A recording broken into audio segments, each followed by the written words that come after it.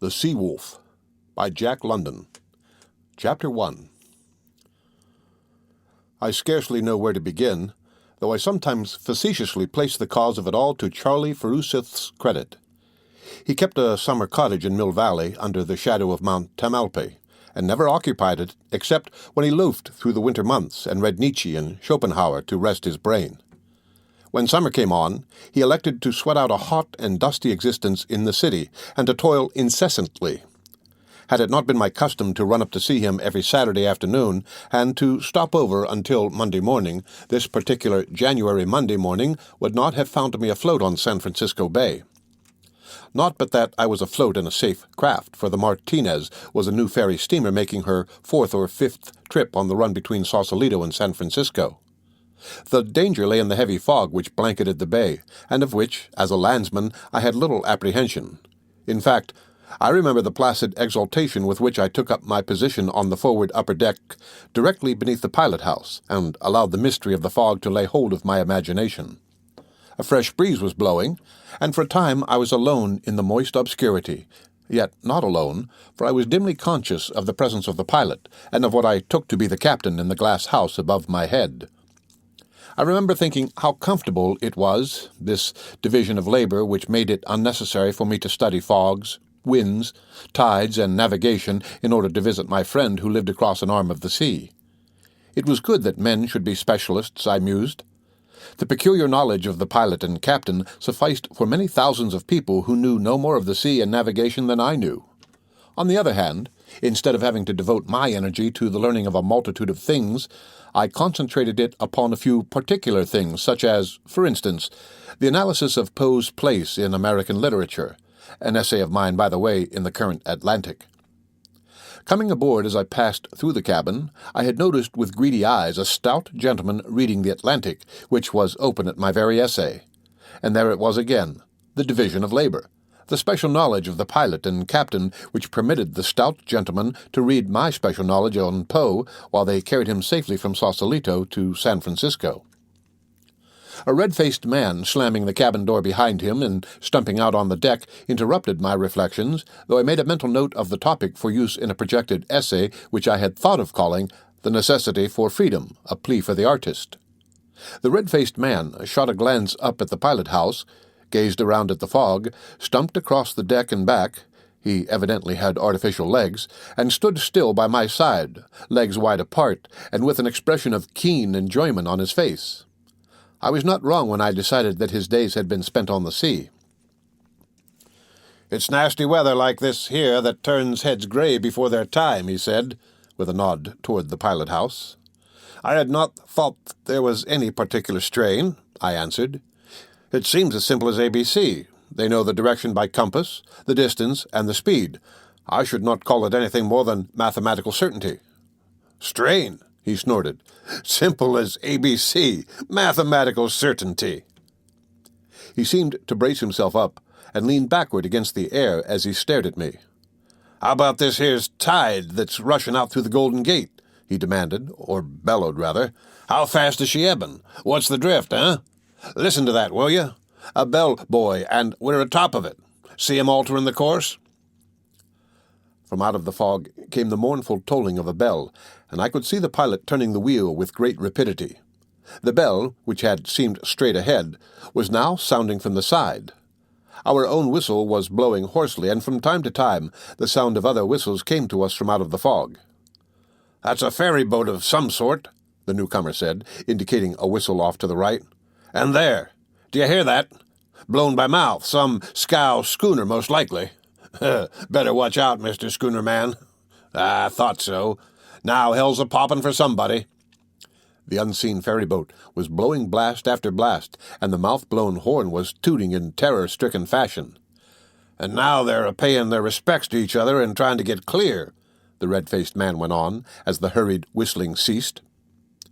His face was shining, his eyes flashing with excitement as he translated into articulate language the speech of the horns and sirens. "That's a steam siren a-going it over there to the left. And you hear that fellow with a frog in his throat? A steam schooner, as near as I can judge, crawling in from the heads against the tide."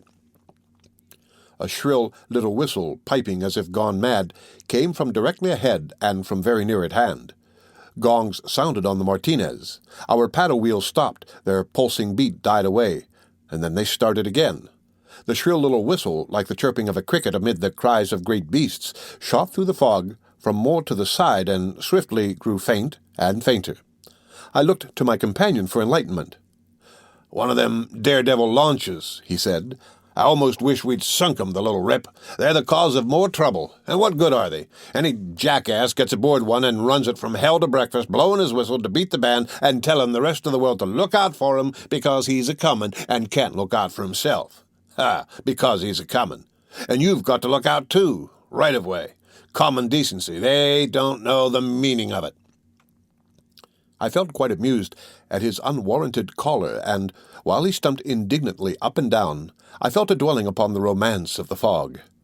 And romantic it certainly was. The fog, like the grey shadow of infinite mystery, brooding over the whirling speck of earth. And men, mere motes of light and sparkle, cursed with an insane relish for work, riding their steeds of wood and steel through the heart of the mystery, groping their way blindly through the unseen, and clamouring and clanging in confident speech the while their hearts are heavy with incertitude and fear. The voice of my companion brought me back to myself with a laugh. I, too, had been groping and floundering, the while I thought I rode clear-eyed through the mystery. "Hello! Somebody coming our way," he was saying. "And do you hear that? He's a-comin' fast, walking right along. Guess he don't hear us yet. Wind's in wrong direction." The fresh breeze was blowing right down upon us, and I could hear the whistle plainly off to one side and a little ahead. "Ferry boat?" I asked. He nodded, then added, "Or he wouldn't be keeping up such a clip." He gave a short chuckle. "They're getting anxious up there." I glanced up. The captain had thrust his head and shoulders out of the pilot-house and was staring intently into the fog as though by sheer force of will he could penetrate it. His face was anxious, as was the face of my companion, who had stumped over to the rail and was gazing with a like intentness in the direction of the invisible danger. Then everything happened, and with inconceivable rapidity. The fog seemed to break away as though split by a wedge, and the bow of a steamboat emerged, trailing fog wreaths on either side like seaweed on the snout of Leviathan. I could see the pilot-house and a white-bearded man leaning partly out of it on his elbows. He was clad in a blue uniform, and I remember noting how trim and quiet he was. His quietness under the circumstances was terrible. He accepted destiny, marched hand in hand with it, and coolly measured the stroke. As he leaned there, he ran a calm and speculative eye over us, as though to determine the precise point of the collision, and took no notice whatever when our pilot, white with rage, shouted, "Now you've done it!" On looking back, I realized that the remark was too obvious to make rejoinder necessary. "Grab a hold of something and hang on," the red-faced man said to me. All his bluster had gone, and he seemed to have caught the contagion of a preternatural calm. "And listen to the women scream," he said grimly, almost bitterly, I thought, as though he had been through the experience before. The vessels came together before I could follow his advice. We must have been struck squarely amidships, for I saw nothing, the strange steamboat having passed beyond my line of vision. The Martinez heeled over sharply, and there was a crashing and rending of timber. I was thrown flat on the wet deck, and before I could scramble to my feet, I heard the scream of the women. This, it was, I am certain, the most indescribable of blood-curdling sounds that threw me into a panic. I remembered the life-preservers stored in the cabin, but was met at the door and swept backward by a wild rush of men and women.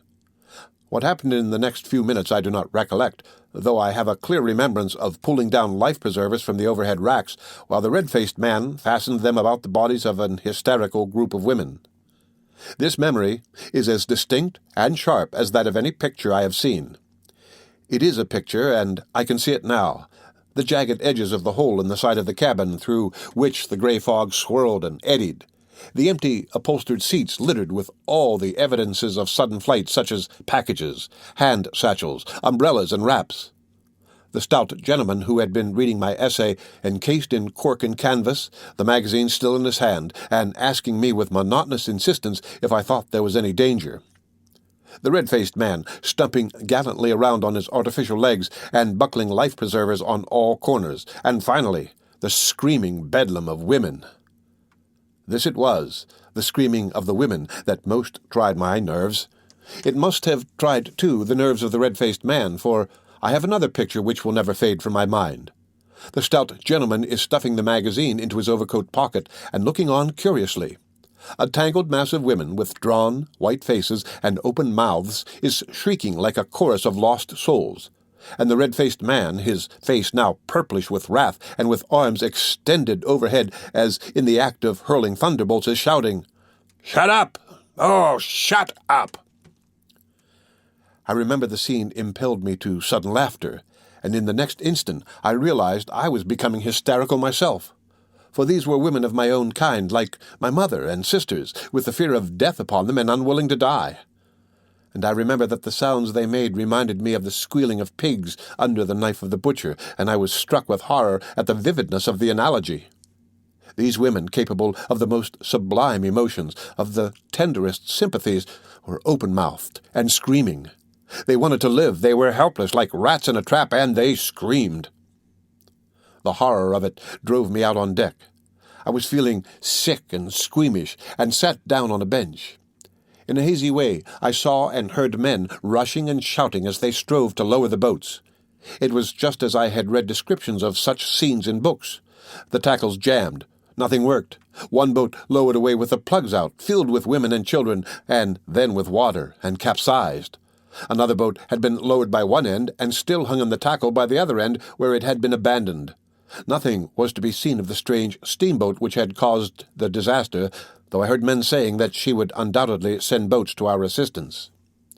I descended to the lower deck. The Martinez was sinking fast, for the water was very near. Numbers of the passengers were leaping overboard. Others, in the water, were clamoring to be taken aboard again. No one heeded them. A cry arose that we were sinking. I was seized by the consequent panic, and went over the side in a surge of bodies. How I went over I do not know, though I did know, and instantly, why those in the water were so desirous of getting back on the steamer. The water was cold, so cold that it was painful. The pang as I plunged into it was as quick and sharp as that of fire. It bit to the marrow. It was like the grip of death.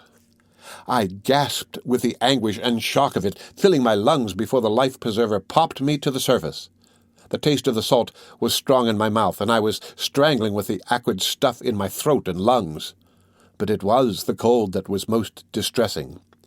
I felt that I could survive but a few minutes. People were struggling and floundering in the water about me. I could hear them crying out to one another, and I heard also the sound of oars. Evidently the strange steamboat had lowered its boats. As the time went by, I marveled that I was still alive. I had no sensation whatever in my lower limbs, while a chilling numbness was wrapping about my heart and creeping into it. Small waves with spiteful, foaming crests continually broke over me and into my mouth, sending me off into more strangling paroxysms. The noises grew indistinct, though I heard a final and despairing chorus of screams in the distance, and knew that the Martinez had gone down. Later, how much later I have no knowledge, I came to myself with a start of fear. I was alone. I could hear no calls or cries, only the sound of the waves, made weirdly hollow and reverberant by the fog. A panic in a crowd which partakes of a sort of community of interest is not so terrible as a panic when one is by oneself, and such a panic I now suffered. Whither was I drifting? The red-faced man had said that the tide was ebbing through the Golden Gate. Was I then being carried out to sea? And the life-preserver in which I floated, was it not liable to go to pieces at any moment? I had heard of such things being made of paper and hollow rushes, which quickly became saturated and lost all buoyancy. And I could not swim a stroke. And I was alone, floating, apparently, in the midst of a grey primordial vastness. I confess that a madness seized me, that I shrieked aloud as the women had shrieked, and beat the water with my numb hands. How long this lasted I have no conception, for a blankness intervened, of which I remember no more than one remembers of troubled and painful sleep. When I aroused, it was as after centuries of time, and I saw almost above me and emerging from the fog the bow of a vessel, and 3 triangular sails, each shrewdly lapping the other and filled with wind. Where the bow cut the water there was a great foaming and gurgling, and I seemed directly in its path. I tried to cry out, but was too exhausted. The bow plunged down, just missing me and sending a swash of water clear over my head. Then the long, black side of the vessel began slipping past, so near that I could have touched it with my hands. I tried to reach it in a mad resolve to claw into the wood with my nails, but my arms were heavy and lifeless. Again I strove to call out, but made no sound. The stern of the vessel shot by, dropping as it did so into a hollow between the waves, and I caught a glimpse of a man standing at the wheel, and of another man who seemed to be doing little else than smoke a cigar. I saw the smoke issuing from his lips as he slowly turned his head and glanced out over the water in my direction. It was a careless, unpremeditated glance, one of those haphazard things men do when they have no immediate call to do anything in particular, but act because they are alive and must do something. But life and death were in that glance. I could see the vessel being swallowed up in the fog. I saw the back of the man at the wheel, and the head of the other man turning, slowly turning as his gaze struck the water and casually lifted along it toward me. His face wore an absent expression as of deep thought, and I became afraid that if his eyes did light upon me, he would nevertheless not see me. But his eyes did light upon me, and looked squarely into mine, and he did see me, for he sprang to the wheel, thrusting the other man aside, and whirled it around and round, hand over hand at the same time, shouting orders of some sort. The vessel seemed to go off at a tangent to its former course, and leapt almost instantly from view into the fog. I felt myself slipping into unconsciousness, and tried with all the power of my will to fight above the suffocating blankness and darkness that was rising around me.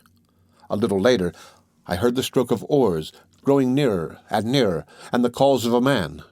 When he was very near, I heard him crying in vexed fashion, "Why in hell don't you sing out?"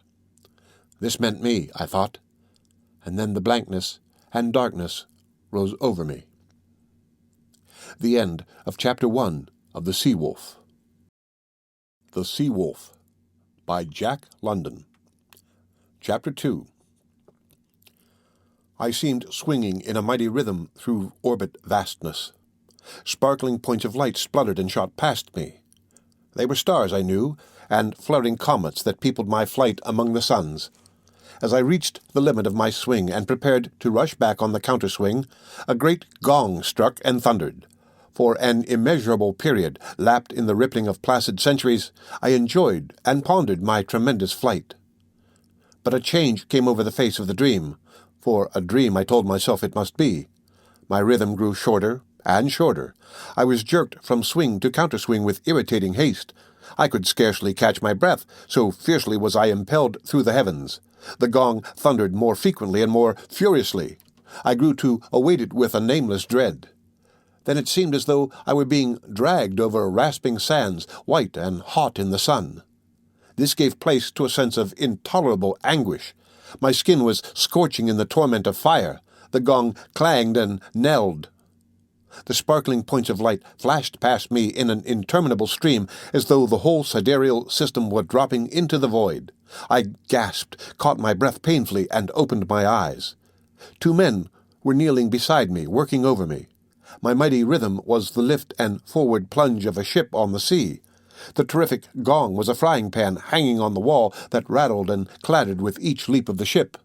The rasping, scorching sands were a man's hard hands chafing my naked chest. I squirmed under the pain of it, and half lifted my head. My chest was raw and red, and I could see tiny blood globules starting through the torn and inflamed cuticle. "That'll do, Janssen," one of the men said. "Can't you see you're bloomin' well rubbed all the gent's skin off?" The man addressed as Janssen, a man of the heavy Scandinavian type, ceased chafing me and arose awkwardly to his feet. The man who had spoken to him was clearly a Cockney, with the clean lines and weakly pretty, almost effeminate face of the man who has absorbed the sound of bow bells with his mother's milk. A draggled muslin cap on his head and a dirty gunny sack about his slim hips proclaimed him cook of the decidedly dirty ship's galley in which I found myself. "And how are you feeling now, sir?" he asked with a subservient smirk which comes only of generations of tip-seeking ancestors. For reply, I twisted weakly into a sitting posture and was helped by Janssen to my feet. The rattle and bang of the frying pan was grating horribly on my nerves. I could not collect my thoughts. clutching the woodwork of the galley for support, and I confess the grease with which it was scummed put my teeth on edge. I reached across a hot cooking range to the offending utensil, unhooked it, and wedged it securely into the coal box. The cook grinned at my exhibition of nerves, and thrust into my hand a steaming mug with an "Here, this'll do you good." It was a nauseous mess, ship's coffee, but the heat of it was revivifying. Between gulps of the molten stuff, I glanced down at my raw and bleeding chest and turned to the Scandinavian. "Thank you, Mr. Janssen," I said, "but don't you think your measures were rather heroic?" It was because he understood the reproof of my action rather than of my words that he held up his palm for inspection. It was remarkably calloused. I passed my hand over the horny projections, and my teeth went on edge once more from the horrible, rasping sensation produced. "My name is Johnson, not Janssen," he said in very good, though slow English, with no more than a shade of accent to it. There was mild protest in his pale blue eyes, and withal a timid frankness and manliness that quite won me to him. "Thank you, Mr. Johnson," I corrected, and reached out my hand for his. He hesitated, awkward and bashful, shifted his weight from one leg to the other, then blunderingly gripped my hand in a hearty shake. "Have you any dry clothes that I may put on?" I asked the cook. "Yes, sir," he answered, with cheerful alacrity. "I'll run down and take a look over me kit, if you've no objection, sir, to wearing my things." He dived out of the galley door, or glided rather, with a swiftness and smoothness of gait that struck me as being not so much cat-like as oily. In fact, this oiliness, or greasiness, as I was later to learn, was probably the most salient expression of his personality. "And where am I?" I asked Johnson, whom I took, and rightly, to be one of the sailors. "What vessel is this, and where is she bound?" "Off the Farallones, heading about southwest," he answered, slowly and methodically, as though groping for his best English, and rigidly observing the order of my queries. "The schooner Ghost, bound seal-hunting to Japan." "And who is the captain? I must see him as soon as I am dressed." Johnson looked puzzled and embarrassed. He hesitated while he groped in his vocabulary and framed a complete answer. "The captain is Wolf Larsen, or so men call him. I never heard his other name. But you'd better speak softly with him. He is mad this morning. The mate—" But he did not finish. The cook had glided in. "Better slick your hook out of here, Janssen," he said. "The old man'll be waiting on deck, and this ain't no day to follow him." Johnson turned obediently to the door, at the same time, over the cook's shoulder, favoring me with an amazingly solemn and portentous wink, as though to emphasize his interrupted remark and the need for me to be soft-spoken with the captain. Hanging over the cook's arm was a loose and crumpled array of evil-looking and sour-smelling garments. "They was put away wet, sir," he vouchsafed explanation, "but you'll have to make 'em do till I dry yours out by the fire." Clinging to the woodwork, staggering with the roll of the ship, and aided by the cook, I managed to slip into a rough woolen undershirt. On the instant my flesh was creeping and crawling from the harsh contact. He noticed my involuntary twitching and grimacing, and smirked. "I only hope you don't ever have to get used to such as that in this life, 'cause you've got a bloomin' soft skin, that you have. More like a lady's than any I know of. I was bloomin' well sure you was a gentleman as soon as I set eyes on you." I had taken a dislike to him at first, and as he helped to dress me, this dislike increased. There was something repulsive about his touch. I shrank from his hand, my flesh revolted, and between this and the smells arising from various pots boiling and bubbling on the galley fire, I was in haste to get out into the fresh air. Further, there was the need of seeing the captain about what arrangements could be made for getting me ashore. A cheap cotton shirt with frayed collar and a bosom discolored with what I took to be ancient bloodstains was put on me amid a running and apologetic fire of comment. A pair of workman's brogans encased my feet, and for trousers I was furnished with a pair of pale, blue, washed-out overalls, one leg of which was fully 10 inches shorter than the other. The abbreviated leg looked as though the devil had there clutched for this cockney soul and missed the shadow for the substance. "And whom have I to thank for this kindness?" I asked, when I stood completely arrayed, a tiny boy's cap on my head, and for a coat a dirty striped cotton jacket which ended at the small of my back and the sleeves of which reached just below my elbows. The cook drew himself up in a smugly humble fashion, a deprecating smirk on his face. Out of my experience with stewards on the Atlantic liners at the end of the voyage, I could have sworn he was waiting for his tip. From my fuller knowledge of the creature, I now know that the posture was unconscious, and hereditary civility, no doubt, was responsible. "Mugridge, sir," he fawned, his effeminate features running into a greasy smile. "Thomas Mugridge, sir, and at your service." "All right, Thomas," I said. "I shall not forget you when my clothes are dry." A soft light suffused his face, and his eyes glistened, as though somewhere in the deeps of his being his ancestors had quickened and stirred with dim memories of tips received in former lives. "Thank you, sir," he said very gratefully, and very humbly indeed.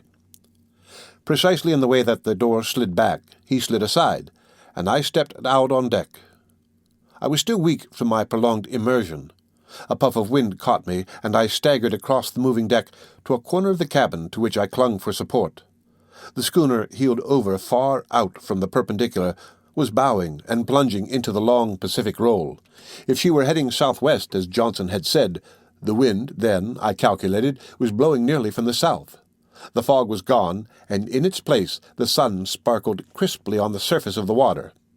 I turned to the east, where I knew California must lie, but could see nothing save low-lying fog banks, the same fog, doubtless, that had brought about the disaster to the Martinez and placed me in my present situation.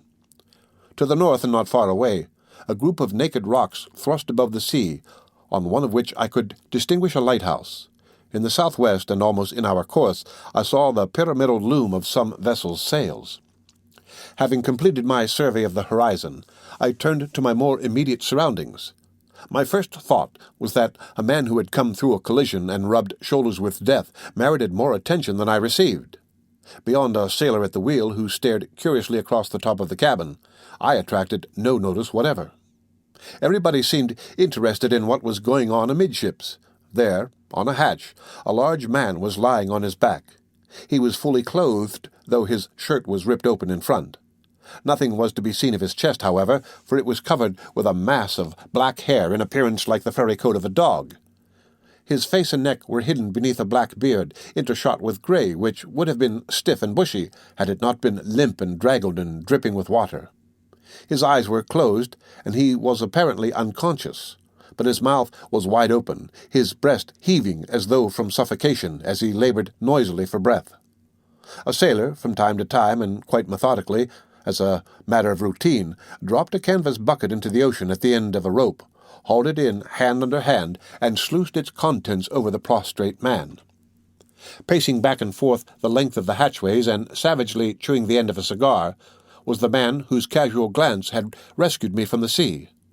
His height was probably 5 feet 10 inches, or 10.5, but my first impression or feel of the man was not of this, but of his strength. And yet, while he was of massive build with broad shoulders and deep chest, I could not characterize his strength as massive.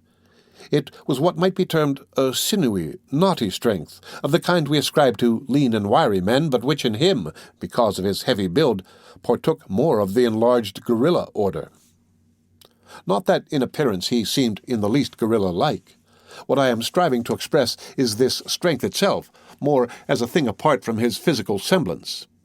It was a strength we are wont to associate with things primitive, with wild animals, and the creatures we imagine our tree-dwelling prototypes to have been. A strength savage, ferocious, alive in itself, the essence of life, in that it is the potency of motion, the elemental stuff itself out of which the many forms of life have been molded. In short, that which writhes in the body of a snake when the head is cut off, and the snake, as a snake is dead, or which lingers in the shapeless lump of turtle meat and recoils and quivers from the prod of a finger. Such was the impression of strength I gathered from this man who paced up and down. He was firmly planted on his legs. His feet struck the deck squarely and with surety. Every movement of a muscle, from the heave of the shoulders to the tightening of the lips about the cigar, was decisive, and seemed to come out of a strength that was excessive and overwhelming. In fact, though this strength pervaded every action of his, it seemed but the advertisement of a greater strength that lurked within, that lay dormant, and no more than stirred from time to time, but which might arouse at any moment terrible and compelling, like the rage of a lion or the wrath of a storm. The cook stuck his head out of the galley door and grinned encouragingly at me, at the same time jerking his thumb in the direction of the man who paced up and down by the hatchway. Thus I was given to understand that he was the captain, the old man in the cook's vernacular, the individual whom I must interview and put to the trouble of somehow getting me ashore. I had half started forward to get over with what I was certain would be a stormy 5 minutes, when a more violent, suffocating paroxysm seized the unfortunate person who was lying on his back. He wrenched and writhed about convulsively. The chin, with the damp black beard, pointed higher in the air as the back muscles stiffened and the chest swelled in an unconscious and instinctive effort to get more air. Under the whiskers and all unseen, I knew that the skin was taking on a purplish hue. The captain, or Wolf Larsen as men called him, ceased pacing and gazed down at the dying man. So fierce had this final struggle become, that the sailor paused in the act of flinging more water over him and stared curiously, the canvas bucket partly tilted and dripping its contents to the deck. The dying man beat a tattoo on the hatch with his heels, straightened out his legs and stiffened in one great tense effort, and rolled his head from side to side. Then the muscles relaxed, the head stopped rolling, and a sigh, as of profound relief, floated upward from his lips.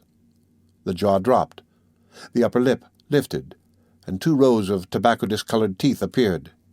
It seemed as though his features had frozen into a diabolical grin at the world he had left and outwitted. Then a most surprising thing occurred. The captain broke loose upon the dead man like a thunderclap. Oaths rolled from his lips in a continuous stream, and they were not namby-pamby oaths or mere expressions of indecency. Each word was a blasphemy, and there were many words. They crisped and crackled like electric sparks. I had never heard anything like it in my life, nor could I have conceived it possible. With a turn for literary expression myself, and a penchant for forcible figures and phrases, I appreciated, as no other listener, I dare say, the peculiar vividness and strength and absolute blasphemy of his metaphors. The cause of it all, as near as I could make out, was that the man, who was the mate, had gone on a debauch before leaving San Francisco, and then had the poor taste to die at the beginning of the voyage and leave Wolf Larsen short-handed. It should be unnecessary to state, at least to my friends, that I was shocked. Oaths and vile language of any sort had always been repellent to me. I felt a wilting sensation, a sinking at the heart, and, I might just as well say, a giddiness. To me, death had always been invested with solemnity and dignity.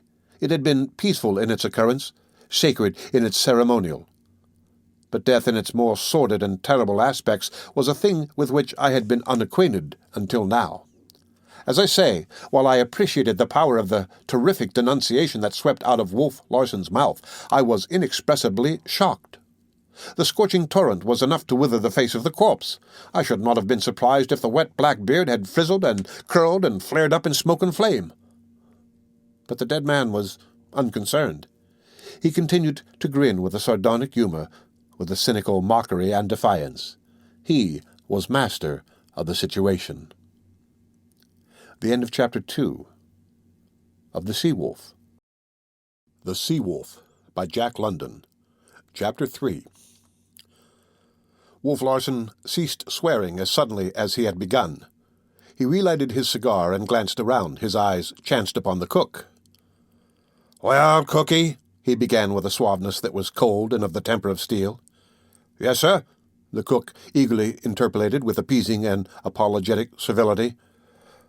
"Don't you think you've stretched that neck of yours just about enough? It's unhealthy, you know. The mate's gone, so I can't afford to lose you, too. You must be very, very careful of your health, cookie. Understand?" His last word, in striking contrast with the smoothness of his previous utterance, snapped like the lash of a whip. The cook quailed under it. "Yes, sir," was the meek reply, as the offending head disappeared into the galley. At this sweeping rebuke, which the cook had only pointed, the rest of the crew became uninterested and fell to work at one task or another. A number of men, however, who were lounging about a companionway between the galley and hatch, and who did not seem to be sailors, continued talking in low tones with one another. These, I afterward learned, were the hunters, the men who shot the seals, and a very superior breed to common sailor folk. "You're Hansen!" Wolf Larsen called out. A sailor stepped forward obediently. "Get your palm and needle and sew the beggar up. You'll find some old canvas in the sail locker. Make it do." "What'll I put on his feet, sir?" the man asked after the customary "Aye, aye, sir." "We'll see to that," Wolf Larsen answered, and elevated his voice in a call of "Cookie!" Thomas Mugridge popped out of his galley like a jack-in-the-box. "Go below and fill a sack with coal." "Any of you fellers got a Bible or a prayer book?" was the captain's next demand, this time of the hunters lounging about the companionway. They shook their heads, and someone made a jocular remark which I did not catch, but which raised a general laugh. Wolf Larsen made the same demand of the sailors. Bibles and prayer books seemed scarce articles, but one of the men volunteered to pursue the quest amongst the watch below, returning in a minute with the information that there was none. The captain shrugged his shoulders. "Then we'll drop him over without any palavering, unless our clerical-looking castaway has the burial service at sea by heart." By this time he had swung fully around and was facing me. "You're a preacher, aren't you?" he asked. The hunters, there were 6 of them to a man, turned and regarded me. I was painfully aware of my likeness to a scarecrow. A laugh went up at my appearance, a laugh that was not lessened or softened by the dead man stretched and grinning on the deck before us, a laugh that was as rough and harsh and frank as the sea itself, that arose out of coarse feelings and blunted sensibilities from natures that knew neither courtesy nor gentleness. Wolf Larsen did not laugh, though his grey eyes lighted with a slight glint of amusement, and in that moment, having stepped forward quite close to him, I received my first impression of the man himself, of the man as apart from his body, and from the torrent of blasphemy I had heard him spew forth. The face, with large features and strong lines of the square order, yet well filled out, was apparently massive at first sight, but again, as with the body, the massiveness seemed to vanish, and a conviction to grow of a tremendous and excessive mental or spiritual strength that lay behind, sleeping in the deeps of his being. The jaw, the chin, the brow rising to a goodly height and swelling heavily above the eyes, these, while strong in themselves, unusually strong, seemed to speak an immense vigor or virility of spirit that lay behind and beyond and out of sight. There was no sounding such a spirit, no measuring, no determining of metes and bounds, nor neatly classifying in some pigeonhole with others of similar type. The eyes, and it was my destiny to know them well, were large and handsome, wide apart as the true artists are wide, sheltering under a heavy brow and arched over by thick black eyebrows. The eyes themselves were of that baffling protean grey which is never twice the same, which runs through many shades and colourings like intershot silk in sunshine, which is grey, dark and light, and greenish-grey, and sometimes of the clear azure of the deep sea. They were eyes that masked the soul with 1,000 guises, and that sometimes opened, at rare moments, and allowed it to rush up as though it were about to fare forth nakedly into the world on some wonderful adventure.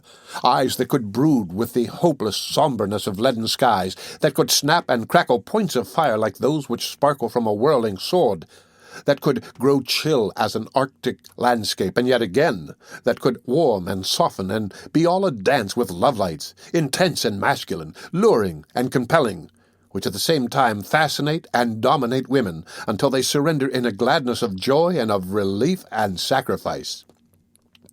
But to return.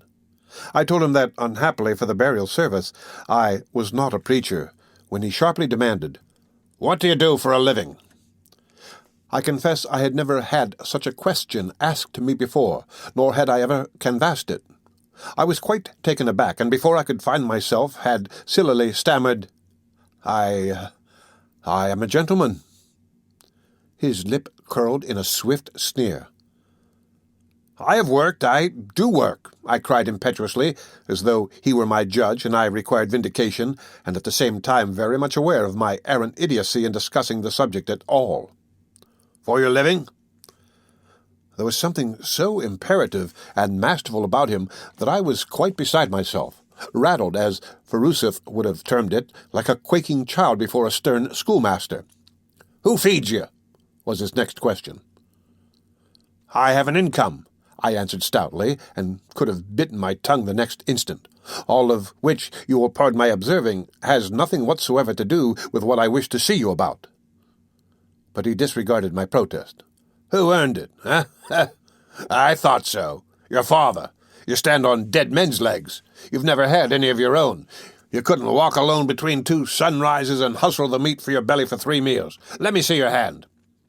His tremendous, dormant strength must have stirred swiftly and accurately, or I must have slept a moment, for before I knew it, he had stepped 2 paces forward, gripped my right hand in his, and held it up for inspection. I tried to withdraw it, but his fingers tightened without visible effort till I thought mine would be crushed. It is hard to maintain one's dignity under such circumstances. I could not squirm or struggle like a schoolboy, nor could I attack such a creature who had but to twist my arm to break it. Nothing remained but to stand still and accept the indignity. I had time to notice that the pockets of the dead man had been emptied on the deck, and that his body and his grin had been wrapped from view in canvas, the folds of which the sailor Johansen was sewing together with coarse white twine, shoving the needle through with a leather contrivance fitted on the palm of his hand. Wolf Larsen dropped my hand with a flirt of disdain. "Dead men's hands have kept it soft. Good for little else than dishwashing and scullion work." "I wish to be put ashore," I said firmly, for I now had myself in control. "I shall pay you whatever you judge your delay and trouble to be worth." He looked at me curiously. Mockery shone in his eyes. "I have a counter-proposition to make, and for the good of your soul. My mate's gone, and there'll be a lot of promotion. A sailor comes aft to take mate's place, cabin boy goes forward to take sailor's place, and you take the cabin boy's place. Sign the articles for the cruise. $20 per month, and found. Now, what do you say? And mind you, it's for your own soul's sake. It will be the making of you. You might learn in time to stand on your own legs and perhaps to toddle along a bit." But I took no notice. The sails of the vessel I had seen off to the southwest had grown larger and plainer. They were of the same schooner rig as the Ghost, though the hull itself I could see was smaller. She was a pretty sight, leaping and flying toward us, and evidently bound to pass at close range. The wind had been momentarily increasing, and the sun, after a few angry gleams, had disappeared. The sea had turned a dull, leaden grey and grown rougher, and was now tossing foaming whitecaps to the sky. We were travelling faster and heeled farther over. Once, in a gust, the rail dipped under the sea, and the decks on that side were, for the moment, awash with water that made a couple of the hunters hastily lift their feet. "That vessel will soon be passing us," I said after a moment's pause. "As she is going in the opposite direction, she is very probably bound for San Francisco." "Very probably," was Wolf Larsen's answer, as he turned partly away from me and cried out, "Cookie! Oh, Cookie!" The Cockney popped out of the galley. "Where's that boy? Tell him I want him." "Yes, sir." And Thomas Mugridge fled swiftly aft and disappeared down another companionway near the wheel. A moment later he emerged, a heavy-set young fellow of 18 or 19, with a glowering, villainous countenance trailing at his heels. "Here he is, sir," the cook said. But Wolf Larsen ignored that worthy, turning at once to the cabin boy. "What's your name, boy?" "George Leach, sir," came the sullen answer, and the boy's bearing showed clearly that he divined the reason for which he had been summoned. "Not an Irish name," the captain snapped sharply. "O'Toole or McCarthy would suit your mug a damn sight better, unless, very likely, there's an Irishman in your mother's woodpile." I saw the young fellow's hands clench at the insult, and the blood crawl scarlet up his neck. "But let that go," Wolf Larsen continued. "You may have very good reasons for forgetting your name, and I'll like you none the worse for it as long as you toe the mark. Telegraph Hill, of course, is your port of entry. It sticks out all over your mug. Tough as they make them and twice as nasty. I know the kind. Well, you can make up your mind to have it taken out of you on this craft. Understand? Who shipped you, anyway?" "Macready and Swanson." "Sir?" Wolf Larsen thundered. "Macready and Swanson, sir," the boy corrected, his eyes burning with a bitter light.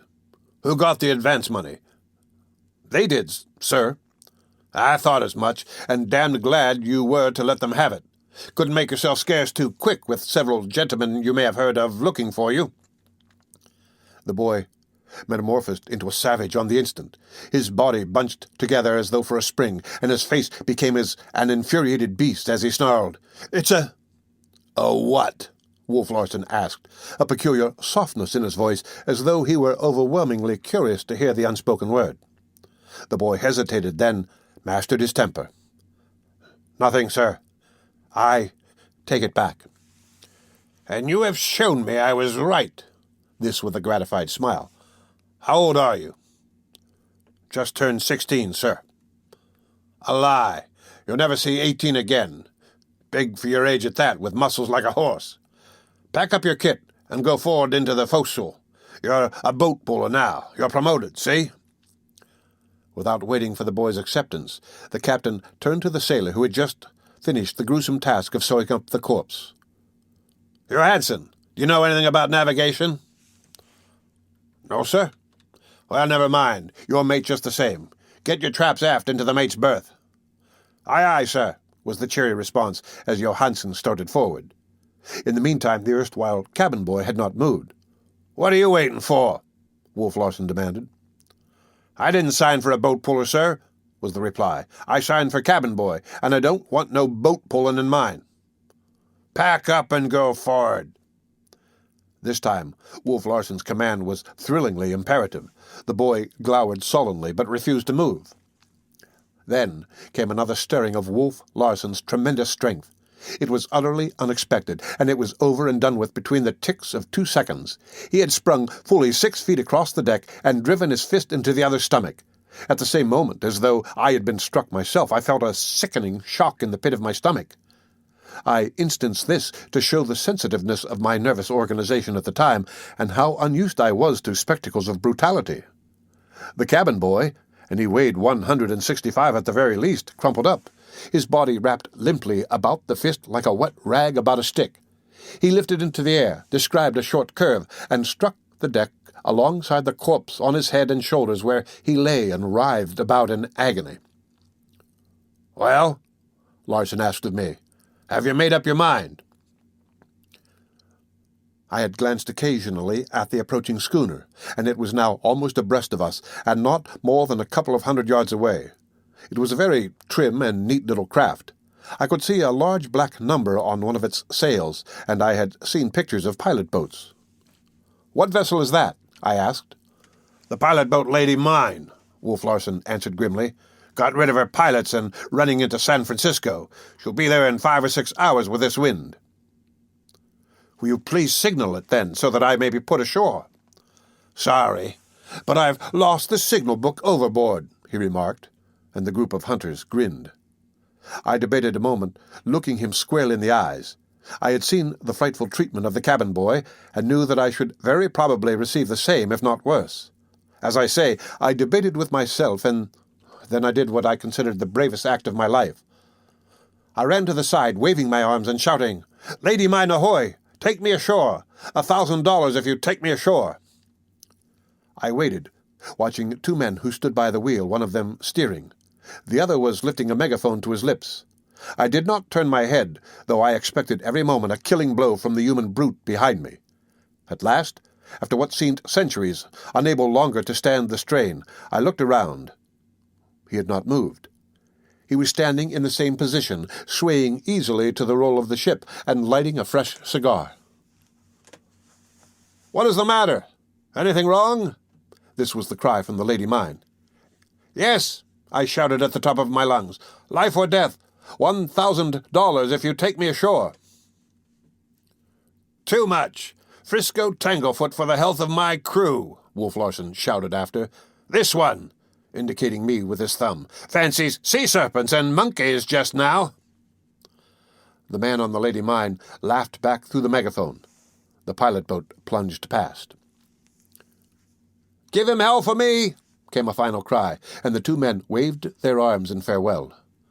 I leaned despairingly over the rail, watching the trim little schooner swiftly increasing the bleak sweep of ocean between us, and she would probably be in San Francisco in 5 or 6 hours.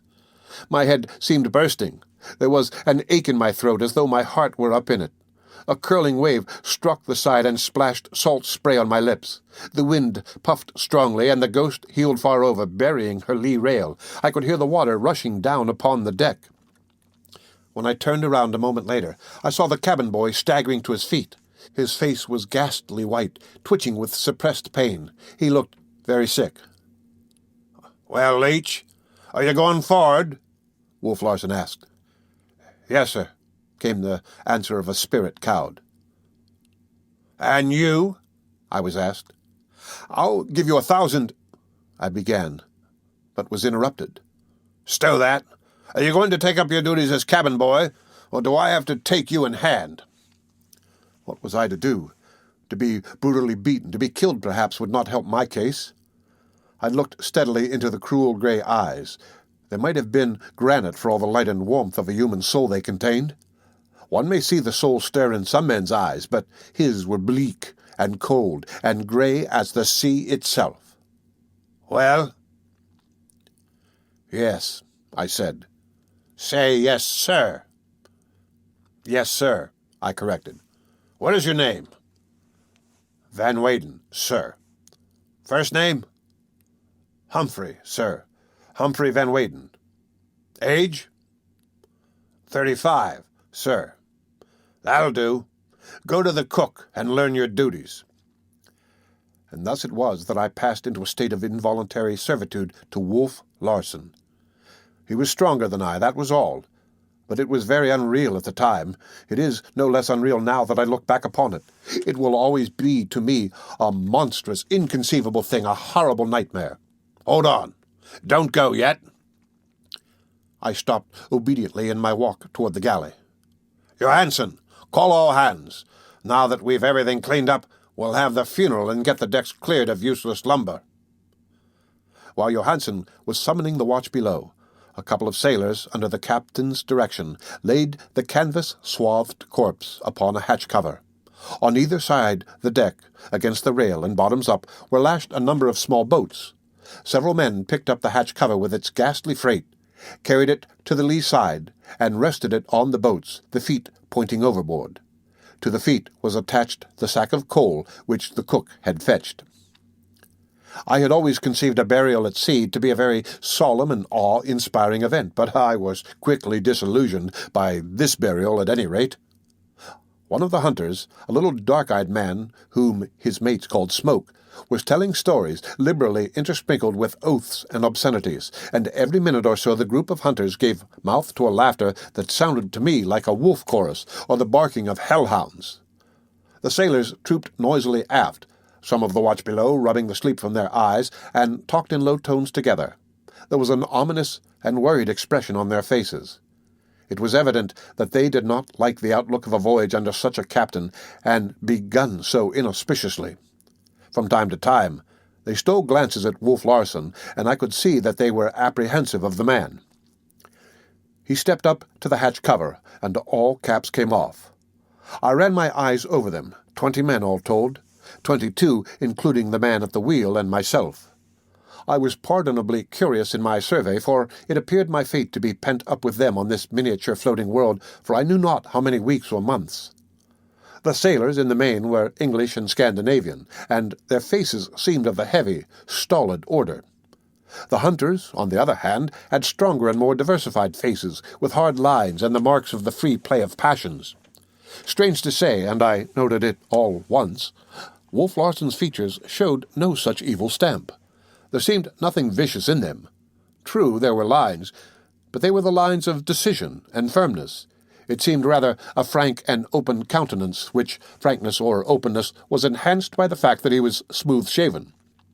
I could hardly believe, until the next incident occurred, that it was the face of a man who could behave as he had behaved to the cabin boy.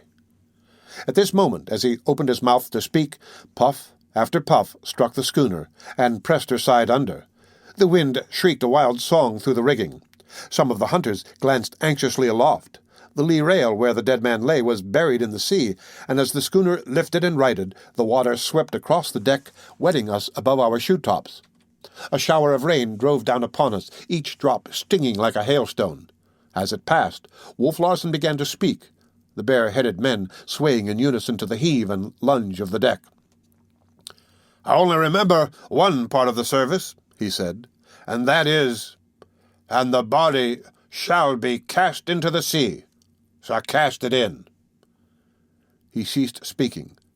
The men holding the hatch cover seemed perplexed, puzzled no doubt by the briefness of the ceremony. He burst upon them in a fury. "Lift up that end there, damn you! What the hell's the matter with you?" They elevated the end of the hatch cover with pitiful haste, and like a dog flung overside, the dead man slid feet first into the sea. The coal at his feet dragged him down. He was gone. "Johansen," Wolf Larsen said briskly to the new mate. "Keep all hands on deck, now they're here. Get in the topsails and jibs and make a good job of it. We're in for a sou'easter. Better reef the jib and mainsail too while you're about it." In a moment the decks were in commotion, Johansen bellowing orders and the men pulling or letting go ropes of various sorts, all naturally confusing to a landsman such as myself, but it was the heartlessness of it that especially struck me. The dead man was an episode that was past, an incident that was dropped, in a canvas covering with a sack of coal, while the ship sped along and her work went on. Nobody had been affected. The hunters were laughing at a fresh story of smokes, the men pulling and hauling, and 2 of them climbing aloft. Wolf Larsen was studying the clouding sky to windward, and the dead man, dying obscenely, buried sordidly, and sinking down, down. Then it was the cruelty of the sea, its relentlessness and awfulness rushed upon me. Life had become cheap and tawdry, a beastly and inarticulate thing, a soulless stirring of the ooze and slime. I held on to the weather rail, close by the shrouds, and gazed out across the desolate foaming waves to the low-lying fog banks that hid San Francisco and the California coast. Rain squalls were driving in between, and I could scarcely see the fog. And this strange vessel, with its terrible men, pressed under by wind and sea, and ever leaping up and out, was heading away into the southwest, into the great and lonely Pacific expanse. The end of Chapter 3 of The Sea Wolf. The Sea Wolf by Jack London. Chapter 4. What happened to me next on the sealing schooner Ghost as I strove to fit into my new environment are matters of humiliation and pain. The cook, who was called the Doctor by the crew, Tommy by the hunters, and Cookie by Wolf Larsen, was a changed person. The difference worked in my status brought about a corresponding difference in treatment from him. Servile and fawning as he had been before, he was now as domineering and bellicose. In truth, I was no longer the fine gentleman with a skin soft as a lady's, but only an ordinary and very worthless cabin boy. He absurdly insisted upon my addressing him as Mr. Muggeridge, and his behavior and carriage were insufferable as he showed me my duties. Besides my work in the cabin, with its 4 small staterooms, I was supposed to be his assistant in the galley, and my colossal ignorance concerning such things as peeling potatoes or washing greasy pots was a source of unending and sarcastic wonder to him. He refused to take into consideration what I was, or rather, what my life and the things I was accustomed to had been. This was part of the attitude he chose to adopt toward me, and I confess, ere the day was done, that I hated him with more lively feelings than I had ever hated anyone in my life before.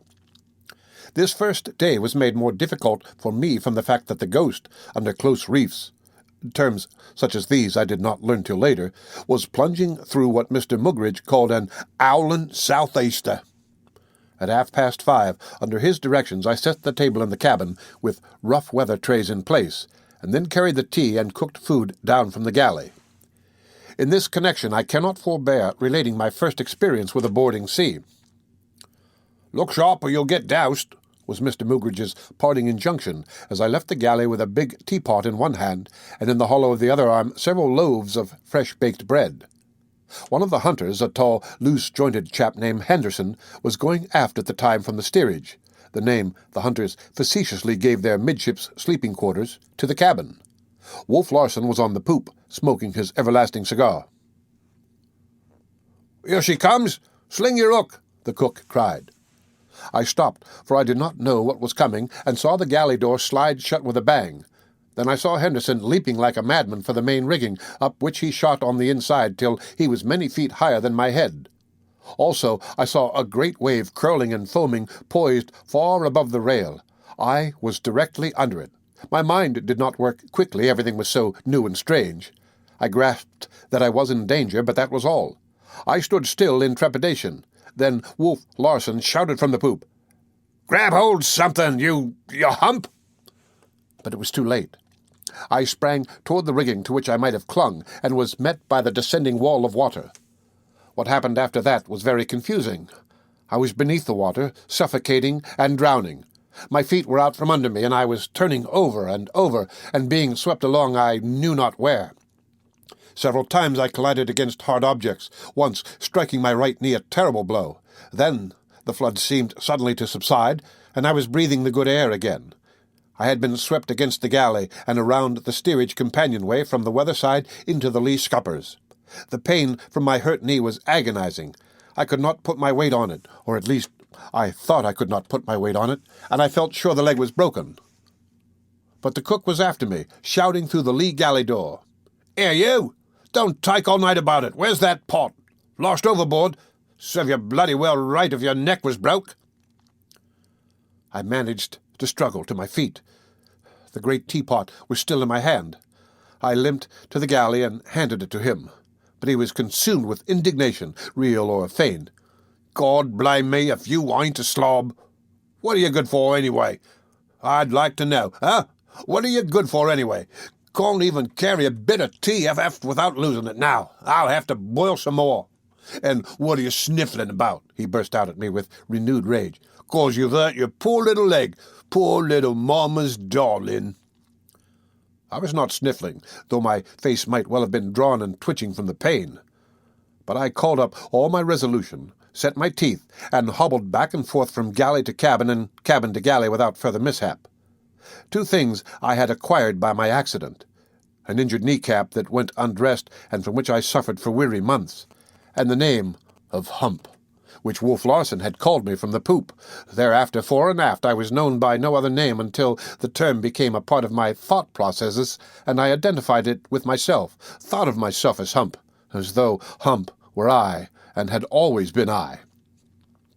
It was no easy task, waiting on the cabin table where sat Wolf Larsen, Johansen, and the 6 hunters.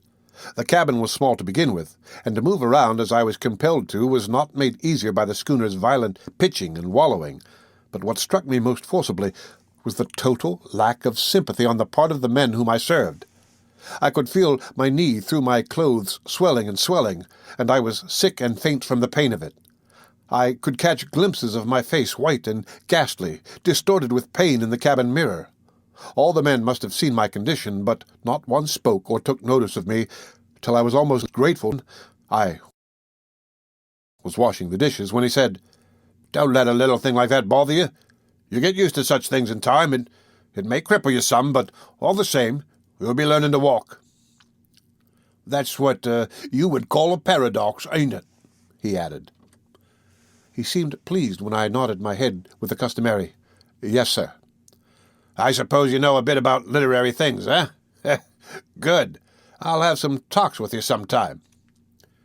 And then, taking no further account of me, he turned his back and went up on deck.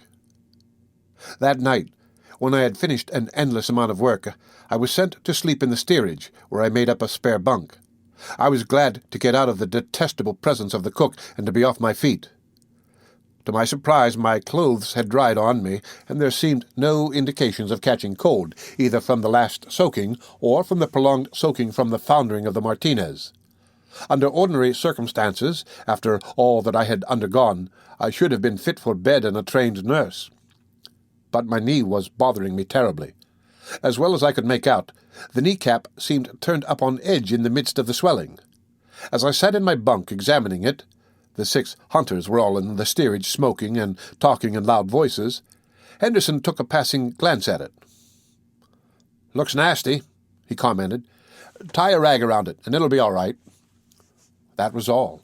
And on the land I would have been lying on the broad of my back with a surgeon attending on me, and with strict injunctions to do nothing but rest. But I must do these men justice.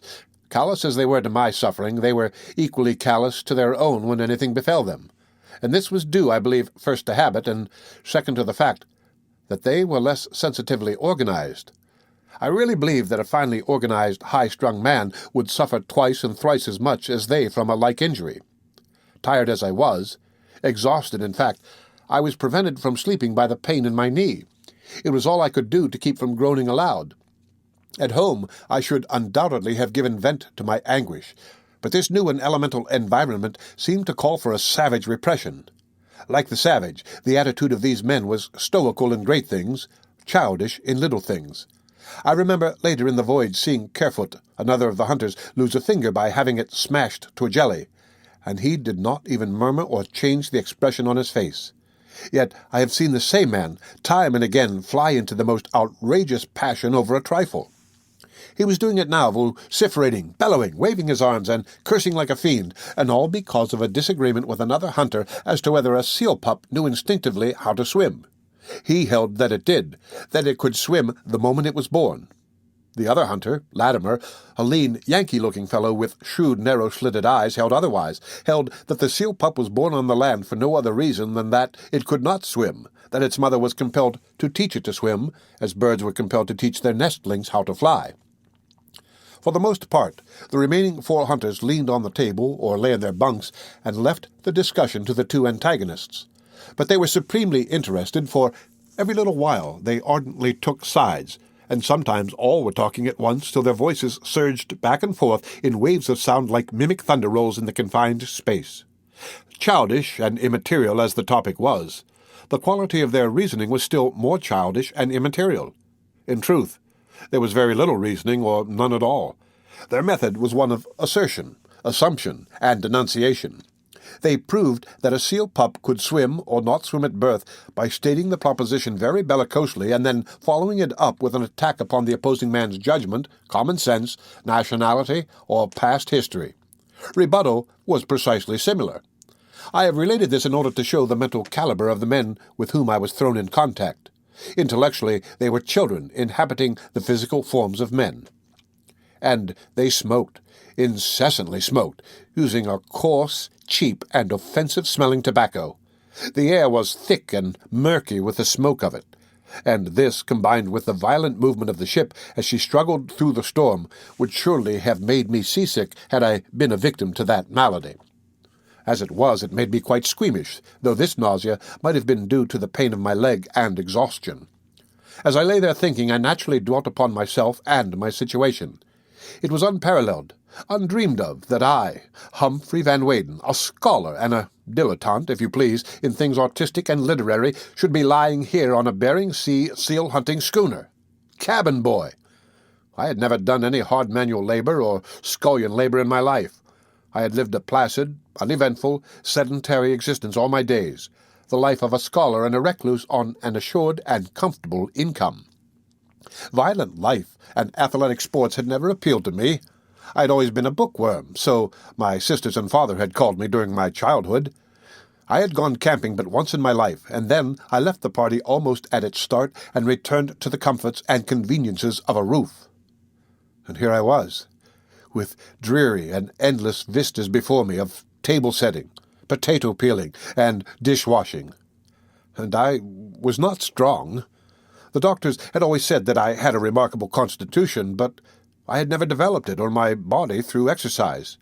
My muscles were small and soft like a woman's, or so the doctors had said time and again in the course of their attempts to persuade me to go in for physical culture fads. But I had preferred to use my head rather than my body. And here I was, in no fit condition for the rough life in prospect. These are merely a few of the things that went through my mind, and are related for the sake of vindicating myself in advance in the weak and helpless role I was destined to play. But I thought also of my mother and sisters, and pictured their grief.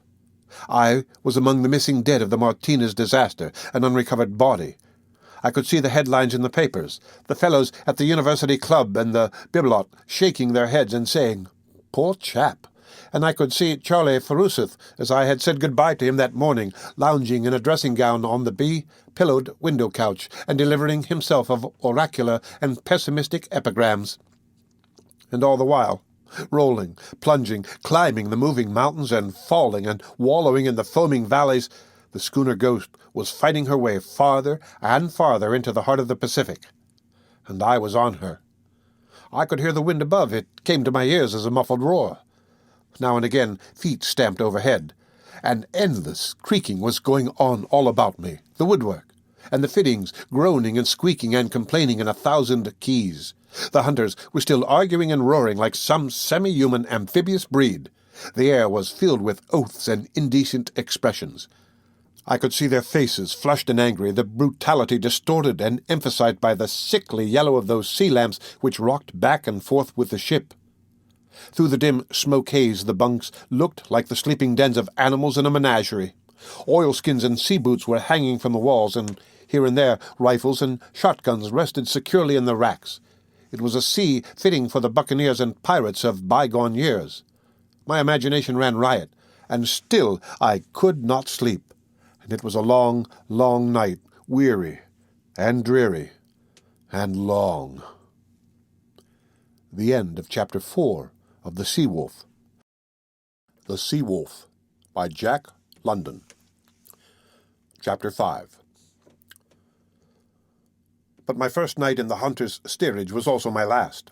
Next day, Johansen, the new mate, was routed from the cabin by Wolf Larsen and sent into the steerage to sleep thereafter, while I took possession of the tiny cabin stateroom which, on the first day of the voyage, had already had 2 occupants.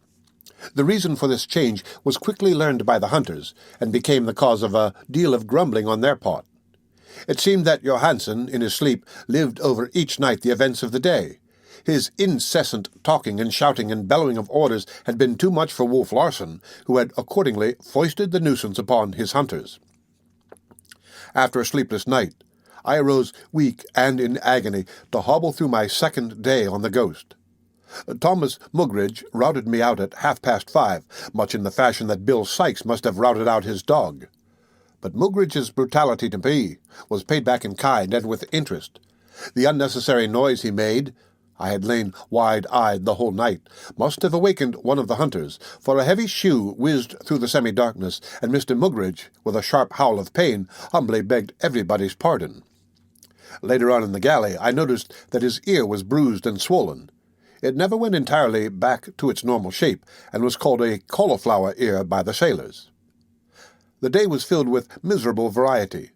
I had taken my dried clothes down from the galley the night before, and the first thing I did was to exchange the cook's garments for them. I looked for my purse.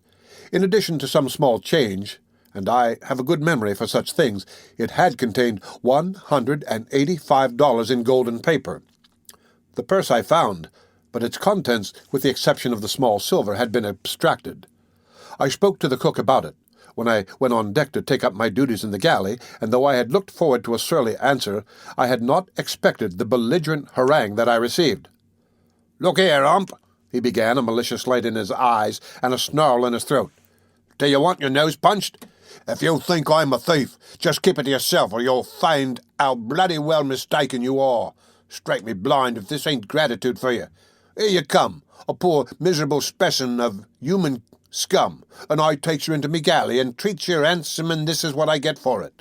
Next time you can go to hell, say I, and I've a good mind to give you what for anyway." So saying, he put up his fists and started for me. To my shame be it, I cowered away from the blow and ran out the galley door. What else was I to do? Force. Nothing but force obtained on this brute ship. Moral suasion was a thing unknown. Picture it to yourself.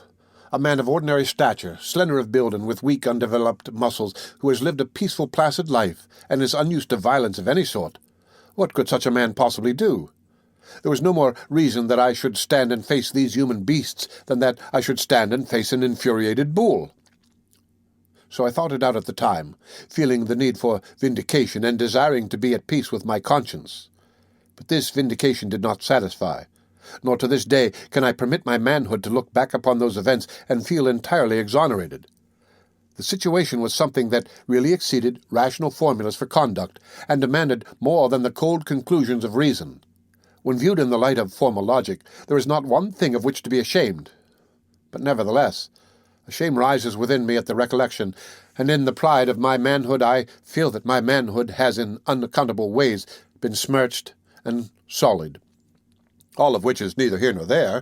The speed with which I ran from the galley caused excruciating pain in my knee, and I sank down helplessly at the break of the poop. But the Cockney had not pursued me. "Look at him run! Look at him run!" I could hear him crying, "and with a game leg at that. Come on back, you poor little mama's darling. I won't hit you. No, I won't." I came back and went on with my work. And here the episode ended for the time, though further developments were yet to take place. I set the breakfast table in the cabin, and at 7 o'clock waited on the hunters and officers. The storm had evidently broken during the night, though a huge sea was still running and a stiff wind blowing. Sail had been made in the early watches, so that the Ghost was racing along under everything except the 2 topsails and the flying jib. These 3 sails, I gathered from the conversation, were to be set immediately after breakfast. I learned also that Wolf Larsen was anxious to make the most of the storm which was driving him to the southwest into that portion of the sea where he expected to pick up with the northeast trades. It was before this steady wind that he hoped to make the major portion of the run to Japan, curving south into the tropics and north again as he approached the coast of Asia. After breakfast I had another unenviable experience. When I had finished washing the dishes, I cleaned the cabin stove and carried the ashes up on deck to empty them. Wolf Larsen and Henderson were standing near the wheel deep in conversation.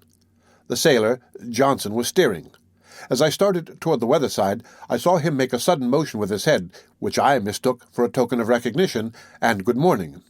In reality, he was attempting to warn me to throw my ashes over the lee side. Unconscious of my blunder, I passed by Wolf Larsen and the hunter and flung the ashes over the side to windward. The wind drove them back, and not only over me, but over Henderson and Wolf Larsen. The next instant the latter kicked me as violently as a cur is kicked. I had not realized there could be so much pain in a kick. I reeled away from him and leaned against the cabin in a half-fainting condition. Everything was swimming before my eyes, and I turned sick. The nausea overpowered me, and I managed to crawl to the side of the vessel. But Wolf Larsen did not follow me up. Brushing the ashes from his clothes, he had resumed his conversation with Henderson. Johansen, who had seen the affair from the break of the poop, sent a couple of sailors aft to clean up the mess. Later in the morning I received a surprise of a totally different sort. Following the cook's instructions, I had gone into Wolf Larsen's stateroom to put it to rights and make the bed. Against the wall, near the head of the bunk, was a rack filled with books. I glanced over them, noting with astonishment such names as Shakespeare, Tennyson, Poe, and De Quincey. There were scientific works, too, among which were represented men such as Tyndall, Proctor, and Darwin. Astronomy and physics were represented, and I remarked Bulfinch's Age of Fable, Shaw's History of English and American Literature, and Johnson's Natural History in 2 large volumes. Then there were a number of grammars, such as Metcalfe's, and Reed and Kellogg's, and I smiled as I saw a copy of the Dean's English. I could not reconcile these books with the man from what I had seen of him, and I wondered if he could possibly read them. But when I came to make the bed, I found between the blankets, dropped apparently as he had sunk off to sleep, a complete Browning, the Cambridge edition. It was open in a balcony, and I noticed here and there passages underlined in pencil. Further, letting drop the volume during a lurch of the ship, a sheet of paper fell out. It was scrawled over with geometrical diagrams and calculations of some sort.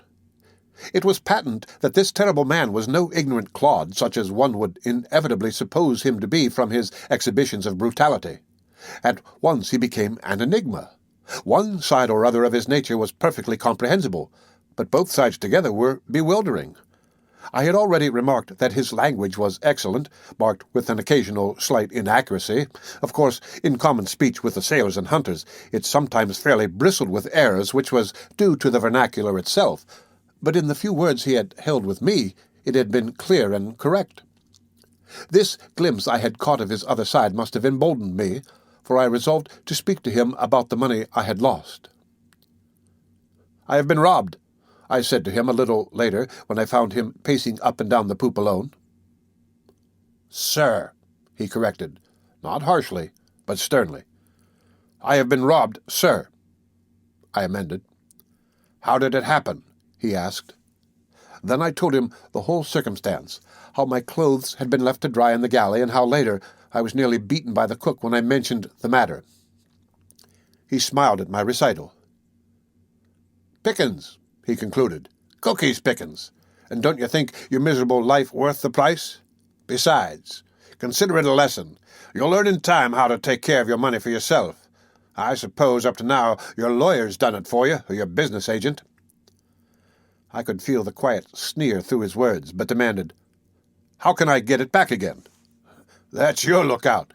You haven't any lawyer or business agent now, so you'll have to depend on yourself. When you get $1, hang on to it. A man who leaves his money lying around the way you did deserves to lose it. Besides, you have sinned. You have no right to put temptation in the way of your fellow creatures. You tempted Cookie, and he fell. You have placed his immortal soul in jeopardy. By the way, do you believe in the immortal soul?" His lids lifted lazily as he asked the question, and it seemed that the deeps were opening to me and that I was gazing into a soul. But it was an illusion. Far as it might have seemed, no man has ever seen very far into Wolf Larsen's soul, or seen it at all. Of this I am convinced. It was a very lonely soul, I was to learn, that never unmasked, though at rare moments it played at doing so. "I read immortality in your eyes," I answered, dropping the "sir," an experiment, for I thought the intimacy of the conversation warranted it. He took no notice. "By that I take it you see something that is alive, but that necessarily does not have to live forever." "I read more than that," I continued boldly. "Then you read consciousness. You read the consciousness of life that is alive, but still no further away, no endlessness of life." How clearly he thought, and how well he expressed what he thought. From regarding me curiously, he turned his head and glanced out over the leaden sea to windward. A bleakness came into his eyes, and the lines of his mouth grew severe and harsh. He was evidently in a pessimistic mood. "Then to what end?" he demanded abruptly, turning back to me. "If I am immortal, why?" I halted. How could I explain my idealism to this man? How could I put into speech a something felt, a something like the strains of music heard in sleep, a something that convinced yet transcended utterance? "What do you believe, then?" I countered. "I believe that life is a mess," he answered promptly. "It is like yeast, a ferment, a thing that moves and may move for a minute, an hour, a year, or 100 years, but that in the end will cease to move. The big eat the little that they may continue to move. The strong eat the weak that they may retain their strength. The lucky eat the most and move the longest. That's all. What do you make of these things?" He swept his arm in an impatient gesture toward a number of the sailors who were working on some kind of rope stuff amidships. "They move, so does the jellyfish move. They move in order to eat, in order that they may keep moving. There you have it. They live for their belly's sake, and the belly is for their sake. It's a circle. You get nowhere. Neither do they. In the end, they come to a standstill. They move no more. They are dead." "They have dreams," I interrupted. "Radiant, flashing dreams. Of grub," he concluded sententiously. "And of more.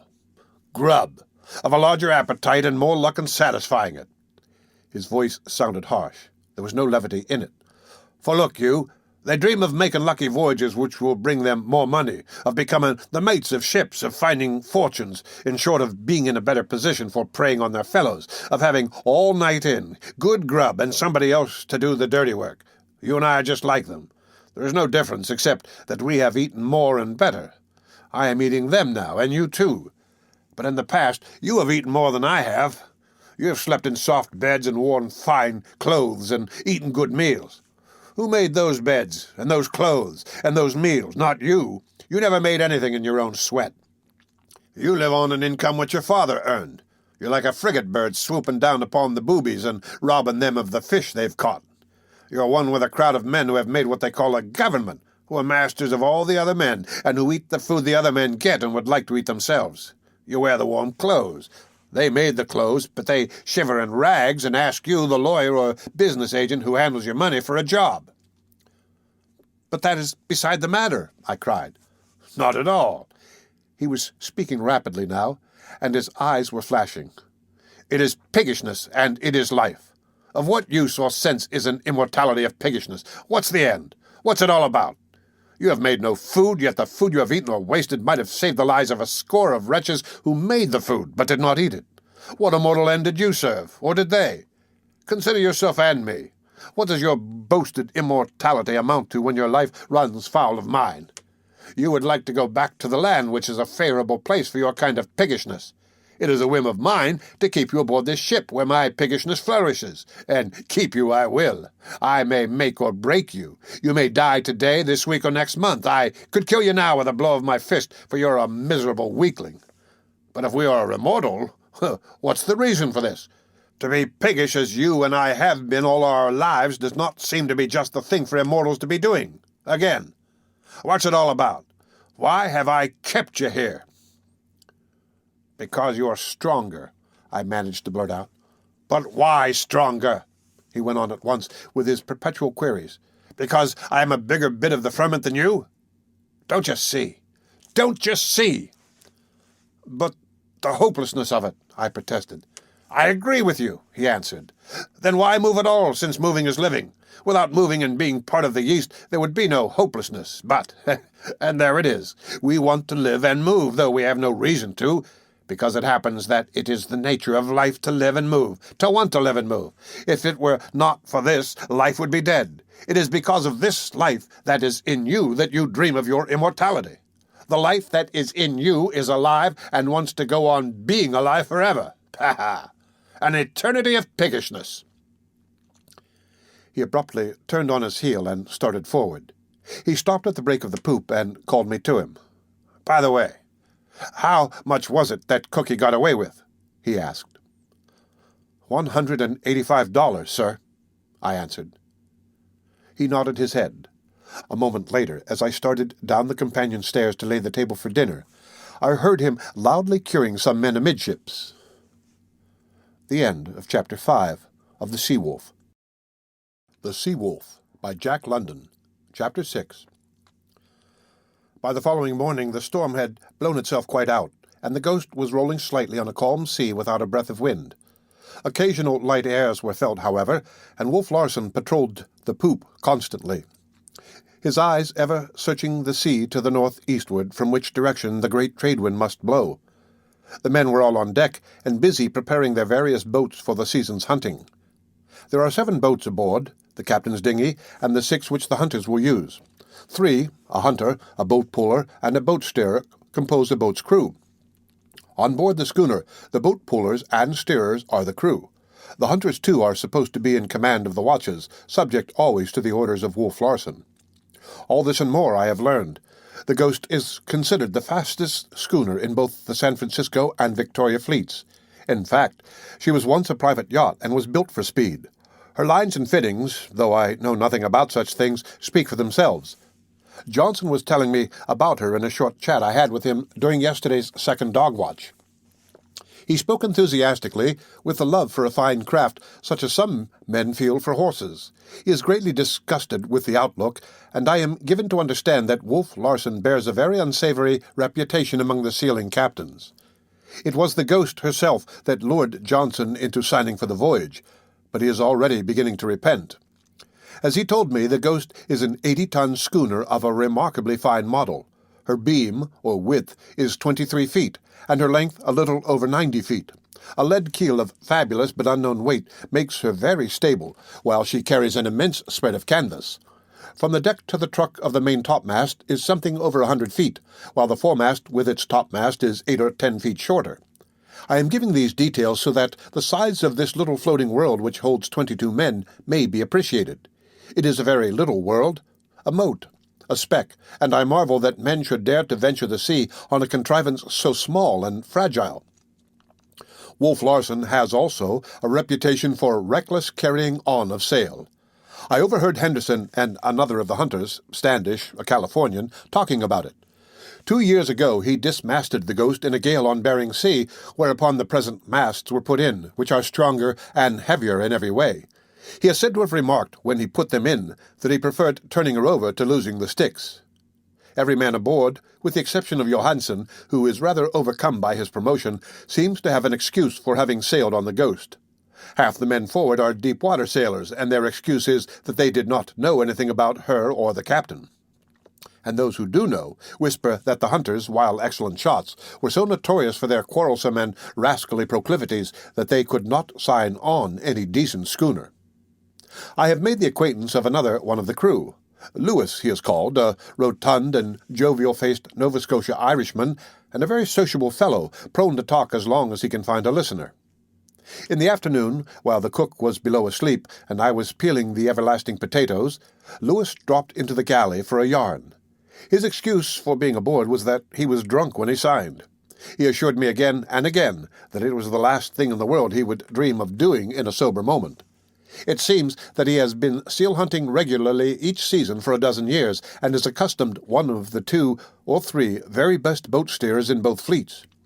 "Ah, me boy," he shook his head ominously at me, "'tis the worst schooner ye could have selected, nor were ye drunk at the time as I. 'Tis sealing is the sailor's paradise, on other ships, that is. The mate was the first, but mark me words, there'll be more dead men before this trip is done with. Hist now, between yourself and myself, and the stanchion there, this Wolf Larsen is a regular devil, and the Ghost'll be a hell ship like she's always been since he had hold of her. Don't I know? Don't I remember him in Hackerdate 2 years ago when he had a row and shot 4 of his men? Wasn't I laying on the Emma L not 300 yards away? And there was a man, the same year, he killed with a blow of his fist. Yes, sir. Killed him deado. Oh, his head must have smashed like an eggshell. And wasn't there the governor of Kuro Island and the chief of police, Japanese gentlemen, sir? And didn't they come aboard the Ghost as his guests, bringing their wives along, wee and pretty little bits of things like you see 'em painted on fans?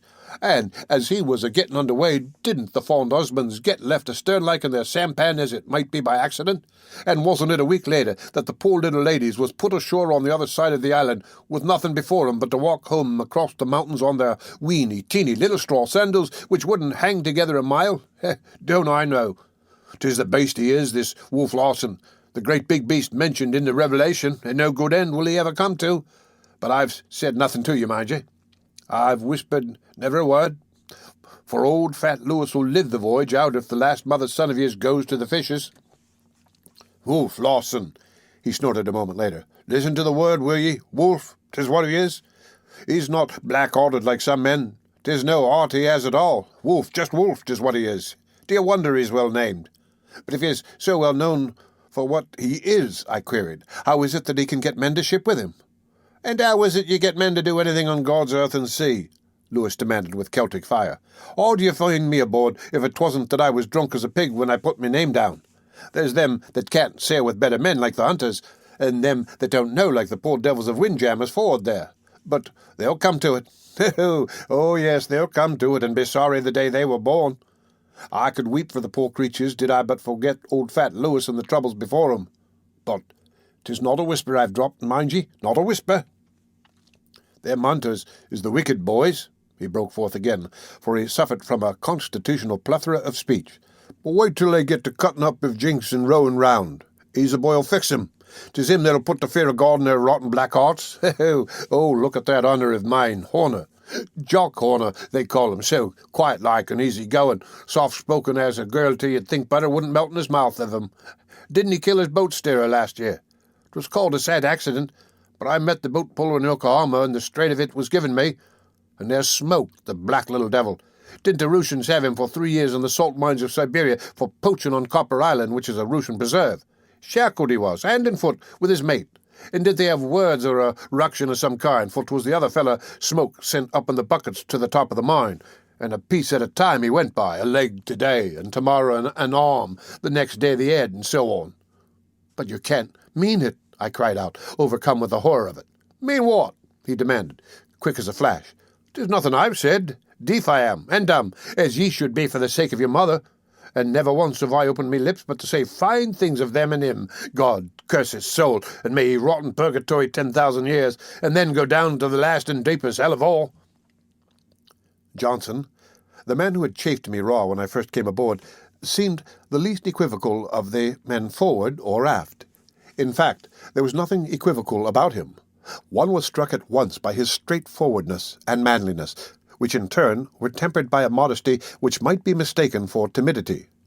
But timid he was not. He seemed rather to have the courage of his convictions, the certainty of his manhood. It was this that made him protest at the commencement of our acquaintanceship against being called Jansen, and upon this and him Lewis passed judgment and prophecy. "'Tis a fine chap, that square-head Johnson we've forward with us," he said, "the best sailorman in the forecastle. He's my boat-puller, but it's to trouble he'll come with Wolf Larsen as the sparks fly upward. It's myself that knows. I can see it brewing and a-coming up like a storm in the sky. I've talked to him like a brother, but it's little he sees in taking in his lights over flying false signals. He grumbles out when things don't go to suit him, and there'll be always some tale-telling carrying word of it aft to the wolf. The wolf is strong, and it's the way of a wolf to hate strength. And strength it is you'll see in Johnson, no knuckling under. And yes, sir, thank ye kindly, sir, for a curse or a blow. Oh, she's a-coming. She's a-coming, and God knows where I'll get another boat-puller. What does a fool up and say when the old man calls him Johnson but... "Me name is Johnson, sir," and then spells it out, letter for letter. You should have seen the old man's face. I thought he'd let drive at him on the spot. He didn't, but he will, and he'll break that square-head's heart, or it's little I know of the ways of men on the ship's eye of the sea. Thomas Mugridge is becoming unendurable. I am compelled to Mr. him and to Sir him with every speech.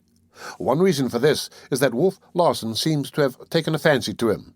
It is unprecedented. I take it for a captain to be chummy with the cook, but this is certainly what Wolf Larsen is doing. 2 or 3 times he put his head into the galley and chaffed Mugridge good-naturedly, and once, this afternoon, he stood by the break of the poop and chatted with him for fully 15 minutes. When it was over and Mugridge was back in the galley, he became greasily radiant and went about his work, humming coster songs in a nerve-racking and discordant falsetto. "I always get along with the officers," he remarked to me in a confidential tone. "I know the way I do to make myself appreciated. That was my last skipper. Oh, why, I thought nothing of dropping down into the cabin for a little chat and a friendly glass. 'Mugridge,' says he to me, 'Mugridge,' says he, 'you've missed your vocation.' 'And how's that?' says I. 'You should have been born a gentleman and never had to work for your living.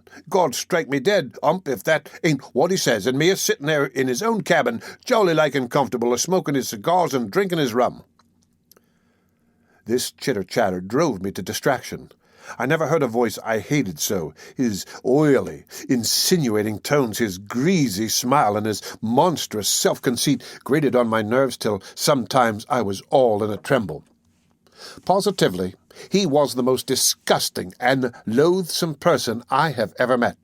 The filth of his cooking was indescribable, and as he cooked everything that was eaten aboard, I was compelled to select what I ate with great circumspection, choosing from the least dirty of his concoctions. My hands bothered me a great deal, unused as they were to work. The nails were discolored and black, while the skin was already grained with dirt which even a scrubbing brush could not remove. Then blisters came in a painful and never-ending procession, and I had a great burn on my forearm, acquired by losing my balance in a roll of the ship and pitching against the galley stove. Nor was my knee any better. The swelling had not gone down, and the cap was still up on edge. Hobbling about on it from morning till night was not helping it any. What I needed was rest, if it were ever to get well. Rest. I never knew before the meaning of the word. I had been resting all my life and did not know it. But now, could I sit still for 1/2 hour and do nothing, not even think, it would be the most pleasurable thing in the world. But it is a revelation on the other hand. I shall be able to appreciate the lives of the working people hereafter. I did not dream that work was so terrible a thing. From 5:30 in the morning till 10 o'clock at night, I am everybody's slave, with not one moment to myself, except such as I can steal near the end of the second dog-watch. Let me pause for a minute to look out over the sea sparkling in the sun, or to gaze at a sailor going aloft to the gaff topsails or running out the bowsprit, and I am sure to hear the hateful voice, "Here you, Hump! No soldiering! I've got me peepers on you!" There are signs of rampant bad temper in the steerage, and the gossip is going around that Smoke and Henderson have had a fight. Henderson seems the best of the hunters, a slow-going fellow and hard to rouse, But roused he must have been, for Smoke had a bruised and discolored eye, and looked particularly vicious when he came into the cabin for supper. A cruel thing happened just before supper, indicative of the callousness and brutishness of these men. There was one green hand in the crew, Harrison by name, a clumsy-looking country boy, mastered, I imagine, by the spirit of adventure, and making his first voyage. In the light, baffling airs, the schooner had been tacking about a great deal, at which times the sails pass from one side to the other, and a man is sent aloft to shift over the foregaff topsail. In some way, when Harrison was aloft, the sheet jammed in the block through which it runs at the end of the gaff. As I understood it, there were two ways of getting it cleared. First, by lowering the foresail, which was comparatively easy and without danger, and second, by climbing out the peak halyards to the end of the gaff itself, an exceedingly hazardous performance. Johansen called out to Harrison to go out the halyards. It was patent to everybody that the boy was afraid, and well he might be, 80 feet above the deck, to trust himself on those thin and jerking ropes. Had there been a steady breeze, it would not have been so bad, but the Ghost was rolling emptily in a long sea, and with each roll the canvas flapped and boomed, and the halyards slacked and jerked taut. They were capable of snapping a man off like a fly from a whiplash. Harrison heard the order and understood what was demanded of him, but hesitated. It was probably the first time he had been aloft in his life. Johansen, who had caught the contagion of Wolf Larsen's masterfulness, burst out with a volley of abuse and curses. "That'll do, Johansen," Wolf Larsen said brusquely.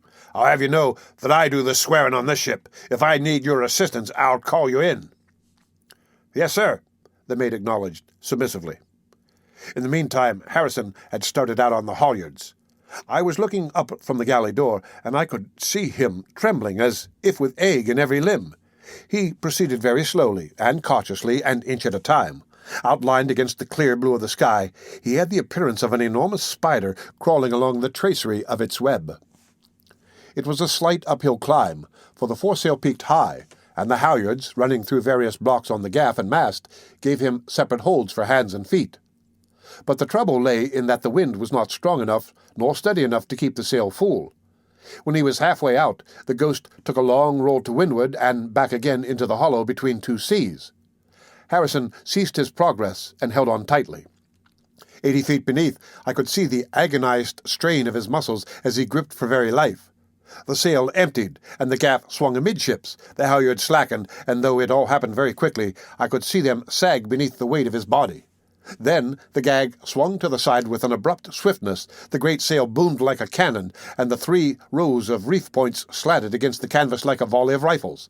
Harrison, clinging on, made the giddy rush through the air. This rush ceased abruptly. The halyards became instantly taut. It was the snap of the whip. His clutch was broken. One hand was torn loose from its hold. The other lingered desperately for a moment and followed. His body pitched out and down, but in some way he managed to save himself with his legs. He was hanging by them, head downward. A quick effort brought his hands up to the halyards again, but he was a long time regaining his former position where he hung a pitiable object. "I'll bet he has no appetite for supper," I heard Wolf Larsen's voice, which came to me from around the corner of the galley. "Stand from under, you, Johansen. Watch out. Here she comes." In truth, Harrison was very sick, as a person is seasick, and for a long time he clung to his precarious perch without attempting to move. Johansen, however, continued violently to urge him on to the completion of his task. "It is a shame," I heard Johnson growling in painfully slow and correct English. He was standing by the main rigging, a few feet away from me. "The boy is willing enough. He will learn if he has a chance, but this is—" He paused a while for the word "murder," was his final judgment. "Hist, will ye?" Lewis whispered to him. "For the live of your mother, hold your mouth." But Johnson, looking on, still continued his grumbling. "Look here," the hunter Standish spoke to Wolf Larsen. "That's my boat puller, and I don't want to lose him."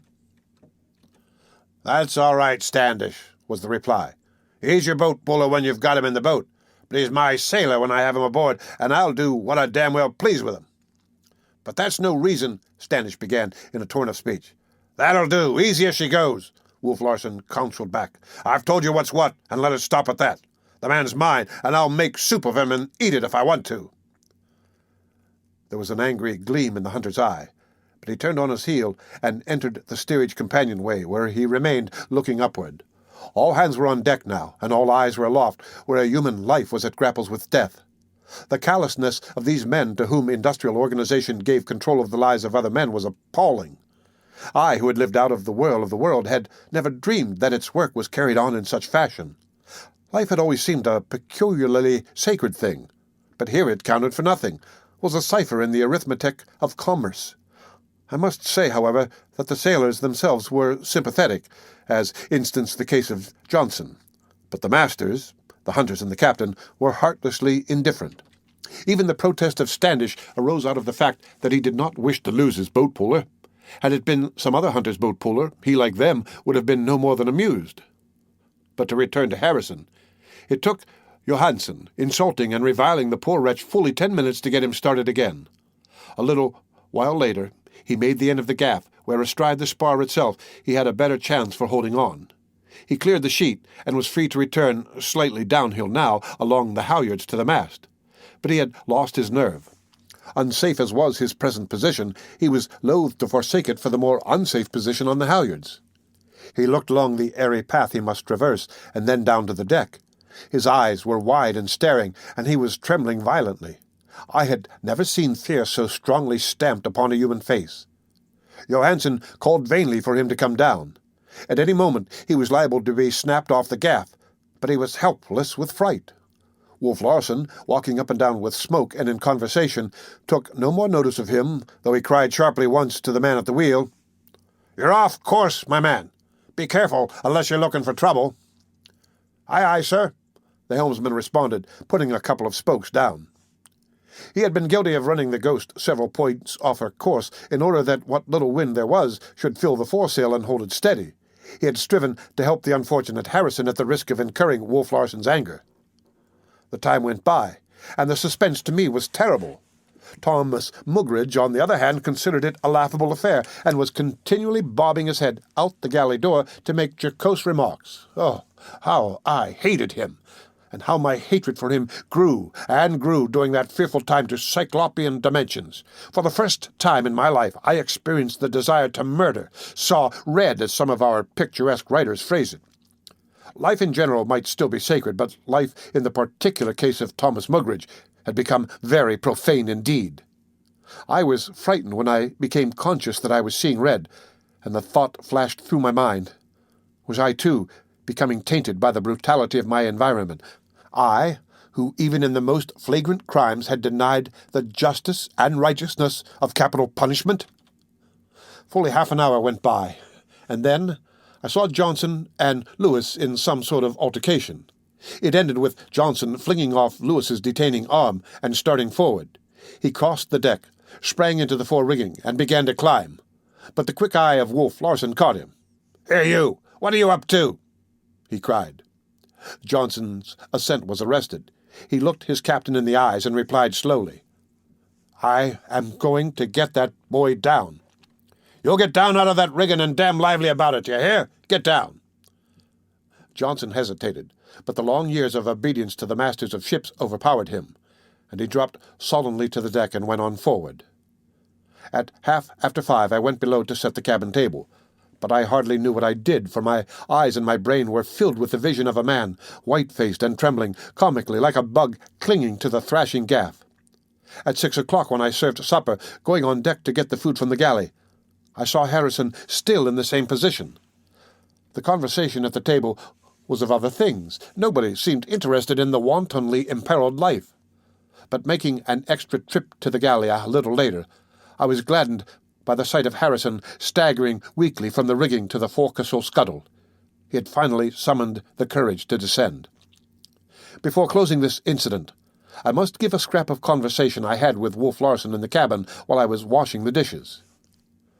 "You were looking squeamish this afternoon," he began. "What was the matter?" I could see that he knew what had made me possibly as sick as Harrison, that he was trying to draw me, and I answered, "It was because of the brutal treatment of that boy." He gave a short laugh. "Like seasickness, I suppose. Some men are subject to it, and others are not." "Not so," I objected. Just so, he went on. The earth is as full of brutality as the sea is full of motion, and some men are made sick by the one and some by the other. That's the only reason. But you, who make a mock of human life, don't you place any value upon it whatever? I demanded. Value? Ah! What value? He looked at me, and though his eyes were steady and motionless, there seemed a cynical smile in them. What kind of value? How do you measure it? Who values it? I do, I made answer. Then what is it worth to you? Another man's life, I mean. Come now, what is it worth? The value of life. How can I put a tangible value upon it?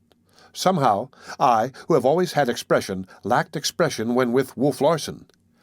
I have since determined that a part of it was due to the man's personality, but that the greater part was due to his totally different outlook. Unlike other materialists I had met and with whom I had something in common to start on, I had nothing in common with him. Perhaps also it was the elemental simplicity of his mind that baffled me. He drove so directly to the core of the matter, divesting a question always of all superfluous details and with such an air of finality that I seemed to find myself struggling in deep water, with no footing under me. Value of life. How could I answer the question on the spur of the moment? The sacredness of life I had accepted as axiomatic. That it was intrinsically valuable was a truism I had never questioned. But when he challenged the truism, I was speechless. We were talking about this yesterday, he said. I held that life was a ferment, a yeasty something which devoured life that it might live, and that living was merely successful piggishness. Why, if there is anything in supply and demand, life is the cheapest thing in the world. There's only so much water, so much earth, so much air. But the life that is demanding to be born is limitless. Nature is a spendthrift. Look at the fish and their millions of eggs. For that matter, look at you and me. In our loins are the possibility of millions of lives. Could we but find time and opportunity, and utilize the last bit and every bit of the unborn life that is in us all, we could become the fathers of nations and populate continents. Life! It has no value. Of cheap things it is the cheapest.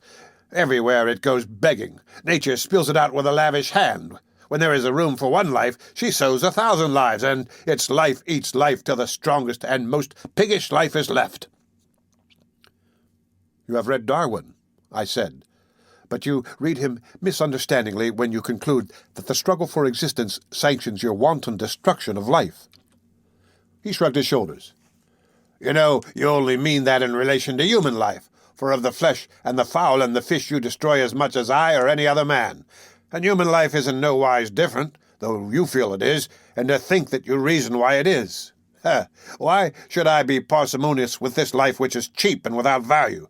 There are more sailors than there are ships on the sea for them, more workers than there are factories or machines for them. Why, you who live on the land know that you house your poor people in the slums of cities and loose famine and pestilence upon them, and that there still remain more poor people dying for want of a crust of bread and a bit of meat, which is life destroyed, than you know what to do with.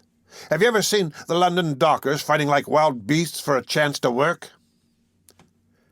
He started for the companion stairs, but turned his head for a final word. Do you know, the only value life has is what life puts upon itself. And it is, of course, overestimated, since it is of necessity prejudiced in its own favor.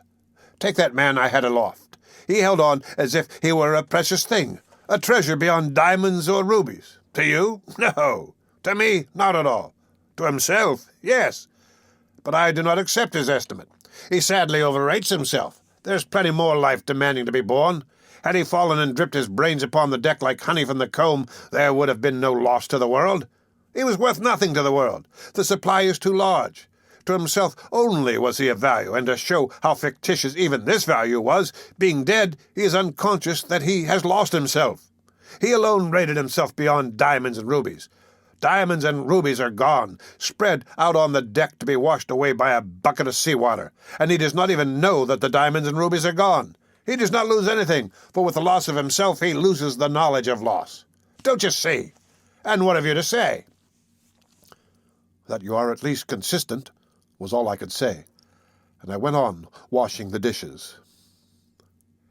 The end of Chapter 6 of The Sea Wolf. The Sea Wolf. by Jack London. Chapter 7. At last, after 3 days of variable winds, we have caught the northeast trades. I came on deck after a good night's rest, in spite of my poor knee, to find the Ghost foaming along, wing and wing, and every sail drawing except the jibs, with a fresh breeze astern. Oh, the wonder of the great trade wind! All day we sailed, and all night, and the next day, and the next, day after day, the wind always astern and blowing steadily and strong. The schooner sailed herself. There was no pulling and hauling on sheets and tackles, no shifting of topsails, no work at all for the sailors to do except to steer. At night, when the sun went down, the sheets were slackened. In the morning, when they yielded up the damp of the dew and relaxed, they were pulled tight again, and that was all. 10 knots, 12 knots, 11 knots, varying from time to time, is the speed we are making, and ever out of the northeast the brave wind blows, driving us on our course 250 miles between the dawns. It saddens me and gladdens me, the gait with which we are leaving San Francisco behind, and with which we are foaming down upon the tropics. Each day grows perceptibly warmer. In the second dog watch the sailors come on deck, stripped, and heave buckets of water upon one another from overside. Flying fish are beginning to be seen, and during the night the watch above scrambles over the deck in pursuit of those that fall aboard. In the morning, Thomas Mugridge being duly bribed, the galley is pleasantly areek with the odor of their frying, while dolphin meat is served fore and aft on such occasions as Johnson catches the blazing beauties from the bowsprit end. Johnson seems to spend all his spare time there or aloft at the cross-trees, watching the Ghost cleaving the water under press of sail. There is passion, adoration in his eyes, and he goes about in a sort of trance, gazing in ecstasy at the swelling sails, the foaming wake, and the heave and the run of her over the liquid mountains that are moving with us in stately procession.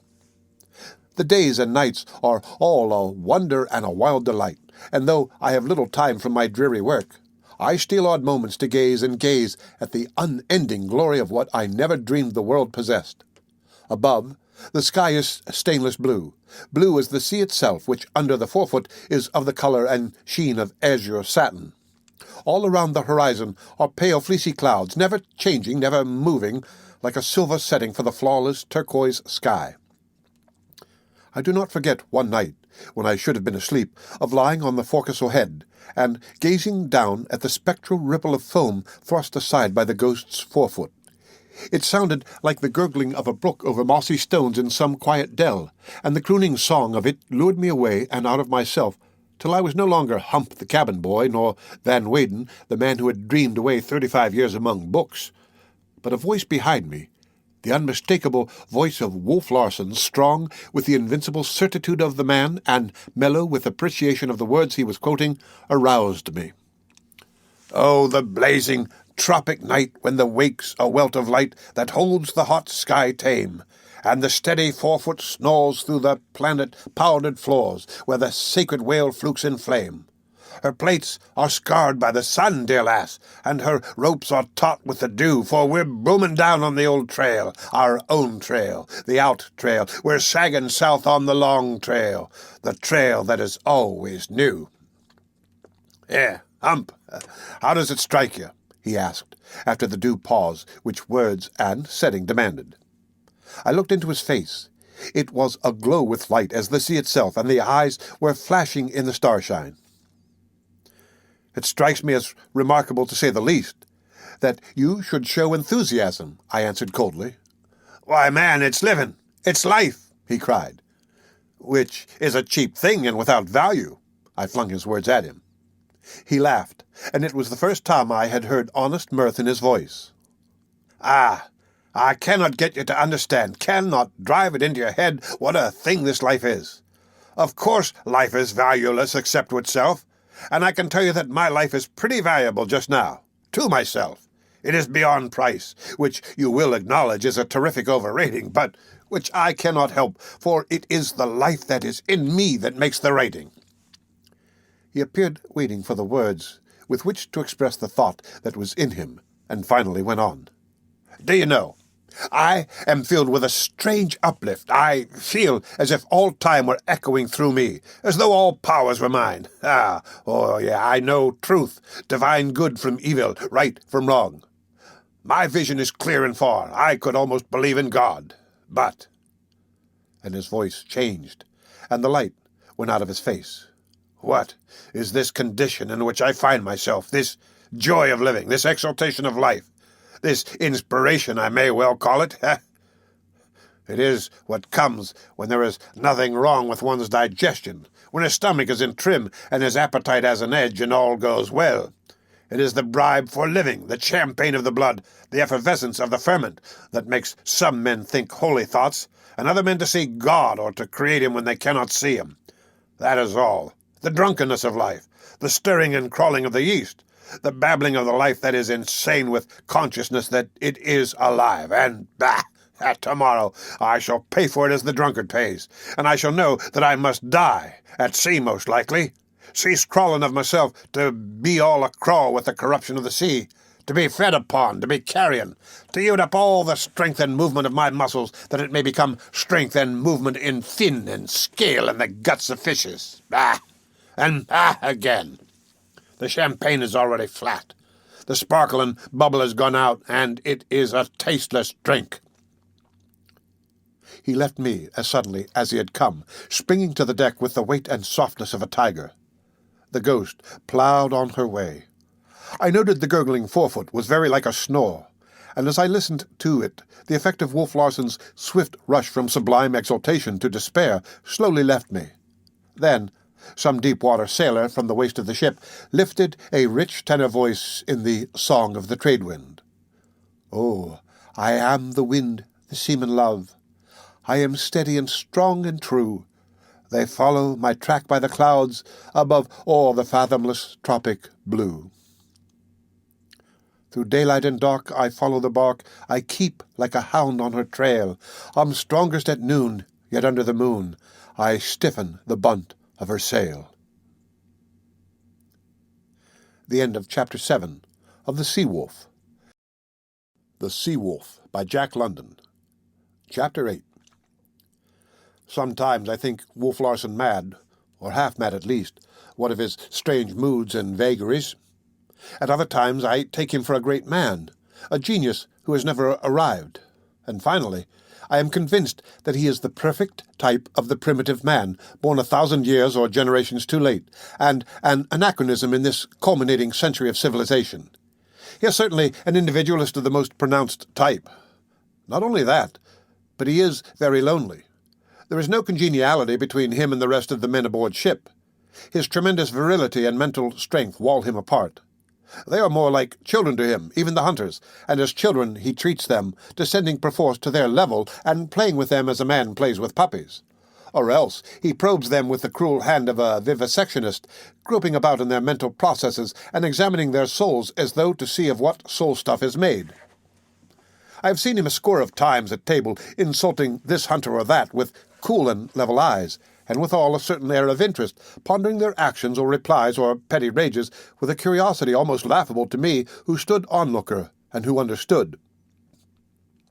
Concerning his own rages, I am convinced that they are not real, that they are sometimes experiments, but that in the main they are the habits of a pose or attitude he has seen fit to take toward his fellow men.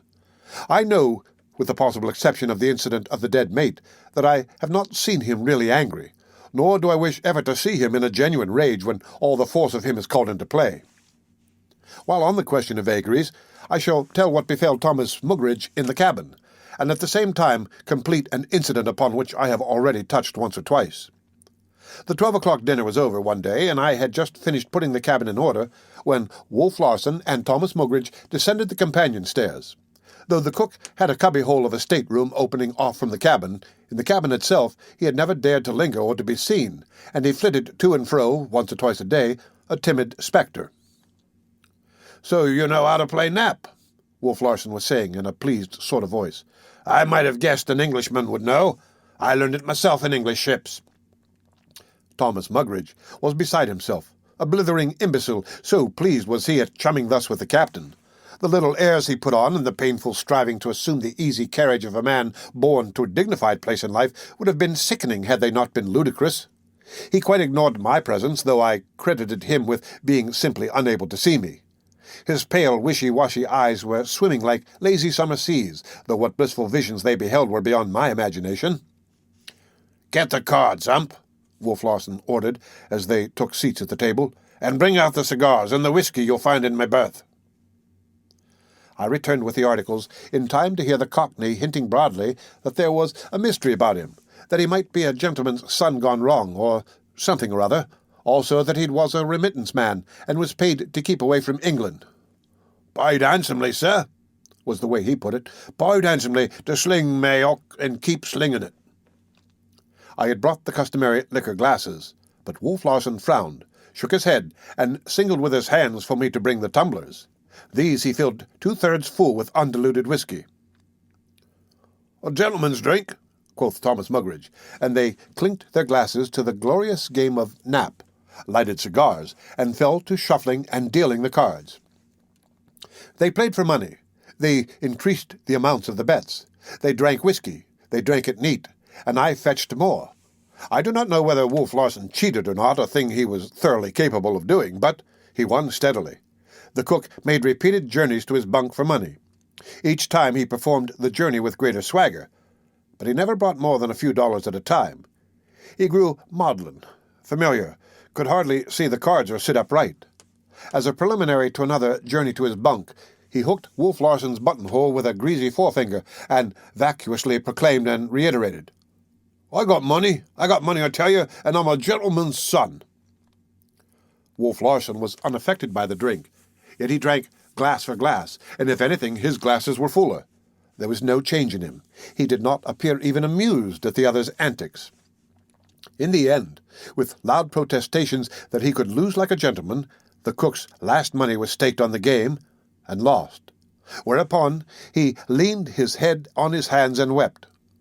Wolf Larsen looked curiously at him, as though about to probe and vivisect him, then changed his mind as from the foregone conclusion that there was nothing here to probe. "Hump," he said to me, elaborately polite, "kindly take Mr. Mugridge's arm and help him up on deck. He is not feeling very well. And tell Johnson to douse him with a few buckets of salt water," he added in a lower tone for my ear alone. I left Mr. Mugridge on deck in the hands of a couple of grinning sailors who had been told off for the purpose. Mr. Mugridge was sleepily spluttering that he was a gentleman's son. But as I descended the companion stairs to clear the table, I heard him shriek as the first bucket of water struck him. Wolf Larsen was counting his winnings. $185 even, he said aloud. "Just as I thought. The beggar came aboard without a cent." "And what you have won is mine, sir," I said boldly. He favored me with a quizzical smile. "Hump, I have studied some grammar in my time, and I think your tenses are tangled. Was mine, you should have said, not is mine." "It is a question not of grammar, but of ethics," I answered. It was possibly a minute before he spoke. "Do you know, Hump," he said with a slow seriousness which had in it an indefinable strain of sadness, "that this is the first time I have heard the word ethics in the mouth of a man. You and I are the only men on this ship who know its meaning. At one time in my life," he continued, after another pause, "I dreamed that I might some day talk with men who used such language, that I might lift myself out of the place in life in which I had been born, and hold conversation and mingle with men who talked about just such things as ethics, and this is the first time I have ever heard the word pronounced, which is all by the way, for you are wrong. It is a question neither of grammar nor ethics, but of fact." "I understand," I said. "The fact is that you have the money." His face brightened. He seemed pleased at my perspicacity. "But it is avoiding the real question," I continued, "which is one of right." "Aha!" he remarked, with a wry pucker of his mouth. "I see you still believe in such things as right and wrong." "But don't you? At all?" I demanded. "Not the least bit. Might is right, and that is all there is to it. Weakness is wrong, which is a very poor way of saying that it is good for oneself to be strong and evil for oneself to be weak, or better yet, it is pleasurable to be strong because of the profits, painful to be weak because of the penalties. Just now, the possession of this money is a pleasurable thing.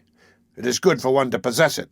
Being able to possess it, I wrong myself and the life that is in me if I give it to you and forego the pleasure of possessing it." "But you wrong me by withholding it," I objected. "Not at all. One man cannot wrong another man. He can only wrong himself. As I see it, I do wrong always when I consider the interests of others. Don't you see? How can two particles of the yeast wrong each other by striving to devour each other? It is their inborn heritage to strive to devour, and to strive not to be devoured. When they depart from this, they sin." "Then, you don't believe in altruism?" I asked. He received the word as if it had a familiar ring, though he pondered it thoughtfully. "Let me see. It means something about cooperation, doesn't it?" "Well, in a way there has come to be a sort of connection," I answered, unsurprised by this time at such gaps in his vocabulary which, like his knowledge, was the acquirement of a self-read, self-educated man, whom no one had directed in his studies, and who had thought much and talked little or not at all. An altruistic act is an act performed for the welfare of others. It is unselfish, as opposed to an act performed for self, which is selfish. He nodded his head. "Oh, yes, I remember it now. I ran across it in Spencer." "Spencer?" I cried. "Have you read Spencer?" "Not very much," was his confession. "I understood quite a good deal of first principles, but his biology took the wind out of my sails, and his psychology left me butting around in the doldrums for many a day. I honestly could not understand what he was driving at. I put it down to mental deficiency on my part, but since then I have decided that it was for want of preparation. I had no proper basis. Only Spencer and myself know how hard I hammered, but I did get something out of his data of ethics. That's where I ran across altruism, and I remember now how it was used." I wondered what this man could have got from such a work. Spencer I remembered enough to know that altruism was imperative to his ideal of highest conduct. Wolf Larsen evidently had sifted the great philosopher's teachings, rejecting and selecting according to his needs and desires. "What else did you run across?" I asked. His brows drew in slightly with the mental effort of suitably phrasing thoughts which he had never before put into speech. I felt an elation of spirit. I was groping into his soul stuff as he made a practice of groping in the soul stuff of others. I was exploring virgin territory. A terribly strange region was unrolling itself before my eyes. "In as few words as possible," he began, "Spencer puts it something like this. First, a man must act for his own benefit. To do this is to be moral and good. Next, he must act for the benefit of his children. And third, he must act for the benefit of his race." "And the highest, finest, right conduct," I interjected, "is that act which benefits at the same time the man, his children, and his race." "I wouldn't stand for that," he replied. "Couldn't see the necessity for it, nor the common sense. I cut out the race and the children. I would sacrifice nothing for them. It's just so much slush and sentiment, and you must see it yourself, at least for one who does not believe in eternal life. With immortality before me, altruism would be a paying business proposition. I might elevate my soul to all kinds of altitudes. But with nothing eternal before me but death, given for a brief spell this yeasty crawling and squirming which is called life, why, it would be immoral for me to perform any act that was a sacrifice. Any sacrifice that makes me lose one crawl or squirm is foolish. And not only foolish, for it is a wrong against myself and a wicked thing. I must not lose one crawl or squirm if I am to get the most out of the ferment. Nor will the eternal movelessness that is coming to me be made easier or harder by the sacrifices or selfishnesses of the time when I was yeasty and a crawl." "Then you are an individualist, a materialist, and, logically, a hedonist." "Big words," he smiled. "But what is a hedonist?" He nodded agreement when I had given him the definition. "And you are also," I continued, "a man one could not trust in the least thing where it was possible for a selfish interest to intervene?" "Now you're beginning to understand," he said, brightening. "You are a man utterly without what the world calls morals?" That's it. A man of whom to be always afraid? That's the way to put it. As one is afraid of a snake, or a tiger, or a shark? Now you know me, he said, and you know me as I am generally known. Other men call me Wolf. You are a sort of monster, I added audaciously, a Caliban who has pondered Setebos, and who acts as you act in idle moments by whim and fancy. His brow clouded at the allusion. He did not understand, and I quickly learned that he did not know the poem. I'm just reading Browning, he confessed, and it's pretty tough. I haven't got very far along, and as it is, I have about lost my bearings. Not to be tiresome, I shall say that I fetched the book from his stateroom and read Caliban aloud. He was delighted.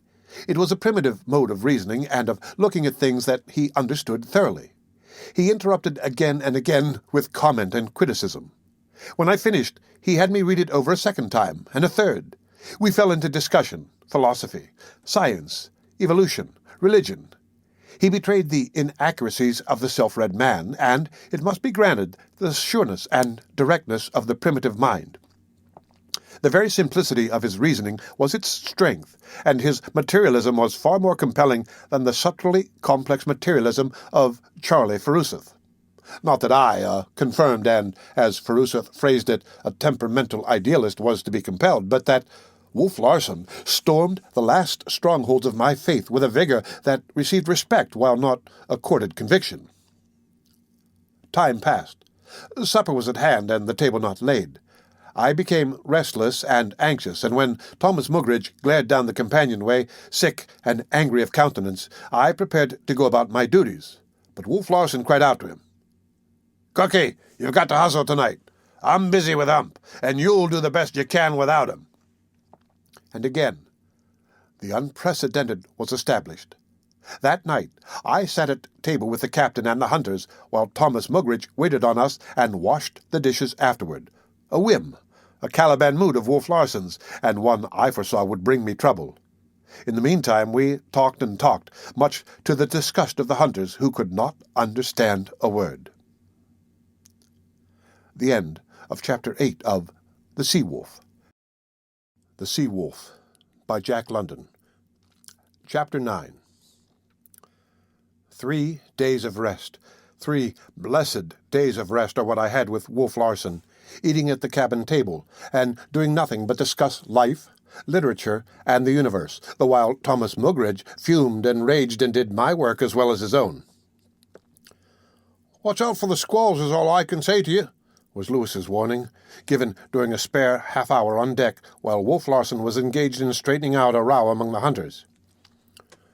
"You can't tell what'll be happening," Lewis went on, in response to my query for more definite information. "The man's as contrary as air currents or water currents. You can never guess the ways of him. 'Tis just as you're thinking. You know him, and are making a favourable slant along him. Then he whirls about dead ahead, and comes yowling down upon you in a ripping all of your fine weather sails to rags." So I was not altogether surprised when the squall foretold by Lewis smote me. We had been having a heated discussion, upon life, of course, and, grown overbold, I was passing stiff strictures upon Wolf Larsen and the life of Wolf Larsen. In fact, I was vivisecting him and turning over his soul stuff as keenly and thoroughly as it was his custom to do to the others. It may be a weakness of mine that I have an incisive way of speech, but I threw all restraint to the winds, and cut and slashed until the whole man of him was snarling. The dark sun-bronze of his face went black, with wrath. His eyes were ablaze. There was no clearness or sanity in them, nothing but the terrific rage of a madman. It was the wolf in him that I saw, and a mad wolf at that. He sprang for me with a half-roar, gripping my arm. I had steeled myself to brazen it out, though I was trembling inwardly.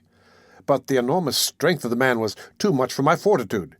He had gripped me by the biceps with his single hand, and when that grip tightened, I wilted and shrieked aloud. My feet went out from under me. I simply could not stand upright and endure the agony. The muscles refused their duty. The pain was too great. My biceps was being crushed to a pulp. He seemed to recover himself, for a lucid gleam came into his eyes, and he relaxed his hold with a short laugh that was more like a growl. I fell to the floor, feeling very faint, while he sat down, lighted a cigar, and watched me as a cat watches a mouse. As I writhed about, I could see in his eyes that curiosity I had so often noted, that wonder and perplexity, that questioning, that everlasting query of his as to what it was all about. I finally crawled to my feet and ascended the companion stairs. Fair weather was over, and there was nothing left but to return to the galley. My left arm was numb as though paralyzed, and days passed before I could use it, while weeks went by before the last stiffness and pain went out of it. And he had done nothing but put his hand upon my arm and squeeze. There had been no wrenching or jerking. He had just closed his hand with a steady pressure.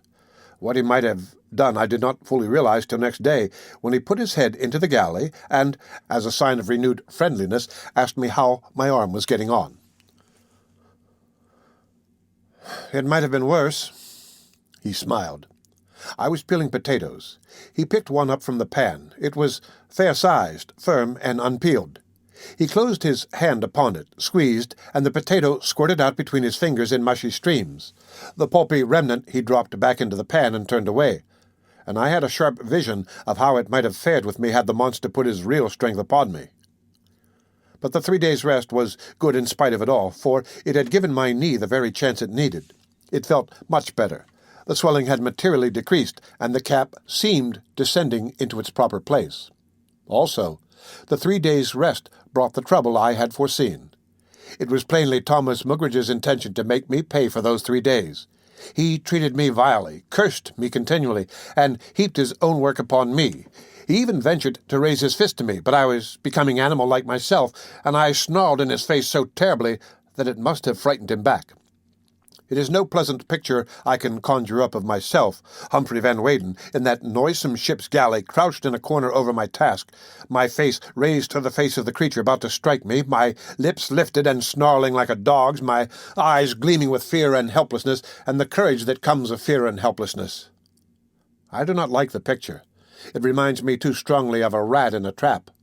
I do not care to think about it, but it was elective, for the threatened blow did not descend.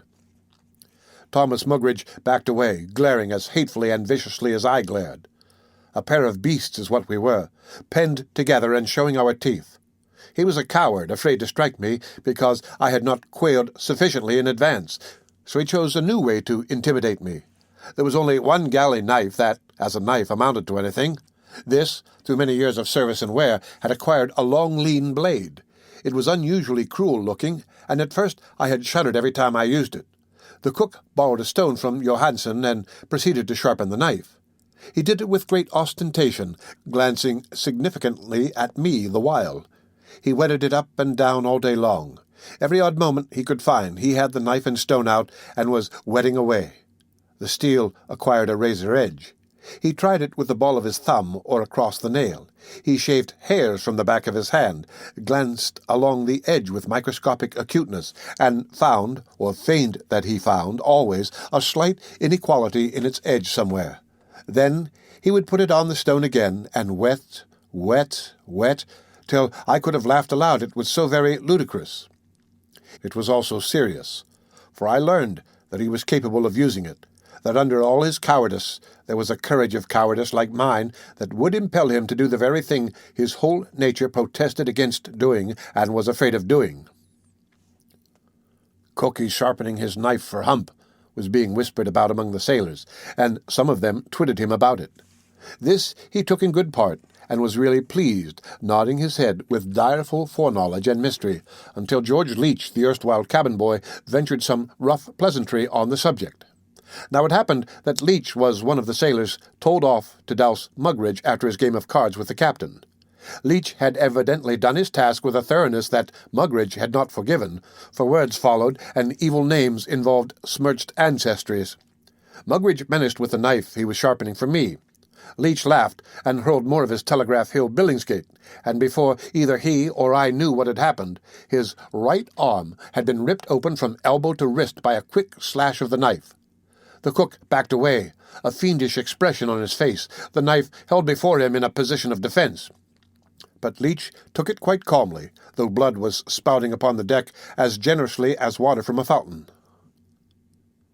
"I'm going to get you, Cookie," he said, "and I'll get you hard. and I won't be in no hurry about it. You'll be without that knife when I come for you."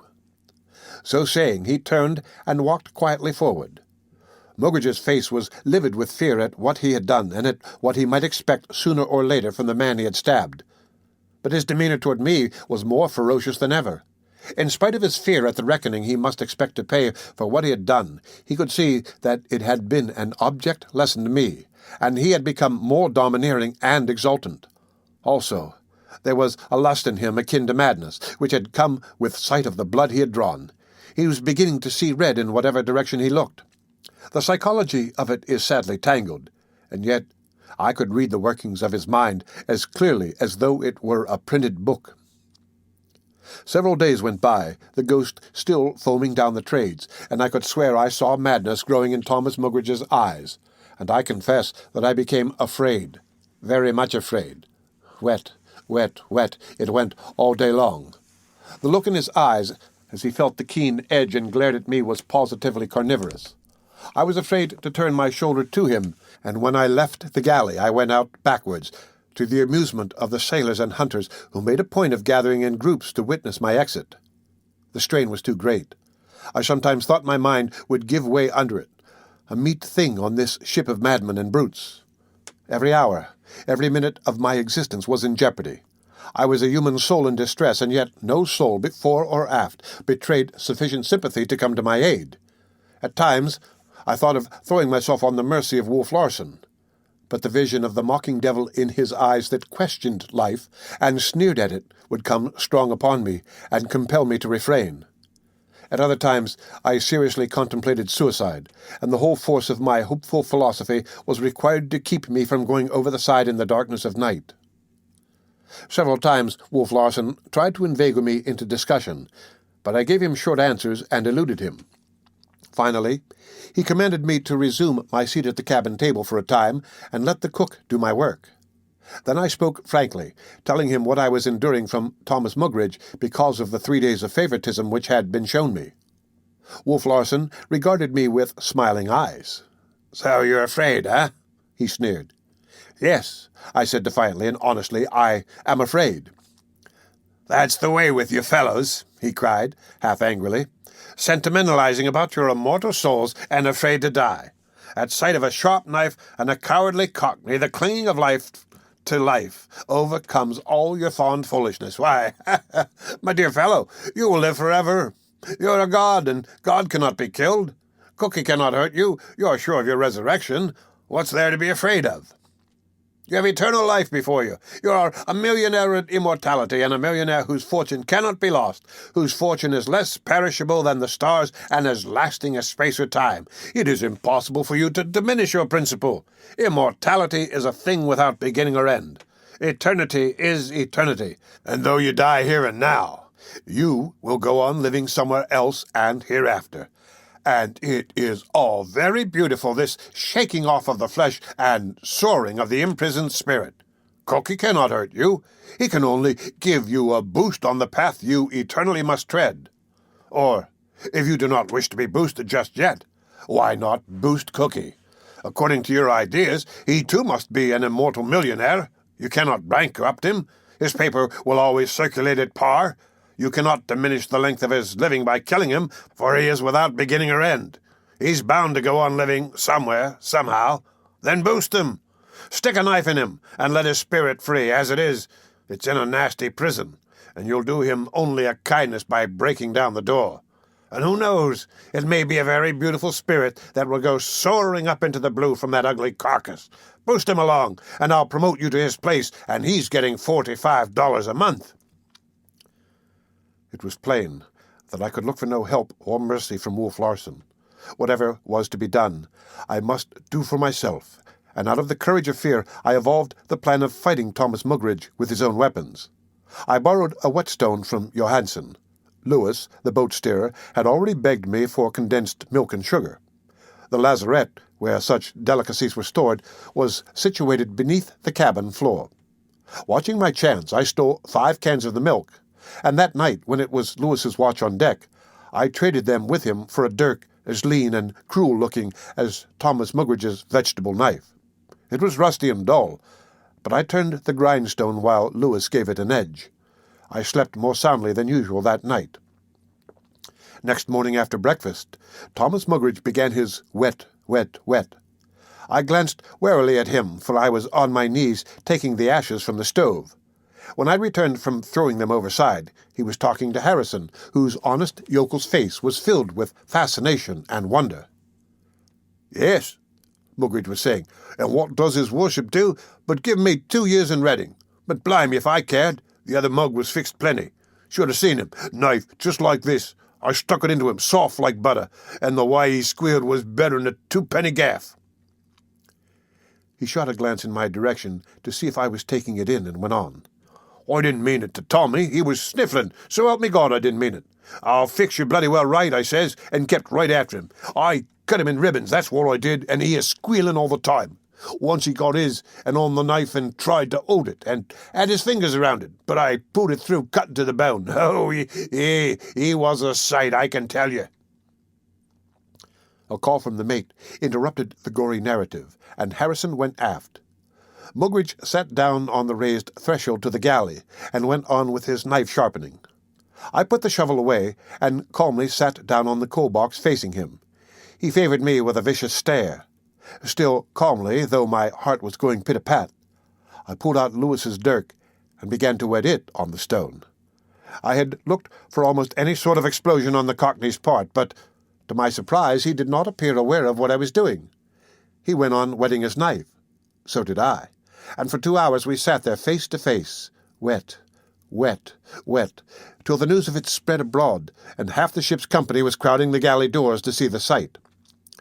Encouragement and advice were freely tendered, and Jock Horner, the quiet, self-spoken hunter, who looked as though he would not harm a mouse, advised me to leave the ribs alone and to thrust upward for the abdomen, at the same time giving what he called the Spanish twist to the blade.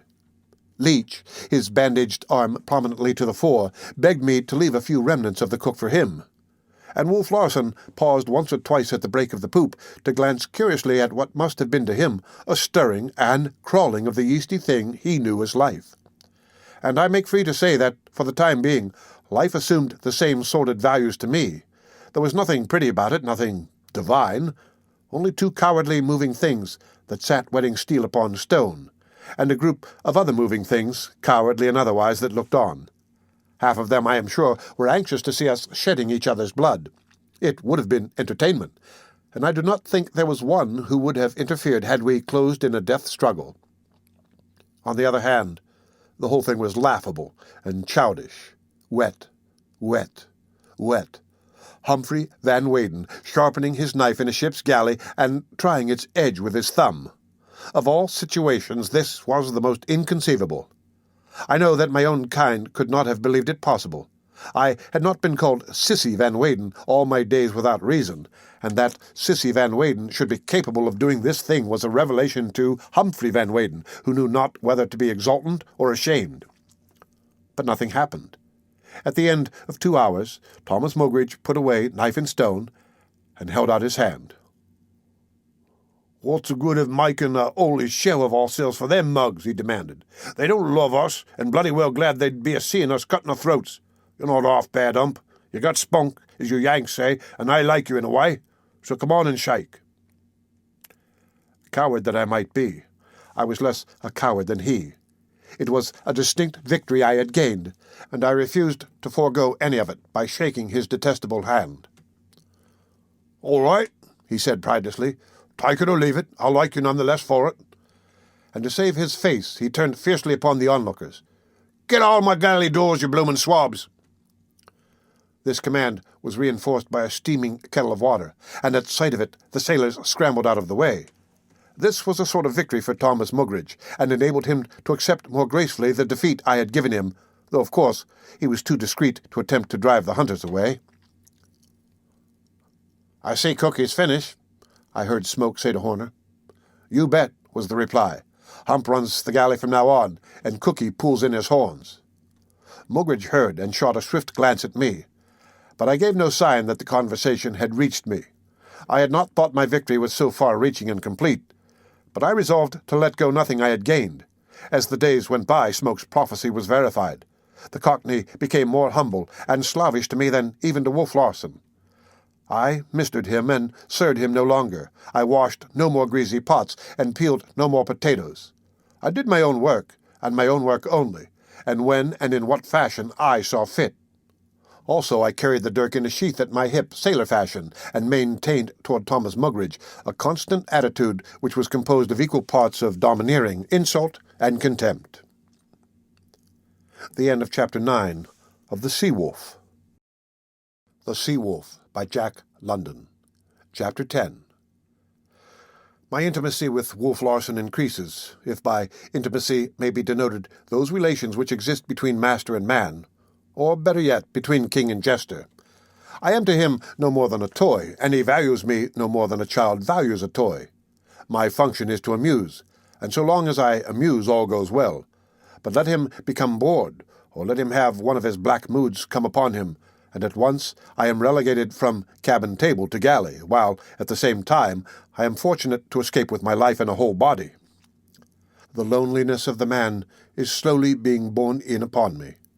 There is not a man aboard but hates or fears him, nor is there a man whom he does not despise. He seems consuming with the tremendous power that is in him, and that seems never to have found adequate expression in works. He is as Lucifer would be, were that proud spirit banished to a society of soulless Tomlinsonian ghosts. This loneliness is bad enough in itself, but, to make it worse, he is oppressed by the primal melancholy of the race. Knowing him, I review the old Scandinavian myths with clearer understanding. The white-skinned, fair-haired savages who created that terrible pantheon were of the same fibre as he. The frivolity of the laughter-loving Latins is no part of him. When he laughs, it is from a humour that is nothing else than ferocious. But he laughs rarely. He is too often sad, and it is a sadness as deep-reaching as the roots of the race. It is the race heritage, the sadness which has made the race sober-minded, clean-lived, and fanatically moral, and which in this latter connection has culminated among the English in the Reformed Church and Mrs. Grundy. In point of fact, the chief vent to this primal melancholy has been religion in its more agonizing forms. But the compensations of such religion are denied Wolf Larsen. His brutal materialism will not permit it. So when his blue moods come on, nothing remains for him but to be devilish. Were he not so terrible a man, I could sometimes feel sorry for him, as instance 3 mornings ago, when I went into his stateroom to fill his water bottle, and came unexpectedly upon him. He did not see me. His head was buried in his hands, and his shoulders were heaving convulsively as with sobs. He seemed torn by some mighty grief. As I softly withdrew, I could hear him groaning, "God! God! God!" Not that he was calling upon God. It was a mere expletive, but it came from his soul. At dinner, he asked the hunters for a remedy for headache, and by evening, strong man that he was half blind and reeling about the cabin. "I've never been sick in my life, Hump," he said, as I guided him to his room. "Nor did I ever have a headache, except the time my head was healing after having been laid open for 6 inches by a capstan bar." For 3 days, this blinding headache lasted, and he suffered as wild animals suffer, as it seemed the way on ship to suffer, without plaint, without sympathy, utterly alone. This morning, however, on entering his stateroom to make the bed and put things in order, I found him well and hard at work. Table and bunk were littered with designs and calculations. On a large transparent sheet, compass and square in hand, he was copying what appeared to be a scale of some sort or other. "Hello, Hump," he greeted me genially. "I'm just finishing the finishing touches. Want to see it work?" "But what is it?" I asked. "A labor-saving device for mariners. Navigation reduced to kindergarten simplicity," he answered gaily. "From today, a child will be able to navigate a ship. No more long-winded calculations. All you need is 1 star in the sky on a dirty night to know instantly where you are. Now look. I place the transparent scale on the star map, revolving the scale on the North Pole. On the scale, I've worked out the circles of altitude and the lines of bearing. All I do is to put it on a star, revolve the scale till it is opposite those figures on the map underneath, and presto, there you are, the ship's precise location." There was a ring of triumph in his voice, and his eyes, clear blue this morning as the sea, were sparkling with light. "You must be well up in mathematics," I said. "Where did you go to school?" "Never saw the inside of one. Worse luck," was the answer. "I had to dig it out for myself." "And why do you think I've made this thing?" he demanded abruptly. "Dreaming to leave footprints on the sands of time?" He laughed one of his horrible mocking laughs. "Not at all. To get it patented, to make money from it, to revel in piggishness with all night in while other men do the work. That's my purpose. Also, I have enjoyed working on it." "The creative joy," I murmured. "I guess that's what it ought to be called, which is another way of expressing the joy of life in that it is alive, the triumph of movement over matter, of the quick over the dead, the pride of the yeast because it is yeast and crawls." I threw up my hands with helpless disapproval of his inveterate materialism, and went about making the bed. He continued copying lines and figures upon the transparent scale. It was a task requiring the utmost nicety and precision, and I could not but admire the way he tempered his strength to the fineness and delicacy of the need. When I had finished the bed, I caught myself looking at him in a fascinated sort of way. He was certainly a handsome man, beautiful in the masculine sense, and again, with never-failing wonder, I remarked the total lack of viciousness or wickedness or sinfulness in his face. It was the face, I am convinced, of a man who did no wrong. And by this I do not wish to be misunderstood. What I mean is that it was the face of a man who either did nothing contrary to the dictates of his conscience, or who had no conscience. I am inclined to the latter way of accounting for it. He was a magnificent atavism, a man so purely primitive that he was of the type that came into the world before the development of the moral nature. He was not immoral, but merely unmoral. As I have said, in the masculine sense, his was a beautiful face, smooth-shaven. Every line was distinct, and it was cut as clear and sharp as a cameo, while sea and sun had tanned the naturally fair skin to a dark bronze, which bespoke struggle and battle, and added both to his savagery and his beauty. The lips were full, yet possessed of the firmness, almost harshness, which is characteristic of thin lips. The set of his mouth, his chin, his jaw, was likewise firm or harsh, with all the fierceness and indomitableness of the male. The nose also. It was the nose of a being born to conquer and command. It just hinted of the eagle beak. It might have been Grecian, it might have been Roman, only it was a shade too massive for the one, a shade too delicate for the other. And while the whole face was the incarnation of fierceness and strength, the primal melancholy from which he suffered seemed to greaten the lines of mouth and eye and brow, seemed to give a largeness and completeness which otherwise the face would have lacked. And so I caught myself standing idly and studying him. I cannot say how greatly the man had come to interest me. Who was he? What was he? How had he happened to be? All powers seemed his, all potentialities. Why, then, was he no more than the obscure master of a seal-hunting schooner with a reputation for frightful brutality amongst the men who hunted seals? My curiosity burst from me in a flood of speech. Why is it that you have not done great things in this world? With the power that is yours, you might have risen to any height. Unpossessed of conscience or moral instinct, you might have mastered the world, broken it to your hand. And yet here you are at the top of your life, where diminishing and dying begin, living an obscure and sordid existence, hunting sea animals for the satisfaction of women's vanity and love of decoration, reveling in piggishness, to use your own words, which is anything and everything except splendid. Why, with all that wonderful strength, have you not done something? There was nothing to stop you, nothing that could stop you. What was wrong? Did you lack ambition? Did you fall under temptation? What was the matter? What was the matter? He had lifted his eyes to me at the commencement of my outburst, and followed me complacently until I had done, and stood before him breathless and dismayed. He waited a moment, as though seeking where to begin, and then said, "Hump, do you know the parable of the sower who went forth to sow? If you will remember, some of the seed fell upon stony places where there was not much earth, and forthwith they sprung up because they had no deepness of earth, And when the sun was up, they were scorched, and because they had no root, they withered away, and some fell among thorns, and the thorns sprung up and choked them. Well, I said. Well, he queried half petulantly. It was not well. I was one of those seeds. He dropped his head to the scale and resumed the copying. I finished my work and had opened the door to leave when he spoke to me. Hump, if you look on the west coast of the map of Norway, you will see an indentation called Romsdal Fjord. I was born within 100 miles of that stretch of water. But I was not born Norwegian. I am a Dane. My father and mother were Danes, and how they ever came to that bleak bite of land on the west coast I do not know. I never heard. Outside of that, there's nothing mysterious. They were poor people and unlettered. They came of generations of poor unlettered people, peasants of the sea who sowed their sons on the waves, as has been their custom since time began. There is no more to tell. But there is, I objected. It is still obscure to me. What can I tell you? He demanded, with a recrudescence of fierceness. Of the meagerness of a child's life?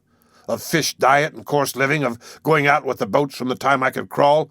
Of my brothers who went away one by one to the deep-sea farming and never came back? Of myself, unable to read or write, cabin boy at the mature age of 10 on the coastwise old country ships? Of the rough fare and rougher usage where kicks and blows were bed and breakfast and took the place of speech, and fear and hatred and pain were my only soul experiences? I do not care to remember. A madness comes up in my brain even now as I think of it. But there were coastwise skippers I would have returned and killed when a man's strength came to me. Only the lines of my life were cast at the time in other places. I did return, not long ago.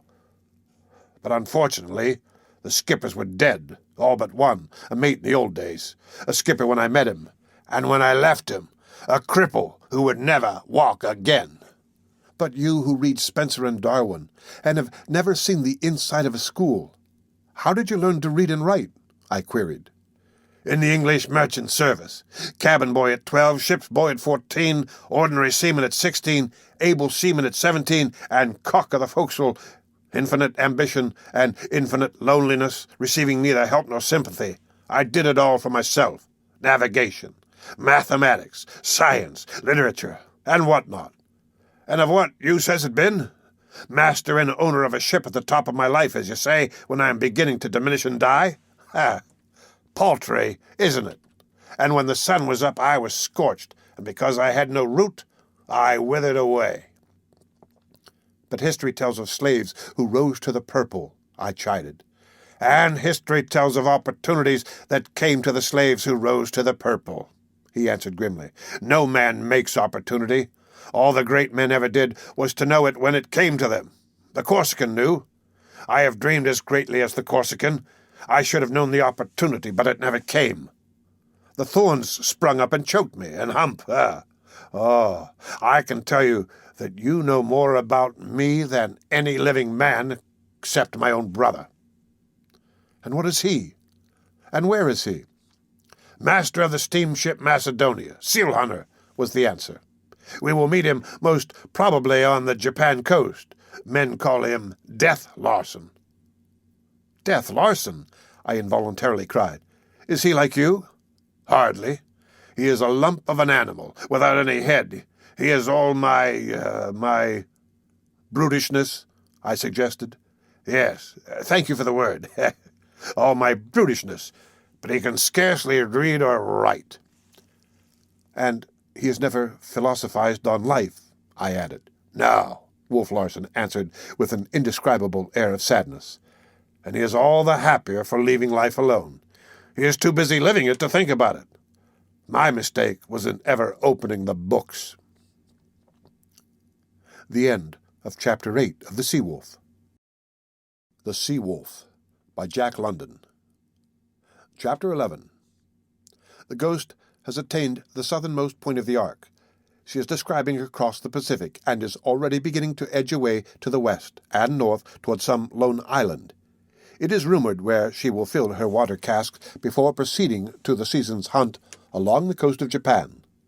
The hunters have experimented and practiced with their rifles and shotguns till they are satisfied, and the boat pullers and steerers have made their spritsails, bound the oars and rowlocks in leather, and sennit so that they will make no noise when creeping on the seals, and put their boats in apple-pie order, to use Leech's homely phrase. His arm, by the way, has healed nicely, though the scar will remain all his life. Thomas Mugridge lives in mortal fear of him, and is afraid to venture on deck after dark. There are 2 or 3 standing quarrels in the forecastle. Lewis tells me that the gossip of the sailors finds its way aft, and that 2 of the telltales have been badly beaten by their mates. He shakes his head dubiously over the outlook for the man Johnson, who is boat puller in the same boat with him. Johnson has been guilty of speaking his mind too freely, and has collided 2 or 3 times with Wolf Larsen over the pronunciation of his name. Johansen he thrashed on the amidships deck the other night, since which time the mate has called him by his proper name. But of course it is out of the question that Johnson should thrash Wolf Larsen. Lewis has also given me additional information about Death Larsen, which tallies with the captain's brief description.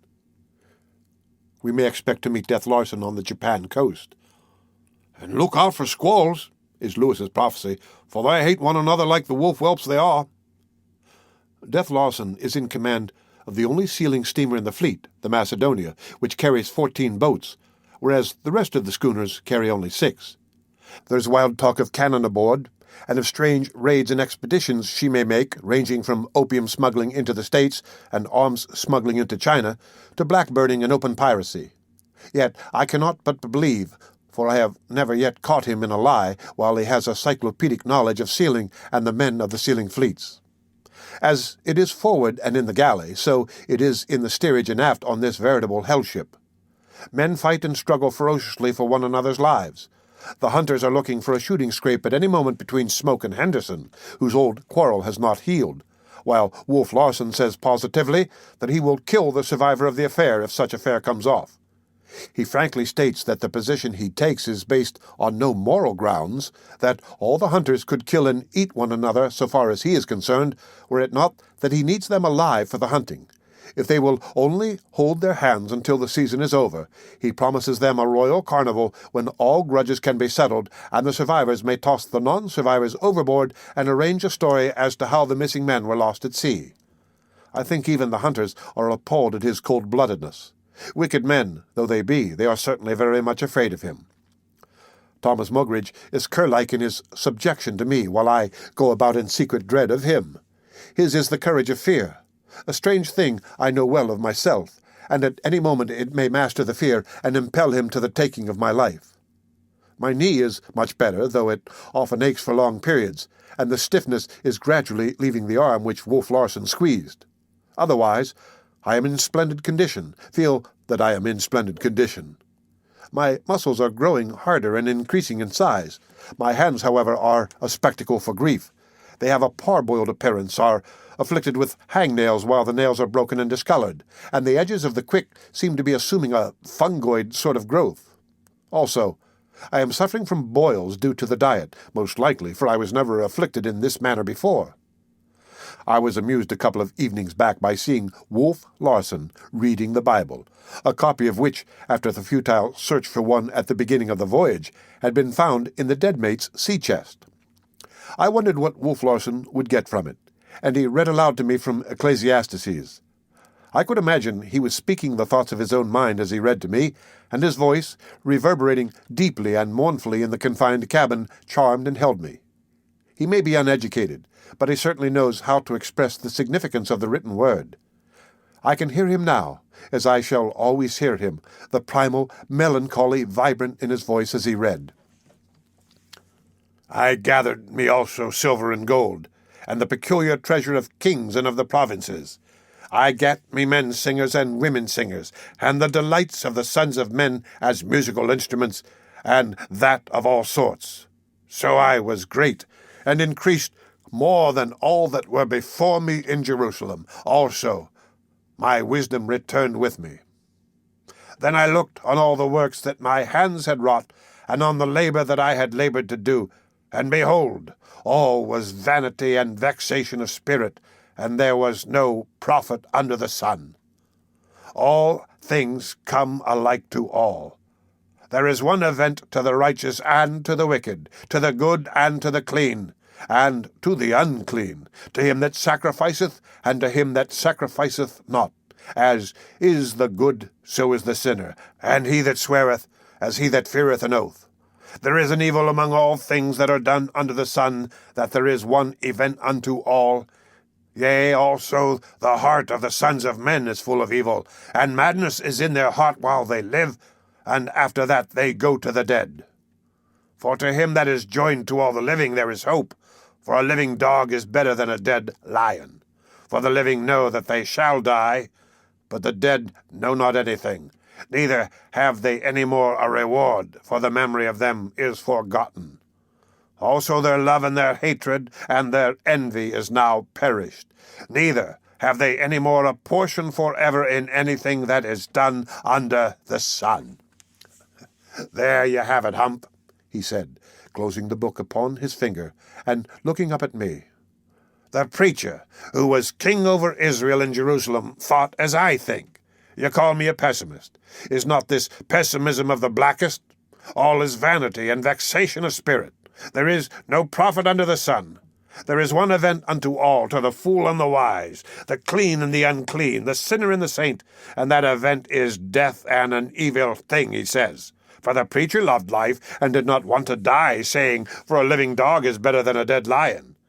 He preferred the vanity and vexation to the silence and unmovableness of the grave. And so I. To crawl is piggish, but to not crawl, to be as the clod and rock, is loathsome to contemplate. It is loathsome to the life that is in me, the very essence of which is movement, the power of movement, and the consciousness of the power of movement. Life itself is unsatisfaction, but to look ahead to death is greater unsatisfaction. You are worse off than Omar, I said. He, at least after the customary agonizing of youth, found content and made of his materialism a joyous thing. Who is Omar? Wolf Larsen asked, and I did no more work that day, nor the next, nor the next. In his random reading, he had never chanced upon the Rubaiyat, and it was to him like a great find of treasure. Much I remembered, possibly 2/3 of the quatrains, and I managed to piece out the remainder without difficulty. We talked for hours over single stanzas, and I found him reading into them a wail of regret and a rebellion which, for the life of me, I could not discover myself. Possibly I recited with a certain joyous lilt, which was my own, for his memory was good, and at a second rendering, very often the first, he made a quatrain his own. He recited the same lines, and invested them with an unrest and passionate revolt that was well nigh convincing. I was interested as to which quatrain he would like best, and was not surprised when he hit upon the one born of an instant's irritability, and quite at variance with the Persian's complacent philosophy and genial code of life. What, without asking, hither hurried whence? And without asking, whither hurried hence? Oh, many a cup of this forbidden wine must drown the memory of that insolent. Great! Wolf Larsen cried. Great! That's the keynote. Insolence. He could not have used a better word. In vain I objected and denied. He deluged me, overwhelmed me with argument. It's not the nature of life to be otherwise. Life, when it knows that it must cease living, will always rebel. It cannot help itself. The preacher found life, and the works of life, all of vanity and vexation, an evil thing. But death, the ceasing to be, able to be vain and vexed, he found an eviler thing. Through chapter after chapter he is worried by the one event that cometh to all alike. So, Omar, so I, so you, even you, for you rebelled against dying when Cookie sharpened a knife for you. You were afraid to die. The life that was in you, that composes you, that is greater than you, did not want to die. You have talked of the instinct of immortality. I talk of the instinct of life, which is to live, and which, when death looms near and large, masters the instinct, so-called of immortality. Ha! It mastered it in you. You cannot deny it, because a crazy Cockney cook sharpened a knife. You're afraid of him now. You're afraid of me. You cannot deny it. If I should catch you by the throat thus— His hand was about my throat, and my breath was shut off. And began to press the life out of you thus and thus, Your instinct of immortality will go glimmering, and your instinct of life, which is longing for life, will flutter up, and you will struggle to save yourself, eh? Ha! I see the fear of death in your eyes. You beat the air with your arms. You exert all your puny strength to struggle to live. Your hand is clutching my arm lightly. It feels as a butterfly resting there. Your chest is heaving, your tongue protruding, your skin turning dark, your eyes swimming. To live. To live, to live, you are crying, and you are crying to live here and now, not hereafter. You doubt your immortality, eh? Ha, ha! You're not sure of it. You won't chance it. This life only you are certain is real. Ah, it is growing dark and darker. It is the darkness of death, the ceasing to be, the ceasing to feel, the ceasing to move that is gathering about you, descending upon you, rising around you. Your eyes are becoming set. They're glazing. My voice sounds faint and far. You cannot see my face, and still you struggle in my grip. You kick with your legs. Your body draws itself up in knots like a snake's. Your chest heaves and strains. To live! To live! To live! I heard no more. Consciousness was blotted out by the darkness he had so graphically described, and when I came to myself, I was lying on the floor, and he was smoking a cigar and regarding me thoughtfully with that old familiar light of curiosity in his eyes. "Well, have I convinced you?" he demanded.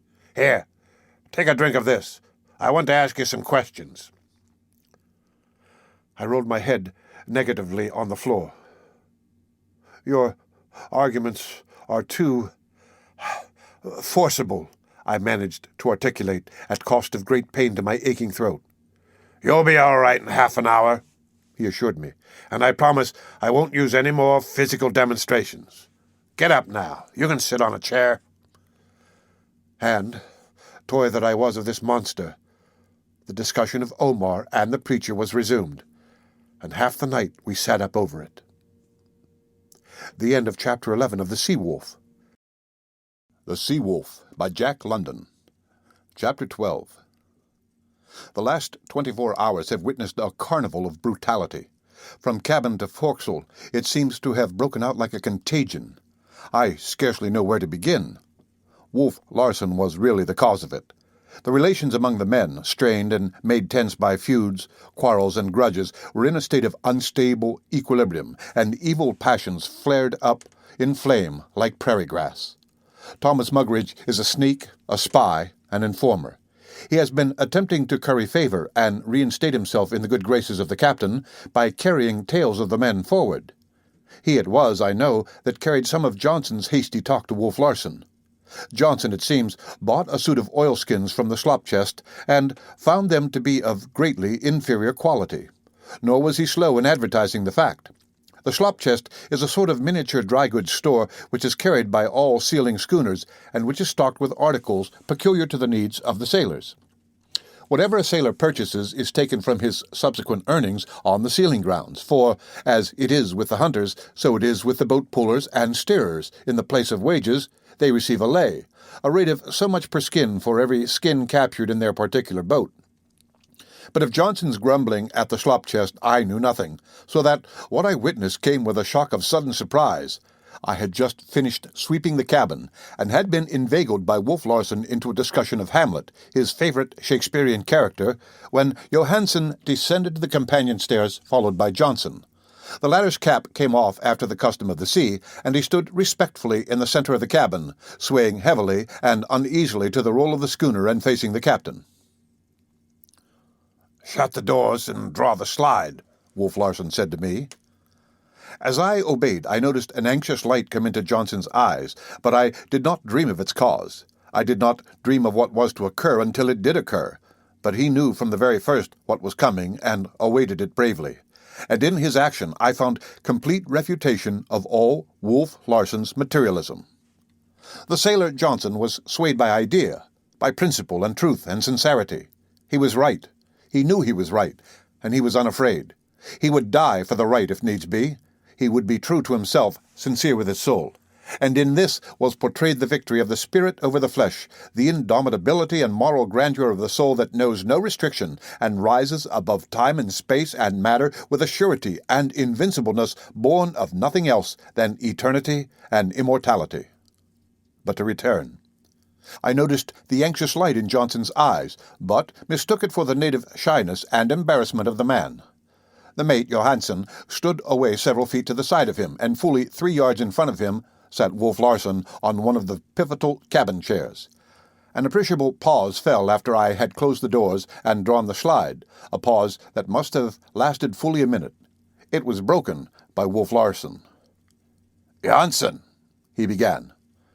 "My name is Johnson, sir," the sailor boldly corrected.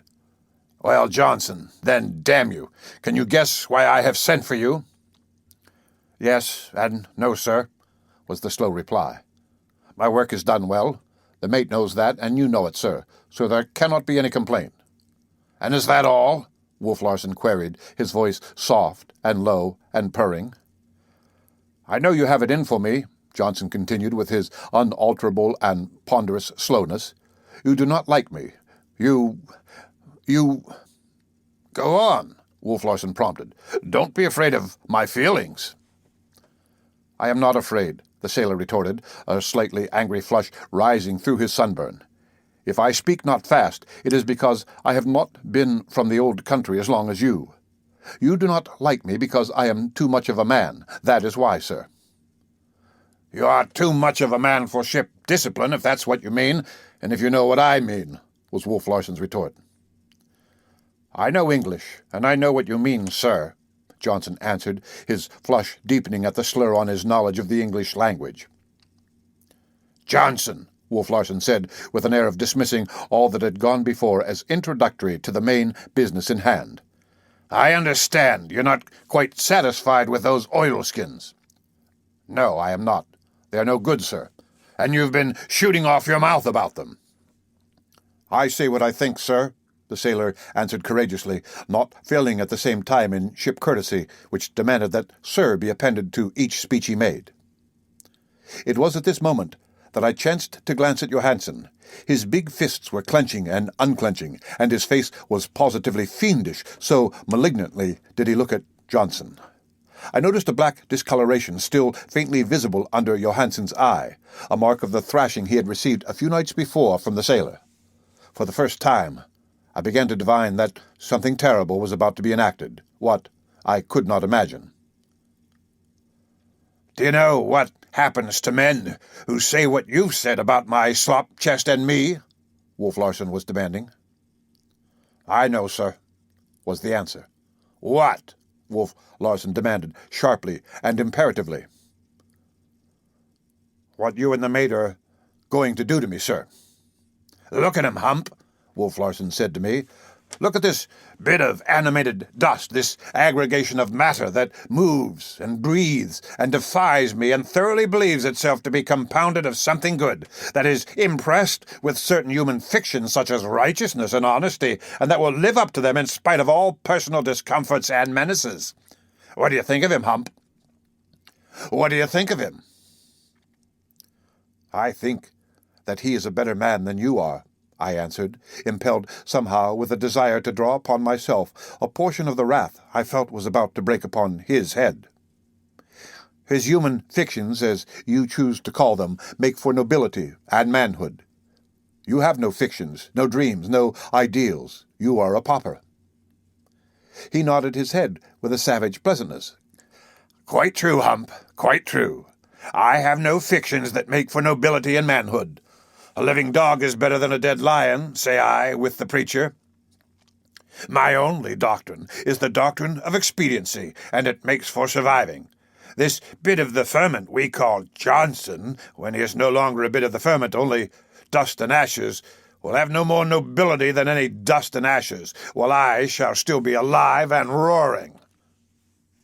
"Do you know what I am going to do?" he questioned. I shook my head. "Well, I am going to exercise my prerogative of roaring and show you how fares nobility. Watch me." 3 yards away from Johnson he was, and sitting down, 9 feet. And yet he left the chair in full leap, without first gaining a standing position. He left the chair just as he sat in it, squarely, springing from the sitting posture like a wild animal, a tiger, and like a tiger covered the intervening space. It was an avalanche of fury that Johnson strove vainly to fend off.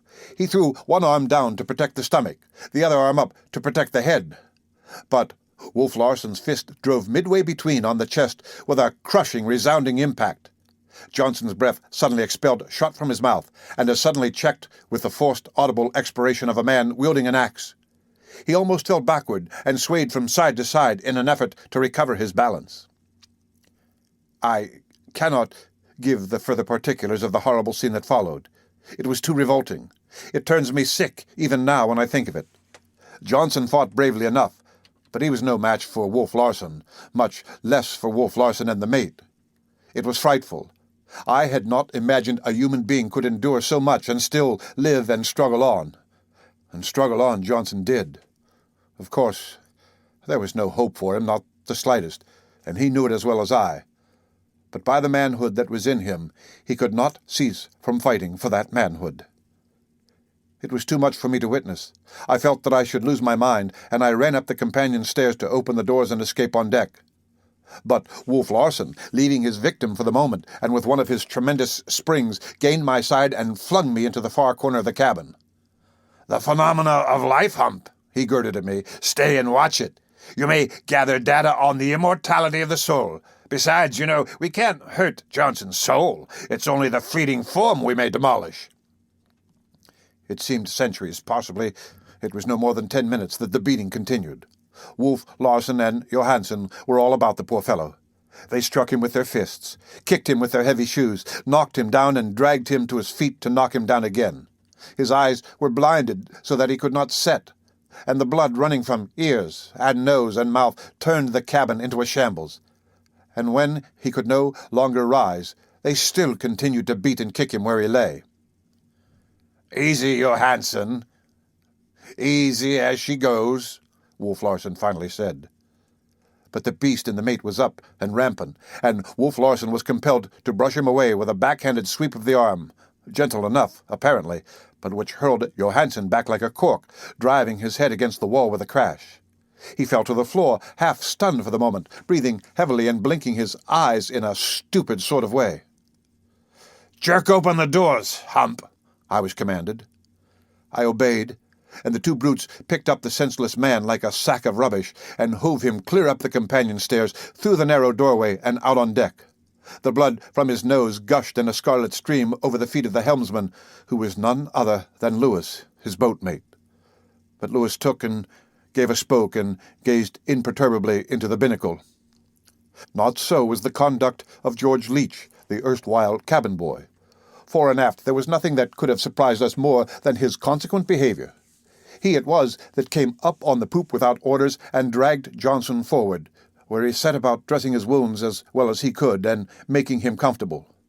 Johnson, as Johnson, was unrecognizable, and not only that, for his features, as human features at all, were unrecognizable, so discolored and swollen had they become in the few minutes which had elapsed between the beginning of the beating and the dragging forward of the body.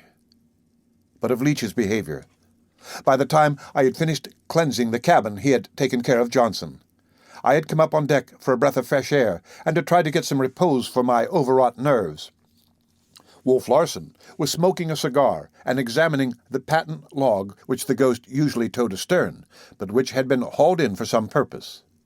Suddenly, Leach's voice came to my ears.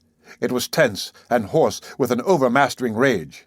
I turned and saw him standing just beneath the break of the poop on the port side of the galley. His face was convulsed and white. His eyes were flashing, his clenched fists raised overhead.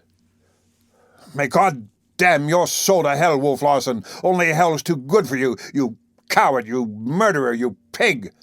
was his opening salutation. I was thunderstruck. I looked for his instant annihilation. But it was not Wolf Larsen's whim to annihilate him. He sauntered slowly forward to the break of the poop, and, leaning his elbow on the corner of the cabin, gazed down thoughtfully and curiously at the excited boy. And the boy indicted Wolf Larsen as he had never been indicted before. The sailors assembled in a fearful group just outside the forecastle scuttle and watched and listened.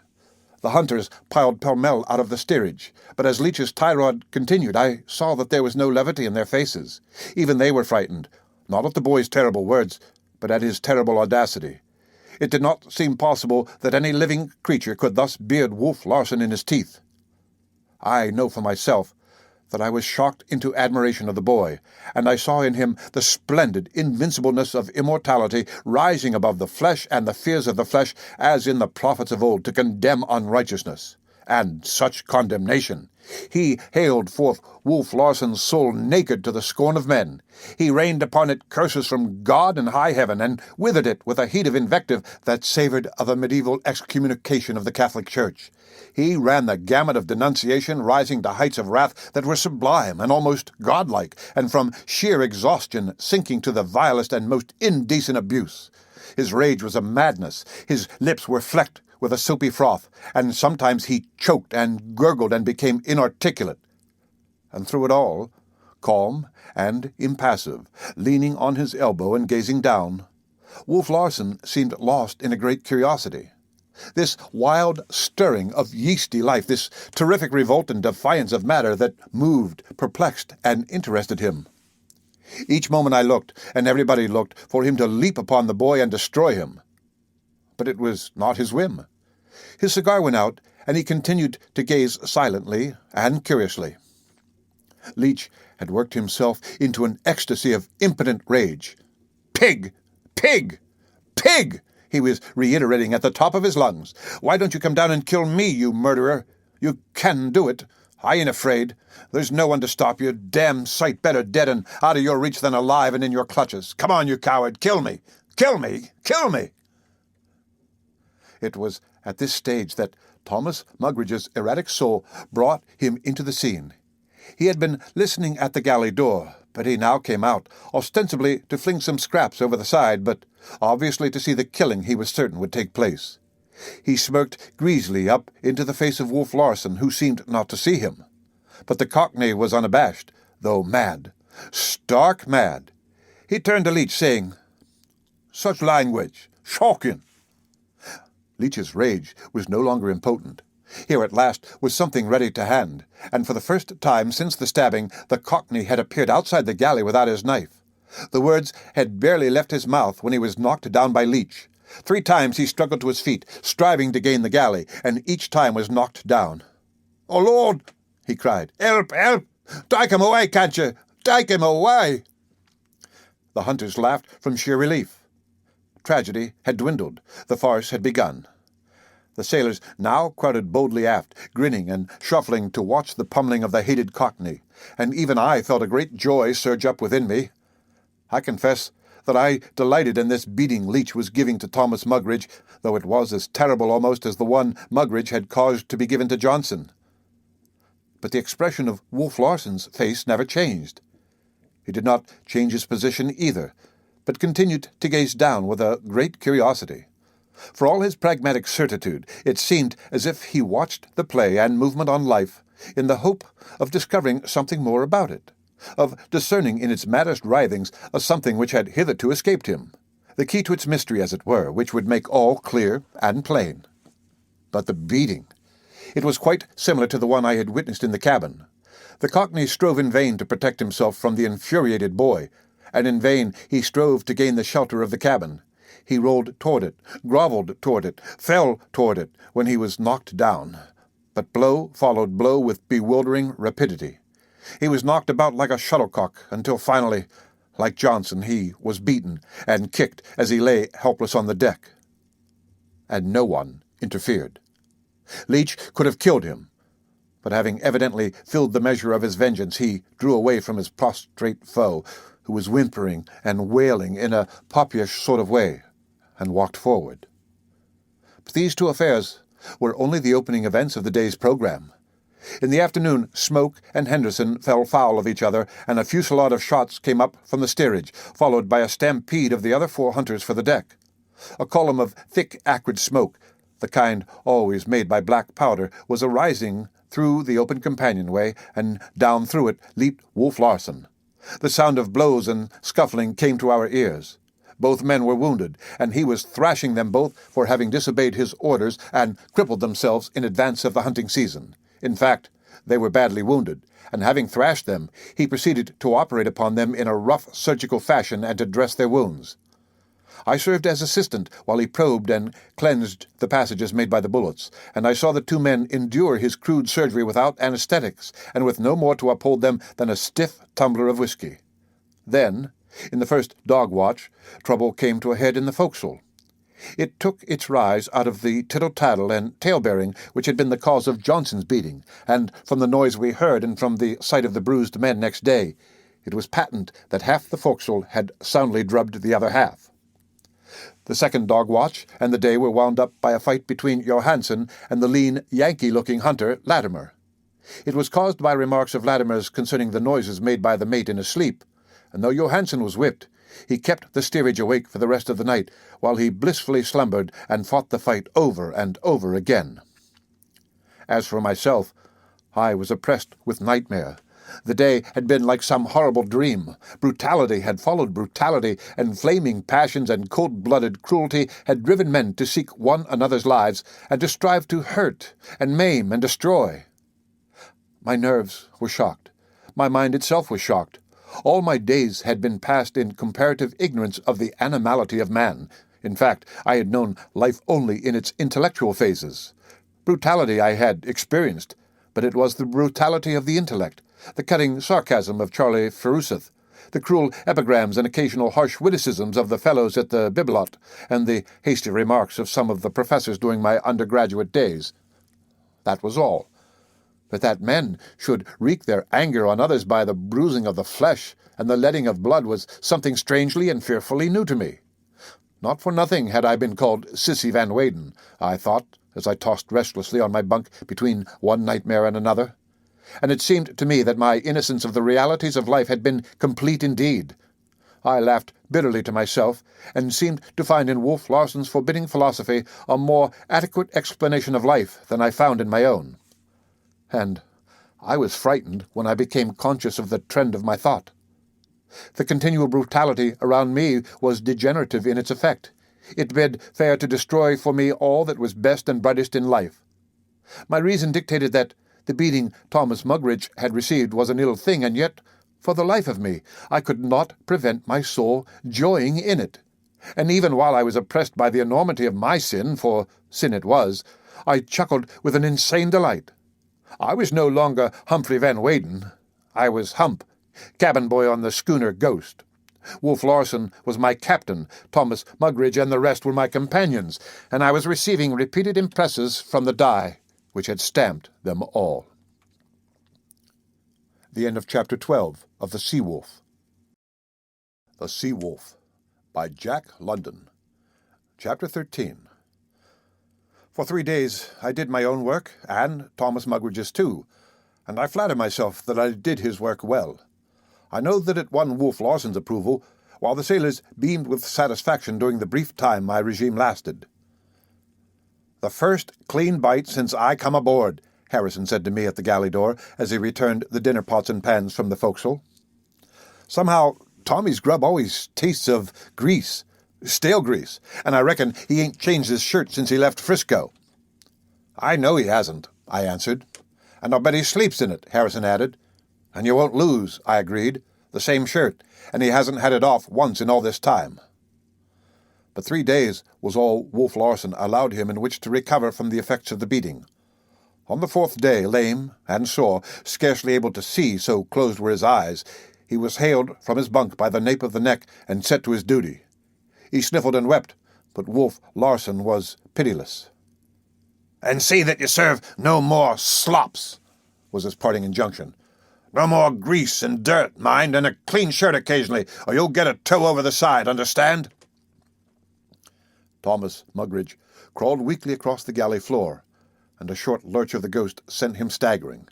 In attempting to recover himself, he reached for the iron railing which surrounded the stove and kept the pots from sliding off. But he missed the railing, and his hand, with his weight behind it, landed squarely on the hot surface. There was a sizzle and odor of burning flesh, and a sharp cry of pain. "Oh, God! God! What have I done?" he wailed. sitting down in the coal box and nursing his new hurt by rocking back and forth. "Why is all this come on me? It makes me fair sick, it does, and I try so hard to go through life harmless and hurting nobody." The tears were running down his puffed and discoloured cheeks, and his face was drawn with pain. A savage expression flitted across it. "Oh, how I hate him! How I hate him!" he gritted out. "Whom?" I asked, but the poor wretch was weeping again over his misfortunes. Less difficult it was to guess whom he hated than whom he did not hate, for I had come to see a malignant devil in him which impelled him to hate all the world. I sometimes thought that he hated even himself, so grotesquely had life dealt with him, and so monstrously. At such moments a great sympathy welled up within me, and I felt shame that I had ever joyed in his discomfiture or pain. Life had been unfair to him. It had played him a scurvy trick when it fashioned him into the thing he was, and it had played him scurvy tricks ever since. What chance had he to be anything else than he was? And as though answering my unspoken thought, he wailed, "I never had no chance, not half a chance. Who was there to send me to school, or put Tommy in me hungry belly, or wipe me bloody nose for me when I was a kiddie? Who ever did anything for me, eh? Who, I say?" "Never mind, Tommy," I said, placing a soothing hand on his shoulder. "Cheer up. It'll all come right in the end. You've long years before you, and you can make anything you please of yourself." "It's a lie, a bloody lie," he shouted in my face, flinging off the hand. "It's a lie, and you know it. I'm already made, and made out of leavings and scraps. It's all right for you, Hump. You was born a gentleman.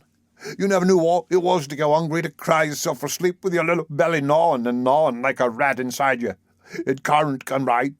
If I was President of the United States tomorrow, how would it fill me belly for one time when I was a kiddie and it went empty? How could it, I say? I was born to suffering and sorrow. I've had more cruel suffering than any 10 men I have. I've been in hospital all my bleeding life. I've had the fever in Aspinwall, in Havana, in New Orleans. I near died of the scurvy and was rotten with it 6 months in Barbados. Smallpox in Honolulu. 2 broken legs in Shanghai, pneumonia in on Alaska, 3 busted ribs in me insides, all twisted in Frisco, and here I am now.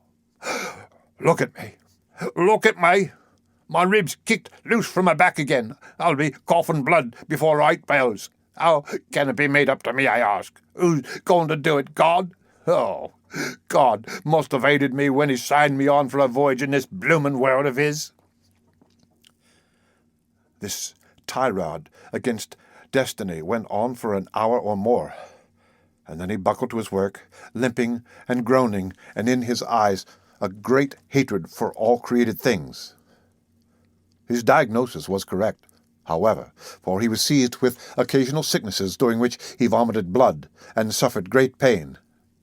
And as he said, it seemed God hated him too much to let him die, for he ultimately grew better and waxed more malignant than ever. Several days more passed before Johnson crawled on deck and went about his work in a half-hearted way. He was still a sick man, and I more than once observed him creeping painfully aloft to a topsail, or drooping wearily as he stood at the wheel. But still worse, it seemed that his spirit was broken. He was abject before Wolf Larsen, and almost grovelled to Johansen. Not so was the conduct of Leach. He went about the deck like a tiger cub, glaring his hatred openly at Wolf Larsen and Johansen. "I'll do for you yet, you slab-footed Swede," I heard him say to Johansen one night on deck. The mate cursed him in the darkness, and the next moment some missile struck the galley a sharp rap. There was more cursing and a mocking laugh, and when all was quiet, I stole outside and found a heavy knife embedded over an inch in the solid wood. A few minutes later the mate came fumbling about in search of it, but I returned it privily to Leach next day. He grinned when I handed it over, yet it was a grin that contained more sincere thanks than a multitude of the verbosities of speech common to the members of my own class. Unlike anyone else in the ship's company, I now found myself with no quarrels on my hands, and in the good graces of all.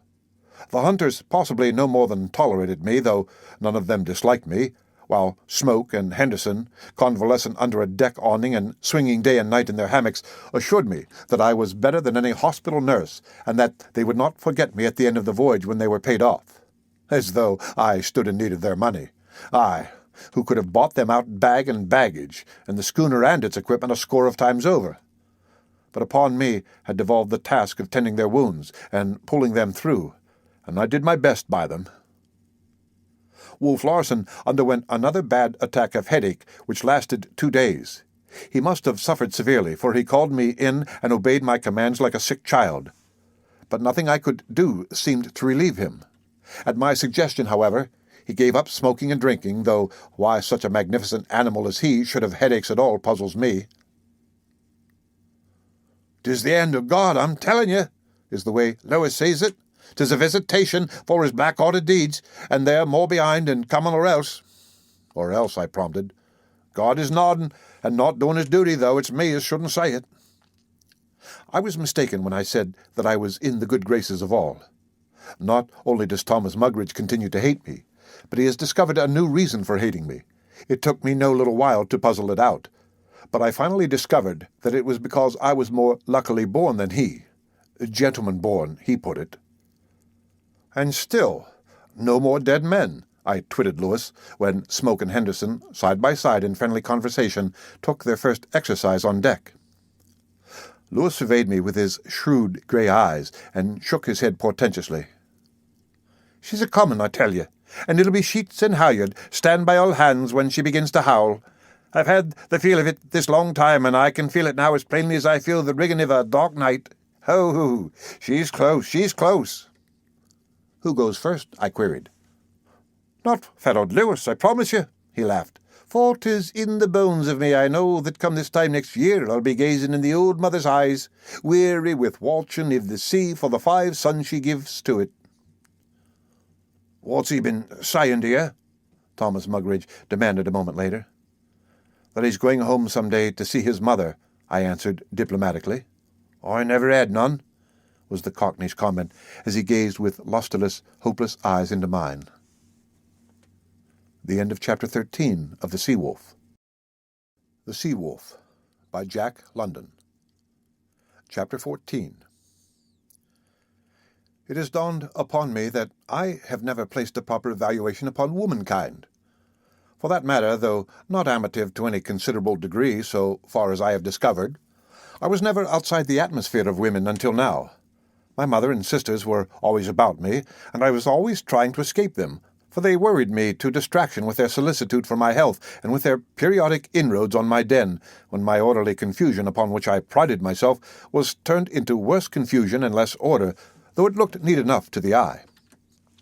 I never could find anything when they had departed, but now, alas, how welcome would have been the feel of their presence, the frou-frou and swish-swish of their skirts, which I had so cordially detested.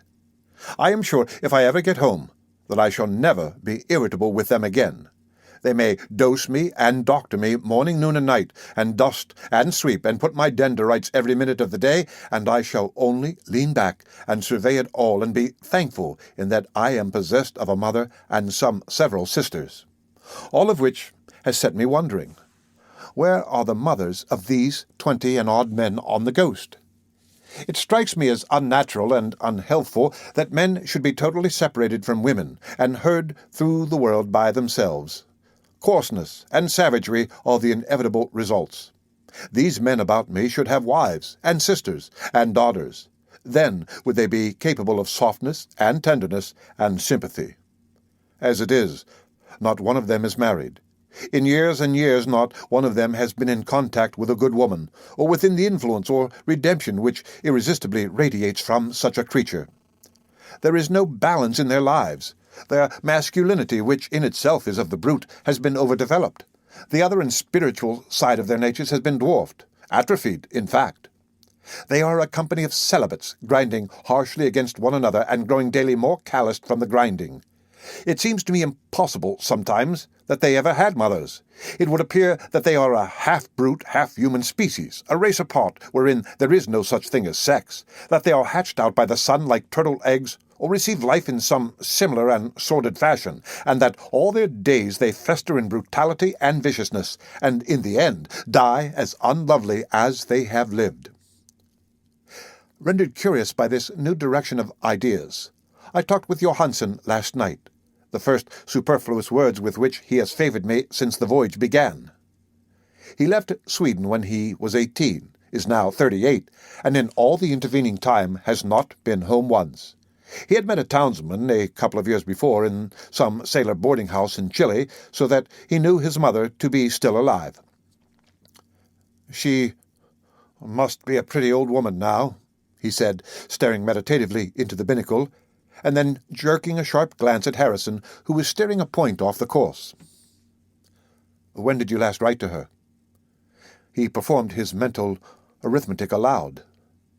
81, no, 82, No. 83, yes, 83. 10 years ago, from some little port in Madagascar. I was trading. You see," he went on, as though addressing his neglected mother across half the girth of the earth, "each year I was going home. So what was the good to write? It was only a year, and each year something happened, and I did not go. But I am mate now, and when I pay off at Frisco, maybe with $500, I will ship myself on a windjammer round the Horn to Liverpool, which will give me more money, and then I will pay my passage from there home. Then she will not do any more work." "But does she work now? How old is she?" "About 70, he answered, and then boastingly, "We work from the time we are born until we die in my country. That's why we live so long. I will live to 100. I shall never forget this conversation. The words were the last I ever heard him utter. Perhaps they were the last he did utter, too, for, going down into the cabin to turn in, I decided that it was too stuffy to sleep below. It was a calm night. We were out of the trades, and the Ghost was forging ahead barely a knot an hour. So I tucked a blanket and pillow under my arm and went up on deck. As I passed between Harrison and the binnacle, which was built into the top of the cabin, I noticed that he was this time fully 3 points off. Thinking that he was asleep, and wishing him to escape reprimand or worse, I spoke to him. But he was not asleep. His eyes were wide and staring. He seemed greatly perturbed, unable to reply to me. "What's the matter?" I asked. "Are you sick?" He shook his head, and with a deep sign as of awakening caught his breath. "You'd better get on your course, then," I chided. He put a few spokes over, and I watched the compass card swing slowly to nor'-nor'west and steady itself with slight oscillations. I took a fresh hold on my bedclothes and was preparing to start on when some movement caught my eye, and I looked astern to the rail. A sinewy hand, dripping with water, was clutching the rail. A second hand took form in the darkness beside it. I watched, fascinated. What visitant from the gloom of the deep was I to behold? Whatever it was, I knew that it was climbing aboard by the log line. I saw a head, the hair wet and straight, shape itself, and then the unmistakable eyes and face of Wolf Larsen. His right cheek was red with blood, which flowed from some wound in the head. He drew himself inboard with a quick effort, and arose to his feet, glancing swiftly as he did so at the man at the wheel, as though to assure himself of his identity, and that there was nothing to fear from him. The sea-water was streaming from him. It made little audible gurgles which distracted me. As he stepped toward me, I shrank back instinctively, for I saw that in his eyes which spelled death. "All right, Hump," he said in a low voice. "Where's the mate?" I shook my head. "Johansen," he called softly. "Johansen." "Where is he?" he demanded of Harrison. The young fellow seemed to have recovered his composure, for he answered steadily enough. "I don't know, sir. I saw him go forward a little while ago." "So did I go forward. But you will observe that I didn't come back the way I went. Can you explain it?" "You must have been overboard, sir."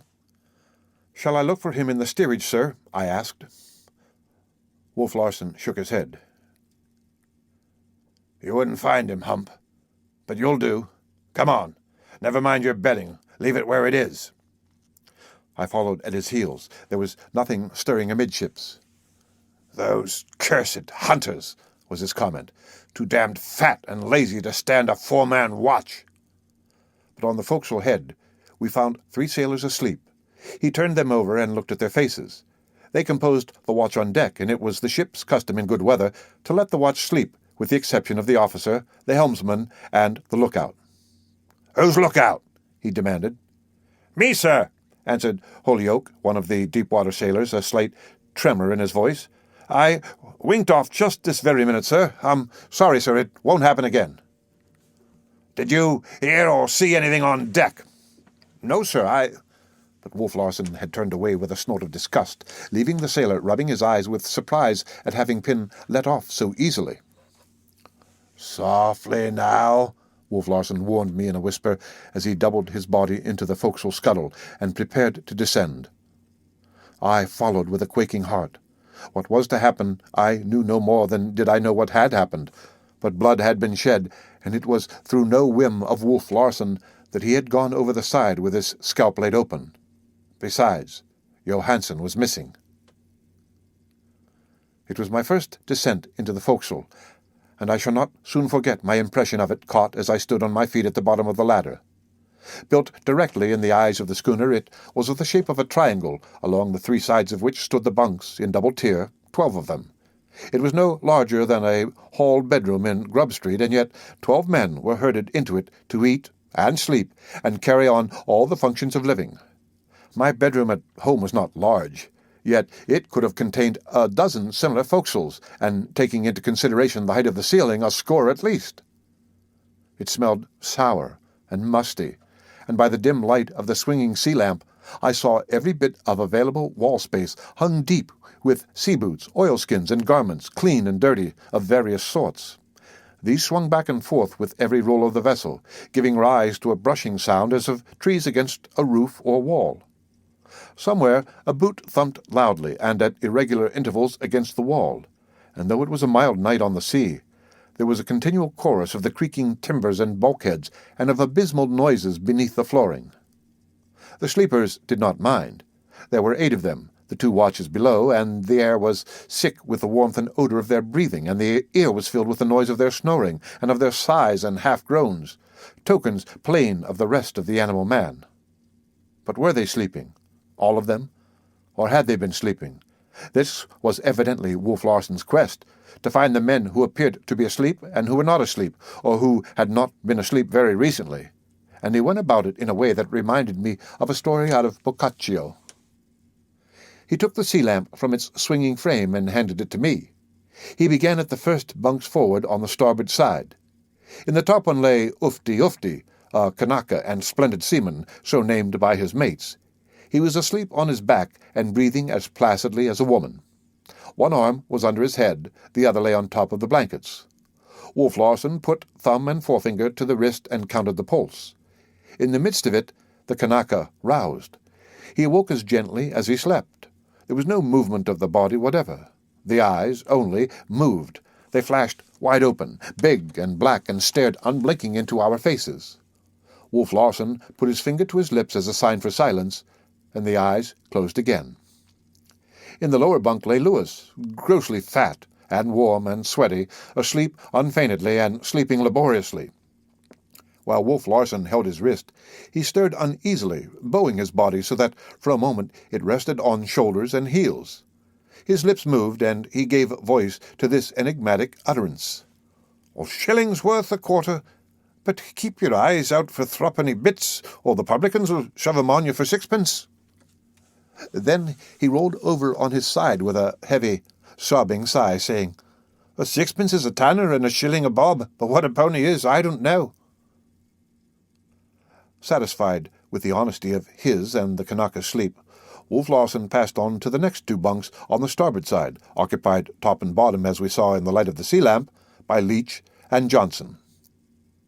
As Wolf Larsen bent down to the lower bunk to take Johnson's pulse, I, standing erect and holding the lamp, saw Leach's head rise stealthily as he peered over the side of his bunk to see what was going on. He must have divined Wolf Larsen's trick and the sureness of detection, for the light was at once dashed from my hand, and the forecastle was left in darkness. He must have leaped also at the same instant, straight down on Wolf Larsen. The first sounds were those of a conflict between a bull and a wolf. I heard a great infuriated bellow go up from Wolf Larsen, and from Leach a snarling that was desperate and blood-curdling. Johnson must have joined him immediately, so that his abject and grovelling conduct on deck for the past few days had been no more than planned deception. I was so terror-stricken by this fight in the dark that I leaned against the ladder, trembling and unable to ascend. And upon me was that old sickness at the pit of the stomach, caused always by the spectacle of physical violence. In this instance I could not see, but I could hear the impact of the blows, the soft, crushing sound made by flesh striking forcibly against flesh. Then there was the crashing about of the entwined bodies, the laboured breathing, the short, quick gasps of sudden pain. There must have been more men in the conspiracy to murder the captain and mate, for by the sounds I knew that Leach and Johnson had been quickly reinforced by some of their mates. "Get a knife, somebody!" Leach was shouting. "Pound him on the head! Mash his brains out!" was Johnson's cry. But after his first bellow, Wolf Larsen made no noise. He was fighting grimly and silently for life. He was sore beset. Down at the very first he had been unable to gain his feet, and for all of his tremendous strength I felt that there was no hope for him. The force with which they struggled was vividly impressed on me, for I was knocked down by their surging bodies and badly bruised. But in the confusion I managed to crawl into an empty lower bunk out of the way. "All hands, we've got him! We've got him!" I could hear Leach crying. "Who?" demanded those who had been really asleep, and who had wakened to they knew not what. "It's the bloody mate," was Leach's crafty answer, strained from him in a smothered sort of ways. This was greeted with whoops of joy, and from then on Wolf Larsen had 7 strong men on top of him. Lewis, I believe, taking no part in it. The forecastle was like an angry hive of bees aroused by some marauder. "What ho, below there!" I heard Latimer shout down the scuttle, too cautious to descend into the inferno of passion he could hear raging beneath him in the darkness. "Won't somebody get a knife? Oh, won't somebody get a knife?" Leach pleaded in the first interval of comparative silence. The number of the assailants was a cause of confusion. They blocked their own efforts, while Wolf Larsen, with but a single purpose, achieved his. This was to fight his way across the floor to the ladder. Though in total darkness, I followed his progress by its sound. No man less than a giant could have done what he did once he gained the foot of the ladder. Step by step, by the might of his arms, the whole pack of men striving to drag him back and down, he drew his body up from the floor till he stood erect. And then, step by step, hand and foot, he slowly struggled up the ladder. The very last of all I saw, for Latimer, having finally gone for a lantern, held it so that its light shone down the scuttle. Wolf Larsen was nearly to the top, though I could not see him. All that was visible was the mass of men fastened upon him. He squirmed about like some huge many-legged spider and swayed back and forth to the regular roll of the vessel, and still, step by step, with long intervals between, the mass ascended. Once it tottered, about to fall back, but the broken hold was regained and it still went up. "Who is it?" Latimer cried. In the rays of the lantern I could see his perplexed face peering down. "Larsen!" I heard a muffled voice from within the mass. Latimer reached down with his free hand. I saw a hand shoot up to clasp his. Latimer pulled, and the next couple of steps were made with a rush. Then Wolf Larsen's other hand reached up and clutched the edge of the scuttle. The mass swung clear of the ladder, the men still clinging to their escaping foe. They began to drop off, to be brushed off against the sharp edge of the scuttle, to be knocked off by the legs which were now kicking powerfully. Leach was the last to go, falling sheer back from the top of the scuttle and striking on head and shoulders upon his sprawling mates beneath. Wolf Larsen and the lantern disappeared, and we were left in darkness. The end of Chapter 14 of The Sea Wolf. The Sea Wolf by Jack London. Chapter 15. There was a great deal of cursing and groaning as the men at the bottom of the ladder crawled to their feet. "Somebody strike a light, my thumb's out of joint," said one of the men, Parsons, a swarthy, saturnine man, boat-steerer in Standish's boat, in which Harrison was puller. "You'll find it knocking about by the bits," Leach said, sitting down on the edge of the bunk in which I was concealed. There was a fumbling and a scratching of matches, and the sea lamp flared up, dim and smoky, and in its weird light bare-legged men moved about, nursing their bruises and caring for their hurts. Oofty laid hold of Parsons' thumb, pulling it out stoutly and snapping it back into place. I noticed at the same time that the Kanaka's knuckles were laid open clear across and to the bone. He exhibited them, exposing beautiful white teeth in a grin as he did so, and explaining that the wounds had come from striking Wolf Larsen in the mouth. "So it was you, was it, you black beggar?" belligerently demanded one Kelly, an Irish-American and a longshoreman making his first trip to sea and boat puller for Kerfoot. As he made the demand, he spat out a mouthful of blood and teeth, and shoved his pugnacious face close to Ufti. The Kanaka leaped backward to his bunk, to return with a second leap, flourishing a long knife. "Ah, go lay down, you make me tired," Leach interfered. He was evidently, for all his youth and inexperience, cock of the forecastle. "Go on, you Kelly. You leave Ufti alone. How in hell did he know it was you in the dark?" Kelly subsided with some muttering, and the Kanaka flashed his white teeth in a grateful smile.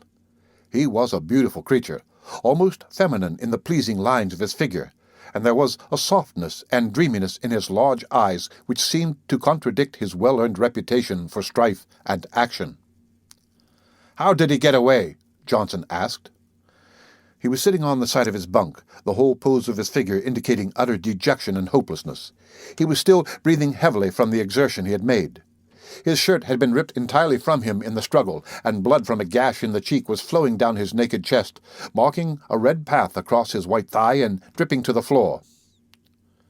"Because he is the devil, as I told you before," was Leach's answer, and thereat he was on his feet and raging his disappointment with tears in his eyes. "And not one of you to get a knife," was his unceasing lament. But the rest of the hands had a lively fear of consequences to come, and gave no heed to him. "How'll he know which was which?" Kelly asked, and as he went on he looked murderously about him. "Unless one of us peaches." "He'll know as soon as ever he claps eyes on us," Parsons replied. "One look at you'd be enough." "Tell him the deck flopped up and gouged your teeth out of your jaw," Lewis grinned. He was the only man who was not out of his bunk, and he was jubilant in that he possessed no bruises to advertise that he had had a hand in the night's work. "Just wait till he gets a glimpse of your mugs tomorrow. The gang of you." He chuckled. "We'll say we thought it was the mate," said one. And another, "I know what I'll say, that I heard a row, jumped out of my bunk, got a jolly good crack on the jaw for my pains, and sailed in myself. Couldn't tell who or what it was in the dark, and I just hid out." "And 'twas me you hit, of course," Kelly seconded, his face brightening for the moment. Leach and Johnson took no part in the discussion, and it was plain to see that their mates looked upon them as men for whom the worst was inevitable, who were beyond hope and already dead. Leach stood their fears and reproaches for some time. Then he broke out. "You make me tired. A nice lot of gazabas you are. If you talked less with your mouth and did something with your hands, he'd have been done by now.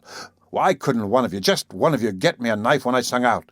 You make me sick, a-beefing and bellowing round as though he'd kill you when he gets you. You know damn well he won't. Can't afford to. No shipping masters or beachcombers over here, and he wants you in his business, and he wants you bad. Who's to pull or steer or sail ship if he loses you? It's me and Johnson have to face the music. Now get into your bunks and shut your faces. I want to get some sleep." "That's all right, Parsons spoke up. "Maybe he won't do for us, but mark my words, he'll be an icebox to this ship from now on." All the while, I had been apprehensive concerning my own predicament. What would happen to me when these men discovered my presence? I could never fight my way out as Wolf Larsen had done. And at this moment, Latimer called down the scuttles. "Hump, the old man wants you." "He ain't down here," Parsons called back. "Yes, he is," I said, sliding out of the bunk and striving my hardest to keep my voice steady and bold. The sailors looked at me in consternation. Fear was strong in their faces, and devilishness which comes of fear. "I'm coming," I shouted up to Latimer. "No, you don't," Kelly cried, stepping between me and the ladder, his right hand shaped into a veritable strangler's clutch. "You damn little sneak, I'll shut your mouth."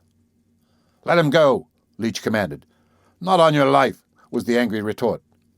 Leach never changed his position on the edge of the bunk. "Let him go, I say," he repeated, but this time his voice was gritty and metallic. The Irishman wavered. I made to step by him, and he stood aside. When I had gained the ladder, I turned to the circle of brutal and malignant faces peering at me through the semi-darkness. A sudden and deep sympathy welled up in me. I remembered the Cockney's way of putting it. How God must have hated them that they should be tortured so. I have seen and heard nothing, believe me, I said quietly. I tell you, he's all right, I could hear Leach saying as I went up the ladder. He don't like the old man no more than you or me. I found Wolf Larsen in the cabin, stripped and bloody, waiting for me. He greeted me with one of his whimsical smiles. Come, get to work, Doctor. The signs are favorable for an extensive practice this voyage. I don't know what the ghost would have been without you, and if I could only cherish such noble sentiments, I would tell you her master is deeply grateful.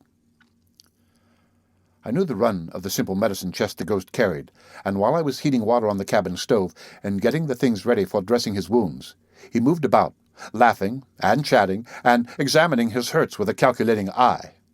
I had never before seen him stripped, and the sight of his body quite took my breath away. It has never been my weakness to exalt the flesh, far from it, but there is enough of the artist in me to appreciate its wonder. I must say that I was fascinated by the perfect lines of Wolf Larsen's figure, and by what I may term the terrible beauty of it. I had noted the men in the forecastle, powerfully muscled though some of them were. There had been something wrong with all of them, an insufficient development here, an undue development there, a twist or a crook that destroyed symmetry, legs too short or too long, or too much sinew or bone exposed, or too little. Oofty had been the only one whose lines were at all pleasing, while, insofar as they pleased, that far had they been what I should call feminine. But Wolf Larsen was the man type, the masculine, and almost a god in his perfectness. As he moved about or raised his arms, the great muscles leapt and moved under the satiny skin. I have forgotten to say that the bronze ended with his face. His body, thanks to his Scandinavian stock, was fair as the fairest woman's. I remember his putting his hand up to feel of the wound on his head, and my watching the biceps move like a living thing under its white sheath. It was the biceps that had nearly crushed out my life once, that I had seen strike so many killing blows. I could not take my eyes from him. I stood motionless, a roll of antiseptic cotton in my hand, unwinding and spilling itself down to the floor. He noticed me, and I became conscious that I was staring at him. "God made you well," I said. "Did he?" he answered. "I have often thought so myself, and wondered why." "Purpose," I began. "Utility," he interrupted. "This body was made for use. These muscles were made to grip and tear and destroy living things that get between me and life. But have you thought of the other living things? They, too, have muscles of one kind and another, made to grip and tear and destroy, and when they come between me and life, I out-grip them, out-tear them, out-destroy them. Purpose does not explain that. Utility does." "It is not beautiful," I protested. "Life isn't, you mean," he smiled. "Yet, you see, I was made well. Do you see this?" He braced his legs and feet, pressing the cabin floor with his toes in a clutching sort of way. Knots and ridges and mounds of muscles writhed and bunched under the skin. "Feel them," he commanded. They were hard as iron, and I observed also that his whole body had unconsciously drawn itself together, tense and alert, that muscles were softly crawling and shaping about the hips, along the back, and across the shoulders, that the arms were slightly lifted, their muscles contracting, the fingers crooking till the hands were like talons, and that even the eyes had changed expression, and into them were coming watchfulness and measurement, and a light none other than of battle. "Stability. Equilibrium," he said, relaxing on the instant and sinking his body back into repose. "Feet with which to clutch the ground, legs to stand on and to help withstand, while with arms and hands, teeth and nails, I struggle to kill and to be not killed. Purpose? Utility is the better word." I did not argue. I had seen the mechanism of the primitive fighting beast, and I was as strongly impressed as if I had seen the engines of a great battleship or Atlantic liner. I was surprised, considering the fierce struggle in the forecastle, at the superficiality of his hurts, and I pride myself that I dressed them dexterously. With the exception of several bad wounds, the rest were merely severe bruises and lacerations. The blow which he had received before going overboard had laid his scalp open several inches. This, under his direction, I cleansed and sewed together, having first shaved the edges of the wound. Then the calf of his leg was badly lacerated, and looked as though it had been mangled by a bulldog. Some sailor, he told me, had laid hold of it by his teeth at the beginning of the fight, and hung on and been dragged to the top of the forecastle ladder when he was kicked loose. "By the way, Hump, as I have remarked, you are a handy man," Wolf Larsen began when my work was done. "As you know, we're short a mate. Hereafter you shall stand watches, receive $75 per month, and be addressed fore and aft as Mr. Van Weyden." I don't understand navigation, you know," I gasped. "Not necessary at all." "I really do not care to sit in the high places," I objected. "I find life precarious enough in my present humble situation. I have no experience. Mediocrity, you see, has its compensations." He smiled as though it were all settled. "I won't be mate on this hell ship," I cried defiantly. I saw his face grow hard and the merciless glitter come into his eyes. He walked to the door of his room, saying, "And now, Mr. Van Weyden, good night." "Good night, Mr. Larsen," I answered weakly. The end of Chapter 15 of The Sea Wolf. The Sea Wolf by Jack London. Chapter 16. I cannot say that the position of mate carried with it anything more joyful than that there were no more dishes to wash. I was ignorant of the simplest duties of mate, and would have fared badly indeed had the sailors not sympathized with me. I knew nothing of the minutiae of ropes and rigging, of the trimming and setting of sails. But the sailors took pains to put me to rights, Lewis proving an especially good teacher, and I had little trouble with those under me. With the hunters it was otherwise. Familiar in varying degrees with the sea, they took me as a sort of joke. In truth, it was a joke to me that I, the veriest landsman, should be filling the office of mate. But to be taken as a joke by others was a different matter. I made no complaint, but Wolf Larsen demanded the most punctilious sea etiquette in my case, far more than poor Johansen had ever received, and at the expense of several rows, threats, and much grumbling, he brought the hunters to time. I was Mr. Van Weyden, fore and aft, and it was only unofficially that Wolf Larsen himself ever addressed me as Hump. It was amusing. Perhaps the wind would haul a few points while we were at dinner, and as I left the table he would say, "Mr. Van Weyden, will you kindly put about on the port tack?" And I would go on deck, beckon Lewis to me, and learn from him what was to be done. Then, a few minutes later, having digested his instructions and thoroughly mastered the maneuver, I would proceed to issue my orders. I remember an early instance of this kind when Wolf Larsen appeared on the scene just as I had begun to give orders. He smoked his cigar and looked on quietly till the thing was accomplished, and then paced aft by my side along the weather poop. "Hump," he said. "I beg pardon, Mr. Van Weyden. I congratulate you. I think you can now fire your father's legs back into the grave to him. You've discovered your own and learned to stand on them. A little rope work, sail-making, and experience with storms and such things, and by the end of the voyage you could ship on any coasting schooner." It was during this period between the death of Johansen and the arrival on the sealing grounds that I passed my pleasantest hours on the Ghost.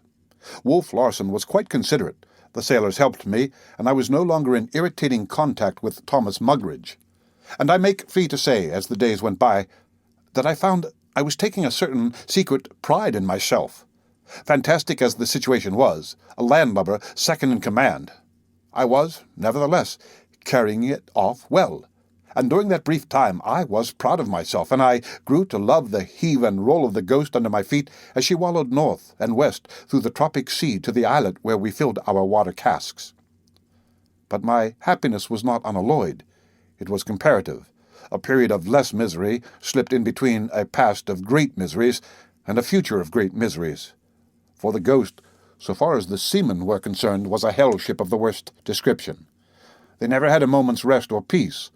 Wolf Larsen treasured against them the attempt on his life and the drubbing he had received in the forecastle, and morning, noon, and night, and all night as well, he devoted himself to making life unlivable for them. He knew well the psychology of the little thing, and it was the little things by which he kept the crew worked up to the verge of madness. I have seen Harrison called from his bunk to put properly away a misplaced paintbrush, and the two watches below hailed from their tired sleep to accompany him and see him do it. A little thing, truly, but when multiplied by the 1,000 ingenious devices of such a mind, the mental state of the men in the forecastle may be slightly comprehended. Of course, much grumbling went on, and little outbursts were continually occurring. Blows were struck, and there were always 2 or 3 men nursing injuries at the hands of the human beast who was their master.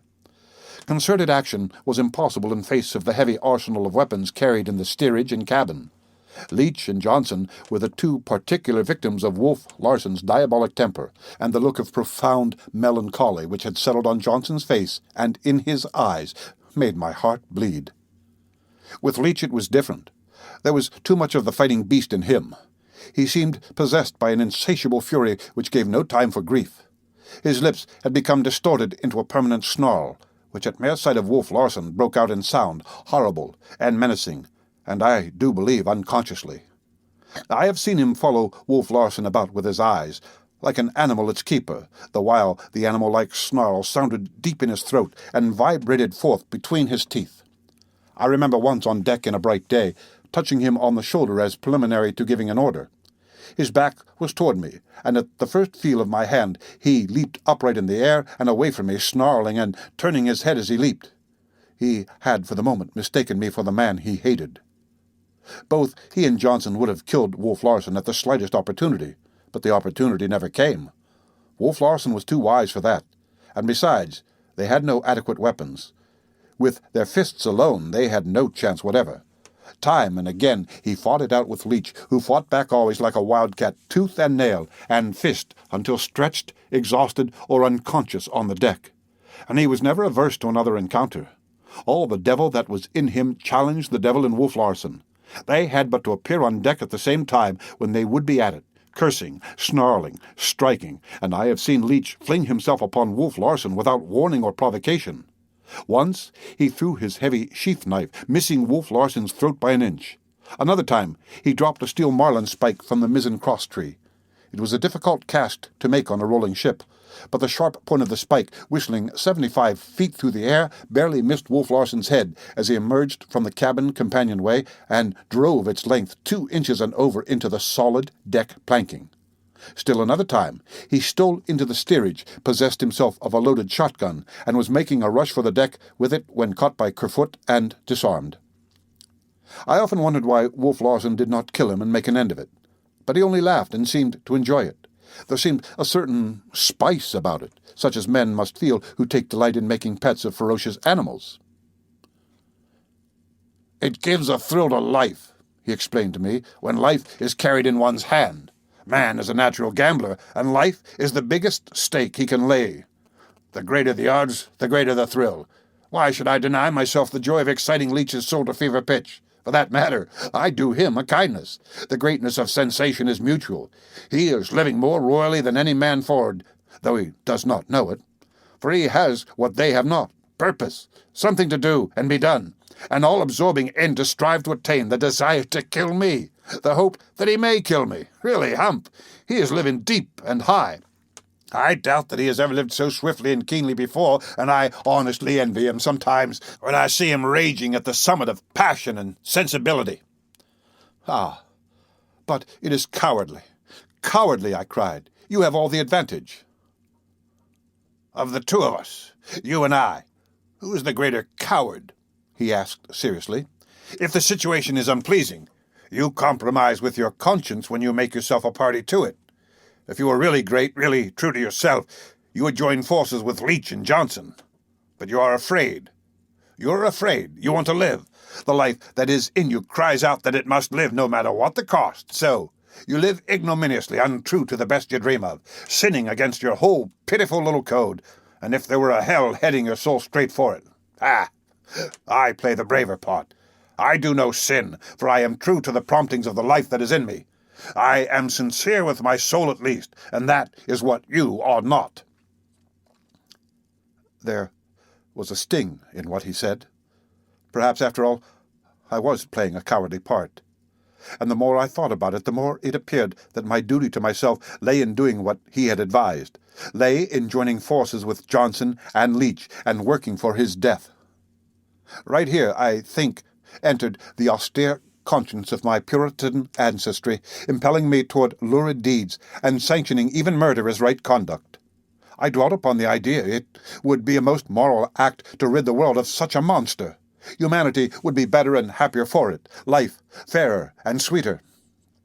I pondered it long, lying sleepless in my bunk and reviewing in endless procession the facts of the situation. I talked with Johnson and Leach during the night watches when Wolf Larsen was below. Both men had lost hope. Johnson because of temperamental despondency. Leach because he had beaten himself out in the vain struggle and was exhausted. But he caught my hand in a passionate grip one night, saying, "I think you're square, Mr. Van Weyden, but stay where you are and keep your mouth shut. Say nothing but saw wood. We're dead men, I know it, but all the same you might be able to do us a favor sometime when we need it damn bad." It was only next day, when Wainwright Island loomed to windward, close abeam, that Wolf Larsen opened his mouth in prophecy. He had attacked Johnson, been attacked by Leach, and had just finished whipping the pair of them. "Leach," he said, "you know I'm going to kill you sometime or other, don't you?" A snarl was the answer. "And as for you, Johnson, you'll get so tired of life before I'm through with you that you'll fling yourself over the side. See if you don't." "That's a suggestion," he added in an aside to me. "I'll bet you a month's pay he acts upon it." I had cherished a hope that his victims would find an opportunity to escape while filling our water barrels, but Wolf Larsen had selected his spot well. The ghost lay half a mile beyond the surf line of a lonely beach. Here debauched a deep gorge with precipitous volcanic walls which no man could scale, and here, under his direct supervision, for he went ashore himself, Leach and Johnson filled the small casks and rolled them down to the beach. They had no chance to make a break for liberty in one of the boats. Harrison and Kelly, however, made such an attempt. They composed one of the boat's crews, and their task was to ply between the schooner and the shore, carrying a single cask each trip. Just before dinner, starting for the beach with an empty barrel, they altered their course and bore away to the left to round the promontory which jutted into the sea between them and liberty. Beyond its foaming base lay the pretty villages of the Japanese colonists, and smiling valleys which penetrated deep into the interior. Once in the fastnesses they promised, and the two men could defy Wolf Larsen. I had observed Henderson and Smoke loitering about the deck all morning, and I now learned why they were there. Procuring their rifles, they opened fire in a leisurely manner upon the deserters. It was a cold-blooded exhibition of marksmanship. At first their bullets zipped harmlessly along the surface of the water on either side the boat, but as the men continued to pull lustily, they struck closer and closer. "Now, watch me take Kelly's right oar," Smoke said, drawing a more careful aim.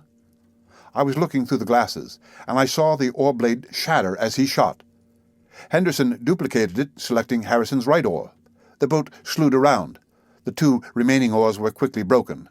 The men tried to row with the splinters and had them shot out of their hands. Kelly ripped up a bottom board and began paddling, but dropped it with a cry of pain as its splinters drove into his hands.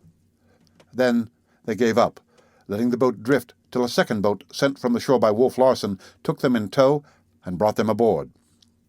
Late that afternoon we hove up anchor and got away. Nothing was before us but the 3 or 4 months' hunting on the sealing grounds. The outlook was black indeed, and I went about my work with a heavy heart.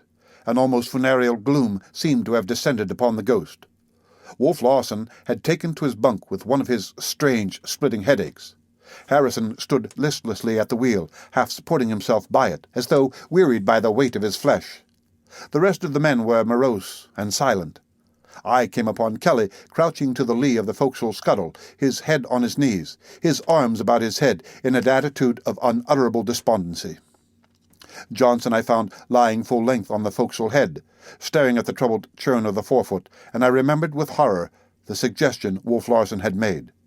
It seemed likely to bear fruit. I tried to break in on the man's morbid thoughts by calling him away, but he smiled sadly at me and refused to obey. Leach approached me as I returned aft. "I want to ask a favor, Mr. Van Weyden," he said. "If it's your luck to ever make Frisco once more, will you hunt up Matt McCarthy? He's my old man. He lives on the hill back of the Mayfair bakery, running a cobbler's shop that everybody knows, and you'll have no trouble. Tell him I live to be sorry for the trouble I brought him, and the things I done, and, well, just tell him, God bless him, for me." I nodded my head, but said, "We'll all win back to San Francisco, Leach, and you'll be with me when I go to see Matt McCarthy." "I'd like to believe you," he answered, shaking my hand, "but I can't. Wolf Larsen will do for me, I know it, and all I can hope is he'll do it quick." And as he left me, I was aware of the same desire at my heart. Since it was to be done, let it be done with dispatch. The general gloom had gathered me into its folds. The worst appeared inevitable, and as I paced the deck hour after hour, I found myself afflicted with Wolf Larsen's repulsive ideas. What was it all about? Where was the grandeur of life that it should permit such wanton destruction of human souls? It was a cheap and sordid thing after all, this life, and the sooner over, the better. Over and done with. I, too, leaned upon the rail and gazed longingly into the sea, with the certainty that sooner or later I should be sinking down, down, through the cool green depths of its oblivion. The end of Chapter 16 of The Sea Wolf. The Sea Wolf by Jack London. Chapter 17. Strange to say, in spite of the general foreboding, nothing of a special moment happened on the Ghost. We ran on to the north and west till we raised the coast of Japan and picked up with the great seal herd. Coming from no man knew where in the illimitable Pacific, it was traveling north on its annual migration to the rookeries of Bering Sea. And north we travelled with it, ravaging and destroying, flinging the naked carcasses to the shark, and salting down the skins so that they might later adorn the fair shoulders of the women of the cities. It was wanton slaughter, and all for woman's sake. No man ate of the seal meat or the oil. After a good day's killing, I have seen our decks covered with hides and bodies, slippery with fat and blood, the scuppers running red, masts, ropes, and rails splattered with the sanguinary colour, and the men, like butchers plying their trade, naked and red of arm and hand, hard at work with ripping and flensing knives, removing the skins from the pretty sea creatures they had killed. It was my task to tally the pelts as they came aboard from the boats, to oversee the skinning and afterward the cleansing of the decks and bringing things shipshape again. It wasn't pleasant work. My soul and my stomach revolted at it. And yet, in a way, this handling and directing of many men was good for me. It developed what little executive ability I possessed, and I was aware of a toughening or hardening which I was undergoing and which could not be anything but wholesome for Sissy Van Weyden. One thing I was beginning to feel, and that was that I could never again be quite the same man I had been. While my hope and faith in human life still survived Wolf Larsen's destructive criticism, he had nevertheless been a cause of change in minor matters. He had opened up for me the world of the real, of which I had known practically nothing, and from which I had always shrunk. I had learned to look more closely at life as it was lived, to recognize that there were such things as facts in the world, to emerge from the realm of mind and idea, and to place certain values on the concrete and objective phases of existence. I saw more of Wolf Larsen than ever when we had gained the grounds, for when the weather was fair and we were in the midst of the herd, all hands were away in the boats, and left on board were only he and I and Thomas Mugridge, who did not count. But there was no play about it. The 6 boats, spreading out fanwise from the schooner until the first weather boat and the last lee boat were anywhere from 10 to 20 miles apart, cruised along a straight course over the sea till nightfall, or bad weather drove them in. It was our duty to sail the Ghost well to leeward of the last lee boat, so that all the boats should have fair wind to run for us in case of squalls or threatening weather. It is no slight matter for 2 men, particularly when a stiff wind has sprung up, to handle a vessel like the Ghost, steering, keeping lookout for the boats, and setting or taking in sail, so it devolved upon me to learn, and learn quickly. Steering I picked up easily, but running aloft to the cross-trees and swinging my whole weight by my arms when I left the ratlines and climbed still higher was more difficult. This, too, I learned, and quickly, for I felt somehow a wild desire to vindicate myself in Wolf Larsen's eyes, to prove my right to live in ways other than of the mind. Nay, the time came when I took joy in the run of the masthead, and in the clinging on by my legs at that precarious height, while I swept the sea with glasses in search of the boats. I remember one beautiful day, when the boats left early and the reports of the hunters' guns grew dim and distant and died away as they scattered far and wide over the sea. There was just the faintest wind from the westward, but it breathed its last by the time we managed to get to leeward of the last lee boat. One by one, I was at the masthead and saw, the 6 boats disappeared over the bulge of the earth as they followed the seal into the west. We lay, scarcely rolling on the placid sea, unable to follow. Wolf Larsen was apprehensive. The barometer was down, and the sky to the east did not please him. He studied it with unceasing vigilance. "If she comes out of there," he said, "hard and snappy, putting us to windward of the boats, it's likely there'll be empty bunks in steerage and forecastle." By 11 o'clock, the sea had become glass. By midday, though we were well up in the northerly latitudes, the heat was sickening. There was no freshness in the air. It was sultry and oppressive, reminding me of what the old Californians term earthquake weather. There was something ominous about it, and in intangible ways one was made to feel that the worst was about to come. Slowly, the whole eastern sky filled with clouds that overtowered us like some black sierra of the infernal regions. So clearly could one see canyon, gorge, and precipice, and the shadows that lie therein that one looked unconsciously for the white surf line and bellowing caverns where the sea charges on the land. And still we rocked, gently, and there was no wind. "It's no square," Wolf Larsen said. "Old Mother Nature's going to get up on her hind legs and howl for all that's in her, and it'll keep us jumping, Hump, to pull through with half our boats. You'd better run up and loosen the topsails." "But if it is going to howl and there are only 2 of us?" I asked, a note of protest in my voice. "Why, we've got to make the best of the first of it and run down to our boats before our canvas is ripped out of us. After that, I don't give a rap what happens. The sticks will stand it, and you and I will have to, though we've plenty cut out for us." Still the calm continued. We ate dinner, a hurried and anxious meal for me, with 18 men abroad on the sea and beyond the bulge of the earth, and with that heaven-rolling mountain range of clouds moving slowly down upon us. Wolf Larsen did not seem affected, however, though I noticed, when we returned to the deck, a slight twitching of the nostrils, a perceptible quickness of movement. His face was stern, the lines of it had grown hard, and yet, in his eyes, blue, clear blue this day, there was a strange brilliancy, a bright scintillating light. It struck me that he was joyous, in a ferocious sort of way, that he was glad there was an impending struggle, that he was thrilled and upborne with knowledge that one of the great moments of living, when the tide of life surges up in flood, was upon him. Once, and unwitting that he did so or that I saw, he laughed aloud mockingly and defiantly at the advancing storm. I see him yet standing there like a pygmy out of the Arabian Nights before the huge front of some malignant genie. He was daring destiny, and he was unafraid. He walked to the galley. "Cookie, by the time you've finished pots and pans, you'll be wanted on deck. Stand ready for a call." "Hump," he said, becoming cognizant of the fascinated gaze I bent upon him. "This beats whiskey, and is where your Omar misses. I think he only lived half after all." The western half of the sky had by now grown murky. The sun had dimmed and faded out of sight. It was 2 in the afternoon, and a ghostly twilight, shot through by wandering purplish lights, had descended upon us. In this purplish light Wolf Larsen's face glowed, and to my excited fancy he appeared encircled by a halo. We lay in the midst of an unearthly quiet, while all about us were signs and omens of oncoming sound and movement. The sultry heat had become unendurable. The sweat was standing on my forehead, and I could feel it trickling down my nose. I felt as though I should faint, and reached out to the rail for support. And then, just then, the faintest possible whisper of air passed by. It was from the east, and like a whisper it came and went. The drooping canvas was not stirred, and yet my face had felt the air and been cooled. "Cookie," Wolf Larsen called in a low voice. Thomas Mugridge turned a pitiable, scared face. "Let go that foreboom tackle and pass it across, and when she's willing, let go the sheet and come in snug with the tackle.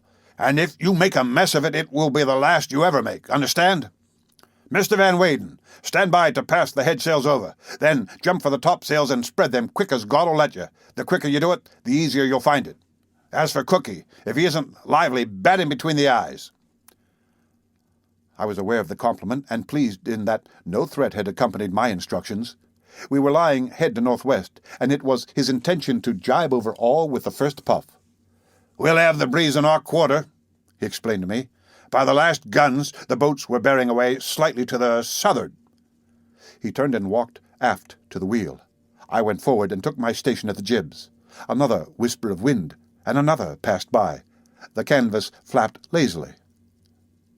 "Thank God she's not a-comin' all of the bunch, Mr. Van Weyden," was the Cockney's fervent ejaculation. And I was indeed thankful, for I had by this time learned enough to know, with all our canvas spread, what disaster in such events awaited us. The whispers of wind became puffs. The sails filled. The Ghost moved. Wolf Larsen put the wheel hard up to port, and we began to pay off. The wind was now dead astern, muttering and puffing, stronger and stronger, and my head sails were pounding lustily. I did not see what went on elsewhere, though I felt the sudden surge and heel of the schooner as the wind pressures changed to the jibbing of the fore and main sails.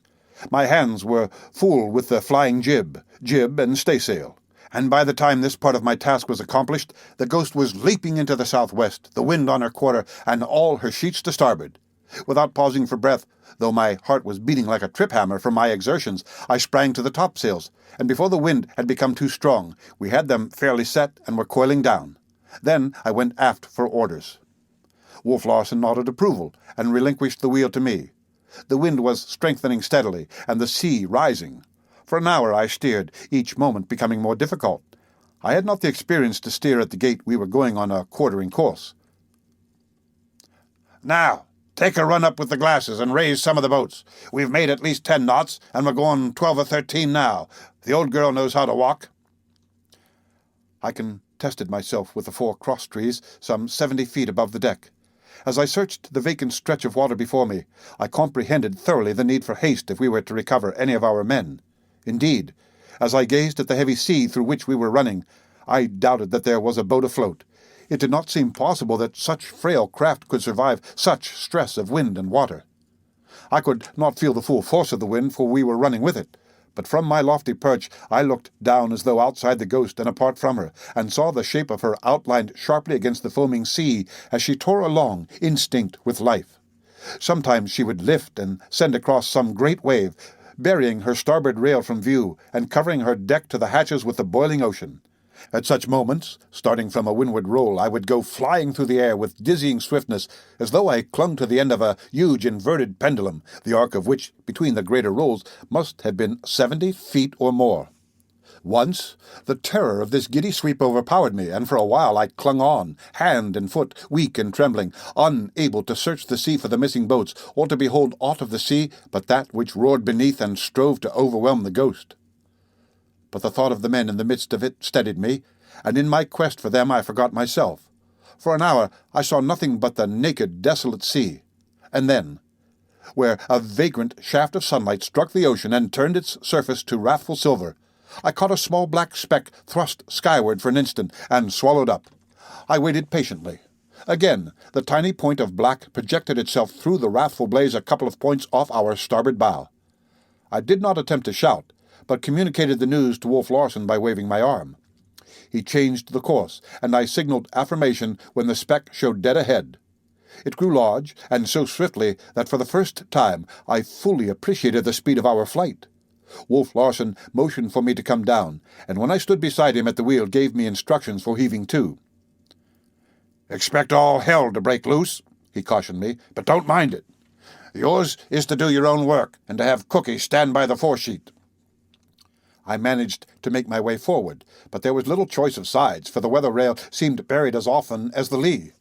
Having instructed Thomas Mugridge as to what he was to do, I clambered into the fore-rigging a few feet. The boat was now very close, and I could make out plainly that it was lying head to wind and sea, and dragging on its mast and sail, which had been thrown overboard and made to serve as a sea anchor. The 3 men were bailing. Each rolling mountain whelmed them from view, and I would wait with sickening anxiety, fearing that they would never appear again.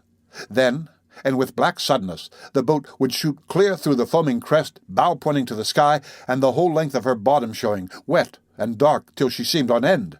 There would be a fleeting glimpse of the 3 men flinging water in frantic haste, when she would topple over and fall into the yawning valley, bow down, and showing her full inside length to the stern, upreared, almost directly above the bow. Each time that she reappeared was a miracle. The ghost suddenly changed her course, keeping away, and it came to me with a shock that Wolf Larsen was giving up the rescue as impossible. Then I realized that he was preparing to heave to, and dropped to the deck to be in readiness. We were now dead before the wind, the boat far away and abreast of us. I felt an abrupt easing of the schooner, a loss for the moment of all strain and pressure, coupled with a swift acceleration of speed. She was rushing around on her heel into the wind. As she arrived at right angles to the sea, the full force of the wind from which we had hitherto run away caught us. I was, unfortunately and ignorantly, facing it. It stood up against me like a wall, filling my lungs with air which I could not expel. And as I choked and strangled, and as the ghost wallowed for an instant broadside on and rolling straight over and far into the wind, I beheld a huge sea rise far above my head. I turned aside, caught my breath, and looked again. The wave overtoppled the ghost, and I gazed sheer up and into it. A shaft of sunlight smote the overcurl, and I caught a glimpse of translucent rushing green backed by a milky smother of foam. Then it descended. Pandemonium broke loose. Everything happened at once. I was struck a crushing, stunning blow, nowhere in particular, and yet everywhere. My hold had been broken loose. I was under water, and the thought passed through my mind that this was the terrible thing of which I had heard, the being swept in the trough of the sea. My body struck and pounded as it was dashed helplessly along and turned over and over, and when I could hold my breath no longer, I breathed the stinging salt water into my lungs. But through it all I clung to the one idea. I must get the jib backed over to windward. I had no fear of death. I had no doubt but that I should come through somehow. And as this idea of fulfilling Wolf Larsen's order persisted in my dazed consciousness, I seemed to see him standing at the wheel in the midst of the wild welter, pitting his will against the will of the storm and defying it. I brought up violently against what I took to be the rail, breathed, and breathed the sweet air again. I tried to rise, but struck my head and was knocked back on hands and knees. By some freak of the waters, I had been swept clear under the forecastle head and into the eyes. As I scrambled out on all fours, I passed over the body of Thomas Mugridge, who lay in a groaning heap. There was no time to investigate. I must get the jib backed over. When I emerged on deck, it seemed that the end of everything had come. On all sides there was a rending and crashing of wood and steel and canvas. The ghost was being wrenched and torn to fragments. The foresail and foretopsail, emptied of the wind by the maneuver, and with no one to bring in the sheet in time, were thundering into ribbons, the heavy boom threshing and splintering from rail to rail. The air was thick with flying wreckage. Detached ropes and stays were hissing and coiling like snakes, and down through it all crashed the gaff of the foresail. The spar could not have missed me by many inches, while it spurred me to action. Perhaps the situation was not hopeless. I remembered Wolf Larsen's caution. He had expected all hell to break loose, and here it was. And where was he? I caught sight of him toiling at the main sheet, heaving it in and flat with his tremendous muscles, the stern of the schooner lifted high in the air, and his body outlined against a white surge of sea sweeping past. All this and more, a whole world of chaos and wreck, in possibly 15 seconds, I had seen and heard and grasped. I did not stop to see what had become of the small boat, but sprang to the jib sheet. The jib itself was beginning to slap, partially filling and emptying with sharp reports. But with a turn of the sheet and the application of my whole strength each time it slapped, I slowly backed it. This I know, I did my best. I pulled till I burst open the ends of all my fingers, and while I pulled, the flying jib and staysail split their cloths apart and thundered into nothingness. Still I pulled, holding what I gained each time with a double turn, until the next slap gave me more. Then the sheet gave with greater ease, and Wolf Larsen was beside me, heaving in alone while I was busied taking up the slack. "Make fast!" he shouted, "and come on!" As I followed him, I noted that in spite of rack and ruin a rough order obtained. The ghost was hove to. She was still in working order, and she was still working. Though the rest of her sails were gone, the jib, back to windward, and the mainsail, hauled down flat, were themselves holding, and holding her bow to the furious sea as well. I looked for the boat, and while Wolf Larsen cleared the boat tackles, saw it lift to leeward on a big sea and not a score of feet away, and so nicely had he made his calculation, we drifted fairly down upon it, so that nothing remained to do but hook the tackles to either end and hoist it aboard. But this was not done so easily as it is written. In the bow was Kerfoot, Ufty in the stern, and Kelly amidships, As we drifted closer, the boat would rise on a wave while we sank in the trough, till almost straight above me I could see the heads of the 3 men craned overside and looking down. Then the next moment we would lift and soar upward while they sank far down beneath us. It seemed incredible that the next surge should not crush the Ghost down upon this tiny eggshell. But at the right moment, I passed the tackle to the Kanaka, while Wolf Larsen did the same thing forward to Kerfoot. Both tackles were hooked in a trice, and the 3 men, deftly timing the roll, made a simultaneous leap aboard the schooner. As the Ghost rolled her side out of water, the boat was lifted snugly against her, and before the return roll came, we had heaved it in over the side and turned it bottom up on the deck. I noticed blood spouting from Kerfoot's left hand. In some way the 3rd finger had been crushed to a pulp. But he gave no sign of pain, and with his single right hand helped us lash the boat in its place. "Stand by to let that jib over, you, Ufty," Wolf Larsen commanded, the very second we had finished with the boat. "Kelly, come aft and slack off the main sheet. You, Kerfoot, go forward and see what's become of Cookie. Mr. Van Weyden, run aloft again and cut away any stray stuff on your way." And having commanded, he went aft with his peculiar tigerish leaps to the wheel. While I toiled up the fore shrouds, the Ghost slowly paid off. This time, as we went into the trough of the sea and were swept, there were no sails to carry away, and halfway to the cross-trees and flattened against the rigging by the full force of the wind, so that it would have been impossible for me to have fallen, the Ghost, almost on her beam ends and the masts parallel with the water, I looked not down, but at almost right angles from the perpendicular to the deck of the Ghost. But I saw not the deck, but where the deck should have been, for it was buried beneath a wild tumbling of water. Out of this water I could see the 2 masts rising, and that was all. The Ghost, for the moment, was buried beneath the sea. As she squared off more and more, escaping from the side pressure, she righted herself and broke her deck like a whale's back through the ocean surface. Then we raced and wildly across the wild sea, the while I hung like a fly in the cross-trees and searched for the other boats. In half an hour I sighted the second one, swamped and bottom up, to which were desperately clinging Jock Horner, Fat Lewis, and Johnson. This time I remained aloft, and Wolf Larsen succeeded in heaving to without being swept. As before, we drifted down upon it. Tackles were made fast, and lines flung to the men, who scrambled aboard like monkeys. The boat itself was crushed and splintered against the schooner's side as it came inboard, but the wreck was securely lashed, for it could be patched and made whole again. Once more the Ghost bore away before the storm, this time so submerging herself that for some seconds I thought she would never reappear. Even the wheel, quite a deal higher than the waist, was covered and swept again and again. At such moments I felt strangely alone with God, alone with him and watching the chaos of his wrath. And then the wheel would reappear, and Wolf Larsen's broad shoulders, his hands gripping the spokes and holding the schooner to the course of his will, himself an earth god, dominating the storm, flinging its descending waters from him and riding it to his own ends. And oh, the marvel of it, the marvel of it, that tiny men should live and breathe and work and drive so frail a contrivance of wood and cloth through so tremendous an elemental strife. As before, the Ghost swung out of the trough, lifting her deck again out of the sea, and dashed before the howling blast. It was now 5:30, and half an hour later, when the last of the day lost itself in a dim and furious twilight, I sighted a 3rd boat. It was bottom up, and there was no sign of its crew. Wolf Larsen repeated his maneuver, holding off and then rounding up to windward and drifting down upon it. But this time he missed by 40 feet, the boat passing astern. "Number 4 boat!" Ufty cried, his keen eyes reading its number in the 1 second when it lifted clear of the foam and upside down.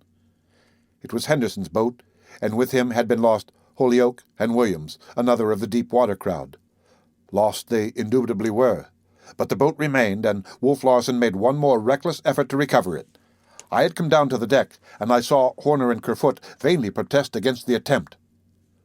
"By God, I'll not be robbed of my boat by any storm that ever blew out of hell!" he shouted, and though we 4 stood with our heads together that we might hear, his voice seemed faint and far, as though removed from us an immense distance. "Mr. Van Weyden!" he cried, and I heard through the tumult as one might hear a whisper, "Stand by that jib with Johnson and Ufty. The rest of you, tail aft to the main sheet. Lively now, or I'll sail you all into kingdom come, understand?" And when he put the wheel hard over and the Ghost's bow swung off, there was nothing for the hunters to do but obey and make the best of a risky chance. How great the risk, I realized when I was once more buried beneath the pounding seas and clinging for life to the pinrail at the foot of the foremast. My fingers were torn loose, and I swept across to the side and over the side into the sea. I could not swim, but before I could sink, I was swept back again. A strong hand gripped me, and when the ghost finally emerged, I found that I owed my life to Johnson. I saw him looking anxiously about him, and noted that Kelly, who had come forward at the last moment, was missing. This time, having missed the boat, and not being in the same position as in the previous instances, Wolf Larsen was compelled to resort to a different maneuver. Running off before the wind with everything to starboard, he came about and returned close-hauled on the port tack. "Grand!" Johnson shouted in my ear as we successfully came through the attendant deluge, and I knew he referred not to Wolf Larsen's seamanship, but to the performance of the ghost herself. It was now so dark that there was no sign of the boat, but Wolf Larsen held back through the frightful turmoil as if guided by unerring instinct. This time, though we were continually half buried, there was no trough in which to be swept, and we drifted squarely down upon the upturned boat, badly smashing it as it was heaved inboard. 2 hours of terrible work followed, in which all hands of us, 2 hunters, 3 sailors, Wolf Larsen and I, reefed first one and then the other, the jib and mainsail. Hove to under this short canvas, our decks were comparatively free of water, while the ghost bobbed and ducked amongst the combers like a cork. I had burst open the ends of my fingers at the very first, and during the reefing I had worked with tears of pain running down my cheeks, and when all was done, I gave up like a woman and rolled upon the deck in the agony of exhaustion. In the meantime, Thomas Mugridge, like a drowned rat, was being dragged out from under the forecastle head where he had cravenly ensconced himself. I saw him pulled aft to the cabin, and noted with a shock of surprise that the galley had disappeared. A clean space of deck showed where it had stood. In the cabin I found all hands assembled, sailors as well, and while coffee was being cooked over the small stove, we drank whiskey and crunched hardtack. Never in my life had food been so welcome, and never had hot coffee tasted so good. So violently did the ghost pitch and toss and tumble that it was impossible for even the sailors to move about without holding on, and several times, after a cry of, "Now she takes it," we were heaped upon the wall of the port cabins as though it had been the deck. "To hell with the lookout," I heard Wolf Larsen say when we had eaten and drunk our fill. "There's nothing can be done on deck. If anything's going to run us down, we couldn't get out of its way. Turn in, all hands, and get some sleep." The sailors slipped forward, setting the sidelights as they went, while the 2 hunters remained to sleep in the cabin, it not being deemed advisable to open the slide to the steerage companionway. Wolf Larsen and I, between us, cut off Kerfoot's crushed finger and sewed up the stump. Mugridge, who during all the time he had been compelled to cook and serve coffee and keep the fire going, had complained of internal pains, now swore that he had a broken rib or 2. On examination we found that he had 3, but his case was deferred to the next day, principally for the reason that I did not know anything about broken ribs and would first have to read it up. "I don't think it was worth it," I said to Wolf Larsen. "A broken boat for Kelly's life." "But Kelly didn't amount to much," was the reply. "Good night." After all that had passed, suffering intolerable anguish in my finger ends, and with 3 boats missing, to say nothing of the wild capers the ghost was cutting, I should have thought it impossible to sleep. But my eyes must have closed the instant my head touched the pillow, and in utter exhaustion I slept throughout the night, the while the ghost, lonely and undirected, fought her way through the storm. The end of Chapter 17 of The Sea Wolf. The Sea Wolf by Jack London. Chapter 18. The next day, while the storm was blowing itself out, Wolf Larsen and I crammed anatomy and surgery and set Mugridge's ribs. Then, when the storm broke, Wolf Larsen cruised back and forth over that portion of the ocean where we had encountered it, and somewhat more to the westward, while the boats were being repaired and new sails made and bent. Sealing schooner after sealing schooner we sighted, and boarded most of which were in search of lost boats, and most of which were carrying boats and crews they had picked up, and which did not belong to them. For the thick of the fleet had been to the westward of us, and the boats, scattered far and wide, had headed in mad flight for the nearest refuge.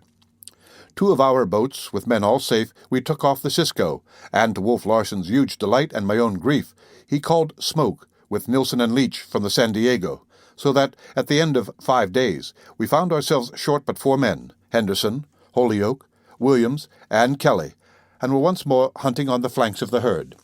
As we followed it north, we began to encounter the dreaded sea fogs. Day after day the boats lowered, and were swallowed up almost ere they touched the water, while we on board pumped the horn at regular intervals, and every 15 minutes fired the bomb gun. Boats were continually being lost and found, it being the custom for a boat to hunt on lay with whatever schooner picked it up until such time it was recovered by its own schooner. But Wolf Larsen, as was to be expected, being a boat short, took possession of the first stray one and compelled its men to hunt with the ghost, not permitting them to return to their own schooner when we sighted it. I remember how he forced the hunter and his 2 men below, a rifle at their breasts, when their captain passed by at biscuit toss and hailed us for information. Thomas Mugridge, so strangely and pertinaciously clinging to life, was soon limping about again and performing his double duties of cook and cabin boy. Johnson and Leach were bullied and beaten as much as ever, and they looked for their lives to end with the end of the hunting season, while the rest of the crew lived the lives of dogs and were worked like dogs by their pitiless master. As for Wolf Larsen and myself, we got along fairly well, though I could not quite rid myself of the idea that right conduct for me lay in killing him. He fascinated me immeasurably, and I feared him immeasurably, and yet I could not imagine him lying prone in death. There was an endurance as of perpetual youth about him which rose up and forbade the picture. I could see him only as living always and dominating always, fighting and destroying, himself surviving. One diversion of his, when we were in the midst of the herd and the sea was too rough to lower the boats, was to lower with 2 boat pullers and a steerer and go out himself. He was a good shot, too, and brought many a skin aboard under what the hunters termed impossible hunting conditions. It seemed the breath of his nostrils, this, carrying his life in his hands and struggling for it against tremendous odds. I was learning more and more seamanship, and one clear day, a thing we rarely encountered now, I had the satisfaction of running and handling the Ghost and picking up the boats myself. Wolf Larsen had been smitten with one of his headaches, and I stood at the wheel from morning until evening, sailing across the ocean after the last lee boat, and heaving to and picking it and the other 5 up without command or suggestion from him. Gales we encountered now and again, for it was a raw and stormy region, and in the middle of June a typhoon most memorable to me, and most important because of the changes wrought through it upon my future. We must have been caught nearly at the center of this circular storm, and Wolf Larsen ran out of it and to the southward, first under a double-reefed jib, and finally under bare poles. Never had I imagined so great a sea. The seas previously encountered were as ripples compared with these, which ran a half a mile from crest to crest, and which upreared, I am confident, above our masthead. So great was it that Wolf Larsen himself did not dare heave to, though he was being driven far to the southward and out of the seal herd. We must have been well in the path of the Trans-Pacific steamships when the typhoon moderated, and here, to the surprise of the hunters, we found ourselves in the midst of seals, a second herd, or sort of rear guard, they declared, and a most unusual thing. But it was "Boats over!" the boom-boom of guns, and the pitiful slaughter through the long day. It was at this time that I was approached by Leach. I had just finished tallying the skins of the last boat aboard when he came to my side in the darkness and said in a low tone, "Can you tell me, Mr. Van Weyden, how far we are off the coast, and what the bearings of Yokohama are?" My heart leaped with gladness, for I knew what he had in mind, and I gave him the bearings, west-northwest, and 500 miles away. "Thank you, sir," was all he said as he slipped back into the darkness. Next morning, No. 3 boat and Johnson and Leach were missing. The water breakers and grub boxes from all the other boats were likewise missing, as were the beds and sea bags of the 2 men. Wolf Larsen was furious. He set sail and bore away into the west-northwest, 2 hunters constantly at the mastheads and sweeping the sea with glasses, himself pacing the deck like an angry lion. He knew too well my sympathy for the runaways to send me aloft as lookout. The wind was fair but fitful, and it was like looking for a needle in a haystack to raise that tiny boat out of the blue immensity. But he put the Ghost through her paces so as to get between the deserters and the land. This accomplished, he cruised back and across what he knew must be their course. On the morning of the 3rd day, shortly after 8 bells, a cry that the boat was sighted came down from smoke at the masthead. All hands lined the rail. A snappy breeze was blowing from the west with the promise of more wind behind it, and there, to leeward, in the troubled silver of the rising sun, appeared and disappeared a black speck. We squared away and ran for it. My heart was as lead. I felt myself turning sick in anticipation, and as I looked at the gleam of triumph in Wolf Larsen's eyes, his form swam before me, and I felt almost irresistibly impelled to fling myself upon him. So unnerved was I by the thought of impending violence to Leach and Johnson, that my reason must have left me. I know that I slipped down into the steerage in a daze, and that I was just beginning the ascent to the deck, a loaded shotgun in my hands, when I heard the startled cry. "There's 5 men in that boat!" I supported myself in the companionway, weak and trembling, while the observation was being verified by the remarks of the rest of the men. Then my knees gave from under me, and I sank down myself again, but overcome by shock at the knowledge of what I had so nearly done. Also, I was very thankful as I put the gun away and slipped back on deck. No one had remarked my absence. The boat was near enough for us to make out that it was larger than any sealing boat and built on different lines. As we drew closer, the sail was taken in and the mast unstepped. Oars were shipped, and its occupants waited for us to heave to and take them aboard. Smoke, who had descended to the deck and was now standing by my side, began to chuckle in a significant way. I looked at him inquiringly. "Talk of a mess," he giggled. "What's wrong?" I demanded. Again he chuckled. "Don't you see there, in the stern sheets on the bottom? May I never shoot a seal again if that ain't a woman." I looked closely, but was not sure until exclamations broke out on all sides. The boat contained 4 men, and its 5th occupant was certainly a woman. We were agog with excitement, all except Wolf Larsen, who was too evidently disappointed in that it was not his own boat with the 2 victims of his malice. We ran down the flying jib, hauled the jib sheets to windward, and the main sheet flat, and came up into the wind. The oars struck the water, and with a few strokes the boat was alongside. I now caught my first fair glimpse of the woman. She was wrapped in a long ulster, for the morning was raw, and I could see nothing but her face and a mass of light brown hair escaping from under the seaman's cap on her head. The eyes were large and brown and lustrous, the mouth sweet and sensitive, and the face itself a delicate oval, though sun and exposure to briny wind had burnt the face scarlet. She seemed to me like a being from another world. I was aware of a hungry outreaching for her, as of a starving man for bread, but then I had not seen a woman for a very long time. I know that I was lost in a great wonder, almost a stupor. This, then, was a woman? So that I forgot myself and my mate's duties, and took no part in helping the newcomers aboard. For when one of the sailors lifted her into Wolf Larsen's downstretched arms, she looked up into our curious faces and smiled amusedly and sweetly as only a woman can smile, and as I had seen no one smile for so long that I had forgotten such smiles existed. "Mr. Van Weyden," Wolf Larsen's voice brought me sharply back to myself. "will you take the lady below and see to her comfort? Make up that spare port cabin. Put Cookie to work on it, and see what you can do for that face. It's burned badly." He turned brusquely away from us and began to question the new men.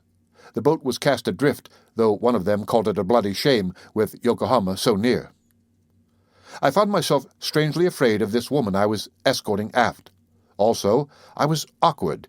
It seemed to me that I was realizing for the first time what a delicate, fragile creature a woman is, and as I caught her arm to help her down the companion stairs, I was startled by its smallness and softness.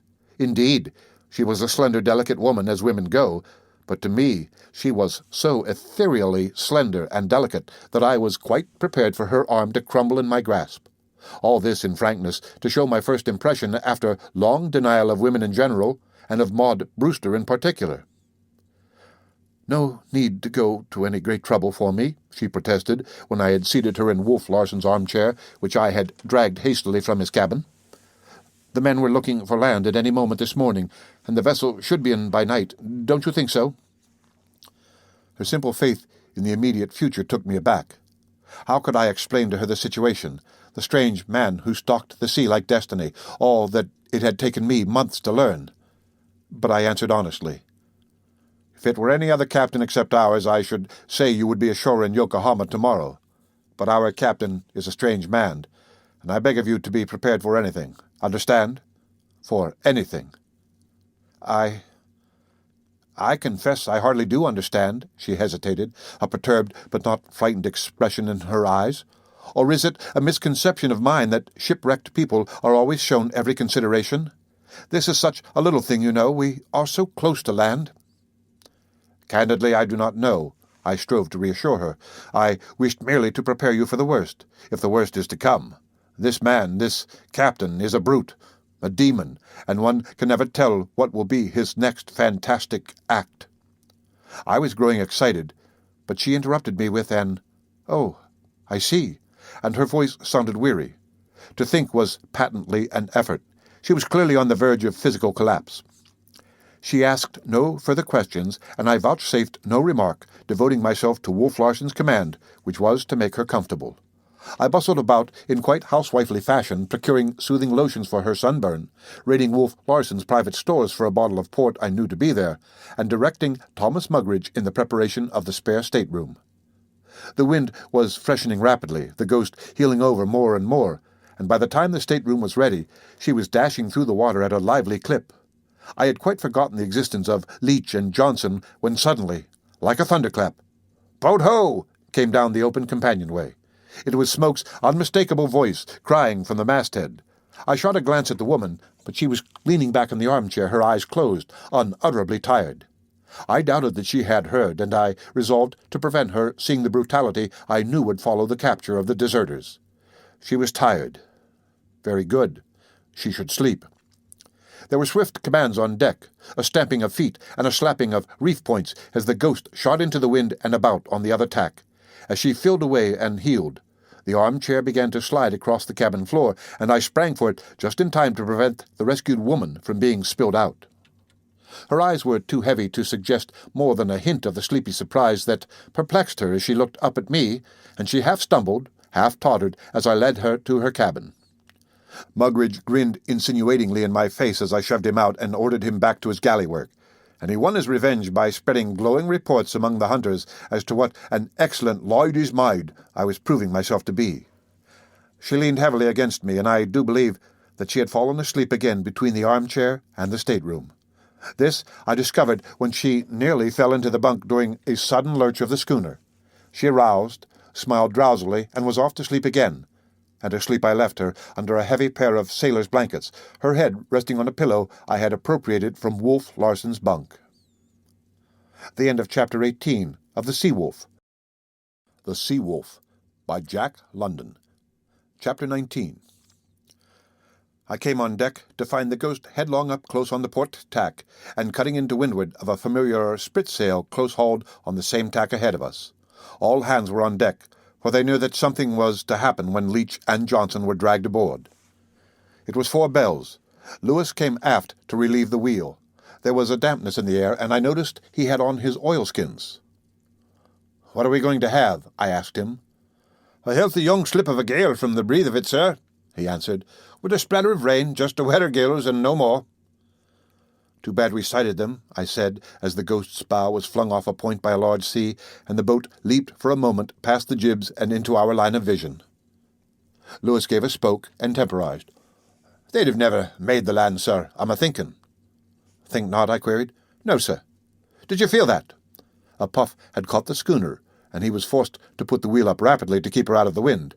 "'Tis no eggshell she'll float on this sea an hour to come, and it's a stroke of luck for them we're here to pick 'em up." Wolf Larsen strode aft from amidships where he had been talking with the rescued men. The cat-like springiness in his tread was a little more pronounced than usual, and his eyes were bright and snappy. "3 oilers and a 4th engineer," was his greeting, "but we'll make sailors out of them, or boat-pullers at any rate. Now, what of the lady?" I know not why, but I was aware of a twinge or pang like the cut of a knife when he mentioned her. I thought it a certain silly fastidiousness on my part, but it persisted in spite of me, and I merely shrugged my shoulders in answer. Wolf Larsen pursed his lips in a long, quizzical whistle. "What's her name, then?" he demanded. "I don't know," I replied. "She is asleep. She was very tired. In fact, I am waiting to hear the news from you. What vessel was it?" "Mail steamer," he answered shortly. "The city of Tokyo from Frisco, bound for Yokohama. Disabled in that typhoon. Old tub, opened up top and bottom like a sieve. They were adrift 4 days. And you don't know who or what she is, eh? Maid, wife, widow? Well, well." He shook his head in a bantering way, and regarded me with laughing eyes. "Are you—" I began. It was on the verge of my tongue to ask if he were going to take the castaways into Yokohama. "Am I what?" he asked. "What do you intend doing with Leach and Johnson?" He shook his head. "Really, Hump, I don't know. You see, with these additions, I've about all the crew I want." "And they've about all of the escaping they want," I said. "Why not give them a change of treatment? Take them aboard and deal gently with them. Whatever they have done, they have been hounded into doing." "By me?" "By you," I answered steadily. "And I give you warning, Wolf Larsen, that I may forget love of my own life in the desire to kill you if you go too far in maltreating those poor wretches." "Bravo!" he cried. "You do me proud, Hump. You found your legs with a vengeance. You're quite an individual. You are unfortunate in having your life cast in easy places, but you're developing, and I like you the better for it." His voice and expression changed. His face was serious. "Do you believe in promises?" he asked. "Are they sacred things?" "Of course," I answered. "Then here's a compact," he went on, consummate actor. "If I promise not to lay my hands upon Leach, will you promise in turn not to attempt to kill me?" "Oh, not that I'm afraid of you. Not that I'm afraid of you," he hastened to add. I could hardly believe my ears. What was coming over the man? "Is it a go?" he asked impatiently. "A go," I answered. His hand went out to mine, and as I shook it heartily, I could have sworn I saw the mocking devil shine up for a moment in his eyes. We strolled across the poop to the lee side. The boat was close at hand now, and in desperate plight. Johnson was steering, Leach bailing. We overhauled them about 2 feet to their one. Wolf Larsen motioned Lewis to keep off slightly, and we dashed abreast of the boat, not a score of feet to windward. The Ghost blanketed it. The spritsail flapped emptily, and the boat righted to an even keel, causing the two men swiftly to change position. The boat lost headway, and as we lifted on a huge surge, toppled and fell into the trough. It was at this moment that Leach and Johnson looked up into the faces of their shipmates, who lined the rail amidships. There was no greeting. They were as dead men in their comrades' eyes, and between them was the gulf that parts the living and the dead. The next instant they were opposite the poop, where stood Wolf Larsen and I. We were falling in the trough, they were rising on the surge. Johnson looked at me, and I could see that his face was worn and haggard. I waved my hand to him, and he answered the greeting, but with a wave that was hopeless and despairing. It was as if he were saying farewell. I did not see into the eyes of Leach, for he was looking at Wolf Larsen, the old and implacable snarl of hatred strong as ever on his face. Then they were going astern. The spritsail filled with the wind suddenly, careening the frail open craft till it seemed it would surely capsize. A whitecap foamed above it and broke across in a snow-white smother. Then the boat emerged, half swamped, Leach flinging the water out, and Johnson clinging to the steering oar, his face white and anxious. Wolf Larsen barked a short laugh in my ear, and strode away to the weather side of the poop. I expected him to give orders for the Ghost to heave to, but she kept on her course, and he made no sign. Lewis stood imperturbably at the wheel, but I noticed the grouped sailors forward turning troubled faces in our direction. Still, the Ghost tore along till the boat dwindled to a speck, when Wolf Larsen's voice rang out in command, and he went about on the starboard tack. Back we held, 2 miles and more to windward of the struggling cockleshell, when the flying jib was run down and the schooner hove to. The sealing boats are not made for windward work. Their hope lies in keeping a weather position so that they may run before the wind for the schooner when it breezes up. But, in all that wild haste, there was no refuge for Leach and Johnson save on the Ghost, and they resolutely began the windward beat. It was slow work in the heavy sea that was running. At any moment they were liable to be overwhelmed by the hissing combers. Time and again, and countless times, we watched the boat luff into the big whitecaps, lose headway, and be flung back like a cork. Johnson was a splendid seaman, and he knew as much about small boats as he did about ships. At the end of an hour and a half he was nearly alongside, standing past our stern on the last leg out, aiming to fetch us on the next leg back. "So you've changed your mind," I heard Wolf Larsen mutter, half to himself, half to them, as though they could hear. "You want to come aboard, eh? Well then, just keep it coming." "Hard up with that helm," he commanded Ufti, the Kanaka, who had in the meantime relieved Lewis at the wheel. Command followed command. As the schooner paid off, the fore and main sheets were slacked away for fair wind, and before the wind we were, and leaping, when Johnson, easing his sheet at imminent peril, cut across our wake 100 feet away. Again Wolf Larsen laughed, at the same time beckoning them with his arm to follow. It was evidently his intention to play with them, A lesson, I took it, in lieu of a beating, though a dangerous lesson, for the frail craft stood in momentary danger of being overwhelmed. Johnson squared away promptly and ran after us. There was nothing else for him to do. Death stalked everywhere, and it was only a matter of time when some one of these many huge seas would fall upon the boat, roll over it, and pass on. "'Tis the fear of death at the hearts of him," Lewis muttered in my ear, as I passed forward to see to taking in the flying jib and staysail. "Oh, he'll heave to in a little while and pick them up," I answered cheerfully. "He's bent upon giving them a lesson, that's all." Lewis looked at me shrewdly. "Think you so?" he asked. "Surely," I answered, "don't you?" "I think nothing but iv me own skin these days," was his answer, "and 'tis with wonder I'm feeled as to the working out of things. A pretty mess that Frisco whiskey got me into, and a prettier mess that woman got you aft into there. Oh, it's myself that knows ye for a blithering fool." "What do you mean?" I demanded, for having sped his shift, he was turning away. "What do we mean?" he cried, "and it's you that asks me. 'Tis not what I mean, but what the wolf'll mean. The wolf, I said, the wolf." "If trouble comes, will you stand by?" I asked impulsively, for he had voiced my own fear. "Stand by? Oh, 'tis old fat Lewis I stand by, and trouble it'll be. We're at the beginning of things, I'm a-telling you, the bare beginning of things." "I had not thought you so great a coward," I sneered. He favoured me with a contemptuous stare. "If I raised never a hand for that poor fool," pointing astern to the tiny sail, "do you think I'm hungering for a broken head for a woman I never laid me eyes on before this day?" I turned scornfully away and went aft. "Better get in those topsails, Mr. Van Weyden," Wolf Larsen said as I came on the poop. I felt relief at least as far as the two men were concerned. It was clear he did not wish to run too far away from them. I picked up hope at the thought and put the order swiftly into execution. I had scarcely opened my mouth to issue the necessary commands when eager men were springing to halyards and downhauls, and others were racing aloft. This eagerness on their part was noted by Wolf Larsen with a grim smile. Still, we increased our lead, and when the boat had dropped astern several miles, we hove to and waited. All eyes watched it coming, even Wolf Larsen's, but he was the only unperturbed man aboard.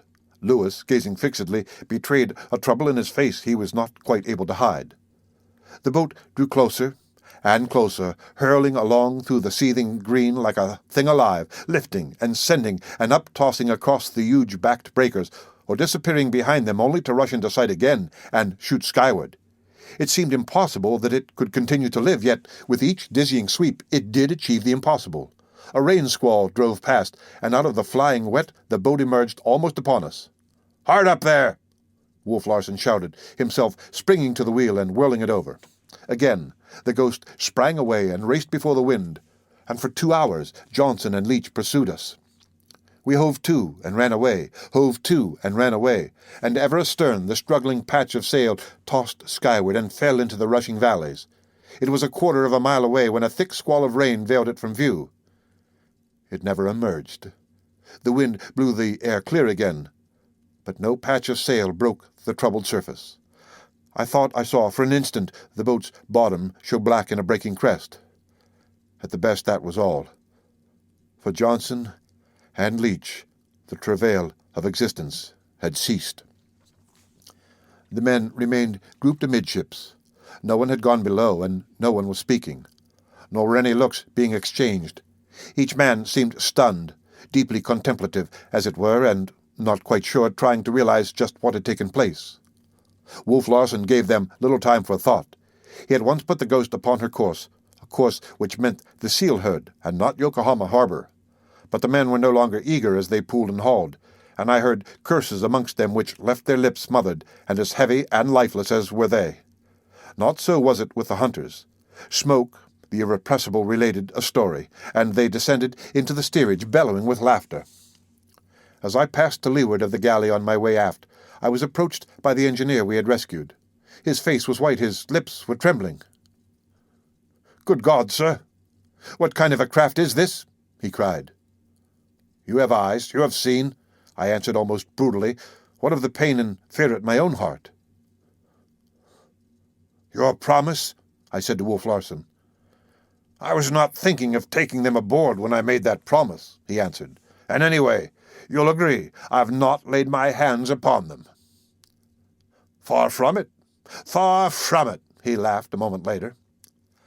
I made no reply. I was incapable of speaking. My mind was too confused. I must have time to think, I knew.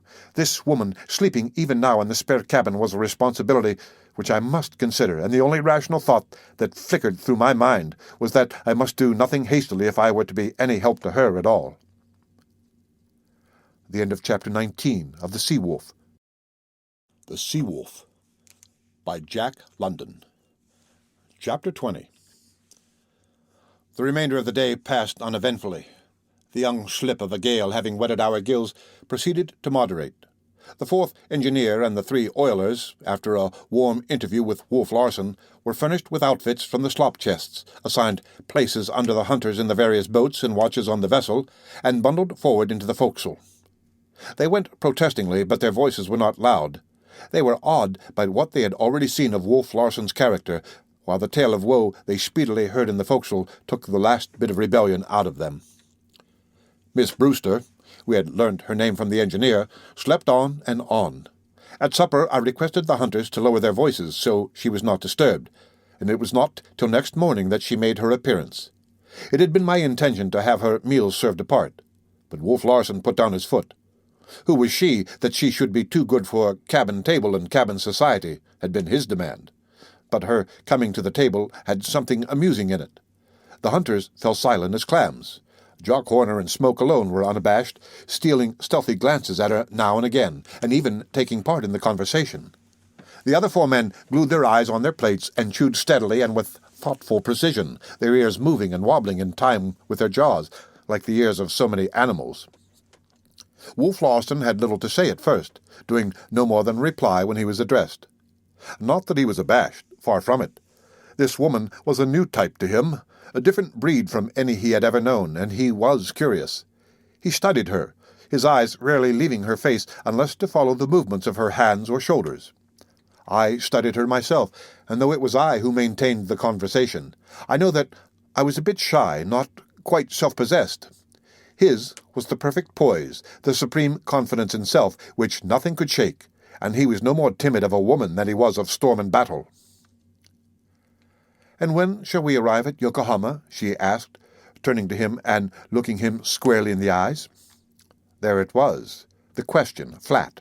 The jaws stopped working, the ears ceased wobbling, and though eyes remained glued on plates, each man listened greedily for the answer.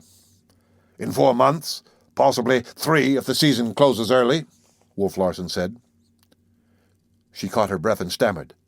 I thought... I was given to understand that Yokohama was only a day's sail away. Here she paused and looked about the table at the circle of unsympathetic faces staring hard at the plates. "It is not right," she concluded. "That is a question you must settle with Mr. Van Weyden there," he replied, nodding to me with a mischievous twinkle. "Mr. Van Weyden is what you may call an authority on such things as rights. Now, I, who am only a sailor, would look upon the situation somewhat differently. It may possibly be your misfortune that you have to remain with us, but it is certainly our good fortune." He regarded her smilingly. Her eyes fell before his gaze, but she lifted them again and defiantly to mine. I read the unspoken question there. Was it right? But I had decided that the part I was to play must be a neutral one, so I did not answer. "What do you think?" she demanded. "That it is unfortunate, especially if you have any engagements falling due in the course of the next several months. But since you say that you are voyaging to Japan for your health, I can assure you that it will improve no better anywhere than aboard the Ghost." I saw her eyes flash with indignation, and this time it was I who dropped mine, while I felt my face flushing under her gaze. It was cowardly, but what else could I do? "Mr. Van Weyden speaks with the voice of authority." Wolf Larsen laughed. I nodded my head, and she, having recovered herself, waited expectantly.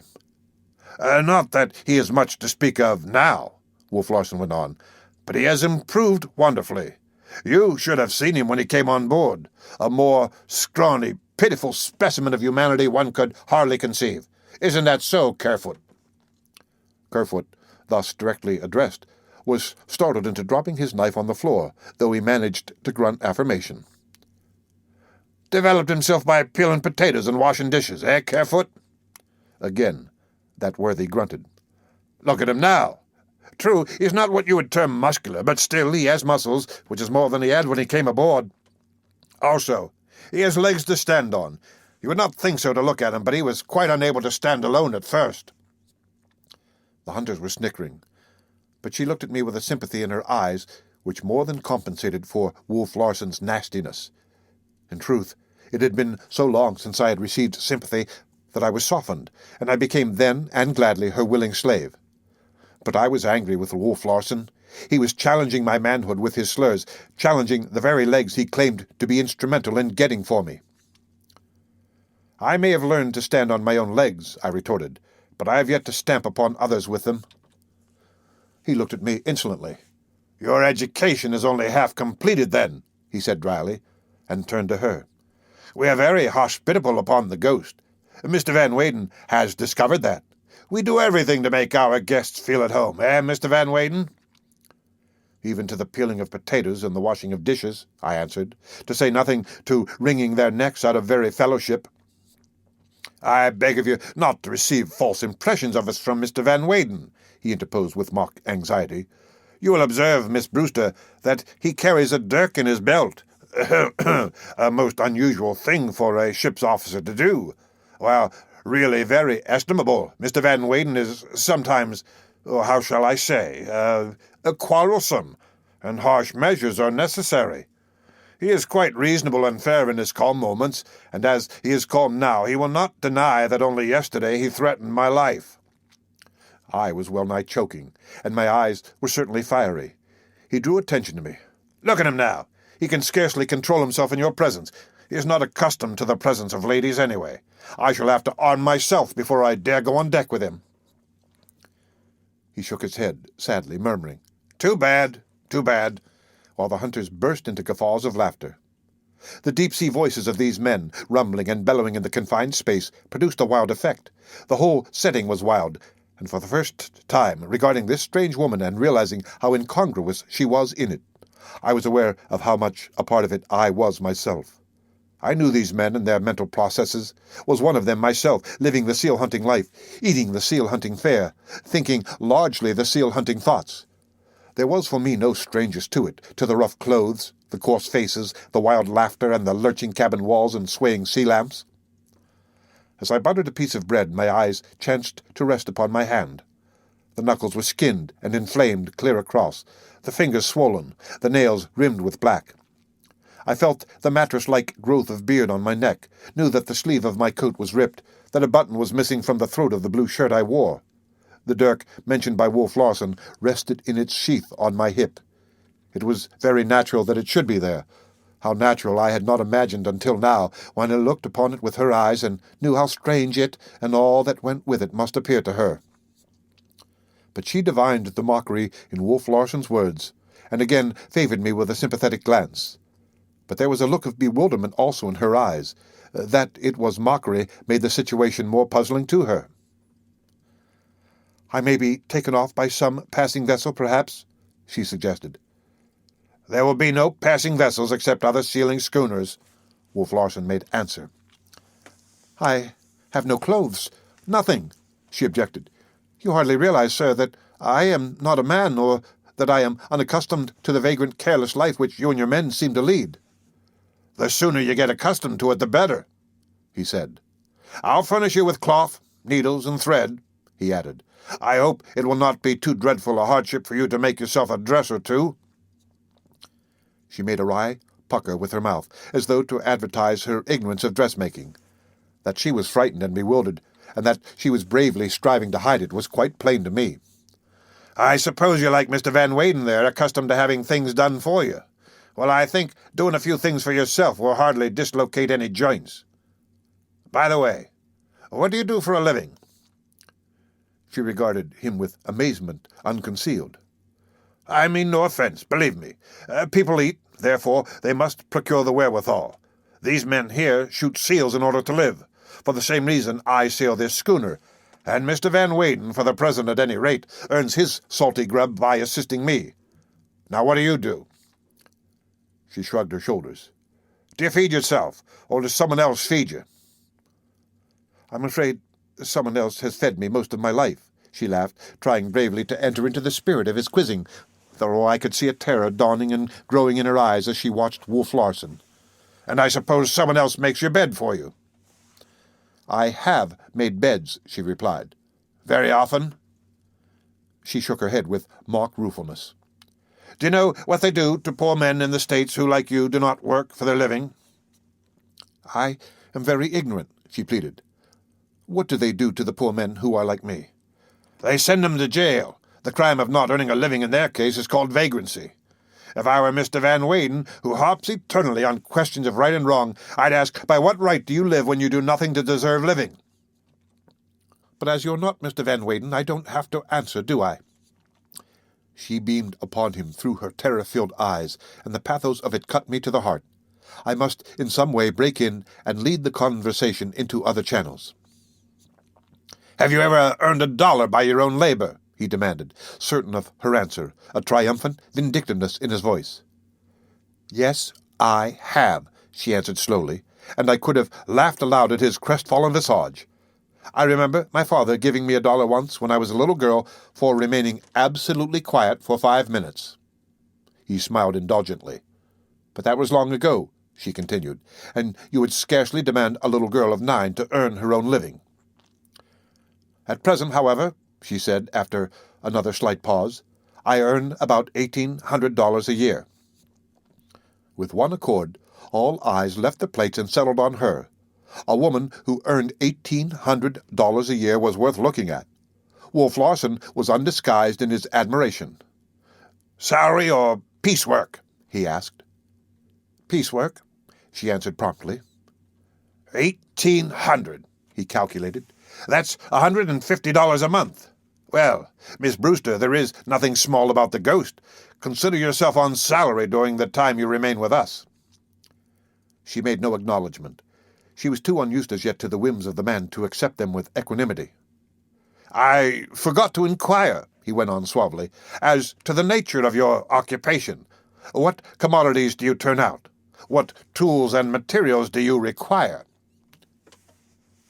"Paper and ink," she laughed. "Oh, also a typewriter." "You are Maud Brewster," I said slowly and with certainty, almost as though I were charging her with a crime. Her eyes lifted curiously to mine. "How do you know?" "Aren't you?" I demanded. She acknowledged her identity with a nod. It was Wolf Larsen's turn to be puzzled. The name and its magic signified nothing to him. I was proud that it did mean something to me, and for the first time in a weary while I was convincingly conscious of a superiority over him. "I remember writing a review of a thin little volume," I had begun carelessly, when she interrupted me. "You!" she cried. "You are—" She was now staring at me in wide-eyed wonder. I nodded my identity in turn. "Humphrey Van Weyden," she concluded, then added with a sigh of relief, and unaware that she had glanced that relief at Wolf Larsen. "I am so glad." "I remember the review," she went on hastily, becoming aware of his awkwardness of her remark. "That too flattering review." "Not at all," I denied valiantly. "You impeach my sober judgment and make my canons of little worth. Besides, all my brother critics were with me. Didn't Lang include your kiss endured among the 4 supreme sonnets by women in the English language?" "But you called me the American Mrs. Meynell." "Was it not true?" I demanded. "No, not that," she answered. "I was hurt." "We can measure the unknown only by the known," I replied in my finest academic matter. "As a critic, I was compelled to place you. You have now become a yardstick yourself. 7 of your thin little volumes are on my shelves, and there are 2 thicker volumes, the essays, which, you will pardon my saying, and I know not which is flattered more, fully equal your verse. The time is not far distant when some unknown will arise in England, and the critics will name her the English Maud Brewster." "You are very kind, I am sure," she murmured, and the very conventionality of her tones and words, with the host of associations it aroused of the old life on the other side of the world, gave me a quick thrill, rich with remembrance, but stinging sharp with homesickness. "And you are Maud Brewster," I said solemnly, gazing across at her. "And you are Humphrey Van Weyden," she said, gazing back at me with equal solemnity and awe. "How unusual. I don't understand. We surely are not to expect some wildly romantic sea story from your sober pen." "No, I'm not gathering material, I assure you," was my answer. "I have neither aptitude nor inclination for fiction." "Tell me, why have you always buried yourself in California?" she next asked. "It has not been kind of you. We of the East have seen too very little of you, too little indeed of the Dean of American Letters II. I bowed to and disclaimed the compliment. "I nearly met you once in Philadelphia, some Browning affair or other. You were to lecture, you know. My train was 4 hours late." And then we quite forgot where we were, leaving Wolf Larsen stranded and silent in the midst of our flood of gossip. The hunters left the table and went on deck, and still we talked. Wolf Larsen alone remained. Suddenly I became aware of him leaning back from the table and listening curiously to our alien speech of a world he did not know. I broke short off in the middle of a sentence. The present, with all its perils and anxieties, rushed upon me with stunning force. It smote Miss Brewster likewise, a vague and nameless terror rushing into her eyes as she regarded Wolf Larsen. He rose to his feet and laughed awkwardly. The sound of it was metallic. "Oh, don't mind me," he said with a self-depreciatory wave of his hand. "I don't count. Go on, I pray you." But the gates of speech were closed, and we too rose from the table and laughed awkwardly. The end of Chapter 20 of The Sea Wolf.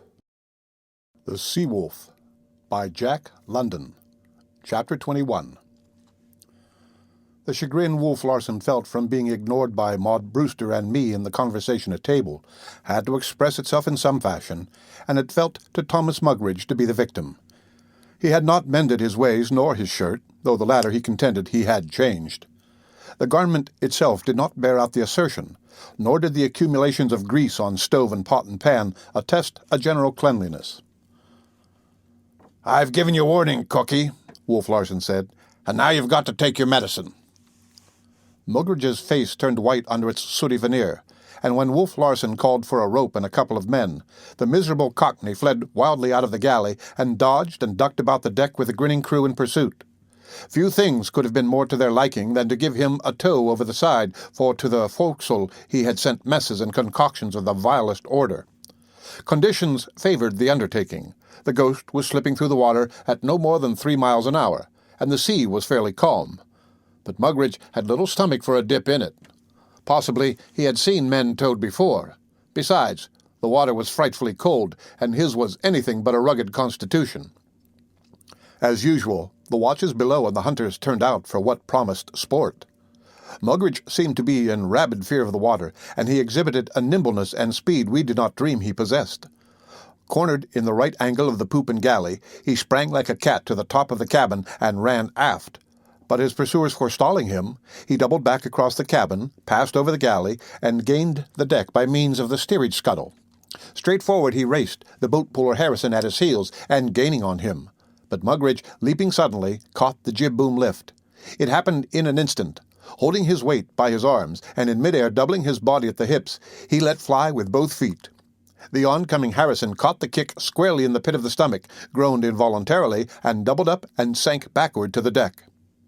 Hand-clapping and roars of laughter from the hunters greeted the exploit, while Mugridge, eluding half of his pursuers at the foremast, ran aft and through the remainder like a runner on the football field. Straight aft he held to the poop, and along the poop to the stern. So great was his speed that as he curved past the corner of the cabin he slipped and fell. Nilsson was standing at the wheel, and the Cockney's hurtling body struck his legs. Both went down together, but Mugridge alone rose. By some freak of pressures, his frail body had snapped the strong man's leg like a pipe stem. Parsons took the wheel, and the pursuit continued. Round and round the decks they went. Mugridge sick with fear, the sailors hallooing and shouting directions to one another, and the hunters bellowing encouragement and laughter. Mugridge went down on the forehatch under 3 men, but he emerged from the mast like an eel, bleeding at the mouth, the offending shirt ripped into tatters, and sprang for the main rigging. Up he went, clear up, beyond the ratlines to the very masthead. Half a dozen sailors swarmed to the crosstrees after him, where they clustered and waited while 2 of their number, oofty, and Black, who was Latimer's boat steerer, continued up the thin steel stays, lifting their bodies higher and higher by means of their arms.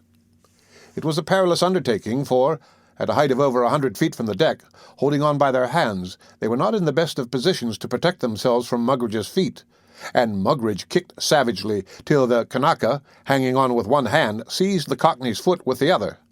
Black duplicated the performance a moment later with the other foot.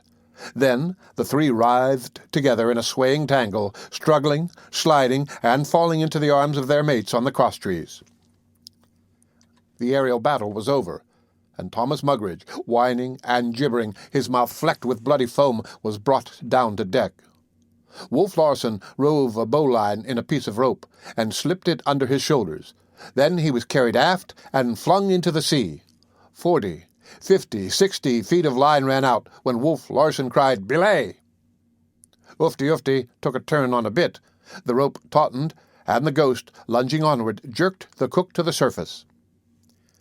It was a pitiful spectacle.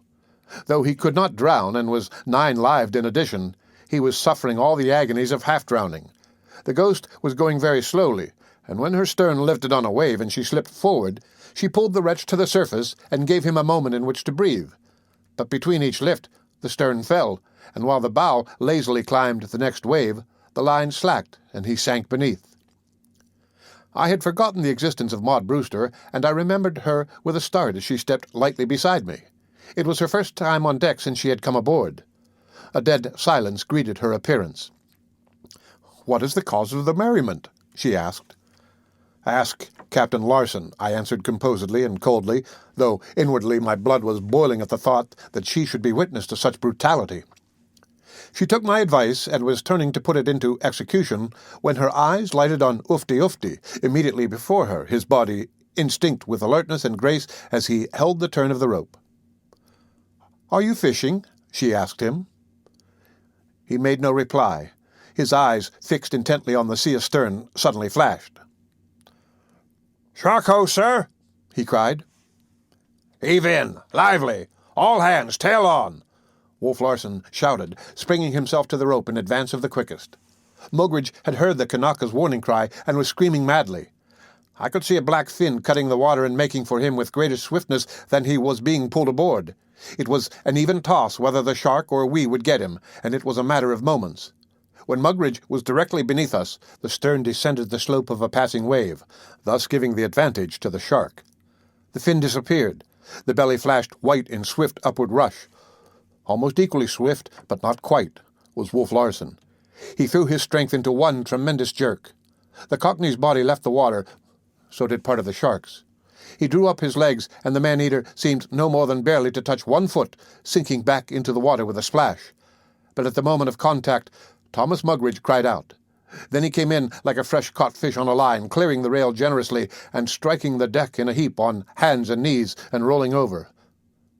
But a fountain of blood was gushing forth. The right foot was missing, amputated neatly at the ankle. I looked instantly to Maud Brewster. Her face was white, her eyes dilated with horror. She was gazing not at Thomas Mugridge, but at Wolf Larsen, and he was aware of it, for he said with one of his short laughs, "Man play, Miss Brewster. Somewhat rougher, I warrant, than what you have been used to, but still man play. The shark was not in the reckoning. But at this juncture, Mugridge, who had lifted his head and ascertained the extent of his loss, floundered over on the deck and buried his teeth in Wolf Larsen's leg. Wolf Larsen stooped coolly to the Cockney and pressed with thumb and finger at the rear of the jaws and below the ears. The jaws opened with reluctance, and Wolf Larsen stepped free. "As I was saying," he went on, as though nothing unwonted had happened, "the shark was not in the reckoning. It was, shall we say, Providence." She gave no sign that she had heard, though the expression of her eyes changed to one of inexpressible loathing as she started to turn away. She no more than started, for she swayed and tottered and reached her hand weakly out to mine. I caught her in time to save her from falling and helped her to a seat on the cabin.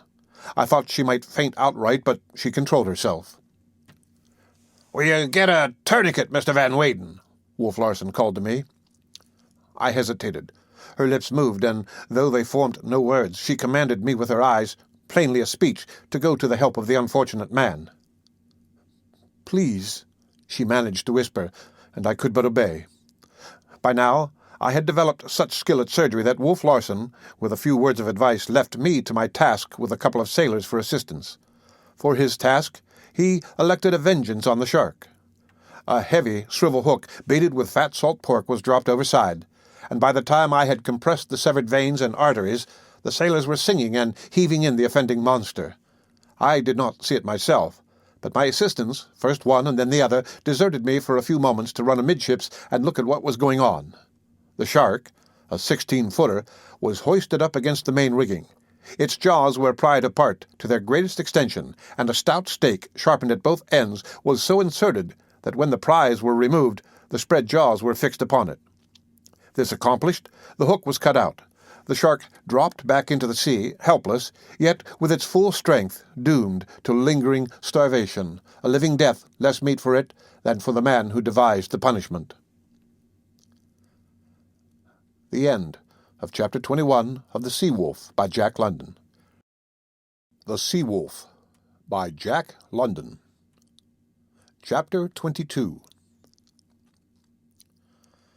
I knew what it was as she came toward me. For 10 minutes I had watched her talking earnestly with the engineer, and now, with a sign for silence, I drew her out of earshot of the helmsman. Her face was white and set. Her large eyes, larger than usual, what of the purpose in them, looked penetratingly into mine. I felt rather timid and apprehensive, for she had come to search Humphrey Van Weyden's soul, and Humphrey Van Weyden had nothing of which to be particularly proud since his advent on the Ghost. We walked to the break of the poop, where she turned and faced me. I glanced around to see that no one was within hearing distance. "What is it?" I asked gently, but the expression of determination on her face did not relax. "I can readily understand," she began, "that this morning's affair was largely an accident, but I have been talking with Mr. Haskins. He tells me that the day we were rescued, even while I was in the cabin, 2 men were drowned. Deliberately drowned, murdered." There was a query in her voice, and she faced me accusingly, as though I were guilty of the deed, or at least a party to it. "The information is quite correct," I answered. "The 2 men were murdered." "And you permitted it?" she cried. "I was unable to prevent it, is a better way of phrasing it," I replied, still gently. "But you tried to prevent it?" There was an emphasis on the tried, and a pleading little note in her voice. "Oh, but you didn't," she hurried on, divining my answer. "But why didn't you?" I shrugged my shoulders. "You must remember, Miss Brewster, that you are a new inhabitant of this little world, and that you do not yet understand the laws which operate within it. You bring with you certain fine conceptions of humanity, manhood, conduct, and such things. But here you will find them misconceptions. I have found it so," I added with an involuntary sigh. She shook her head incredulously. "What would you advise, then?" I asked. "That I should take a knife or a gun or an axe and kill this man?" She half started back. "No, not that." "Then what should I do? Kill myself?" "You speak in purely materialistic terms," she objected. "There is such a thing as moral courage, and moral courage is never without effect." "Ah," I smiled, "you advised me to kill neither him nor myself, but to let him kill me." I held up my hand as she was about to speak, for moral courage is a worthless asset on this little floating world. Leach, one of the men who were murdered, had moral courage to an unusual degree. So had the other man, Johnson. Not only did it not stand them in good stead, but it destroyed them. And so with me, if I should exercise what little moral courage I may possess. You must understand, Miss Brewster, and understand clearly that this man is a monster. He is without conscience. Nothing is sacred to him. Nothing is too terrible for him to do. It was due to his whim that I was detained aboard in the first place. It is due to his whim that I am still alive. I do nothing, can do nothing, because I am a slave to this monster, as you are now a slave to him. Because I desire to live, as you will desire to live. Because I cannot fight and overcome him, just as you will not be able to fight and overcome him." She waited for me to go on. "What remains? Mine is the role of the weak. I remain silent and suffer ignominy, as you will remain silent and suffer ignominy. And it is well. It is the best we can do if we wish to live. The battle is not always to the strong. We have not the strength with which to fight this man. We must dissimulate and win if win we can by craft. If you will be advised by me, this is what you will do. I know my position is perilous, and I may say frankly that yours is even more perilous. We must stand together without appearing to do so, in secret alliance. I shall not be able to side with you openly, and no matter what indignities may be put upon me, you are to remain likewise silent. We must provoke no scenes with this man, nor cross his will, and we must keep smiling faces and be friendly with him, no matter how repulsive it may be.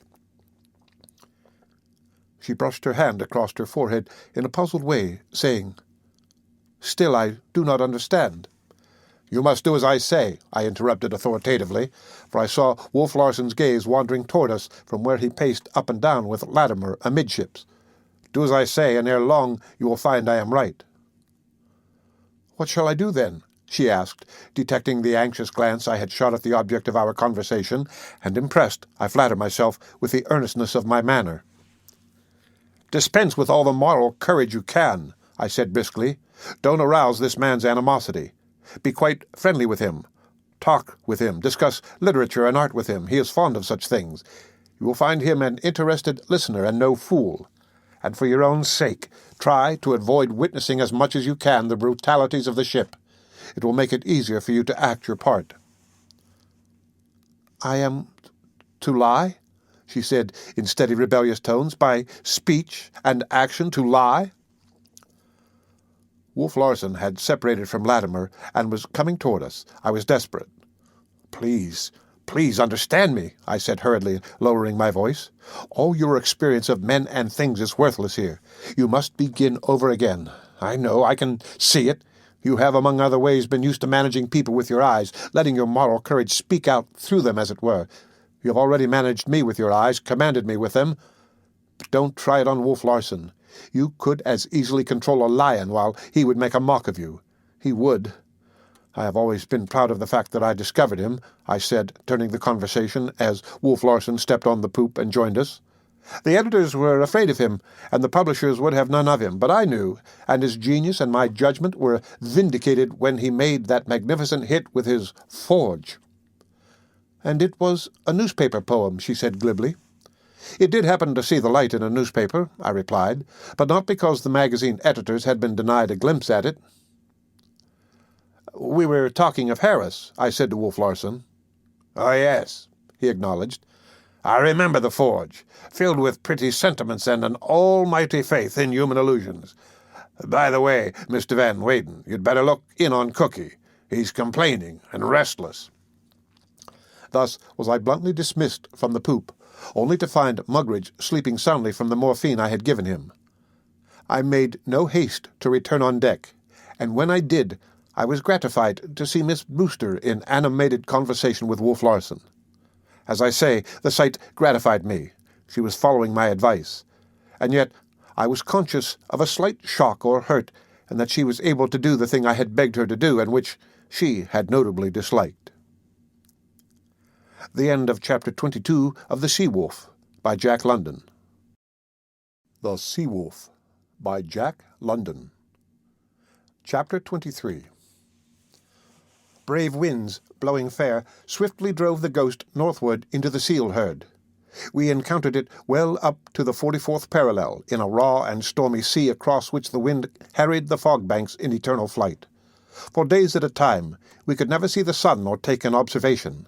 Then the wind would sweep the face of the ocean clean, the waves would ripple and flash, and we would learn where we were. A day of clear weather might follow, or 3 days or 4, and then the fog would settle down upon us, seemingly thicker than ever.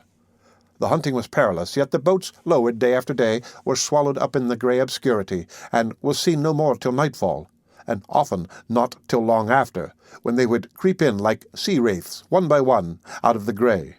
Wainwright, the hunter whom Wolf Larsen had stolen with boat and men, took advantage of the veiled sea and escaped.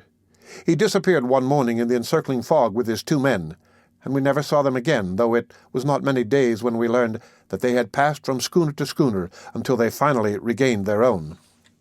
This was the thing I had set my mind upon doing, but the opportunity never offered. It was not in the mate's province to go out in the boats, and though I maneuvered cunningly for it, Wolf Larsen never granted me the privilege. Had he done so, I should have managed somehow to carry Miss Brewster away with me. As it was, the situation was approaching a stage which I was afraid to consider. I involuntarily shunned the thought of it, and yet the thought continually arose in my mind like a haunting spectre. I had read sea romances in my time wherein figured, as a matter of course, the lone woman in the midst of a shipload of men. But I learned now that I had never comprehended the deeper significance of such a situation, the thing the writers harped upon and exploited so thoroughly. And here it was, now, and I was face to face with it. That it should be as vital as possible, it required no more than that the woman should be Maud Brewster, who now charmed me in person as she had long charmed me through her work. No one more out of environment could be imagined. She was a delicate, ethereal creature, swaying and willowy, light and graceful of movement. It never seemed to me that she walked, or at least walked after the ordinary manner of mortals. Hers was an extreme lithesomeness, and she moved with a certain indefinable airiness, approaching one as down might float or as a bird on noiseless wings. She was like a bit of Dresden china, and I was continually impressed with what I may call her fragility. As at the time I caught her arm when helping her below, so at any time I was quite prepared, should stress or rough handling befall her, to see her crumble away. I have never seen such body and spirit in such perfect accord. Describe her verse, as the critics have described it, as sublimated and spiritual, and you have described her body. It seemed to partake of her soul, to have analogous attributes, and to link it to life with the slenderest of chains. Indeed, she trod the earth lightly, and in her constitution there was little of the robust clay. She was in striking contrast to Wolf Larsen. Each was nothing that the other was, everything that the other was not. I noted them walking the deck together one morning, and I likened them to the extreme ends of the human ladder of evolution. The one, the culmination of all savagery, the other, the finished product of the finest civilization. True, Wolf Larsen possessed intellect to an unusual degree, but it was directed solely to the exercise of his savage instincts, and made him but the more formidable a savage. He was splendidly muscled, a heavy man, and though he strode with the certitude and directness of the physical man, there was nothing heavy about his stride. The jungle and the wilderness lurked in the uplift and downput of his feet. He was cat-footed and lithe and strong, always strong. I likened him to some great tiger, a beast of prowess in prey. He looked it, and the piercing glitter that arose at times in his eyes was the same piercing glitter I observed in the eyes of caged leopards and other preying creatures of the wild. But this day, as I noted them pacing up and down, I saw that it was she who terminated the walk. They came up to where I was standing by the entrance to the companionway. Though she betrayed it by no outward sign, I felt somehow that she was greatly perturbed. She made some idle remark, looking at me, and laughed lightly enough. But I saw her eyes return to his involuntarily, as though fascinated. Then they fell, but not swiftly enough to veil the rush of terror that filled them. It was in his eyes that I saw the cause of her perturbation, ordinarily grey and cold and harsh. They were now warm and soft and golden, and all a dance with tiny lights that dimmed and faded, or welled up till the full orbs were flooded with a glowing radiance. Perhaps it was to this that the golden colour was due, but golden his eyes were, enticing and masterful, at the same time luring and compelling, and speaking a demand and clamour of the blood which no woman, much less Maud Brewster, could misunderstand. Her own terror rushed upon me, and in that moment of fear, the most terrible fear a man can experience, I knew that in inexpressible ways she was dear to me. The knowledge that I loved her rushed upon me with the terror, and with both emotions gripping at my heart and causing my blood at the same time to chill and to leap riotously, I felt myself drawn by a power without me and beyond me, and found my eyes returning against my will to gaze into the eyes of Wolf Larsen. But he had recovered himself. The golden colour and the dancing lights were gone. Cold and grey and glittering they were, as he bowed brusquely and turned away. "I am afraid," she whispered with a shiver. "I am so afraid." I too was afraid, and what of my discovery of how much she meant to me, my mind was in a turmoil, but I succeeded in answering quite calmly. "All will come right, Miss Brewster. Trust me, it will come right." She answered with a grateful little smile that sent my heart pounding, and started to descend the companion stairs. For a long while I remained standing where she had left me. There was imperative need to adjust myself to consider the significance of the changed aspect of things. It had come at last. Love had come, when I least expected it, and under the most forbidding conditions. Of course, my philosophy had always recognized the inevitableness of the love call, sooner or later, but long years of bookish silence had made me inattentive and unprepared. And now it had come. Maud Brewster. My memory flashed back to that first thin little volume on my desk, and I saw before me, as though in the concrete, the row of thin little volumes on my library shelf. How I had welcomed each of them. Each year one had come from the press, and to me each was the advent of the year. They had voiced a kindred intellect and spirit, and as such I had received them into a camaraderie of the mind. But now their place was in my heart. My heart. A revulsion of feeling came over me. I seemed to stand outside myself and to look at myself incredulously.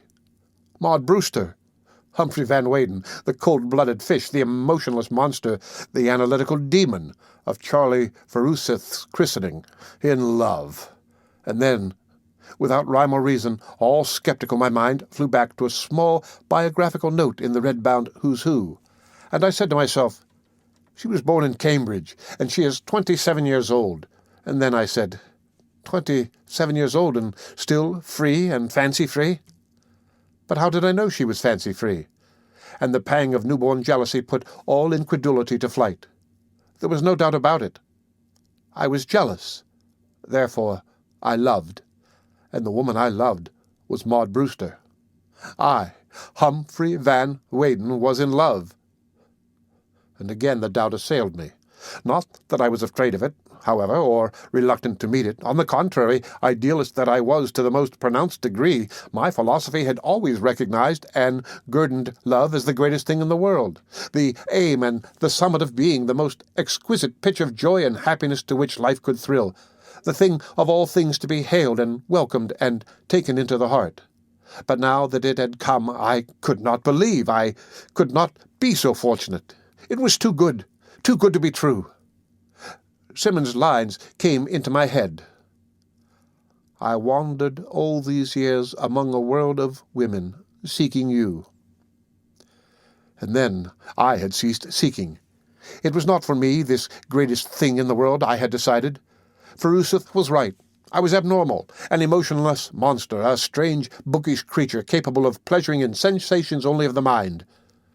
And though I had been surrounded by women all my days, my appreciation of them had been aesthetic and nothing more. I had actually, at times, considered myself outside the pale, a monkish fellow, denied the eternal or the passing passions I saw and understood so well in others. And now it had come. Undreamed of and unheralded, it had come. In what could have been no less than an ecstasy, I left my post at the head of the companionway and started along the deck, murmuring to myself those beautiful lines of Mrs. Browning. I lived with visions for my company instead of men and women years ago, and found them gentle mates, nor thought to know a sweeter music than they played to me. But the sweeter music was playing in my ears, and I was blind and oblivious to all about me. The sharp voice of Wolf Larsen aroused me. "What the hell are you up to?" he was demanding. I had strayed forward where the sailors were painting, and I came to myself to find my advancing foot on the verge of overturning a paint-pot. "Sleepwalking? Sunstroke? What?" he barked. No. Indigestion," I retorted, and continued my walk as if nothing untoward had occurred. The end of Chapter 23. The Sea Wolf by Jack London, Chapter 24. Among the most vivid memories of my life are those of the events on the Ghost, which occurred during the 40 hours succeeding the discovery of my love for Maud Brewster. I, who had lived my life in quiet places only to enter at the age of 35 upon a course of the most irrational adventure I could have imagined, never had more incident and excitement crammed into any 40 hours of my experience. Nor can I quite close my ears to a small voice of pride, which tells me I did not do so badly, all things considered. To begin with, at the midday dinner, Wolf Larsen informed the hunters that they were to eat thenceforth in the steerage. It was an unprecedented thing on sealing schooners, where it is the custom for the hunters to rank unofficially as officers. He gave no reason, but his motive was obvious enough. Horner and Smoke had been displaying a gallantry toward Maud Brewster, ludicrous in itself and inoffensive to her, but to him evidently distasteful. The announcement was received with black silence, though the other 4 hunters glanced significantly at the 2 who had been the cause of their banishment. Jock Horner, quiet as was his way, gave no sign, but the blood surged darkly across Smoke's forehead, and he half opened his mouth to speak. Wolf Larsen was watching him, waiting for him, the steely glitter in his eyes, but Smoke closed his mouth again without having said anything. Anything to say? The other demanded aggressively. It was a challenge, but Smoke refused to accept it. About what? He asked so innocently that Wolf Larsen was disconcerted, while the others smiled. Oh, nothing, Wolf Larsen said lamely. I just thought you might want to register a kick. About what? Asked the imperturbable Smoke. Smoke's mates were now smiling broadly. His captain could have killed him, and I doubt not that blood would have flowed had not Maud Brewster been present. For that matter, it was her presence which enabled Smoke to act as he did. He was too discreet and cautious a man to incur Wolf Larsen's anger at a time when that anger could be expressed in terms stronger than words. I was in fear that a struggle might take place, but a cry from the helmsman made it easy for the situation to save itself. "Smoke ho!" The cry came down the open companionway. "How's it bear?" Wolf Larsen called up. "Dead astern, sir." "Maybe it's a Russian," suggested Latimer. His words brought anxiety into the faces of the other hunters. A Russian could mean but one thing, a cruiser. The hunters, never more than roughly aware of the position of the ship, nevertheless knew that we were close to the boundaries of the Forbidden Sea, while Wolf Larsen's record as a poacher was notorious. All eyes centered upon him. "We're dead safe," he assured them with a laugh. "No salt mines this time, Smoke. But I'll tell you what, I'll lay odds of 5 to 1 it's the Macedonia." No one accepted his offer, and he went on, "In which event, I'll lay 10 to 1 there's trouble breezing up." "No, thank you," Latimer spoke up. "I don't object to losing my money, but I like to get a run for it anyway. There never was a time when there wasn't trouble when you and that brother of yours got together, and I'll lay 20 to 1 on that." A general smile followed, in which Wolf Larsen joined, and the dinner went on smoothly, thanks to me, for he treated me abominably the rest of the meal, sneering at me and patronizing me till I was all a-tremble with suppressed rage. Yet I knew I must control myself for Maud Brewster's sake, and I received my reward when her eyes caught mine for a fleeting second, and they said, as distinctly as if she spoke, "Be brave, be brave." We left the table to go on deck, for a steamer was a welcome break in the monotony of the sea on which we floated, while the conviction that it was Death Larsen and the Macedonia added to the excitement. The stiff breeze and heavy sea which had sprung up the previous afternoon had been moderating all morning, so that it was now possible to lower the boats for an afternoon's hunt. The hunting promised to be profitable. We had sailed since daylight across a sea barren of seals, and were now running into the herd. The Smoke was still miles astern, but overhauling us rapidly when we lowered our boats. They spread out and struck a northerly course across the ocean. Now and again we saw a sail lower, heard the reports of the shotguns, and saw the sail go up again. The seals were thick. The wind was dying away. Everything favored a big catch. As we ran off to get our leeward position of the last lee boat, we found the ocean fairly carpeted with sleeping seals. They were all about us, thicker than I had ever seen them before, in twos and threes and bunches, stretched full length on the surface, and sleeping for all the world like so many lazy young dogs. Under the approaching smoke, the hull and upper works of a steamer were growing larger. It was the Macedonia. I read her name through the glasses as she passed by scarcely a mile to starboard. Wolf Larsen looked savagely at the vessel, while Maud Brewster was curious. "Where is the trouble you were so sure was breezing up, Captain Larsen?" she asked gaily. He glanced at her, a moment's amusement softening his features. "What did you expect? That they'd come aboard and cut our throats?" "Something like that," she confessed. "You understand, seal hunters are so new and strange to me that I am quite ready to expect anything." He nodded his head. Quite right, quite right. Your error is that you failed to expect the worst." "Why, what can be worse than cutting our throats?" she asked with pretty naive surprise. "Cutting our purses," he answered. "Man is so made these days that his capacity for living is determined by the money he possesses." "Who steals my purse steals trash," she quoted. "Who steals my purse steals my right to live," was the reply. "Old saws to the contrary, for he steals my bread and meat and bed, and in so doing imperils my life.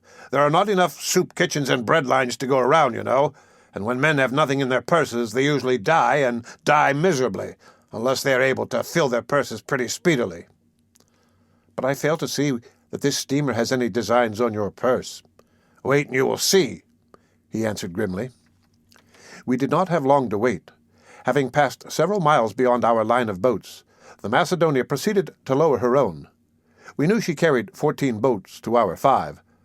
We were one short through the desertion of Wainwright, and she began dropping them far to leeward of our last boat, continued dropping them athwart our course, and finished dropping them far to windward of our first weather boat. The hunting for us was spoiled. There were no seals behind us, and ahead of us the line of 14 boats, like a huge broom, swept the herd before it. Our boats hunted across the 2 or 3 miles of water between them and the point where the Macedonias had been dropped, and then headed for home. The wind had fallen to a whisper. The ocean was growing calmer, and this, coupled with the presence of the great herd, made a perfect hunting day, one of the 2 or 3 days to be encountered in the whole of a lucky season. An angry lot of men, boat pullers and steerers as well as hunters, swarmed over our side. Each man felt that he had been robbed, and the boats were hoisted in amid curses which, if curses had power, would have settled Death Larsen for all eternity. "Dead and damned for a dozen eternities," commented Lewis, his eyes twinkling up at me as he rested from hauling taut the lashings of his boat. "Listen to them, and find if it is hard to discover the most vital thing in their souls," said Wolf Larsen. "Faith, and love, and high ideals, the good, the beautiful, the true." "Their innate sense of right has been violated," Maud Brewster said, joining the conversation. She was standing a dozen feet away, one hand resting on the main shrouds, and her body swaying gently to the slight roll of the ship. She had not raised her voice, and yet I was struck by its clear and bell-like tone. Oh, it was sweet in my ears. I scarcely dared look at her just then, for the fear of betraying myself. A boy's cap was perched on her head, and her hair, light brown and arranged in a loose and fluffy order that caught the sun, seemed an aureole about the delicate oval of her face. She was positively bewitching, and, withal, sweetly spirituelle, if not saintly. All my old-time marvel at life returned to me at sight of this splendid incarnation of it, and Wolf Larsen's cold explanation of life and its meaning was truly ridiculous and laughable. "A sentimentalist," he sneered, "like Mr. Van Weyden. Those men are cursing because their desires have been outraged, that is all. What desires? Ha! The desires for the good grub and soft beds ashore which a handsome payday brings them, the women and the drink, the gorging and the beastliness which so truly expresses them, the best that is in them, their highest aspirations, their ideals, if you please. The exhibition they make of their feelings is not a touching sight, yet it shows how deeply they have been touched, how deeply their purses have been touched, for to lay hands on their purses is to lay hands on their souls." "You hardly behave as if your purse had been touched," she said smilingly. "Then it so happens that I am behaving differently, for my purse and my soul have both been touched. At the current price of skins in the London market, and based on a fair estimate of what the afternoon's catch would have been had not the Macedonia hogged it, the Ghost has lost about $1,500 worth of skins." "You speak so calmly," she began. "But I do not feel calm. I could kill the man who robbed me," he interrupted. "Yes, yes, I know, and that man my brother. More sentiment. Ha!" His face underwent a sudden change. His voice was less harsh and wholly sincere as he said, "You must be happy, you sentimentalists, really and truly happy at dreaming and finding things good, and because you find some of them good, feeling good yourself. Now, tell me, you two, do you find me good?" "You are good to look upon, in a way," I qualified. "There are in you all powers for good," was Maud Brewster's answer. "There you are," he cried at her, half angrily. "Your words are empty to me. There's nothing clear and sharp and definite about the thought you have expressed. You cannot pick it up in your two hands and look at it. In point of fact, it is not a thought. It is a feeling, a sentiment, a something based upon illusion, and not a product of the intellect at all." As he went on, his voice again grew soft, and a confiding note came into it. "Do you know, I sometimes catch myself wishing that I, too, were blind to the facts of life and only knew its fancies and illusions. They're wrong. All wrong, of course, and contrary to reason. But in the face of them, my reason tells me, wrong and most wrong, that to dream and live illusions gives greater delight. After all, delight is the wage for living. Without delight, living is a worthless act. To labor at living and be unpaid is worse than to be dead. He who delights the most lives the most, and your dreams and unrealities are less disturbing to you and more gratifying than are my facts to me." He shook his head, slowly, pondering. I often doubt the worthwhileness of reason. Dreams must be more substantial and satisfying. Emotional delight is more filling and lasting than intellectual delight, and besides, you pay for your moments of intellectual delight by having the blues. Emotional delight is followed by no more than jaded senses which speedily recuperate. I envy you. I envy you." He stopped abruptly, and then on his lips formed one of his strange, quizzical smiles as he added, "It's from my brain I envy you, take notice, and not from my heart. My reason dictates it. The envy is an intellectual product. I am like a sober man looking upon drunken men, and greatly weary, wishing he too were drunk." "Or like a wise man looking upon fools, and wishing he too were a fool," I laughed. "Quite so," he said. "You are a blessed bankrupt pair of fools. You have no facts in your pocketbook." "Yet we spend as freely as you," was Maud Brewster's contribution. "More freely, because it costs you nothing." "And because we draw upon eternity," she retorted. "Whether you do or think you do, it's the same thing.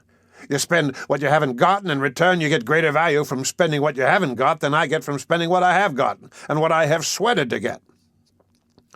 "Why don't you change the basis of your coinage, then?" she queried teasingly. He looked at her quickly, half hopefully, and then said all regretfully, "Too late. I'd like to, perhaps, but I can't. My pocketbook is stuffed with the old coinage, and it's a stubborn thing. I can never bring myself to recognize anything else as valid."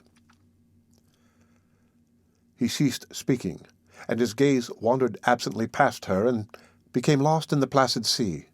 The old primal melancholy was strong upon him. He was quivering to it. He had reasoned himself into a spell of the blues, and within few hours one could look for the devil within him to be up and stirring. I remembered Charlie Feruseth, and knew this man's sadness as the penalty which the materialist ever pays for his materialism. The end of Chapter 24 of The Sea Wolf. The Sea Wolf, by Jack London. Chapter 25. "You've been on deck, Mr. Van Weyden," Wolf Larsen said the following morning at the breakfast table. "How do things look?" "Clear enough," I answered, glancing at the sunshine which streamed down the open companionway. Fair westerly breeze, with a promise of stiffening if Lewis predicts correctly. He nodded his head in a pleased way. Any signs of fog? Thick banks in the north and southwest. He nodded his head again, evincing even greater satisfaction than before. What of the Macedonia? Not sighted, I answered. I could have sworn his face fell at the intelligence, but why he should be disappointed I could not conceive. I was soon to learn. "Smoke ho!" came the hail from on deck, and his face brightened. "Good!" he exclaimed, and left the table at once to go on deck and into the steerage, where the hunters were taking the first breakfast of their exile. Maud Brewster and I scarcely touched the food before us, gazing instead in silent anxiety at each other, and listening to Wolf Larsen's voice, which easily penetrated the cabin through the intervening bulkhead. He spoke at length, and his conclusion was greeted with a wild roar of cheers. The bulkhead was too thick for us to hear what he said, but whatever it was, it affected the hunters strongly, for the cheering was followed by loud exclamations and shouts of joy. From the sounds on deck, I knew that the sailors had been routed out and were preparing to lower the boats. Maud Brewster accompanied me on deck, but I left her at the break of the poop, where she might watch the scene and not be in it. The sailors must have learned whatever project was on hand, and the vim and snap they put into their work attested their enthusiasm. The hunters came trooping on deck with shotguns and ammunition boxes, and most unusual, their rifles. The latter were rarely taken in the boats, for a seal shot at long range with a rifle invariably sank before a boat could reach it. But each hunter this day had his rifle and a large supply of cartridges. I noticed they grinned with satisfaction whenever they looked at the Macedonia's smoke, which was rising higher and higher as she approached from the west. The 5 boats went over the side with a rush, spread out like the ribs of a fan, and set a northerly course, as on the preceding afternoon, for us to follow. I watched for some time, curiously, but there seemed nothing extraordinary about their behavior. They lowered sails, shot seals, and hoisted sails again, and continued on their way as I had always seen them do. The Macedonia repeated her performance of yesterday, hogging the sea by dropping her line of boats in advance of ours and across our course. 14 boats require a considerable spread of ocean for comfortable hunting, and when she had completely lapped our line, she continued steaming into the northeast, dropping more boats as she went. "What's up?" I asked Wolf Larsen, unable longer to keep my curiosity in check. "Never mind what's up," he answered gruffly.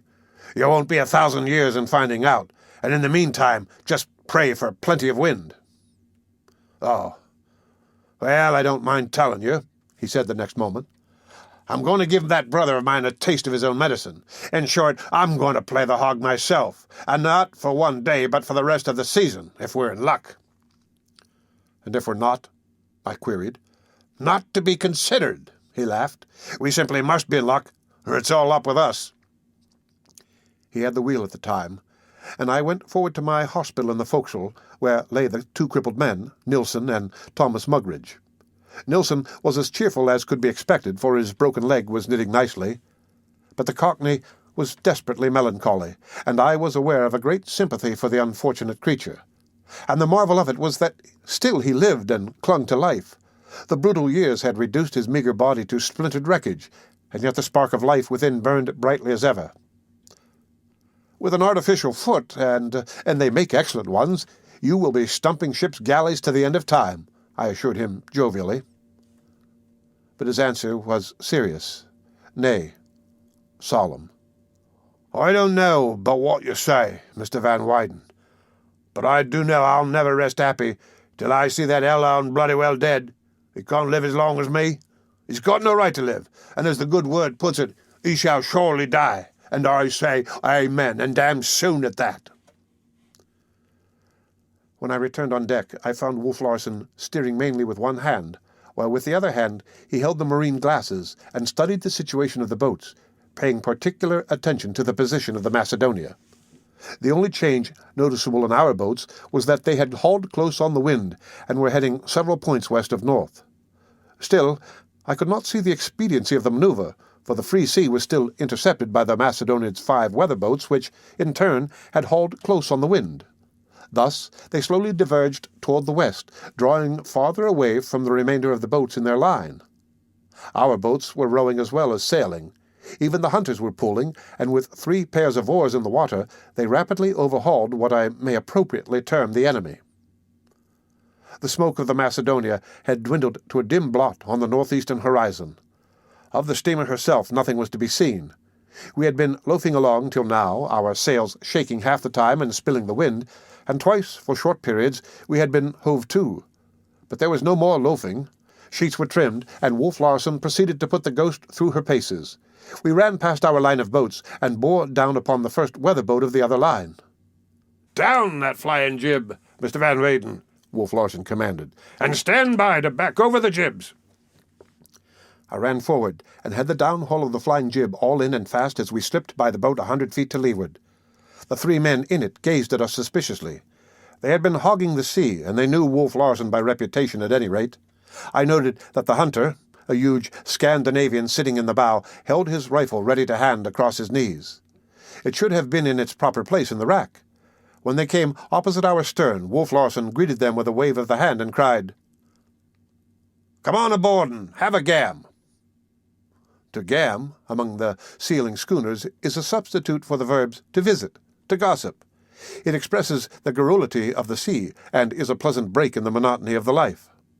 The Ghost swung around into the wind, and I finished my work forward in time to run aft and lend a hand with the mainsheet. "You'll please stay on deck, Miss Brewster," Wolf Larsen said as he started forward to meet his guest. "And you too, Mr. Van Weyden." The boat had lowered its sail and run alongside. The hunter, golden-bearded like a sea-king, came over the rail and dropped on deck. But his hugeness could not quite overcome his apprehensiveness. Doubt and distrust showed strongly in his face. It was a transparent face for all of its hairy shield, and advertised instant relief when he glanced from Wolf Larsen to me, noted that there was only the pair of us, and then glanced over his own 2 men who had joined him. Surely he had little reason to be afraid. He towered like a Goliath above Wolf Larsen. He must have measured 6 feet 8 or 9 inches in stature, and I subsequently learned his weight, 240 pounds, and there was no fat about him. It was all bone and muscle. A return of apprehension was apparent when, at the top of the companionway, Wolf Larsen invited him below. But he reassured himself with a glance down at his host, a big man himself, but dwarfed by the propinquity of the giant. So all hesitancy vanished, and the pair descended into the cabin. In the meantime, his 2 men, as was the wont of visiting sailors, had gone forward into the forecastle to do some visiting themselves. Suddenly from the cabin came a great choking bellow, followed by all the sounds of a furious struggle. It was the leopard and the lion made all the noise. Wolf Larsen was the leopard. "You see the sacredness of our hospitality," I said bitterly to Maud Brewster. She nodded her head that she heard, and I noted in her face the signs of the same sickness at sight or sound of violent struggle from which I had suffered so severely during my first weeks on the Ghost. "Wouldn't it be better if you went forward, say by the steerage companionway, until it is over?" I suggested. She shook her head and gazed at me pitifully. She was not frightened, but appalled, rather, at the human animality of it. "You will understand," I took advantage of the opportunity to say, "whatever part I take in what is going on and what is to come, that I am compelled to take it if you and I are ever to get out of this scrape with our lives. It is not nice for me," I added. "I understand," she said in a weak, faraway voice, and her eyes showed me that she did understand. The sounds from below soon died away. Then Wolf Larsen came alone on deck. There was a slight flush under his bronze, but otherwise he bore no signs of the battle. "Send those 2 men aft, Mr. Van Weyden," he said. I obeyed, and a minute or 2 later they stood before him. "Hoist in your boat," he said to them. "Your hunter's decided to stay aboard a while and doesn't want it pounding alongside." "Hoist in your boat, I said," he repeated, this time in sharper tones, as they hesitated to do his bidding. "Who knows? You may have to sail with me for a time," he said quite softly, with a silken threat that belied the softness as they moved slowly to comply. "And we might as well start with a friendly understanding. Lively now. Death Larsen makes you jump better than that, and you know it." Their movements perceptibly quickened under his coaching, and as the boat swung inboard, I was sent forward to let go the jibs. Wolf Larsen, at the wheel, directed the Ghost after the Macedonia's second weather boat. Under way, and with nothing for the time being to do, I turned my attention to the situation of the boats. The Macedonia's third weather boat was being attacked by 2 of ours, the fourth by our remaining 3, and the fifth, turned about, was taking a hand in the defense of its nearest mate. The fight had opened at long distance, and the rifles were cracking steadily. A quick, snappy sea was being kicked up by the wind, a condition which prevented fine shooting, and now and again, as we drew closer, we could see the bullets zip-zipping from wave to wave. The boat we were pursuing had squared away and was running before the wind to escape us, and in the course of its flight to take part in repulsing our general boat attack. Attending to sheets and tacks now left me little time to see what was taking place, but I happened to be on the poop when Wolf Larsen ordered the 2 strange sailors forward and into the forecastle. They went sullenly, but they went. He next ordered Miss Brewster below, and smiled at the instant horror that leapt into her eyes. "You'll find nothing gruesome down there," he said. "Only an unhurt man securely made fast to the ring-bolts. Bullets are liable to come aboard, and I don't want you killed, you know." Even as he spoke, a bullet was deflected by a brass-capped spoke of the wheel between his hands and screeched off through the air to windward. "You see?" he said to her, and then to me. "Mr. Van Weyden, will you take the wheel?" Maud Brewster had stepped inside the companionway, so that only her head was exposed. Wolf Larsen had procured a rifle and was throwing a cartridge into the barrel. I begged her with my eyes to go below, but she smiled and said, "We may be feeble land creatures without legs, but we can show Captain Larsen that we are at least as brave as he." He gave her a quick look of admiration. "I like you 100% better for that," he said. "Books and brains and bravery. You are well-rounded. A blue stocking fit to be the wife of a pirate chief." We'll discuss that later," he smiled, as a bullet struck solidly into the cabin wall. I saw his eyes flash golden as he spoke, and I saw the terror mount in her own. "We are braver," I hastened to say. "At least, speaking for myself, I know I am braver than Captain Larsen." It was I who was now favored by a quick look. He was wondering if I were making fun of him. I put 3 or 4 spokes over to counteract a sheer toward the wind on the part of the Ghost, and then steadied her.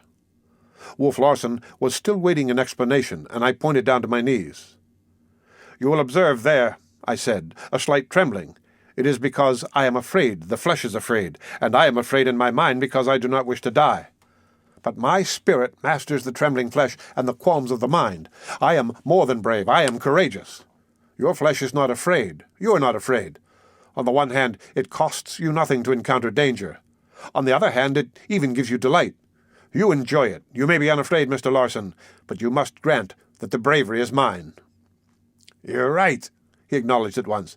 "I never thought of it in that way before. But is the opposite true? If you are braver than I, am I more cowardly than you?" We both laughed at the absurdity, and he dropped down to the deck and rested his rifle across the rail. The bullets we had received had traveled nearly a mile, but by now we had cut that distance in half. He fired 3 careful shots.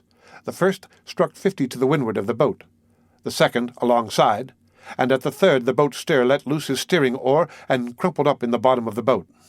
"I guess that'll fix him," Wolf Larsen said, rising to his feet. "I couldn't afford to let the hunter have it, and there is a chance the boat puller doesn't know how to steer, in which case the hunter cannot steer and shoot at the same time." His reasoning was justified, for the boat rushed at once into the wind, and the hunter sprang aft to take the boat steerer's place. There was no more shooting, though the rifles were still cracking merrily from the other boats. The hunter had managed to get the boat before the wind again, but we ran down upon it, going at least 2 feet to its one. 100 yards away, I saw the boat puller pass a rifle to the hunter. Wolf Larsen went amidships and took the coil of the throat halyards from its pin. Then he peered over the rail with leveled rifle. Twice I saw the hunter let go the steering oar with one hand, reach for his rifle, and hesitate. We were now alongside and foaming past. "Here, you!" Wolf Larsen cried suddenly to the boat puller. "Take a turn!" At the same time he flung the coil of rope. It struck fairly, nearly knocking the man over. But he did not obey. Instead, he looked to his hunter for orders. The hunter in turn was in a quandary. His rifle was between his knees, but if he let go the steering oar in order to shoot, the boat would sweep around and collide with the schooner. Also, he saw Wolf Larsen's rifle bearing upon him, and knew he would be shot ere he could get his rifle into play. "Take a turn," he said quietly to the man. The boat puller obeyed, taking a turn around the little forward thwart and paying the line as it jerked taut. The boat sheered out with a rush, and the hunter steadied it to a parallel course some 20 feet from the side of the Ghost. "Now get that sail down and come alongside," Wolf Larsen ordered. He never let go his rifle, even passing down the tackles with one hand. When they were fast, bow and stern, and the 2 uninjured men prepared to come aboard, the hunter picked up his rifle as if to place it in a secure position. "Drop it!" Wolf Larsen cried, and the hunter dropped it as though it were hot and had burned him. Once aboard, the 2 prisoners hoisted in the boat, and under Wolf Larsen's direction carried the wounded boat steerer down into the forecastle. "If our 5 boats do as well as you and I have done, we'll have a pretty full crew," Wolf Larsen said to me.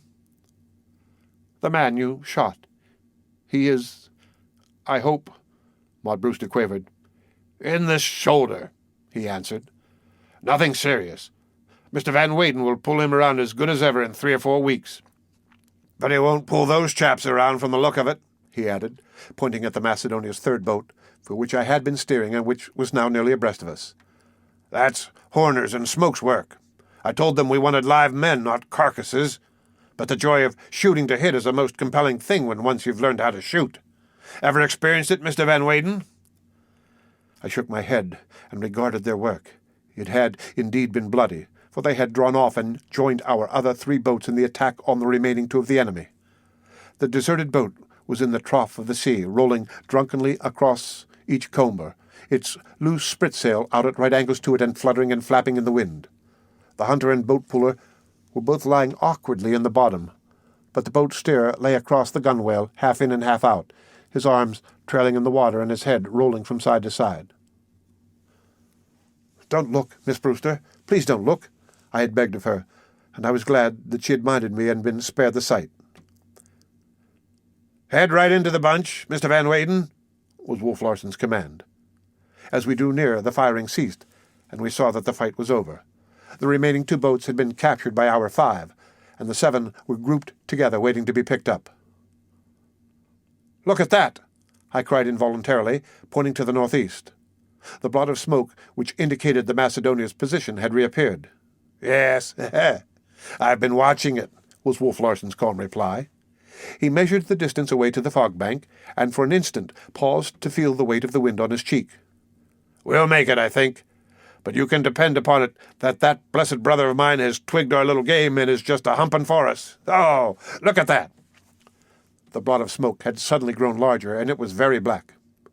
"I'll beat you out, though, brother mine," he chuckled. "I'll beat you out, and I hope you're no worse than that you rack your old engines into scrap." When we hove to, a hasty though orderly confusion reigned. The boats came aboard from every side at once. As fast as the prisoners came over the rail, they were marshalled forward to the forecastle by our hunters, while our sailors hoisted in the boats pell-mell, dropping them anywhere upon the deck and not stopping to lash them. We were already under way, all sails set and drawing, and the sheets being slacked off for a wind abeam as the last boat lifted clear of the water and swung in the tackles. There was need for haste. The Macedonia, belching the blackest of smoke from her funnel, was charging down upon us from out of the northeast. Neglecting the boats that remained to her, she had altered her course so as to anticipate ours. She was not running straight for us, but ahead of us. Our courses were converging like the sides of an angle, the vertex of which was at the edge of the fog bank. It was there, or not at all, that the Macedonia could hope to catch us. The hope for the Ghost lay in that she should pass that point before the Macedonia arrived at it.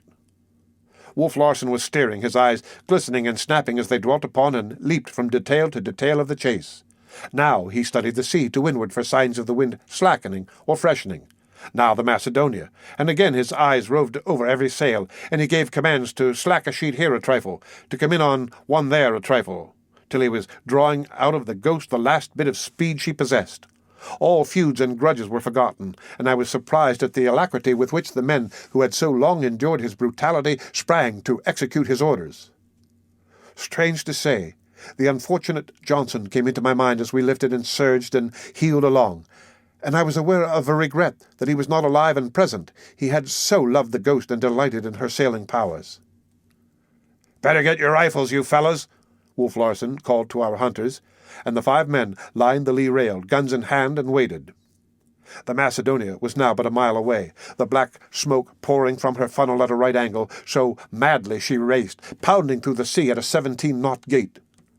"Sky hootin' through the brine," as Wolf Larsen quoted while gazing at her. We were not making more than 9 knots, but the fog bank was very near. A puff of smoke broke from the Macedonia's deck. We heard a heavy report, and a round hole took form in the stretched canvas of our mainsail. They were shooting at us with one of the small cannon which rumour had said they carried on board. Our men, clustering amidships, waved their hats and raised a derisive cheer. Again there was a puff of smoke and a loud report. This time the cannonball striking not more than 20 feet astern and glancing twice from sea to windward ere it sank. But there was no rifle firing, for the reason that all their hunters were out in the boats, or our prisoners. When the 2 vessels were half a mile apart, a 3rd shot made another hole in our mainsail. Then we entered the fog. It was about us, veiling and hiding us in its dense, wet gauze. The sudden transition was startling. The moment before we had been leaping through the sunshine, the clear sky above us, the sea breaking and rolling wide to the horizon, and a ship vomiting smoke and fire and iron missiles rushing madly upon us. And at once, as in an instant's leap, the sun was blotted out. There was no sky, even our mastheads were lost to view, and our horizon was such as tear-blinded eyes may see. The grey mist drove by us like a rain. Every woolen filament of our garments, every hair of our heads and faces was jewelled with a crystal globule. The shrouds were wet with moisture. It dripped from our rigging overhead, and on the underside of our booms drops of water took shape in long swaying lines, which were detached and flung to the deck in mimic showers at each surge of the schooner. I was aware of a pent, stifled feeling. As the sounds of the ship thrusting herself through the waves were hurled back upon us by the fog, so were one's thoughts. The mind recoiled from contemplation of a world beyond this wet veil which wrapped us around. This was the world, the universe itself, its bounds so near one felt impelled to reach out both arms and push them back. It was impossible that the rest could be beyond these walls of grey. The rest was a dream, no more than the memory of a dream. It was weird, strangely weird. I looked at Maud Brewster and knew that she was similarly affected. Then I looked at Wolf Larsen, but there was nothing subjective about his state of consciousness. His whole concern was with the immediate objective present. He still held the wheel, and I felt that he was timing time, reckoning the passage of the minutes with each forward lunge and leeward roll of the Ghost. "Go forward, and hard a lee without any noise," he said to me in a low voice. "Clew up the topsails first. Set men at all the sheets. Let there be no rattling of blocks, no sound of voices, no noise. Understand? No noise." When all was ready, the word "hard a lee" was passed forward to me from man to man, and the Ghost heeled about on the port tack with practically no noise at all, and what little there was, the slapping of a few reef points and the creaking of a sheave in a block or two, was ghostly under the hollow, echoing pall in which we were swathed. We had scarcely filled away, it seemed, when the fog thinned abruptly, and we were again in the sunshine, the wide, stretching sea breaking before us to the skyline. But the ocean was bare. No wrathful Macedonia broke its surface, nor blackened the sky with her smoke. Wolf Larsen at once squared away and ran down along the rim of the fog bank. His trick was obvious. He had entered the fog to windward of the steamer, and while the steamer had blindly driven on into the fog in the chance of catching him, he had come about and out of his shelter and was now running down to re-enter to leeward. Successful in this, the old simile of the needle in the haystack would be mild indeed compared with his brother's chance of finding him. He did not run long. Jibbing the fore and mainsails, and setting the topsails again, we headed back into the bank. As we entered, I could have sworn I saw a vague bulk emerging to windward. I looked quickly at Wolf Larsen. Already we were ourselves buried in the fog. But he nodded his head. He too had seen it. The Macedonia, guessing his maneuver, and failing by a moment in anticipating it, there was no doubt that we had escaped unseen. "He can't keep this up," Wolf Larsen said.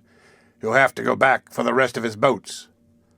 Send a man to the wheel, Mr. Van Weyden. Keep this course for the present, and you might as well set the watches, for we won't do any lingering tonight. I'd give $500, though, he added, just to be aboard the Macedonia for 5 minutes listening to my brother's curse. And now, Mr. Van Weyden, he said to me when he had been relieved from the wheel, we must make these newcomers welcome. Serve out plenty of whiskey to the hunters, and see that a few bottles slip forward. I'll wager every man jack of them is over the side tomorrow hunting for Wolf Larsen as contentedly as ever they hunted for Death Larsen. But won't they escape as Wainwright did? I asked. He laughed shrewdly. Not as long as our old hunters have anything to say about it. I'm dividing amongst them $1 a skin for all the skins shot by our new hunters. At least half of their enthusiasm today was due to that. Oh, no, there won't be any escaping if they have anything to say about it. And now you better get forward to your hospital duties. There must be a full ward waiting for you. The end of Chapter 25 of The Sea Wolf. The Sea Wolf by Jack London. Chapter 26. Wolf Larsen took the distribution of the whiskey off my hands, and the bottles began to make their appearance while I worked over the fresh batch of wounded men in the forecastle. I had seen whiskey drunk, such as whiskey and soda by the men of the clubs, but never as these men drank it, from pannikins and mugs and from the bottles, great brimming drinks. Each one of them was in itself a debauch. But they did not stop at one or two. They drank, and ever the bottles slipped forward, and they drank more. Everybody drank. The wounded drank. Oofty, who helped me, drank. Only Lewis refrained, no more than cautiously wetting his lips with the liquor, though he joined in the revels with an abandon equal to that of most of them. It was a Saturnalia. In loud voices they shouted over the day's fighting, wrangled about details, or waxed affectionate, and made friends with the men whom they had fought. Prisoners and captors hiccuped on one another's shoulders, and swore mighty oaths of respect and esteem.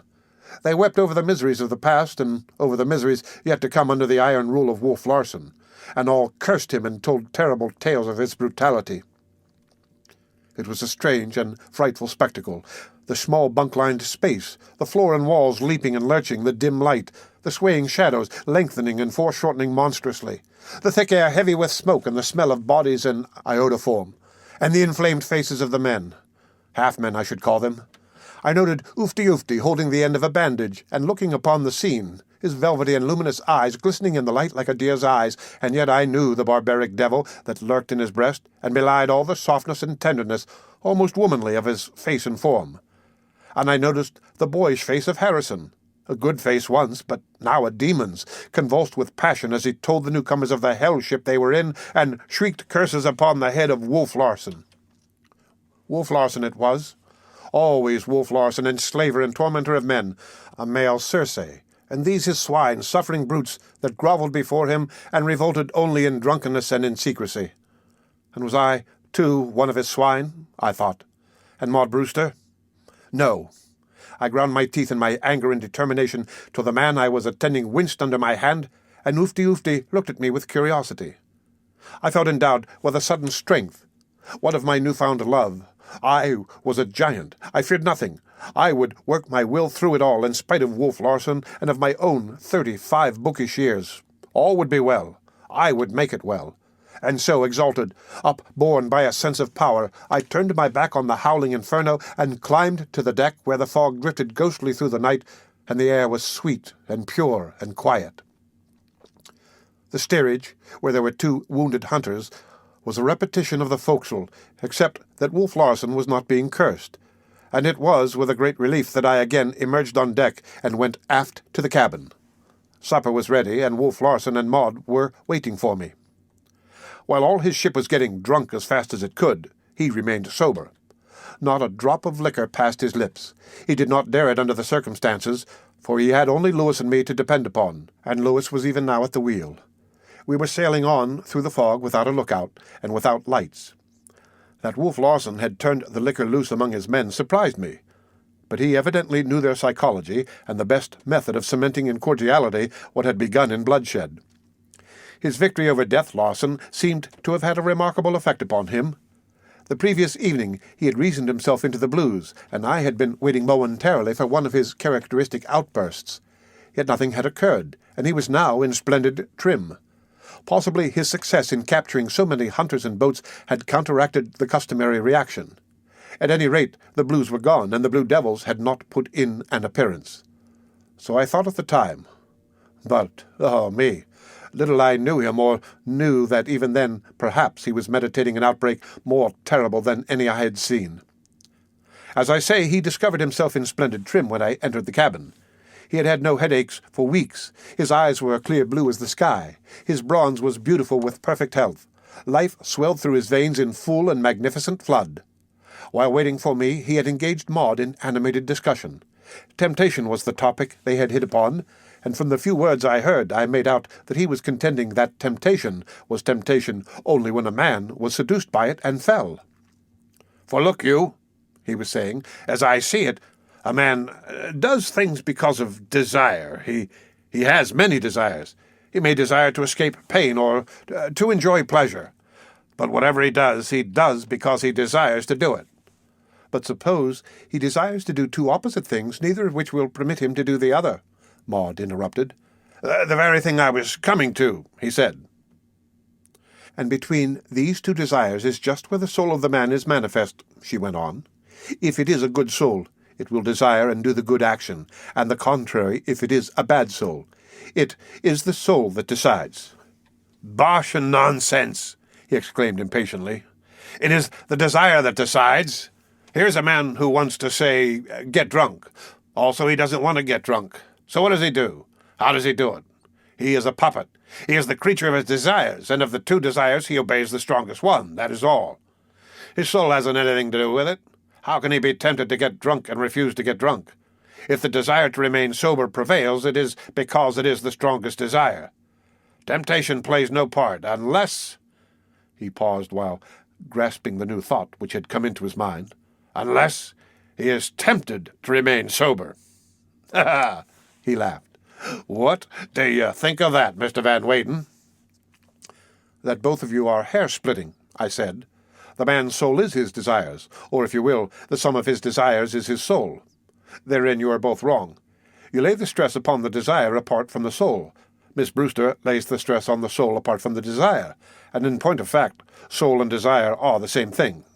However," I continued, "Miss Brewster is right in contending that temptation is temptation, whether the man may yield or overcome.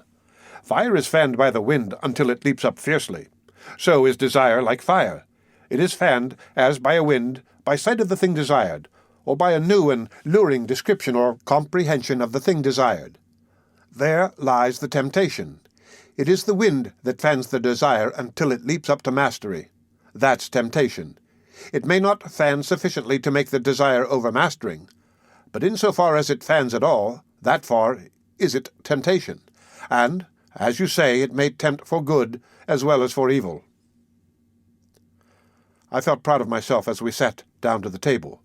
My words had been decisive. At least they had put an end to the discussion. But Wolf Larsen seemed voluble, prone to speech as I had never seen him before. It was as though he were bursting with pent energy which must find an outlet somehow. Almost immediately he launched into a discussion on love. As usual, his was the sheer materialistic side, and Maud's was the idealistic.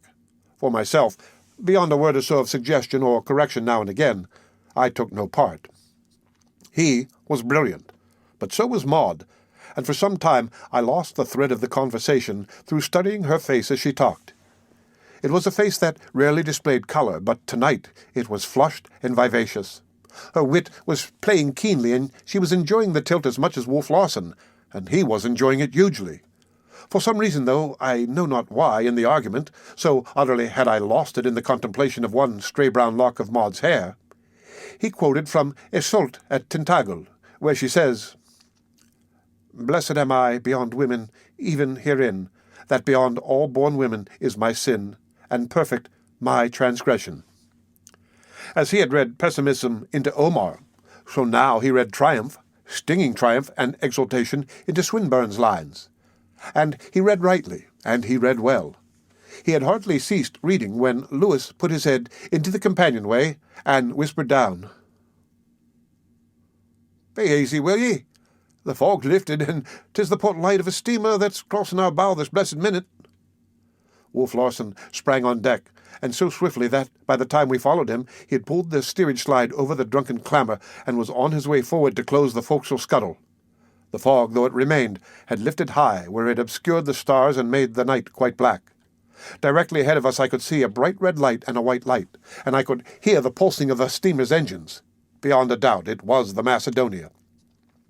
Wolf Larsen had returned to the poop, and we stood in a silent group, watching the lights rapidly cross our bow. "Lucky for me he doesn't carry a searchlight," Wolf Larsen said. "What if I should cry out loudly?"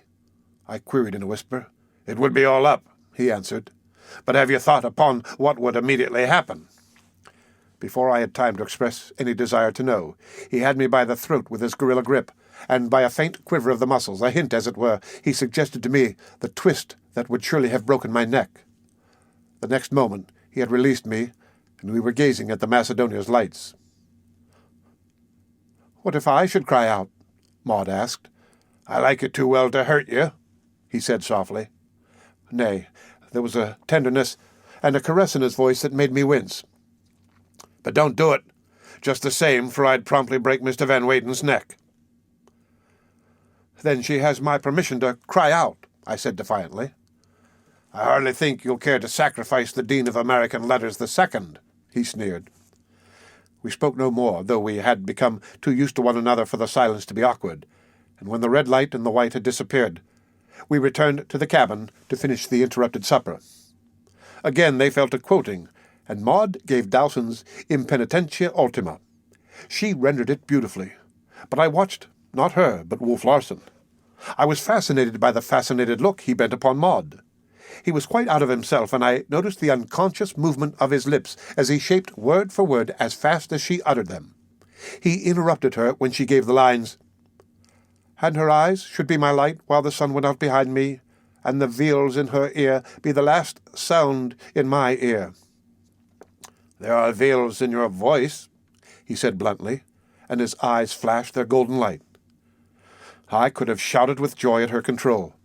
She finished the concluding stanza without faltering, and then slowly guided the conversation into less perilous channels. And all the while I sat in a half-daze, the drunken riot of the steerage breaking through the bulkhead. The man I feared and the woman I loved talking on and on. The table was not cleared. The man who had taken Mugridge's place had evidently joined his comrades in the forecastle. If ever Wolf Larsen attained the summit of living, he attained it then. From time to time I forsook my own thoughts to follow him, and I followed in a maze, mastered for the moment by his remarkable intellect, under the spell of his passion, for he was preaching the passion of revolt. It was inevitable that Milton's Lucifer should be instanced, and the keenness with which Wolf Larsen analyzed and depicted the character was a revelation of his stifled genius. It reminded me of Taine, yet I knew the man had never heard of that brilliant though dangerous thinker. "He led a lost cause, and he was not afraid of God's thunderbolts," Wolf Larsen was saying. "Hurled into hell, he was unbeaten. A third of God's angels he had led with him, and straightway he incited man to rebel against God, and gained for himself and hell the major portion of all the generations of men. Why was he beaten out of heaven? Because he was less brave than God? Less proud, less aspiring? No. 1,000 times no. God was more powerful, as he said, whom thunder hath made greater. But Lucifer was a free spirit. To serve was to suffocate. He preferred suffering and freedom to all the happiness of a comfortable civility. He did not care to serve God. He cared to serve nothing. He was no figurehead. He stood on his own legs. He was an individual." "The first anarchist," Maud laughed, rising and preparing to withdraw to her stateroom. "Then it is good to be an anarchist," he cried. He too had risen, and he stood facing her, where she had paused at the door of her room as he went on. "Here at last we shall be free. The Almighty hath not built here for his envy, will not drive us hence. Here we may reign secure, and in my choice to reign is worth ambition, though in hell. Better to reign in hell than serve in heaven." It was the defiant cry of a mighty spirit. The cabin still rang with his voice as he stood there swaying, his bronzed face shining, his head up and dominant, and his eyes golden and masculine, intensely masculine and insistently soft, flashing upon Maud at the door. Again, that unnameable and unmistakable terror was in her eyes, and she said, almost in a whisper, "You are Lucifer." The door closed and she was gone. He stood staring after her for a minute, then returned to himself and to me. "I'll relieve Lewis at the wheel," he said shortly, "and call upon you to relieve at midnight. Better turn in now and get some sleep." He pulled on a pair of mittens and put on his cap, and ascended the companion stairs, while I followed his suggestion by going to bed. For some unknown reason, prompted mysteriously, I did not undress, but lay down fully clothed. For a time I listened to the clamour in the steerage, and marvelled upon the love which had come to me. But my sleep on the Ghost had become most healthful and natural, and soon the songs and cries died away, my eyes closed, and my consciousness sank down into the half-death of slumber. I knew not what had aroused me, but I found myself out of my bunk, on my feet, wide awake, my soul vibrating to the warning of danger as it might have thrilled to a trumpet call. I threw open the door. The cabin light was burning low. I saw Maud, my Maud, straining and struggling and crushed in the embrace of Wolf Larsen's arms. I could see the vain beat and flutter of her as she strove, pressing her face against his breast to escape from him. All this I saw on the very instant of seeing, and as I sprang forward. I struck him with my fist on the face as he raised his head, but it was a puny blow. He roared in a ferocious, animal-like way, and gave me a shove with his hand. It was only a shove, a flirt of the wrist, yet so tremendous was his strength that I was hurled backward as from a catapult. I struck the door of the stateroom, which had formerly been Mugridge's, splintering and smashing the panels with the impact of my body. I struggled to my feet with difficulty, dragging myself clear of the wrecked door, unaware of any hurt whatever. I was conscious only of an overmastering rage. I think I, too, cried aloud as I drew the knife at my hip and sprang forward a second time. But something had happened. They were reeling apart. I was close upon him, my knife uplifted, but I withheld the blow. I was puzzled by the strangeness of it. Maud was leaning against the wall, one hand out for support, but he was staggering, his left hand pressed against his forehead and covering his eyes, and with the right he was groping about him in a dazed sort of way. It struck against the wall, and his body seemed to express a muscular and physical relief at the contact, as though he had found his bearings, his location in space, as well as something against which to lean. Then I saw red again. All my wrongs and humiliations flashed upon me with a dazzling brightness, all that I had suffered and others had suffered at his hands, all the enormity of the man's very existence. I sprang upon him blindly, insanely, and drove the knife into his shoulder. I knew then that it was no more than a flesh wound. I had felt the steel grate on his shoulder blade, and I raised the knife to strike in a more vital part. But Maud had seen my first blow, and she cried, "Don't! Please, don't!" I dropped my arm for a moment, and a moment only. Again the knife was raised, and Wolf Larsen would have surely died had she not stepped between. Her arms were around me, her hair was brushing my face. My pulse rushed up in an unwonted manner, yet my rage mounted with it. She looked me bravely in the eyes. "For my sake?" she begged. "I would kill for your sake," I cried, trying to free my arm without hurting her. "Hush," she said, and laid her fingers lightly on my lips. I could have kissed them had I dared, even then in my rage. The touch of them was so sweet, so very sweet. "Please, please," she pleaded, and she disarmed me by the words as I was to discover that they would ever disarm me. I stepped back, separating from her, and replaced the knife in its sheath. I looked at Wolf Larsen. He still pressed his left hand against his forehead. It covered his eyes. His head was bowed. He seemed to have grown limp. His body was sagging at the hips. His great shoulders were drooping and shrinking forward. "Van Weyden," he called hoarsely, and with a note of fright in his voice. "Oh, Van Weyden, where are you?" I looked at Maud. She did not speak, but nodded her head. "Here I am," I answered, stepping to his side. "What is the matter?"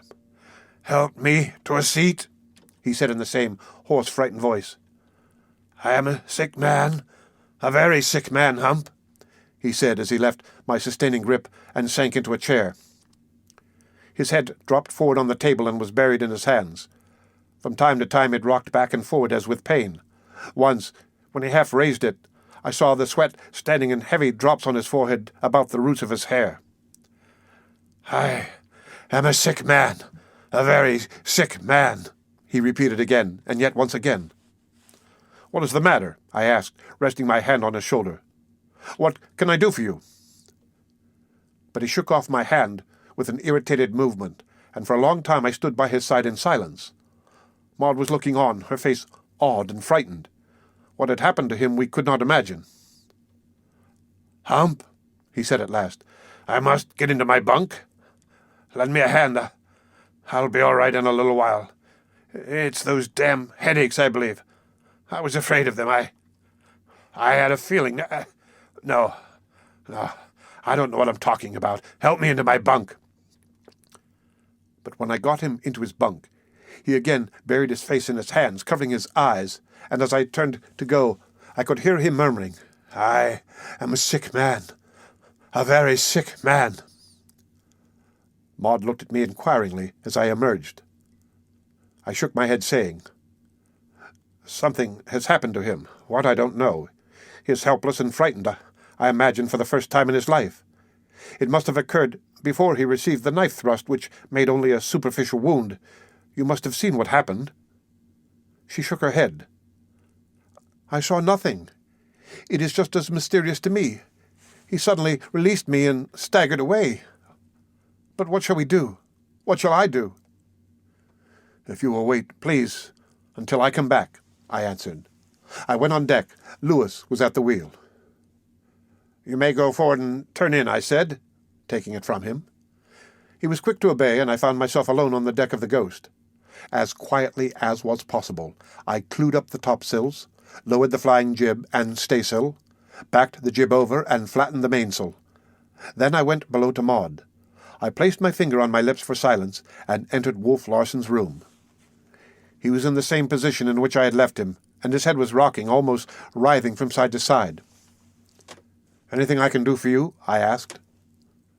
He made no reply at first, but on my repeating the question he answered, No, I'm all right. Leave me alone till morning." But as I turned to go, I noted that his head had resumed its rocking motion. Maud was waiting patiently for me, and I took notice with a thrill of joy of the queenly poise of her head and her glorious calm eyes, calm and sure they were as her spirit itself. "Will you trust yourself to me for a journey of 600 miles or so?" I asked. "You mean?" she asked, and I knew she had guessed right. "Yes, I mean just that," I replied. "There is nothing left for us but the open boat." "For me, you mean," she said. "You are certainly as safe here as you have been." "No, there is nothing left for us but the open boat," I iterated stoutly. "Will you please dress as warmly as you can at once, and make into a bundle whatever you wish to bring with you? And make all haste," I added, as she turned toward her stateroom. The lazarette was directly beneath the cabin, and opening the trap door in the floor and carrying a candle with me, I dropped down and began overhauling the ship's stores. I selected mainly from the canned goods, and by the time I was ready, willing hands were extended from above to receive what I passed up. We worked in silence. I helped myself also to blankets, mittens, oilskins, caps, and such things from the slop chest. It was no light adventure, this, trusting ourselves in a small boat to so raw and stormy a sea, and it was imperative that we should guard ourselves against the cold and wet. We worked feverishly at carrying our plunder on deck and depositing it amidships, so feverishly that Maud, whose strength was hardly a positive quantity, had to give over, exhausted, and sit on the steps at the break of the poop. This did not serve to recover her, and she lay on her back, on the hard deck, arms outstretched, and whole body relaxed. It was a trick I remembered of my sister, and I knew she would soon be herself again. I knew also that weapons would not come in amiss, and I re-entered Wolf Larsen's stateroom to get his rifle and shotgun.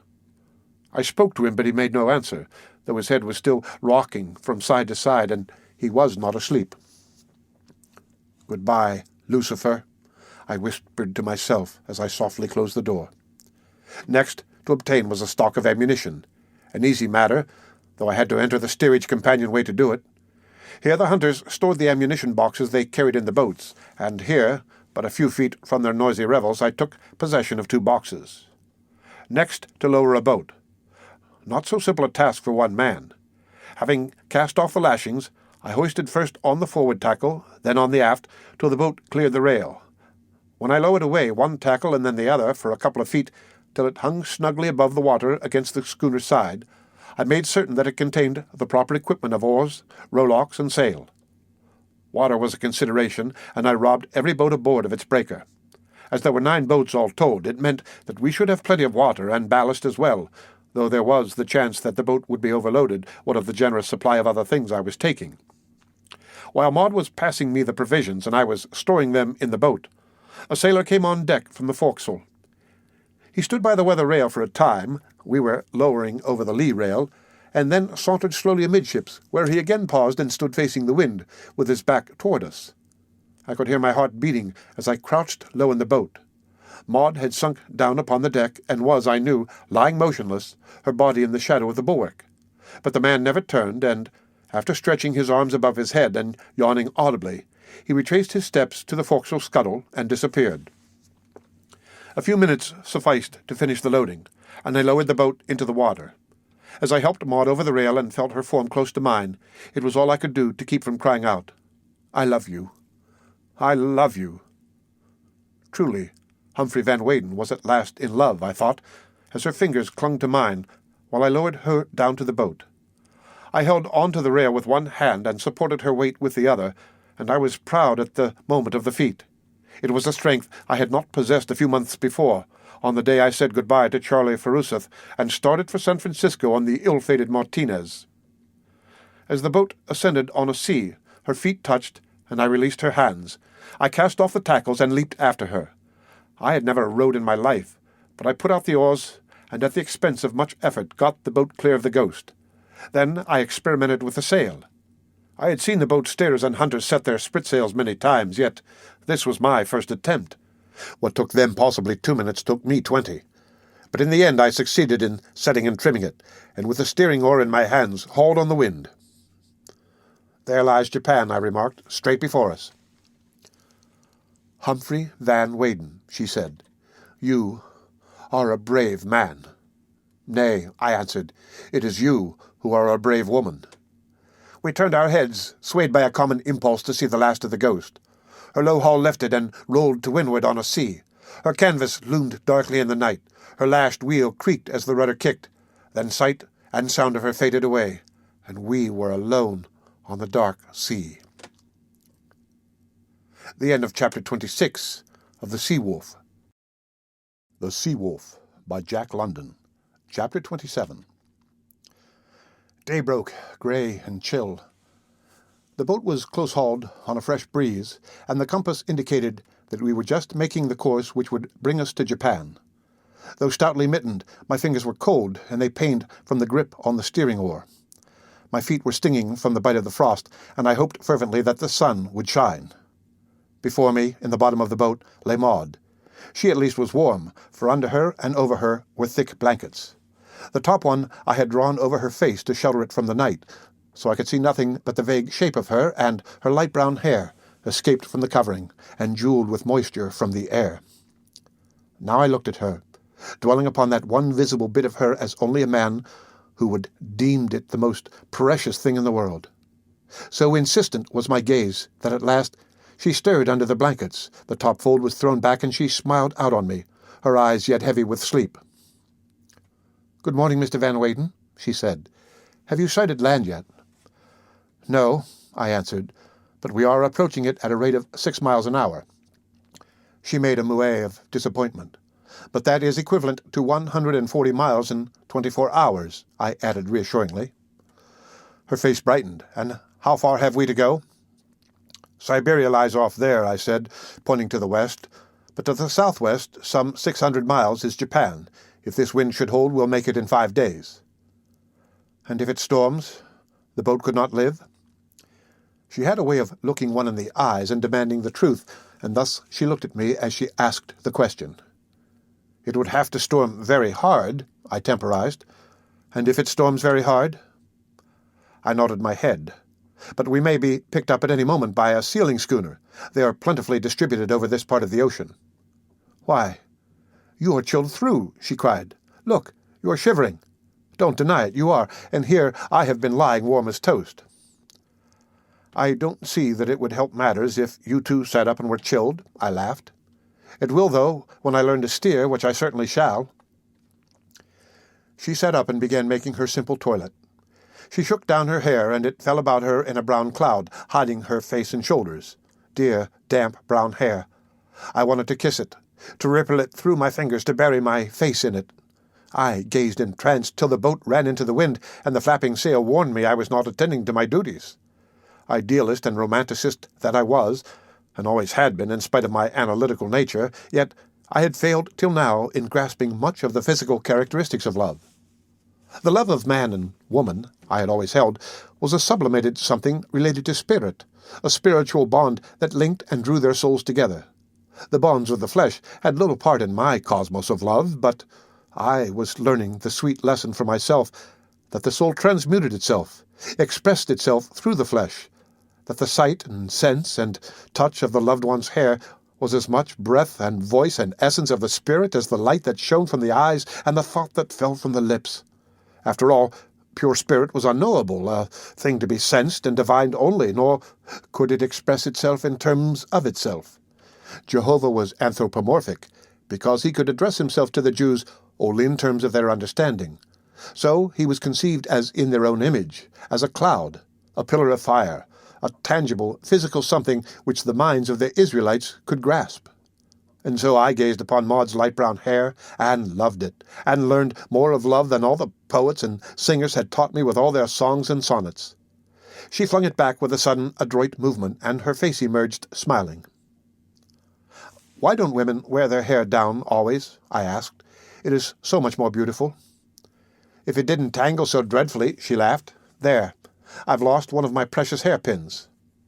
I neglected the boat, and had the sail spilling the wind again and again, such was my delight in following her every movement as she searched through the blankets for the pin.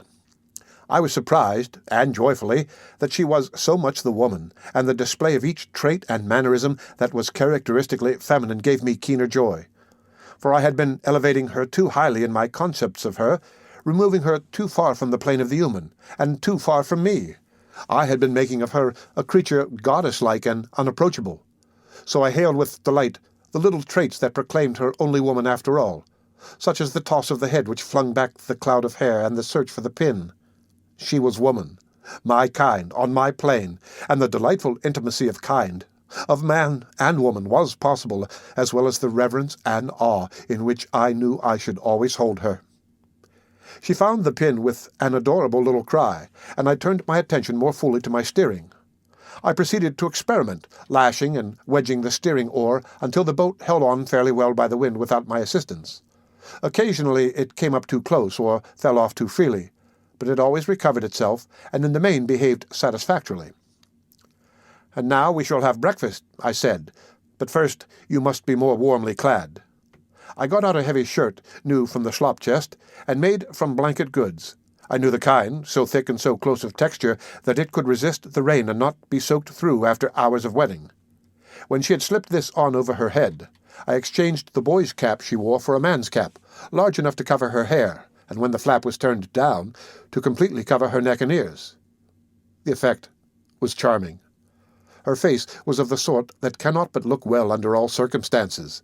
Nothing could destroy its exquisite oval, its well-nigh classic lines, its delicately stenciled brows, its large brown eyes, clear-seeing and calm, gloriously calm. A puff, slightly stronger than usual, struck us just then. The boat was caught as it obliquely crossed the crest of a wave. It went over suddenly, bearing its gunwale level with the sea and shipping a bucketful or so of water. I was opening a can of tongue at the moment, and I sprang to the sheet and cast it off just in time. The sail flapped and fluttered, and the boat paid off. A few minutes of regulating sufficed it to put it on its course again, when I returned to the preparation of breakfast. "It does very well, it seems, though I am not versed in things nautical," she said, nodding her head with grave approval at my steering contrivance. "But it will serve only when we are sailing by the wind," I explained. "When running more freely, with the wind astern, abeam, or on the quarter, it will be necessary for me to steer." "I must say, I don't understand your technicalities," she said, "but I do your conclusion, and I don't like it. You cannot steer night and day and forever. so I shall expect after breakfast to receive my first lesson, and then you shall lie down and sleep. We'll stand watches just as they do on ships." "I don't see how I am to teach you," I made protest. "I am just learning for myself. You little thought when you trusted yourself to me that I had had no experience whatever with small boats. This is the first time I have ever been in one." "Then we'll learn together, sir. And since you've had a night's start, you shall teach me what you have learned. And now breakfast. My, this air does give one an appetite." "No coffee," I said regretfully, passing her buttered sea biscuits and a slice of canned tongue. "And there will be no tea, no soups, nothing hot, till we have made land somewhere, somehow." After the simple breakfast, capped with a cup of cold water, Maud took her lesson in steering. In teaching her I learned quite a deal myself, though I was applying the knowledge already acquired by sailing the Ghost, and by watching the boat steerers sail the small boats. She was an apt pupil, and soon learned to keep the course, to lull in the puffs, and to cast off the sheet in an emergency. Having grown tired apparently of the task, she relinquished the oar to me. I had folded up the blankets, but she now proceeded to spread them out on the bottom. When all was arranged snugly, she said, "Now, sir, to bed, and you shall sleep until luncheon. Till dinner time," she corrected, remembering the arrangement on the Ghost. What could I do? She insisted and said, "Please, please," whereupon I turned the oar over to her and obeyed. I experienced a positive sensuous delight as I crawled into the bed she had made with her hands. The calm and control, which were so much a part of her, seemed to have been communicated to the blankets, so that I was aware of a soft dreaminess and content, and of an oval face and brown eyes framed in a fisherman's cap, and tossing against a background now of grey cloud, now of grey sea. And then I was aware that I had been asleep. I looked at my watch. It was 1 o'clock. I had slept 7 hours, and she had been steering 7 hours. When I took the steering oar, I had first to unbend her cramped fingers. Her modicum of strength had been exhausted, and she was unable even to move from her position. I was compelled to let go the sheet while I helped her to the nest of blankets and chafed her hands and arms. "I am so tired," she said, with a quick intake of the breath and a sigh, drooping her head wearily. But she straightened it the next moment. "Now don't scold. Don't you dare scold," she cried with mock defiance. "I hope my face does not appear angry," I answered seriously, "for I assure you I am not in the least angry." "No," she considered. "It looks only reproachful. Then it is an honest face, for it looks what I feel. You are not fair to yourself, nor to me. How can I ever trust you again?" She looked penitent. "I'll be good," she said, as a naughty child might say it. "I promise." "To obey as a sailor would obey his captain?" "Yes," she answered. "It was stupid of me, I know." "Then you must promise something else," I ventured. "Readily." "That you will not say 'please, please' too often, for when you do, you are sure to override my authority." She laughed with amused appreciation. She, too, had noticed the power of the repeated "please." "It is a good word," I began, "but I must not overwork it," she broke in. But she laughed weakly, and her head drooped again. I left the oar long enough to tuck the blankets about her feet and to pull a single fold across her face. Alas, she was not strong. I looked with misgiving toward the southwest, and thought of the 600 miles of hardship before us. Aye, if it were no worse than hardship. On this sea a storm might blow up at any moment and destroy us, and yet I was unafraid. I was without confidence in the future, extremely doubtful, and yet I felt no underlying fear. It must come right. It must come right, I repeated to myself over and over again. The wind freshened in the afternoon, raising a stiffer sea, and trying the boat and me severely. But the supply of food and the 9 breakers of water enabled the boat to stand up to the sea and wind, and I held on as long as I dared. Then I removed the sprit, tightly hauling down the peak of the sail, and we raced along under what sailors call a leg of mutton. Late in the afternoon I sighted a steamer's smoke on the horizon to leeward, and I knew it either for a Russian cruiser, or more likely, the Macedonia still seeking the Ghost. The sun had not shone all day, and it had been bitter cold. As night drew on, the clouds darkened and the wind freshened, so that when Maud and I ate supper, it was with our mittens on, and with me still steering and eating morsels between puffs. By the time it was dark, wind and sea had become too strong for the boat, and I reluctantly took in the sail and set about making a drag, or sea anchor. I had learned of the device from the talk of the hunters, and it was a simple thing to manufacture. Furling the sail and lashing it securely about the mast, boom, sprit, and 2 pairs of spare oars, I threw it overboard. A line connected it with the bow, and as it floated low in the water, practically unexposed to the wind, it drifted less rapidly than the boat. In consequence, it held the boat bow on to the sea and wind, the safest position in which to escape being swamped when the sea is breaking into whitecaps. "And now?" Maud asked cheerfully when the task was accomplished, and I pulled on my mittens.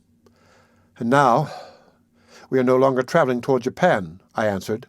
"Our drift is to the southeast, or south-southeast, at the rate of at least 2 miles an hour."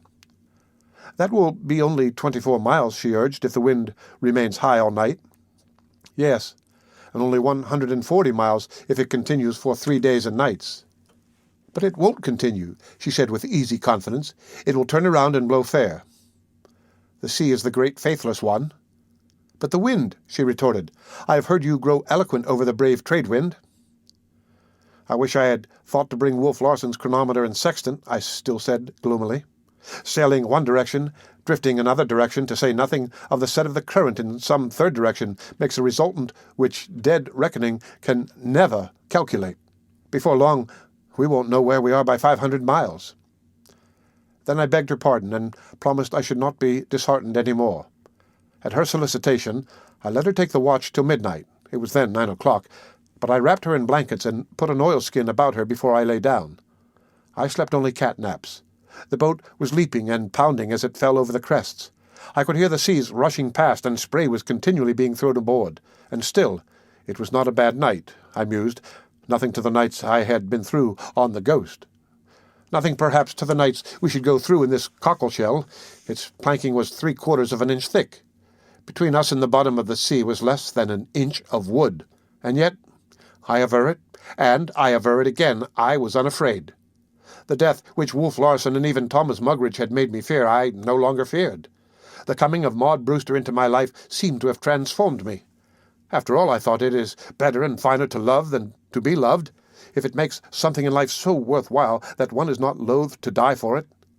I forget my own life in the love of another life, and yet, such is the paradox, I never wanted so much to live as right now when I placed the least value upon my own life.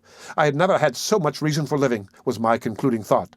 And after that, until I dozed, I contented myself with trying to pierce the darkness to where I knew Maud crouched low in the stern sheets, watchful of the foaming sea, and ready to call me on an instant's notice. The end of Chapter 27 of The Sea Wolf, by Jack London. The Sea Wolf, by Jack London. Chapter 28. There is no need of going into an extended recital of our suffering in the small boat during the many days we were driven and drifted, here and there, willy-nilly, across the ocean. The high wind blew from the northwest for 24 hours, when it fell calm, and in the night sprang up from the southwest. This was dead in our teeth, but I took in the sea anchor and set sail, hauling a course on the wind, which took us in a south-southeasterly direction. It was an even choice between this and the west-northwesterly course, which the wind permitted, but the warm airs of the south fanned my desire for a warmer sea and swayed my decision. In 3 hours, it was midnight, I well remember, and as dark as I had ever seen it on the sea. The wind, still blowing out of the southwest, rose furiously, and once again I was compelled to set the sea anchor. Day broke and found me wan-eyed, and the ocean lashed white, the boat pitching almost on end to its drag. We were in imminent danger of being swamped by the whitecaps. As it was, spray and spume came aboard in such quantities that I bailed without cessation. The blankets were soaking. Everything was wet except Maud, and she, in oilskins, rubber boots, and sou'wester, was dry, all but her face and hands and a stray wisp of hair. She relieved me at the bailing hole from time to time, and bravely she threw out the water and faced the storm. All things are relative. It was no more than a stiff blow, but to us, fighting for life in our frail craft, it was indeed a storm. Cold and cheerless, the wind beating on our faces, the white seas roaring by, we struggled through the day. Night came, but neither of us slept. Day came, and still the wind beat on our faces, and the white seas roared past. By the second night, Maud was falling asleep from exhaustion. I covered her with oilskins and a tarpaulin. She was comparatively dry, but she was numb with the cold. I feared greatly that she might die in the night. But day broke, cold and cheerless, with the same clouded sky and beating wind and roaring seas. I had had no sleep for 48 hours. I was wet and chilled to the marrow, till I felt more dead than alive. My body was stiff from exertion as well as from cold, and my aching muscles gave me the severest torture whenever I used them, and I used them continually. And all the time we were being driven off into the northeast, directly away from Japan and toward bleak Bering Sea. And still we lived, and the boat lived, and the wind blew unabated. In fact, toward nightfall of the third day it increased a trifle and something more. The boat's bow plunged under a crest, and we came through quarter full of water. I bailed like a madman. The liability of shipping another such sea was enormously increased by the water that weighed the boat down and robbed it of its buoyancy, and another such sea meant the end. When I had the boat empty again, I was forced to take away the tarpaulin which covered Maud in order that I might lash it down across the bow. It was well I did, for it covered the boat fully a third of the way aft, and 3 times in the next several hours it flung off the bulk of the downrushing water when the bow shoved under the seas. Maud's condition was pitiable. She sat crouched in the bottom of the boat, her lips blue, her face grey and plainly showing the pain she suffered. But ever her eyes looked bravely at me, and ever her lips uttered brave words. The worst of the storm must have blown that night, though little I noticed it. I had succumbed and slept where I sat in the stern sheets. The morning of the 4th day found the wind diminished to a gentle whisper, the sea dying down, and the sun shining upon us. Oh, the blessed sun! How we bathed our poor bodies in its delicious warmth, reviving like bugs and crawling things after a storm. We smiled again, said amusing things, and waxed optimistic over our situation. Yet it was, if anything, worse than ever. We were farther from Japan than the night we left the Ghost, nor could I more than roughly guess our latitude and longitude. At a calculation of a 2-mile drift per hour during the 70-and-odd hours of the storm, we had been driven at least 150 miles to the northeast. But was such calculated drift correct? For all I knew, it might have been 4 miles per hour instead of 2, in which case we were another 150 miles to the bad. Where we were I did not know, though there was quite a likelihood that we were in the vicinity of the Ghost. There were seals about us, and I was prepared to sight a sealing schooner at any time. We did sight one in the afternoon, when the northwest breeze had sprung up freshly once more, but the strange schooner lost itself on the skyline, and we alone occupied the circle of the sea. Came days of fog when even Maud's spirit drooped, and there were no merry words upon her lips. Days of calm, when we floated on the lonely immensity of sea, oppressed by its greatness, and yet marveling at the miracle of tiny life, for we still lived and struggled to live. Days of sleet and wind and snow squalls, when nothing could keep us warm, or days of drizzling rain when we filled our water breakers from the drip of the wet sail. And ever I loved Maud with an increasing love. She was so many-sided, so many-mooded. Protean-mooded, I called her. But I called her this and other and dearer things in my thoughts only. Though the declaration of my love urged and trembled on my tongue 1,000 times, I knew that it was no time for such a declaration. If for no other reason, it was no time, when one was protecting and trying to save a woman, to ask that woman for her love. Delicate as was the situation, not alone in this, but in other ways, I flattered myself that I was able to deal delicately with it, and also I flattered myself that by look or sign I gave no advertisement of the love I felt for her. We were like good comrades, and we grew better comrades as the day went by. One thing about her which surprised me was her lack of timidity and fear.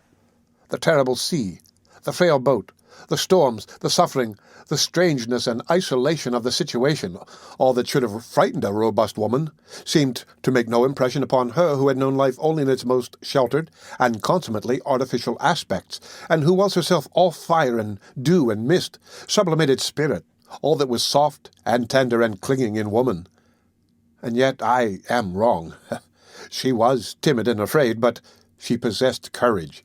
The flesh and the qualms of the flesh she was heir to, but the flesh bore heavily only on the flesh, And she was spirit, first and always spirit, etherealized essence of life, calm as her calm eyes, and sure of permanence in the changing order of the universe. Came days of storm, days and nights of storm, when the ocean menaced us with its roaring whiteness, and the wind smote our struggling boat with a Titan's buffets. And ever we were flung off farther and farther to the northeast.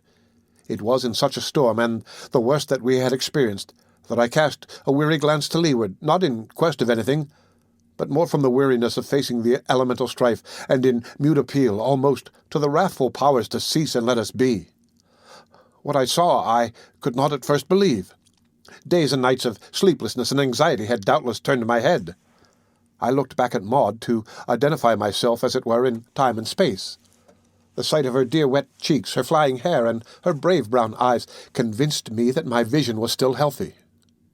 Again, I turned my face to leeward, and again I saw the jutting promontory, black and high and naked, the raging surf that broke about its base and beat its front high up with spouting fountains, the black and forbidden coastline running toward the southeast and fringed with a tremendous scarf of white. "Maud," I said, "Maud!" She turned her head and beheld the sight. "It cannot be Alaska," she cried. "Alas, no," I answered and asked, "Can you swim?" She shook her head. "Neither can I," I said, "so we must get ashore without swimming in some opening between the rocks through which we can drive the boat and clamber out. But we must be quick, most quick, and sure." I spoke with a confidence she knew I did not feel, for she looked at me with that unfaltering gaze of hers and said, "I have not thanked you yet for all you have done for me, but—" She hesitated, as if in doubt how to best word her gratitude. "Well," I said brutally, for I was not quite pleased with her thanking me. "You might help me," she smiled. "To acknowledge your obligations before you die? Not at all. We are not going to die. We shall land on that island, and we shall be snug and sheltered before the day is done." I spoke stoutly, but I did not believe a word, nor was I prompted to lie through fear. I felt no fear, though I was sure of death in that boiling surge amongst the rocks which was rapidly growing nearer. It was impossible to hoist sail and claw off that shore. The wind would instantly capsize the boat.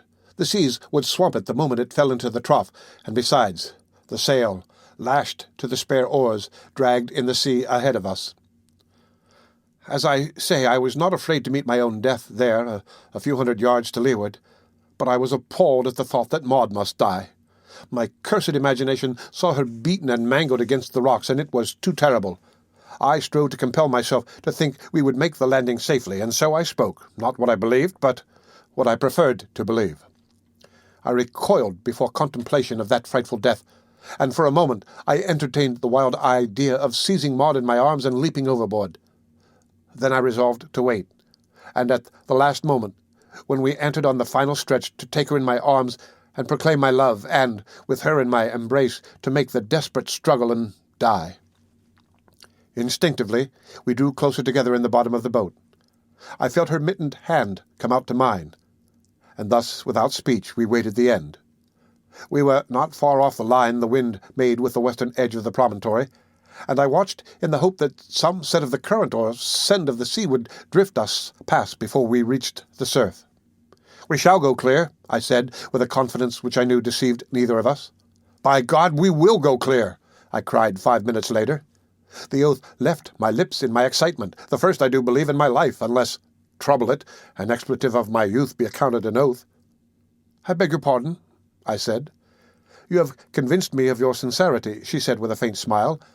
"I do now know that we shall go clear." I had seen a distant headland past the extreme edge of the promontory, and as we looked, we could see grow the intervening coastline of what was evidently a deep cove. At the same time there broke upon our ears a continuous and mighty bellowing. It partook of the magnitude and volume of distant thunder, and it came to us directly from leeward, rising above the crash of the surf and travelling directly in the teeth of the storm.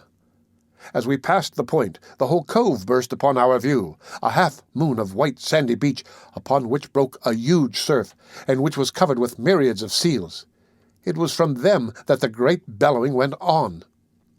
"A rookery!" I cried. "Now, we are indeed saved. There must be men and cruisers to protect them from the seal hunters. Possibly there is a station ashore." But as I studied the surf which beat upon the beach, I said, "Still bad, but not so bad. And now, if the gods be truly kind, we shall drift by that next headland and come upon a perfectly sheltered beach, where we may land without wetting our feet." And the gods were kind. The first and second headlands were directly in line with the southwest wind. But once around the second, and we went perilously near, we picked up the third headland, still in line with the wind and with the other two. But the cove that intervened, it penetrated deep into the land, and the tide, setting in, drifted us under the shelter of the point. Here the sea was calm, save for a heavy but smooth groundswell, and I took in the sea anchor and began to row. From the point the shore curved away more and more to the south and west, until at last it disclosed a cove within the cove, a little landlocked harbor, the water level as a pond, broken only by tiny ripples where vagrant breaths and wisps of the storm hurtled down from over the frowning wall of rock that backed the beach 100 feet inshore. Here there were no seals whatever. The boat's stern touched the hard shingle. I sprang out, extending my hand to Maud. The next moment she was beside me. As my fingers released hers, she clutched for my arm hastily. At the same moment, I swayed as about to fall to the sand. This was the startling effect of the cessation of motion. We had been so long upon the moving, rocking sea that the stable land was a shock to us. We expected the beach to lift up this way and that, and the rocky walls to swing back and forth like the sides of a ship. And when we braced ourselves automatically for these various expected movements, their non-occurrence quite overcame our equilibrium. "I really must sit down," Maud said, with a nervous laugh and a dizzy gesture, and forthwith she sat down on the sand. I attended to making the boat secure and joined her. Thus we landed on Endeavour Island, as we came to it, land-sick from the long custom of the sea. The end of Chapter 28 of The Sea Wolf by Jack London. The Sea Wolf by Jack London. Chapter 29. "Fool!" I cried aloud in my vexation. I had unloaded the boat and carried its contents high up on the beach, where I had set about making a camp. There was driftwood, though not much, on the beach, and the sight of a coffee tin I had taken from the ghost's larder had given me the idea of a fire. "Blithering idiot!" I was continuing. But Maud said, "Tut-tut," in gentle reproval, and then asked why I was a blithering idiot. "No matches," I groaned. "Not a match did I bring. And now we shall have no hot coffee, soup, tea, or anything." "Wasn't it, Crusoe, who rubbed sticks together?" she drawled.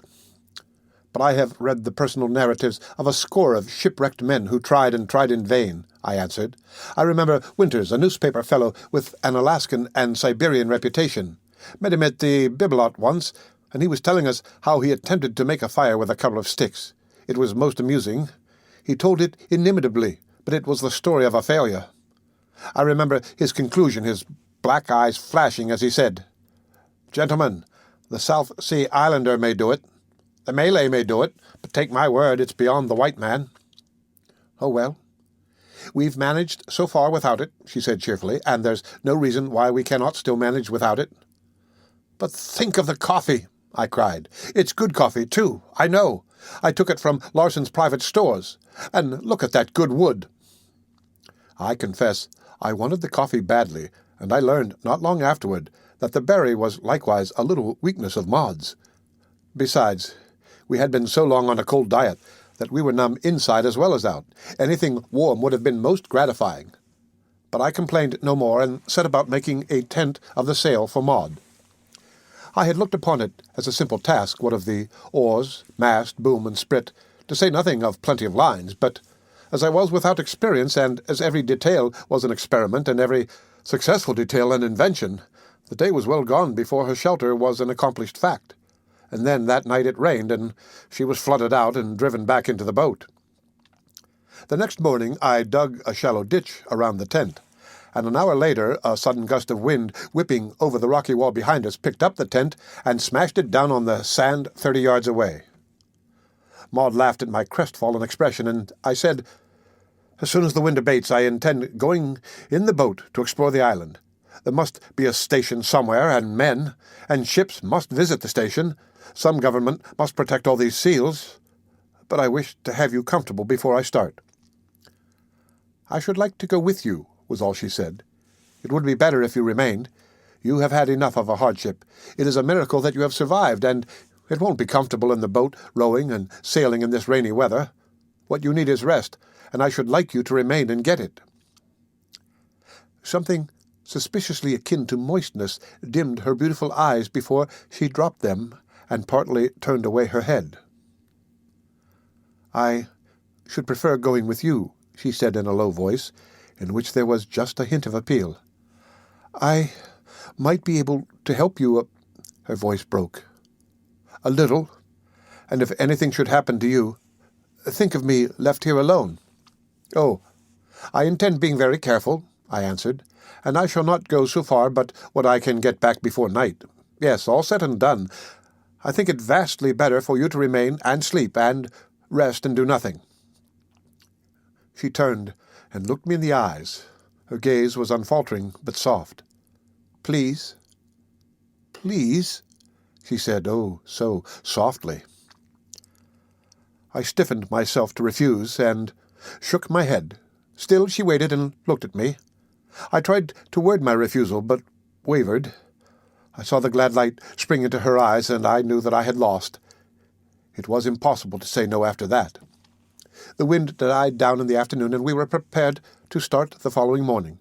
There was no way of penetrating the island from our cove, for the walls rose perpendicularly from the beach, and on either side of the cove rose from the deep water. Morning broke, dull and grey, but calm, and I was awake early and had the boat in readiness. "Fool! Imbecile! Yahoo!"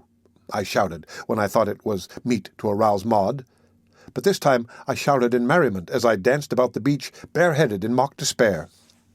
Her head appeared under the flap of the sail. "What now?" she asked sleepily, and withal curiously. "Coffee!" I cried.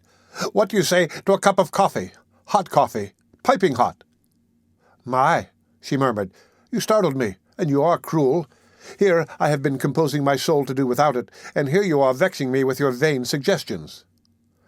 "Watch me," I said. From under clefts among the rocks I gathered a few dry sticks and chips. These I whittled into shavings or split into kindling. From my notebook I tore out a page, and from the ammunition box took a shotgun shell. Removing the wads from the latter with my knife, I emptied the powder on a flat rock. Next I pried the primer or cap from the shell, and laid it on the rock in the midst of the scattered powder. All was ready. Maud still watched from the tent. Holding the paper in my left hand, I smashed down upon the cap with a rock held in my right. There was a puff of white smoke, a burst of flame, and the rough edge of the paper was alight. Maud clapped her hands gleefully. "Prometheus!" she cried. But I was too occupied to acknowledge her delight. The feeble flame must be cherished tenderly if it were to gather strength and live. I fed it, shaving by shaving and sliver by sliver, till at last it was snapping and crackling as it laid hold of the smaller chips and sticks. To be cast away on an island calculations, so we were without a kettle or cooking utensils of any sort. But I made shift with the tin used for bailing the boat, and later, as we consumed our supply of canned goods, we accumulated quite an imposing array of cooking vessels. I boiled the water, but it was Maud who made the coffee, and how good it was! My contribution was canned beef fried with crumbled sea biscuit and water. The breakfast was a success, and we sat about the fire much longer than enterprising explorers should have done, sipping the hot black coffee and talking over our situation. I was confident that we should find a station in some one of the coves, for I knew that the rookeries of Bering Sea were thus guarded. But Maud advanced the theory, to prepare me for disappointment, I do believe, if disappointment were to come, that we had discovered an unknown rookery. She was in very good spirits, however, and made quite merry in accepting our plight as a grave one. "If you are right," I said, "then we must prepare to winter here. Our food will not last, but there are the seals. They go away in the fall, so I must soon begin to lay in a supply of meat. Then there will be huts to build and driftwood to gather. Also we shall try out seal fat for lighting purposes. Altogether we'll have our hands full if we find the island uninhabited, which we shall not, I know." But she was right. We sailed with a beam wind along the shore, searching the landing occasionally without finding a sign of human life. Yet we learned that we were not the first who had landed on Endeavour Island. High up on the beach of the second cove from ours, we discovered the splintered wreck of a boat. A sailor's boat, for the rowlocks were bound in sennit. A gun rack was on the starboard side of the bow, and in white letters was faintly visible, Gazelle No. 2. The boat had lain there for a long time, for it was half filled with sand, and the splintered wood had that weather-worn appearance due to long exposure to the elements. In the stern sheets I found a rusty 10-gauge shotgun and a sailor's sheath knife broken short across and so rusted as to be almost unrecognizable. "They got away," I said cheerfully, but I felt a sinking at the heart and seemed to divine the presence of bleached bones somewhere on that beach. I did not wish Maud's spirits to be dampened by such a find, so I turned seaward again with our boat and skirted the northeastern point of the island. There were no beaches on the southern shore, and by early afternoon we rounded the black promontory and completed the circumnavigation of the island. I estimated its circumference at 25 miles, its width as varying from 2 to 5 miles, while my most conservative calculation placed on its beaches 200,000 seals. The island was highest at its extreme southwestern point, the headlands and backbone diminishing regularly until the northeastern portion was only a few feet above the sea. With the exception of our little cove, the other beaches sloped gently back for a distance of half a mile or so into what I might call rocky meadows, with here and there patches of moss and tundra grass. Here the seals hauled out, and the old bulls guarded their harems, while the young bulls hauled out by themselves. This brief description is all that Endeavour Island merits. Damp and soggy where it was not sharp and rocky, buffeted by storm winds and lashed by the sea, with the air continually a tremble with the bellowing of 200,000 amphibians, it was a melancholy and miserable sojourning place. Maud, who had prepared me for disappointment, and who had been sprightly and vivacious all day, broke down as we landed in our own little cove.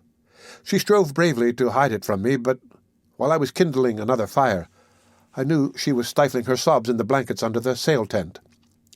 It was my turn to be cheerful, and I played the part to the best of my ability, and with such success that I brought the laughter back into her dear eyes and song on her lips, for she sang to me before she went to an early bed.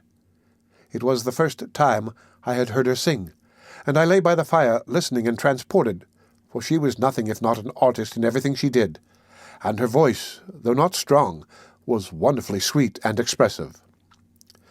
I still slept in the boat, and I lay awake long that night, gazing up at the first stars I had seen in many nights, and pondering the situation.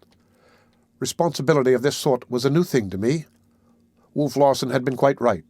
I had stood on my father's legs. My lawyers and agents had taken care of my money for me. I had had no responsibilities at all. Then, on the Ghost, I had learned to be responsible for myself. And now, for the first time in my life, I found myself responsible for someone else, and it was required of me that this should be the gravest of responsibilities, for she was the one woman in the world, the one small woman as I loved to think of her. The end of Chapter 29 of The Sea Wolf by Jack London. The Sea Wolf by Jack London. Chapter 30. No wonder we called it Endeavour Island. For 2 weeks we toiled at building a hut. Maud insisted on helping, and I could have wept over her bruised and bleeding hands, and still I was proud of her because of it. There was something heroic about this gently bred woman, enduring our terrible hardship, and with her pittance of strength bending to the tasks of a peasant woman. She gathered many of the stones which I built into the walls of the hut. Also, she turned a deaf ear to my entreaties when I begged her to desist. She compromised, however, by taking upon herself the lighter labors of cooking and gathering driftwood and moss for our winter's supply. The hut's walls rose without difficulty, and everything went smoothly until the problem of the roof confronted me. Of what use the 4 walls without a roof? And of what could a roof be made? There were the spare oars, very true. They would serve as roof beams. But with what was I to cover them? Moss would never do. Tundra grass was impracticable. We needed the sail for the boat, and the tarpaulin had begun to leak. Winters used walrus skins on his hut, I said. There are the seals, she suggested. So next day the hunting began. I did not know how to shoot, but I proceeded to learn. And when I had expended some 30 shells for 3 seals, I decided that the ammunition would be exhausted before I acquired the necessary knowledge. I had used 8 shells for lighting fires before I hit upon the device of banking the embers with wet moss, and there remained not over 100 shells in the box. We must club the seals, I announced, when convinced of my poor marksmanship. I have heard the sealers talk about clubbing them. They are so pretty, she objected. I cannot bear to think of it being done. It is so directly brutal, so different from shooting them. The roof must go on, I answered grimly. Winter is almost here. It is our lives against theirs. It is unfortunate we haven't plenty of ammunition, but I think, anyway, that they suffer less from being clubbed than from being all shot up. Besides, I shall do the clubbing. That's just it, she began eagerly and broke off in sudden confusion. Of course, I began, if you prefer. But what shall I be doing? She interrupted with that softness I knew full well to be insistence. Gathering firewood and cooking dinner, I answered lightly. She shook her head. It is too dangerous for you to attempt alone. I know, she waved my protest. I'm only a weak woman, but just my small assistance may enable you to escape disaster. But the clubbing, I suggested. Of course, you will do that. I shall probably scream. I'll look away when the danger is most serious, I laughed. I shall use my judgment when to look and when not to look, she replied with a grand air. The upshot of the affair was that she accompanied me the next morning. I rowed into the adjoining cove and up to the edge of the beach. There were seals all about us in the water, and bellowing thousands on the beach compelled us to shout at each other to make ourselves heard. I know men club them, I said, trying to reassure myself, and gazing doubtfully at a large bull not 30 feet away, upreared on his foreflippers and regarding me intently. But the question is, how do they club them? Let us gather tundra grass and thatch the roof, Maud said. She was as frightened as I at the prospect, and we had reason to be gazing at close range at the gleaming teeth and dog-like mouths. I always thought they were afraid of men, I said. How do I know that they are not afraid? I queried a moment later, after having rowed a few more strokes along the beach. Perhaps, if I were to step boldly ashore, they would cut for it, and I could not catch up with one. And still I hesitated. I heard of a man once who invaded the nesting grounds of wild geese, Maud said. They killed him. The geese? Yes, the geese. My brother told me about it when I was a little girl. But I know men club them, I persisted. I think the tundra grass will make just as good a roof, she said. Far from her intention, her words were maddening me, driving me on. I could not play the coward before her eyes. Here goes, I said, backing water with one oar and running the bow ashore. I stepped out and advanced valiantly upon a long-maned bull in the midst of his wives. I was armed with the regular club with which the boat pullers killed the wounded seals gaffed aboard by the hunters. It was only 1.5 feet long, and in my superb ignorance I never dreamed that the club used ashore when raiding the rookeries measured 4 to 5 feet. The cows lumbered out of my way, and the distance between me and the bull decreased. He raised himself on his flippers with an angry movement. We were 12 feet apart. Still, I advanced steadily, looking for him to turn tail at any moment and run. At 6 feet, the panicky thought rushed into my mind. What if he will not run? Why, then I shall club him, came the answer. In my fear I had forgotten that I was there to get the bull instead of to make him run. And just then he gave a snort and a snarl and rushed at me. His eyes were blazing, his mouth was wide open, the teeth gleamed cruelly white. Without shame I confess that it was I who turned and footed it. He ran awkwardly, but he ran well. He was but 2 paces behind when I tumbled into the boat, and as I shoved off with an oar, his teeth crunched down upon the blade. The stout wood was crushed like an eggshell. Maud and I were astounded. A moment later he had dived under the boat, seized the keel in his mouth, and was shaking the boat violently. "My," said Maud, "let's go back." I shook my head. I can do what other men have done, and I know that other men have clubbed seals, but I think I'll leave the bulls alone next time." "I wish you wouldn't," she said. "Now don't say please, please," I cried, half angrily. "I do believe." She made no reply, and I knew my tone must have hurt her. "I beg your pardon," I said, or shouted rather, in order to make myself heard above the roar of the rookery. "If you say so, I'll turn and go back, but honestly I'd rather stay." "Now don't say that this is what you get for bringing a woman along," she said. She smiled at me whimsically, gloriously, and I knew there was no need for forgiveness. I rowed a couple of 100 feet along the beach so as to recover my nerves, and then stepped ashore again. "Do be cautious," she called after me. I nodded my head and proceeded to make a flank attack on the nearest harem. All went well, until I aimed a blow at an outlying cow's head and fell short. She snorted and tried to scramble away. I ran in close and struck another blow, hitting the shoulder instead of the head. "Watch out!" I heard Maud scream. In my excitement, I had not been taking notice of other things, and I looked up to see the lord of the harem charging down upon me. Again I fled to the boat, hotly pursued, but this time Maud made no suggestion of turning back. "It would be better, I imagine, if you let harems alone and devoted your attention to lonely and inoffensive-looking seals," was what she said. "I think I have read something about them. Dr. Jordan's book, I believe. They are the young bulls, not old enough to have harems of their own. He called them the holishiki, or something like that. It seems to me, if we find where they haul out—" "It seems to me that your fighting instinct is aroused," I laughed. She flushed quickly and prettily. "I'll admit I don't like defeat any more than you do, or any more than I like the idea of killing such pretty, inoffensive creatures." "Pretty," I sniffed. I failed to mark anything preeminently pretty about those foamy-mouthed beasts that raced me. "Your point of view," she laughed. "You lacked perspective. Now, if you did not have to get so close to the subject—" "The very thing," I cried. "What I need is a longer club, and there's that broken oar ready to hand." "It just comes to me," she said, "that Captain Larsen was telling me how the men raided the rookeries. They drive the seals in small herds a short distance inland before they kill them." "I don't care to undertake the herding of one of those harems," I objected. "But there are the holishiki," she said. "The holishiki haul out by themselves, and Dr. Jordan says that paths are left between the harems, and that as long as the holishiki keep strictly to the path, they are unmolested by the masters of the harem." "There's one now," I said, pointing to a young bull in the water. "Let's watch him and follow him if he hauls out." He swam directly to the beach and clambered out into a small opening between two harems, the masters of which made warning noises but did not attack him. We watched him travel slowly inward, threading about among the harems along what must have been the path.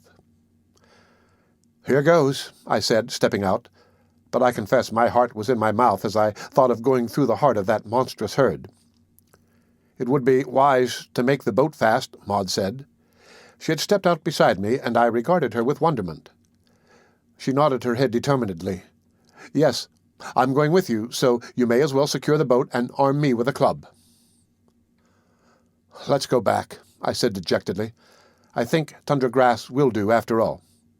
"You know it won't," was her reply. "Shall I lead?" With a shrug of the shoulders, but with the warmest admiration and pride at heart for this woman, I equipped her with the broken oar and took another for myself. It was with nervous trepidation that we made the first few rods of the journey. Once Maud screamed in terror as a cow thrust an inquisitive nose toward her foot, and several times I quickened my pace for the same reason. But beyond warning coughs from either side, there were no signs of hostility. It was a rookery which had never been raided by the hunters, and in consequence the seals were mild-tempered and at the same time unafraid.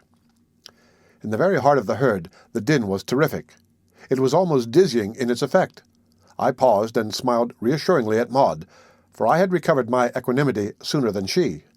I could see that she still was badly frightened. She came close to me and shouted, "I'm dreadfully afraid." And I was not. Though the novelty had not yet worn off, the peaceful comportment of the seals had quieted my alarm. Maud was trembling. "I'm afraid, and I'm not afraid," she chattered with shaking jaws. "It's my miserable body, not I." It's all right," I reassured her, my arm passing instinctively and protectingly around her. I shall never forget in that moment how instantly conscious I became of my manhood. The primitive deeps of my nature stirred. I felt myself masculine, the protector of the weak, the fighting male, and best of all, I felt myself the protector of my loved one.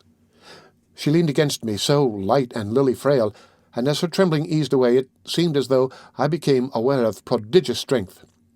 I felt myself a match for the most ferocious bull in the herd, and I know, had such a bull charged upon me, that I should have met it unflinchingly and quite coolly, and I know that I should have killed it. "I am all right now," she said, looking up at me gratefully. "Let us go on."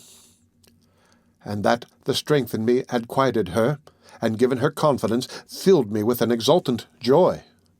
The youth of the race seemed burgeoning in me, over-civilized man that I was, and I lived for myself the old hunting days and forest nights of my remote and forgotten ancestry. I had much for which to thank Wolf Larsen, was my thought, as we went along the path between the jostling harems. A quarter of a mile inland we came upon the holluschickie, sleek young bulls living out the loneliness of their bachelorhood and gathering strength against the day when they would fight their way into the ranks of the Benedicts. Everything now went smoothly. I seemed to know just what to do and how to do it. Shouting, making threatening gestures with my club, and even prodding the lazy ones, I quickly cut out a score of the young bachelors from their companions. Whenever one made an attempt to break back toward the water, I headed it off. Maud took an active part in the drive, and with her cries and flourishings of the broken oar was of considerable assistance. I noticed, though, that whenever one looked tired and lagged, she let it slip past. But I noticed also, whenever one, with a show of fight, tried to break past, that her eyes glinted and showed bright, and she rapped it smartly with her club. "My, it's exciting," she cried, pausing from sheer weakness. "I think I'll sit down." I drove the little herd, a dozen strong now, one of the escapes she had permitted, 100 yards farther on, and by the time she joined me I had finished the slaughter and was beginning to skin. An hour later we went proudly back along the path between the harems, and twice again we came down the path burdened with skins, till I thought we had enough to roof the hut. I set the sail, laid one tack out of the cove, and on the other tack made our own little inner cove. "It's just like homecoming," Maud said, as I ran the boat ashore. I heard her words with a responsive thrill. It was all so dearly intimate and natural, and I said, "It seems as though I have lived this life always. The world of books and bookish folks is very vague, more like a dream memory than an actuality. I surely have hunted and forayed and fought all the days of my life. And you, too, seem a part of it. You are—" I was on the verge of saying, "my woman, my mate," but glibly changed it to "standing the hardship well." But her ear had caught the flaw. She recognized a flight that midmost broke. She gave me a quick look. "Not that. You were saying?" "That the American Mrs. Meynell was living the life of a savage, and living it quite successfully," I said easily. "Oh," was all she replied, but I could have sworn there was a note of disappointment in her voice.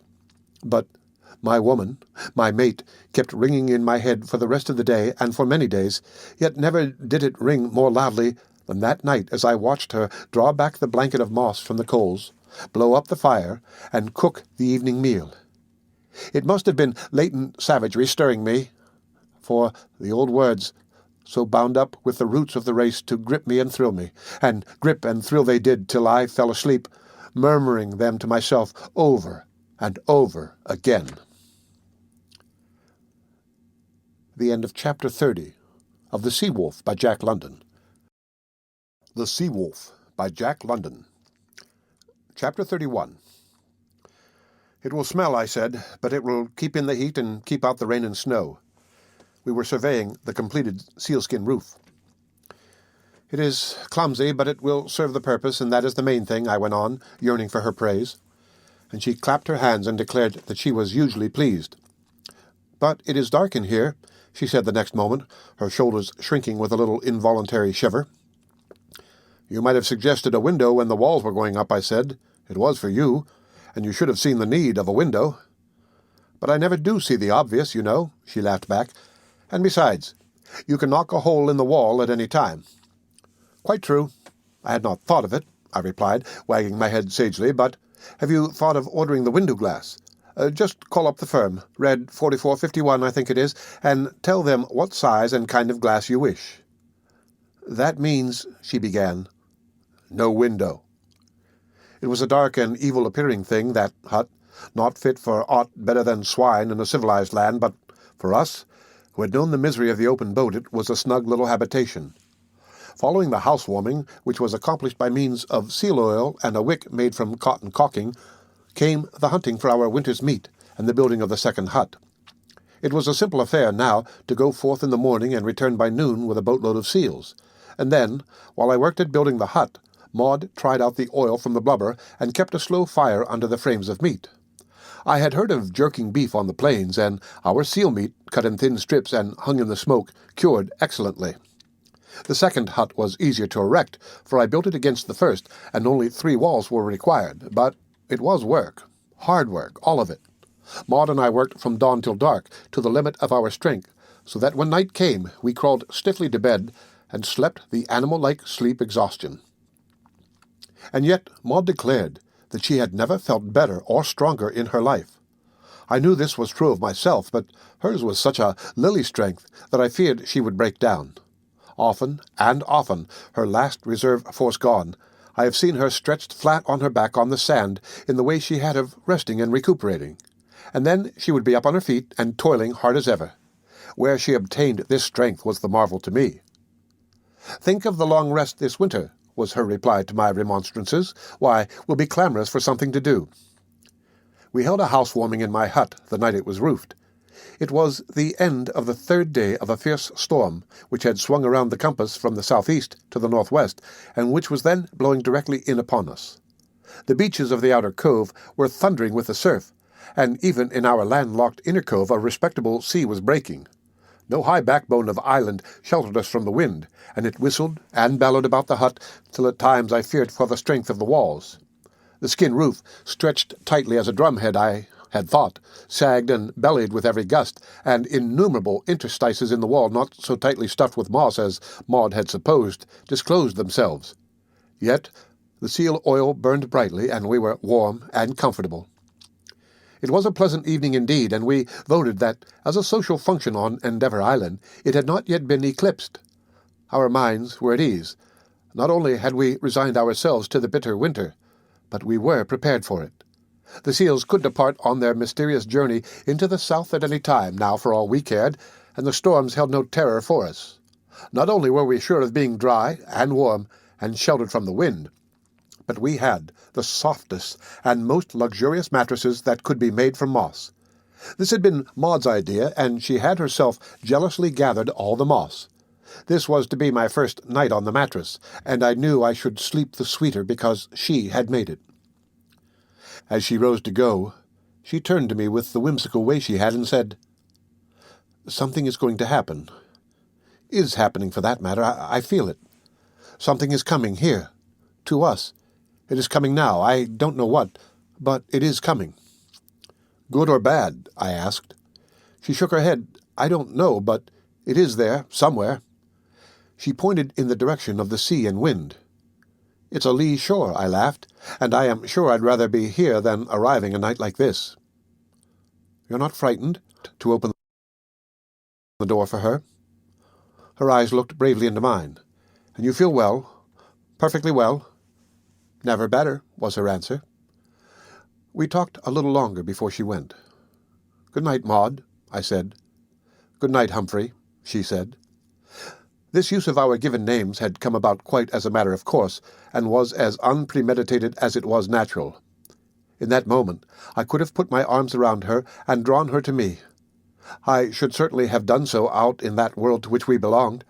As it was, the situation stopped there in the only way it could, but I was left alone in my little hut, glowing warmly through and through with a pleasant satisfaction, and I knew that a tie, or a tacit something, existed between us which had not existed before. The end of Chapter 31 of The Sea Wolf. The Sea Wolf by Jack London. Chapter 32. I awoke, oppressed by a mysterious sensation. There seemed something missing in my environment. But the mystery and oppressiveness vanished after the first few seconds of waking, when I identified the missing something as the wind. I had fallen asleep in that state of nervous tension with which one meets the continuous shock of sound or movement, and I had awakened, still tense, bracing myself to meet the pressure of something which no longer bore upon me. It was the first night I had spent under cover in several months, and I lay luxuriously for some minutes under my blankets, for once not wet with fog or spray, analyzing, first, the effect produced upon me by the cessation of the wind, and next, the joy which was mine from resting on the mattress made by Maud's hands. When I had dressed and opened the door, I heard the waves still lapping on the beach, garrulously attesting the fury of the night. It was a clear day, and the sun was shining. I had slept late, and I stepped outside with sudden energy, bent upon making up lost time as befitted a dweller on Endeavour Island. And when outside I stopped short. I believed my eyes without question, and yet I was for the moment stunned by what they disclosed to me. There, on the beach, not 50 feet away, bow on, dismasted, was a black-hulled vessel. Masts and booms, tangled with shrouds, sheets, and rent canvas were rubbing gently alongside. I could have rubbed my eyes as I looked. There was the homemade galley we had built, the familiar break of the poop, the low yacht cabin scarcely rising above the rail. It was the Ghost. What freak of fortune had brought it here of all spots? What chance of chances? I looked at the bleak, inaccessible wall at my back, and know the profundity of despair. Escape was hopeless, out of the question. I thought of Maud, asleep there in the hut we had reared. I remembered her, "Good night, Humphrey."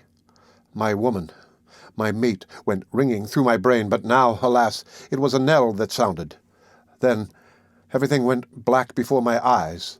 Possibly it was the fraction of a second, but I had no knowledge of how long an interval had lapsed before I was myself again.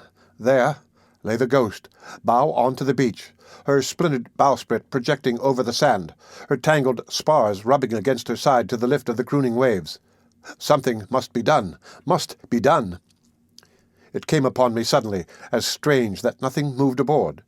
Wearied from the night of struggle and wreck, all hands were yet asleep, I thought. My next thought was that Maud and I might yet escape. If we could take to the boat and make round the point before anyone awoke. I would call her and start. My hand was lifted at her door to knock when I recollected the smallness of the island. We could never hide ourselves upon it. There was nothing for us but the wide, raw ocean. I thought of our snug little huts, our supplies of meat and oil and moss and firewood, and I knew that we could never survive the wintry sea and the great storms which were to come. So I stood, with hesitant knuckle, without her door. It was impossible. Impossible.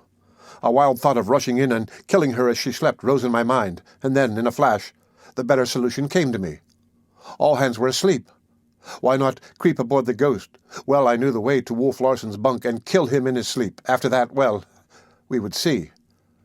But with him dead, there was time and space in which to prepare to do other things, and besides, whatever new situation arose, it could not possibly be worse than the present one. My knife was at my hip. I returned to my hut for the shotgun, made sure it was loaded, and went down to the Ghost. With some difficulty, and at the expense of a wetting to the waist, I climbed aboard. The forecastle scuttle was open. I paused to listen for the breathing of the men, but there was no breathing. I almost gasped as the thought came to me, what if the Ghost is deserted? I listened more closely. There was no sound. I cautiously descended the ladder. The place had the empty and musty feel and smell usual to a dwelling no longer inhabited. Everywhere was a thick litter of discarded and ragged garments, old sea boots, leaky oilskins, all the worthless forecastle dunnage of a long voyage. Abandoned hastily was my conclusion as I ascended to the deck. Hope was alive again in my breast, and I looked about me with greater coolness. I noted that the boats were missing. The steerage told the same tale as the forecastle. The hunters had packed their belongings with similar haste. The Ghost was deserted. It was Maud's and mine. I thought of the ship's stores on the lazarette beneath the cabin, and the idea came to me of surprising Maud with something nice for breakfast. The reaction from my fear, and the knowledge that the terrible deed I had come to do was no longer necessary, made me boyish and eager. I went up the steerage companionway 2 steps at a time, with nothing distinct in my mind except joy and the hope that Maud would sleep on until the surprise breakfast was quite ready for her. As I rounded the galley, a new satisfaction was mine at thought of all the splendid cooking utensils inside. I sprang up the break of the poop and saw Wolf Larsen. What of my impetus and the stunning surprise, I clattered 3 or 4 steps along the deck before I could stop myself. He was standing in the companionway, only his head and shoulders visible, staring straight at me. His arms were resting on the half-open slide. He made no movement whatever, simply stood there, staring at me. I began to tremble. The old stomach sickness clutched me. I put one hand on the edge of the house to steady myself. My lips seemed suddenly dry, and I moistened them against the need of speech. Nor did I for an instant take my eyes off him. Neither of us spoke. There was something ominous in his silence, his immobility. All my old fear of him returned, and my new fear was increased an hundredfold. And still we stood, the pair of us, staring at each other. I was aware of the demand for action, and, my old helplessness strong upon me, I was waiting for him to take the initiative. Then, as the moments went by, it came to me that the situation was analogous to the one in which I had approached the long-maned bull, my intention of clubbing obscured by fear until it became a desire to make him run. So it was at last impressed upon me that I was there not to have Wolf Larsen take the initiative, but to take it myself. I cocked both barrels and leveled the shotgun at him. Had he moved, attempted to drop down the companionway, I know I would have shot him, but he stood motionless and staring as before. And as I faced him with leveled gun shaking in my hands, I had time to note the worn and haggard appearance of his face. It was as if some strong anxiety had wasted it. The cheeks were sunken, and there was a wearied, puckered expression on the brow, and it seemed to me that his eyes were strange, not only the expression, but the physical seeming, as though the optic nerves and supporting muscles had suffered strain and slightly twisted the eyeballs. All this I saw, and my brain now working rapidly, I thought 1,000 thoughts, and yet I could not pull the triggers. I lowered the gun and stepped to the corner of the cabin, primarily to relieve the tension on my nerves and to make a new start, and incidentally to be closer. Again I raised the gun. He was almost at arm's length. There was no hope for him. I was resolved. There was no possible chance of missing him, no matter how poor my marksmanship, and yet I wrestled with myself and could not pull the triggers. "Well?" he demanded impatiently. I strove vainly to force my fingers down on the triggers, and vainly I strove to say something. "Why don't you shoot?" he asked. I cleared my throat of a huskiness which prevented speech. "Hump," he said slowly, "you can't do it. You're not exactly afraid. You are impotent. Your conventional morality is stronger than you. You are the slave to the opinions which have credence among the people you have known and have read about. Their code has been drummed into your head from the time you lisped, and in spite of your philosophy and of what I have taught you, it won't let you kill an unarmed, unresisting man." "I know it," I said hoarsely. "And you know that I would kill an unarmed man as readily as I would smoke a cigar," he went on. "You know me for what I am, my worth in the world by your standard. You have called me snake, tiger, shark, monster, and Caliban, and yet you, little rag puppet, you little echoing mechanism, you are unable to kill me as you would a snake or a shark, because I have hands, feet, and a body shaped somewhat like yours. Bah! I had hoped better things of you, Hump." He stepped out of the companionway and came up to me. "Put down that gun. I want to ask you some questions. I haven't had a chance to look around yet. What place is this? How is the ghost lying? How did you get wet? Where's Maud? I beg your pardon, Miss Brewster. Or should I say Mrs. Van Weyden?" I had backed away from him, almost weeping at my inability to shoot him, but not full enough to put down the gun. I hoped desperately that he might commit some hostile act, attempt to strike me or choke me, for in such way only I knew I could be stirred to shoot. "This is Endeavor Island," I said. "Never heard of it," he broke in.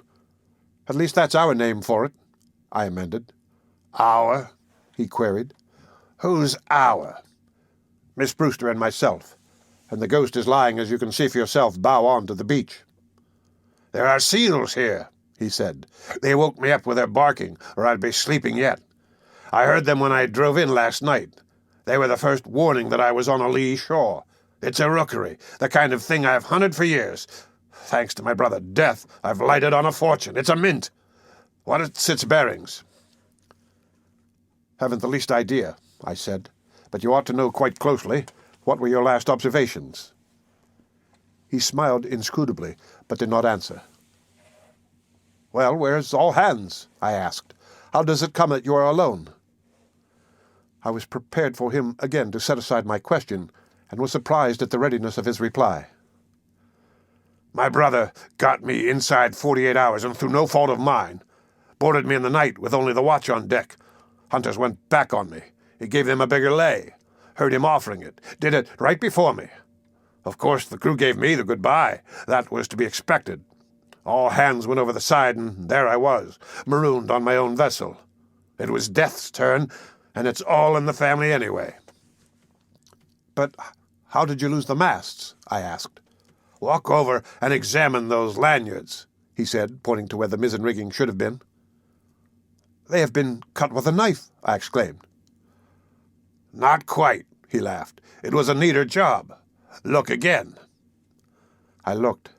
The lanyards had been almost severed, with just enough left to hold the shrouds till some severe strain should be put upon them.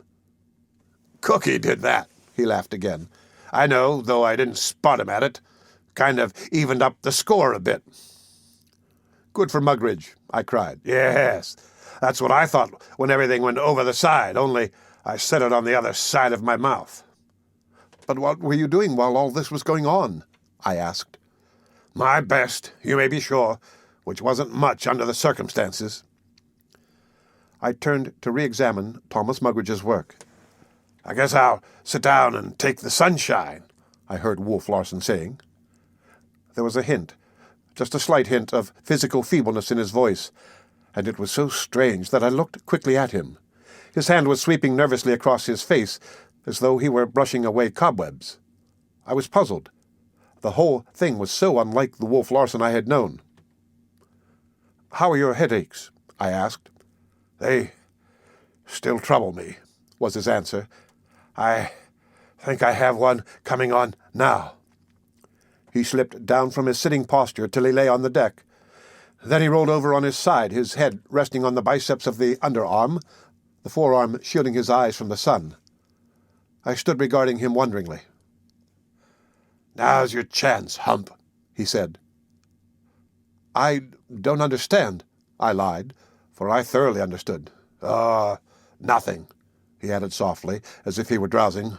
Only you've got me where you want me. No, I haven't, I retorted, for I want you a few thousand miles away from here.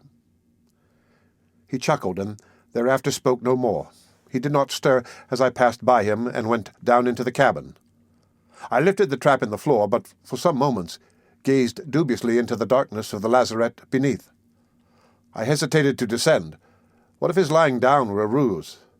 Pretty, indeed, to be caught there like a rat.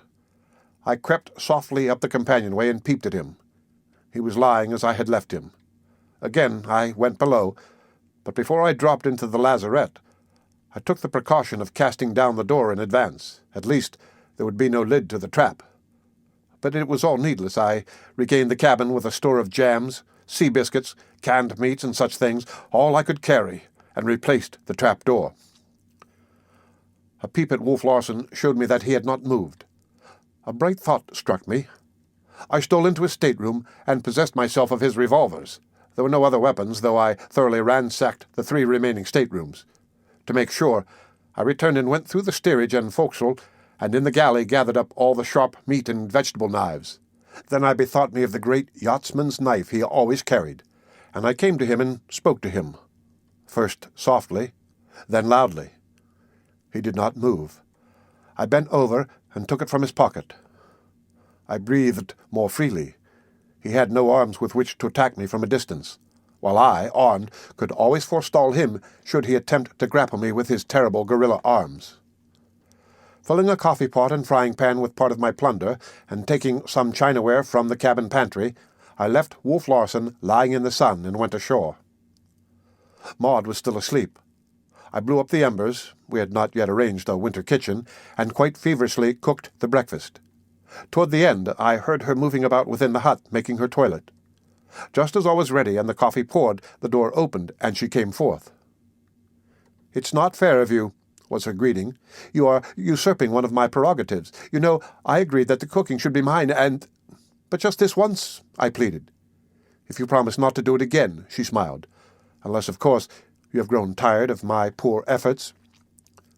To my delight, she never once looked toward the beach, and I maintained the banter with such success, all unconsciously she sipped coffee from the china cup, ate fried evaporated potatoes, and spread marmalade on her biscuit. But it could not last. I saw the surprise that came over her. She had discovered the china plate from which she was eating. She looked over the breakfast, noting detail after detail. Then she looked at me, and her face turned slowly toward the beach. "Humphrey," she said. The old, unnameable terror mounted into her eyes. "Is he—" she quavered. I nodded my head. The end of Chapter 32 of The Sea Wolf by Jack London. The Sea Wolf by Jack London. Chapter 33. We waited all day for Wolf Larsen to come ashore. It was an intolerable period of anxiety. Each moment, one or the other of us cast expectant glances toward the ghost. But he did not come. He did not even appear on deck. "Perhaps it is his headache," I said. "I left him lying on the poop. He may lie there all night. I think I'll go and see." Maud looked entreaty at me. "It is all right," I assured her. "I shall take the revolvers. You know I collected every weapon on board." "But there are his arms, his hands, his terrible, terrible hands," she objected. And then she cried, "Oh, Humphrey, I am afraid of him. Don't go, please, don't go." She rested her hand appealingly on mine and sent my pulse fluttering. My heart was surely in my eyes for a moment. The dear and lovely woman. And she was so much the woman, clinging and appealing, sunshine and dew to my manhood, rooting it deeper and sending through it the sap of a new strength. I was for putting my arm around her, as when in the midst of the seal herd, but I considered and refrained. "I shall not take any risks," I said. "I'll merely peep over the bow and see." She pressed my hand earnestly and let me go. But the space on deck where I had left him lying was vacant. He had evidently gone below. That night we stood alternate watches, one of us sleeping at a time, for there was no telling what Wolf Larsen might do. He was certainly capable of anything. The next day we waited, and the next, and still he made no sign. "These headaches of his, these attacks," Maud said on the afternoon of the 4th day. "Perhaps he is ill, very ill. He may be dead." "Or dying," was her afterthought when she had waited some time for me to speak.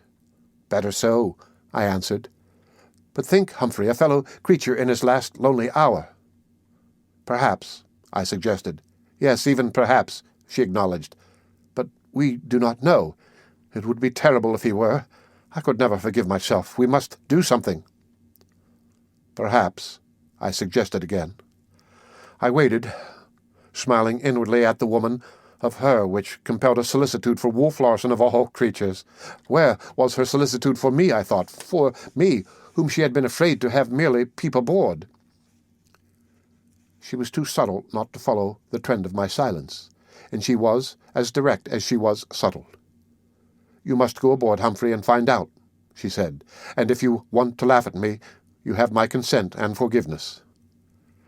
I arose obediently and went down the beach. "Do be careful," she called after me. I waved my arm from the forecastle head and dropped down to the deck. Aft, I walked to the cabin companion, where I contented myself with hailing below. Wolf Larsen answered, and as he started to ascend the stairs, I cocked my revolver. I displayed it openly during our conversation, but he took no notice of it. He appeared the same physically as when last I saw him, but he was gloomy and silent. In fact, the few words we spoke could hardly be called a conversation. I did not inquire why he had not been ashore, nor did he ask why I had not come aboard. His head was all right again, he said, and so, without further parley, I left him.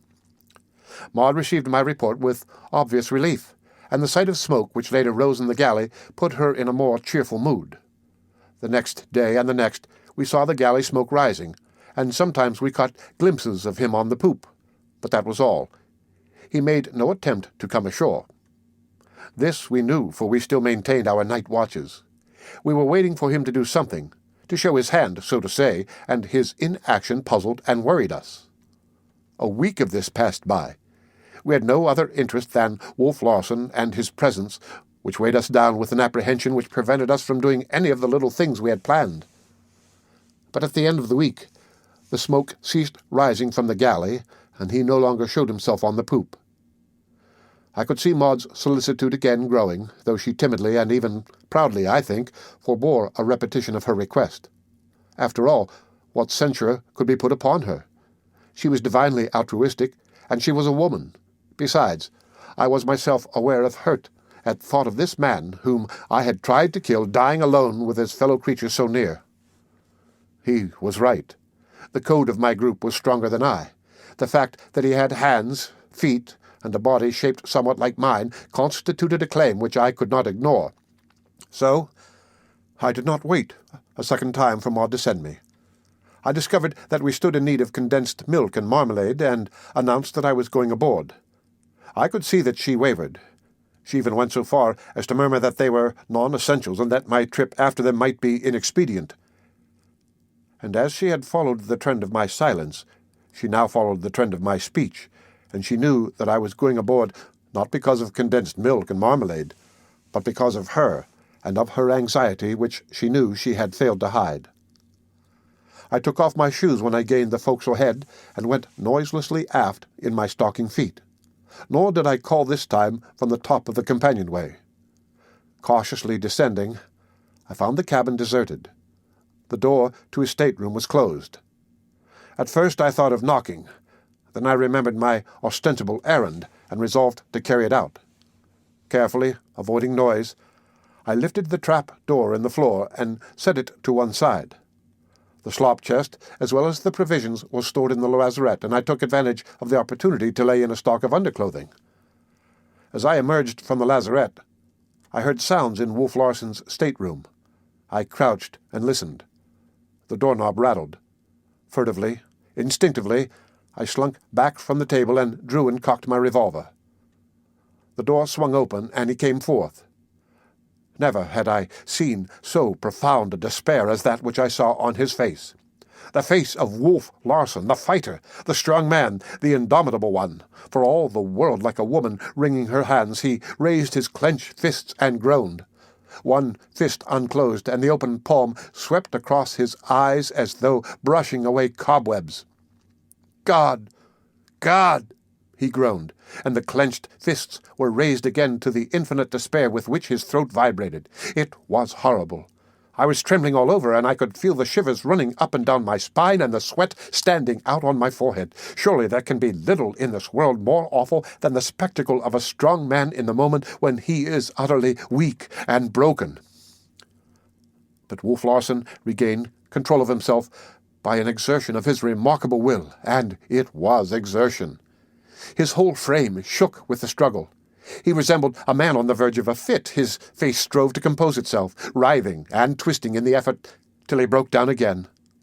Once more the clenched fists went upward, and he groaned. He caught his breath once or twice and sobbed. Then he was successful. I could have thought him the old Wolf Larsen, and yet there was in his movements a vague suggestion of weakness and indecision.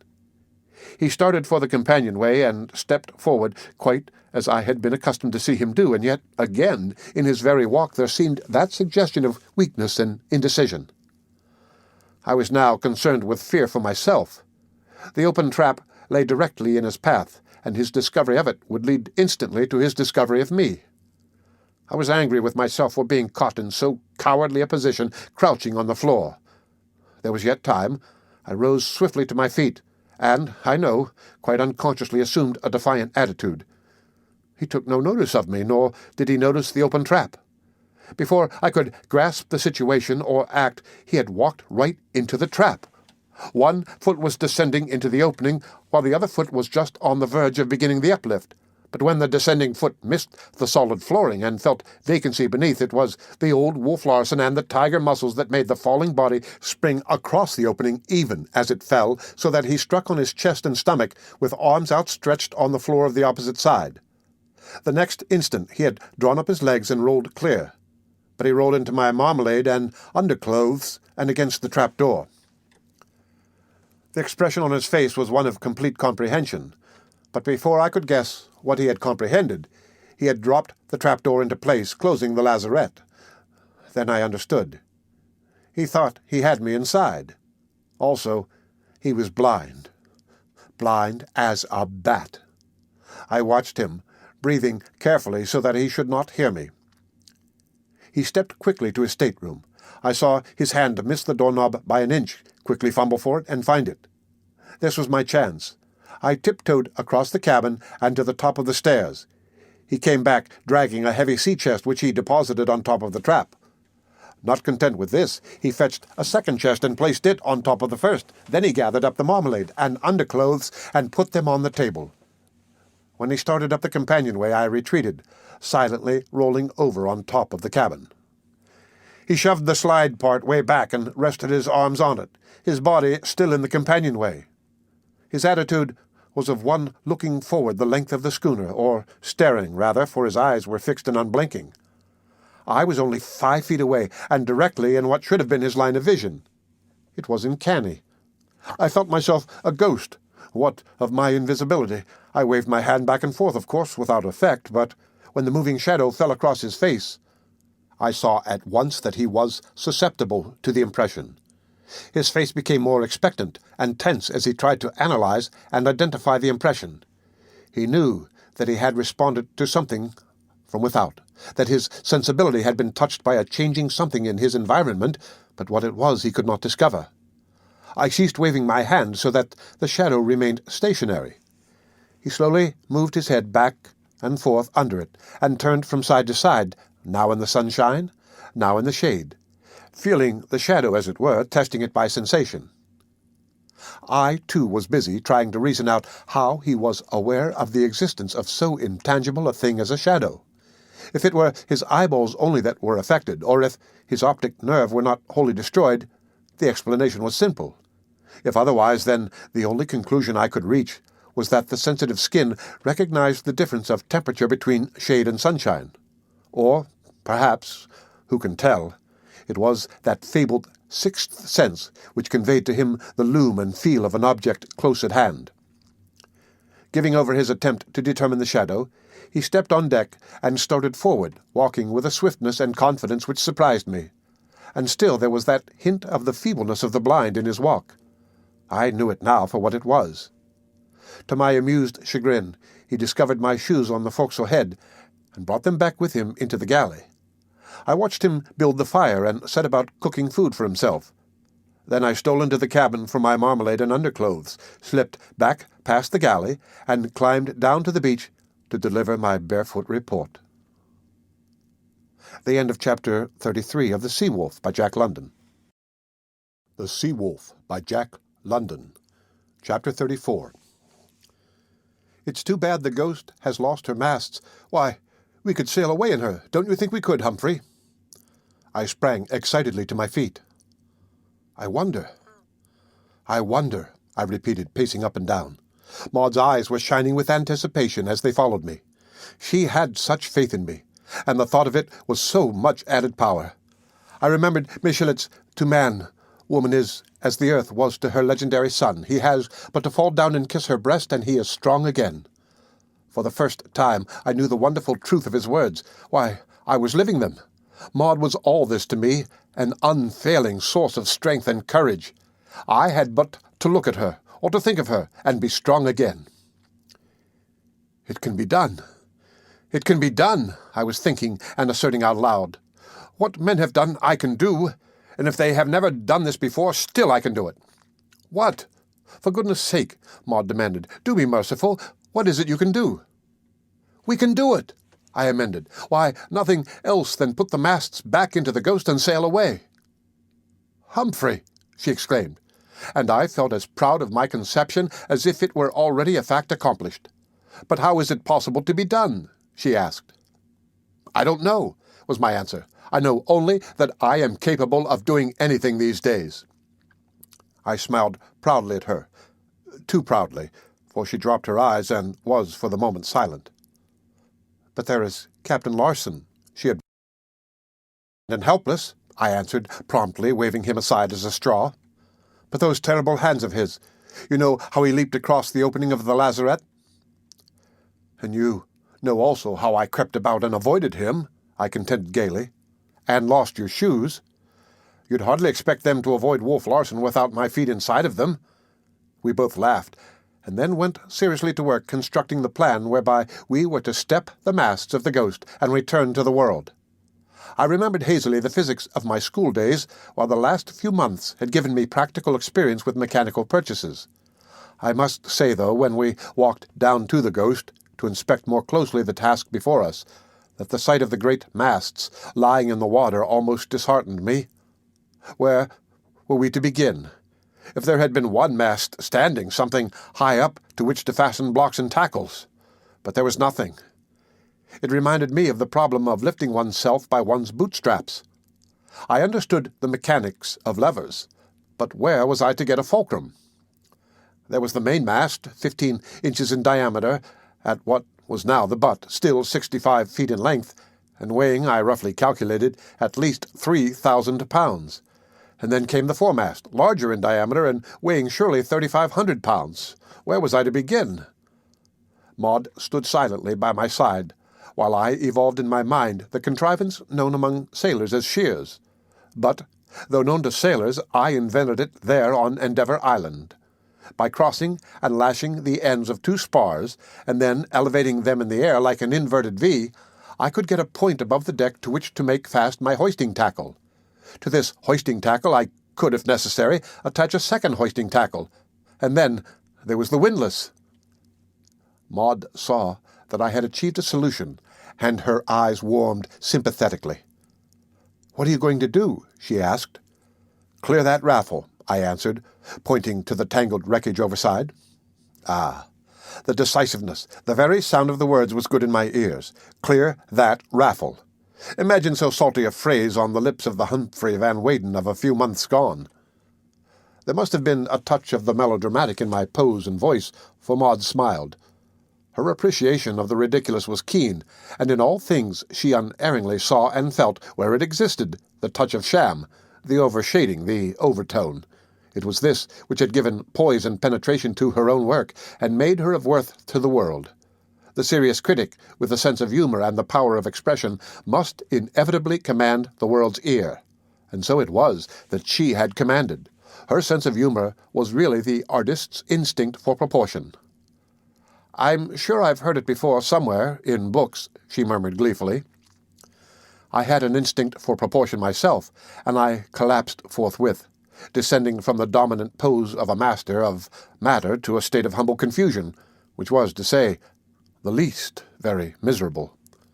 Her hand leapt out at once to mine. "I'm so sorry," she said. "No need to be," I gulped. "It does me good. There's too much of the schoolboy in me, all of which is neither here nor there. What we've got to do is actually and literally to clear that raffle. If you'll come with me in the boat, we'll get to work and straighten things out." "When the topmen clear the raffle with their clasp knives in their teeth," she quoted at me, and for the rest of the afternoon we made merry over our labour. Her task was to hold the boat in position while I worked at the tangle. And such a tangle! Halyards, sheets, guys, downhauls, shrouds, stays, all washed about and back and forth and through and twined and knotted by the sea. I cut no more than was necessary, and what with passing the long ropes under and around the booms and masts, of unreeving the halyards and sheets, of coiling down in the boat and uncoiling in order to pass through another knot in the bight, I was soon wet to the skin. The sails did require some cutting, and the canvas, heavy with water, tried my strength severely. but I succeeded before nightfall in getting it all spread out on the beach to dry. We were both very tired when we knocked off for supper, and we had done good work, too, though to the eye it appeared insignificant. Next morning, with Maud as able assistant, I went into the hold of the Ghost to clear the steps of the mast butts. We had no more than begun work when the sound of my knocking and hammering brought Wolf Larsen. "Hello below!" he cried down the open hatch.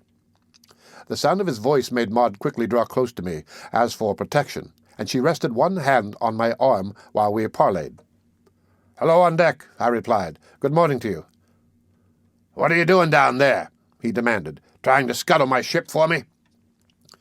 "Quite the opposite. I'm repairing her," was my answer. "But what in thunder are you repairing?" There was puzzlement in his voice. "Why, I'm getting everything ready for re-stepping the masts," I replied easily, as though it were the simplest project imaginable. "It seems as though you're standing on your own legs at last, Hump," we heard him say, and then for some time he was silent. "But I say, Hump," he called down, "you can't do it." "Oh, yes, I can," I retorted. "I'm doing it now." "But this is my vessel, my particular property. What if I forbid you?" "You forget," I replied. "You are no longer the biggest bit of the ferment. You were once, and able to eat me, as you were pleased to phrase it. But there has been a diminishing, and I am now able to eat you. The yeast has grown stale." He gave a short, disagreeable laugh. "I see you're working my philosophy back on me for all it's worth. But don't make the mistake of underestimating me. For your own good, I warn you." "Since when have you become a philanthropist?" I queried. "Confess now, in warning me for my own good, that you are very consistent." He ignored my sarcasm, saying, "Suppose I clap the hatch on now. You won't fool me as you did in the lazarette." "Wolf Larsen," I said sternly, for the first time addressing him by his most familiar name, "I am unable to shoot a helpless, unresisting man. You have proved that to my satisfaction as well as yours, but I warn you now, and not so much for your own good as for mine, that I shall shoot you the moment you attempt a hostile act. I can shoot you now as I stand here, and if you are so minded, just go ahead and try to clap on the hatch." "Nevertheless, I forbid you. I distinctly forbid your tampering with my ship." "But, man," I expostulated, "you advance the fact that it is your ship as though it were a moral right. You have never considered moral rights in your dealings with others. You surely do not dream that I'll consider them in dealing with you." I had stepped underneath the open hatchway so that I could see him. The lack of expression on his face, so different from when I had watched him unseen, was enhanced by the unblinking, staring eyes. It was not a pleasant face to look upon. "And none so poor, not even Hump, to do him reverence," he sneered. The sneer was wholly in his voice. His face remained expressionless as ever. "How do you do, Miss Brewster?" he said suddenly after a pause. I started. She had made no noise whatever, had not even moved. Could it be that some glimmer of vision remained to him, or that his vision was coming back? "How do you do, Captain Larsen?" she answered. "Pray, how did you know I was here?" "Heard you breathing, of course. I say, Hump's improving, don't you think so?" "I don't know," she answered, smiling at me. "I have never seen him otherwise." "You should have seen him before, then." "Wolf Larsen, in large doses," I murmured, "before and after taking." "I want to tell you again, Hump," he said threateningly, "that you'd better leave things alone." "But don't you care to escape as well as we?" I asked incredulously. "No," was his answer. "I intend dying here." "Well, we don't," I concluded defiantly, beginning again my knocking and hammering. The end of Chapter 34 of The Sea Wolf by Jack London. The Sea Wolf by Jack London. Chapter 35. Next day, the mast steps clear and everything in readiness, we started to get the two topmasts aboard.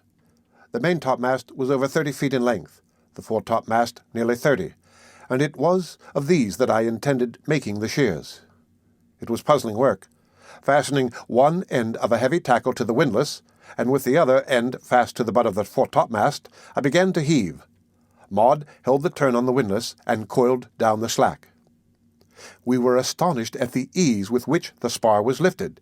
It was an improved crank windlass, and the purchase it gave was enormous. Of course, what it gave us in power we paid for in distance.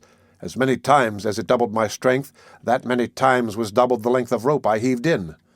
The tackle dragged heavily across the rail, increasing its drag as the spar arose more and more out of the water, and the exertion on the windlass grew severe. But when the butt of the topmast was level with the rail, everything came to a standstill. "I might have known it," I said impatiently. "Now we have to do it all over again." "Why not fasten the tackle part way down the mast?" Maud suggested. "It's what I should have done at first," I answered, hugely disgusted with myself. Slipping off a turn, I lowered the mast back into the water, and fastened the tackle a third of the way down from the butt. In an hour, what of this and of rests between the heaving, I had hoisted it to the point where I could hoist no more. 8 feet of the butt was above the rail, and I was as far away as ever from getting the spar on board. I sat down and pondered the problem. It did not take long. I sprang jubilantly to my feet. "Now I have it," I cried. "I ought to make the tackle fast at the point of balance, and what we learn of this will serve us with everything else we have to hoist aboard." Once again I undid all my work by lowering the mast into the water. But I miscalculated the point of balance so that, when I heaved, the top of the mast came up instead of the butt.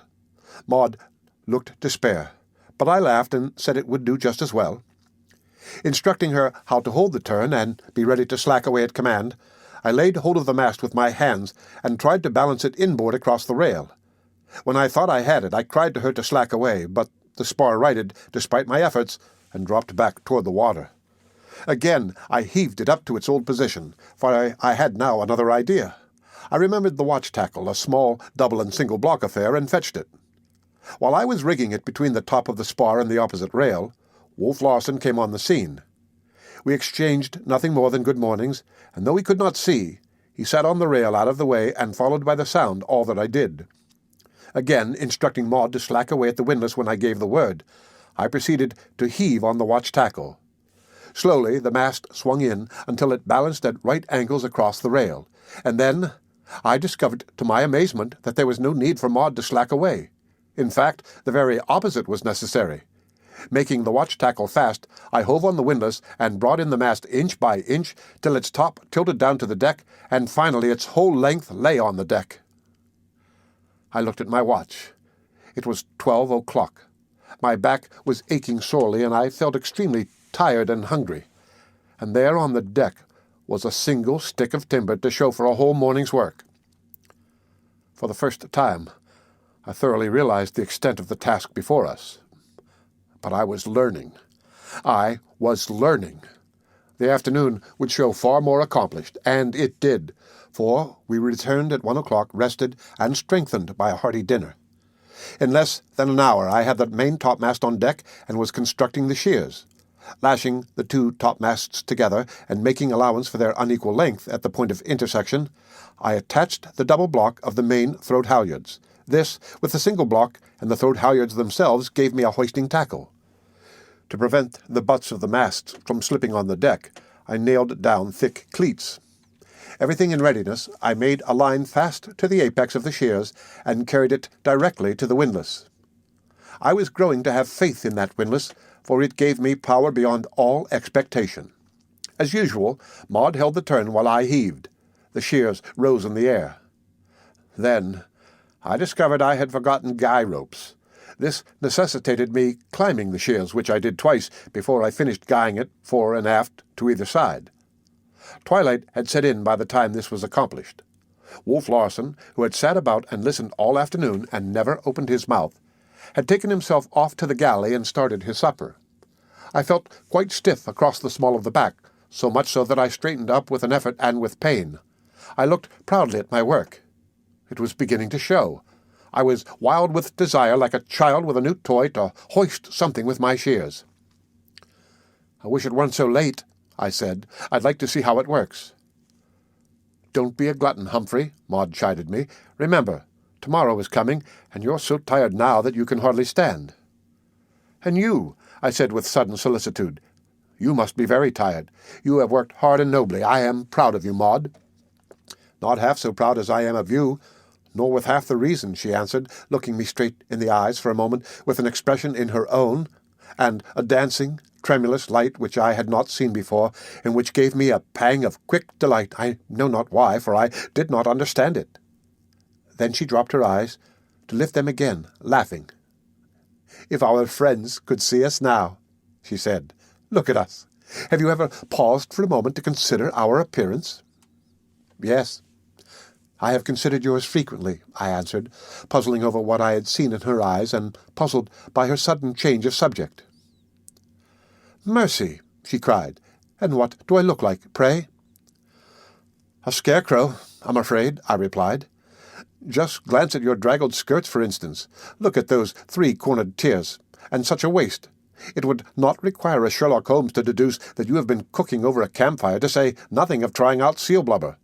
And to cap it all, that cap.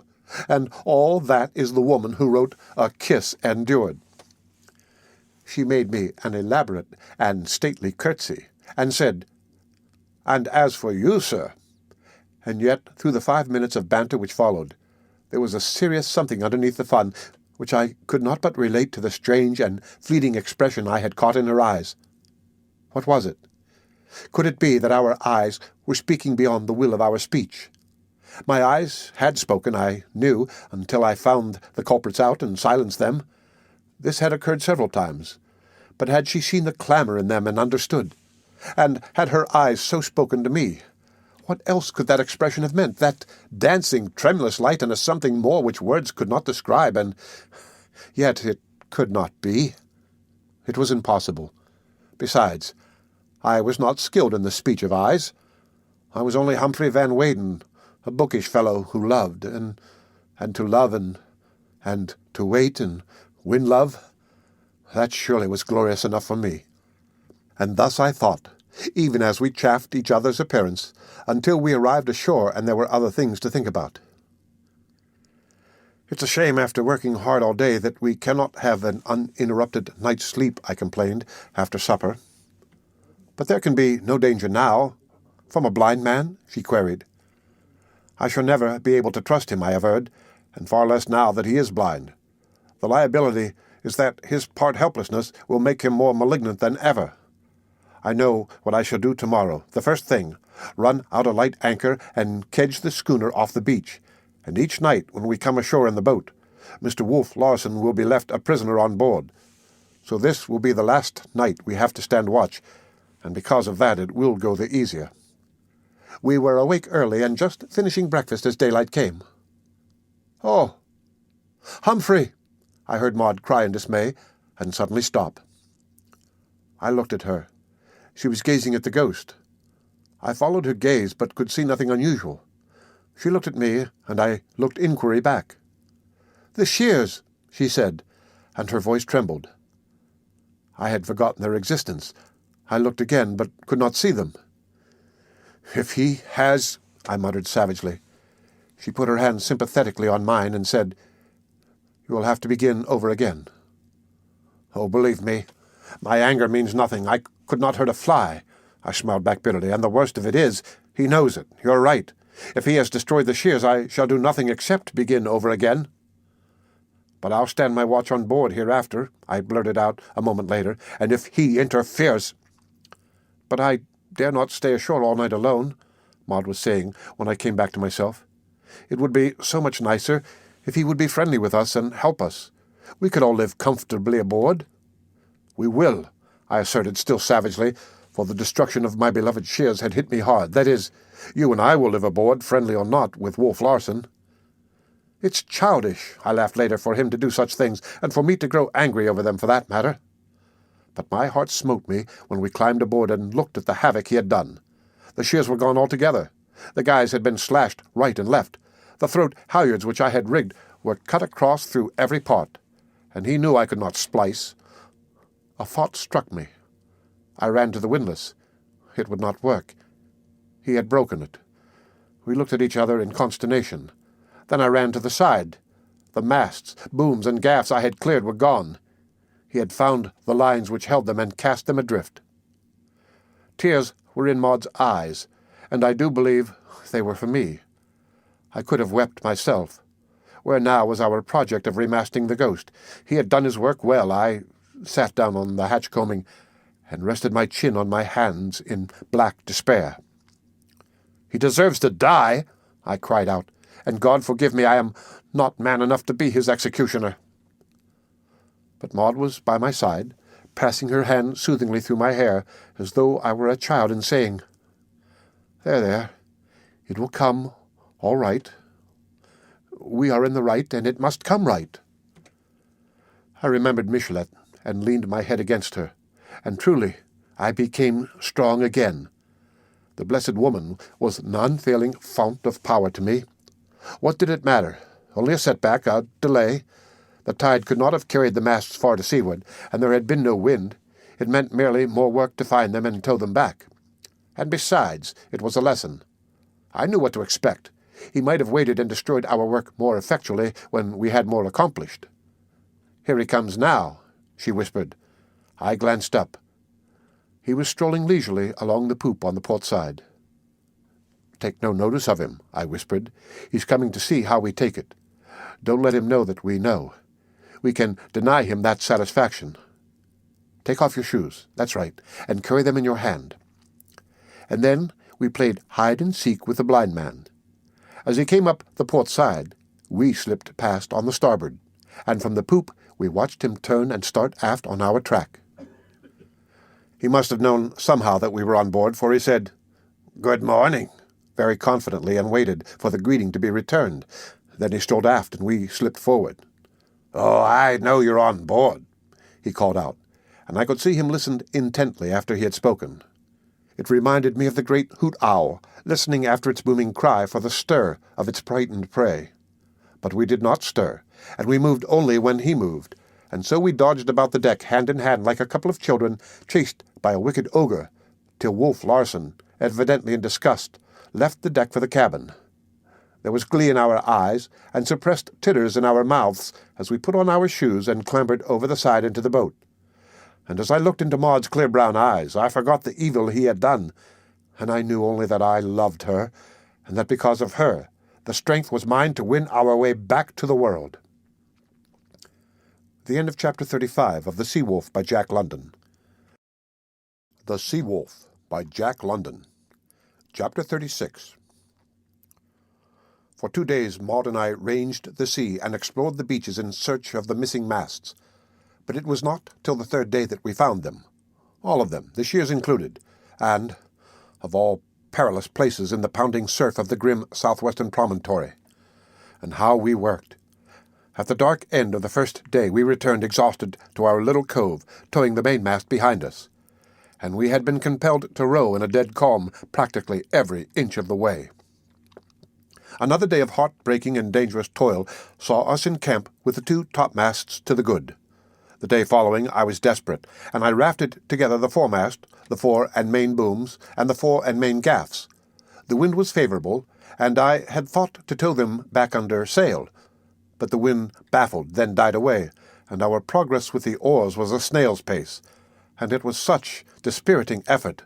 To throw one's whole strength and weight on the oars and to feel the boat checked in its forward lunge by the heavy drag behind was not exactly exhilarating. Night began to fall, and, to make matters worse, the wind sprang up ahead. Not only did all forward motion cease, but we began to drift back and out to sea. I struggled at the oars till I was played out.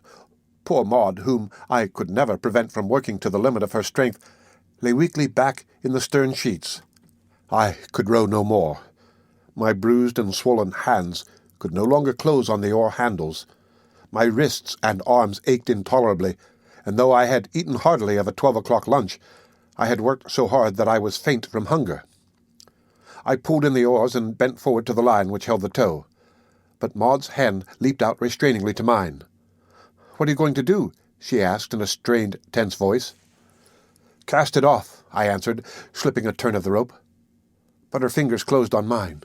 "Please, don't," she begged. "It is useless," I answered. "Here is night, and the wind blowing us off the land.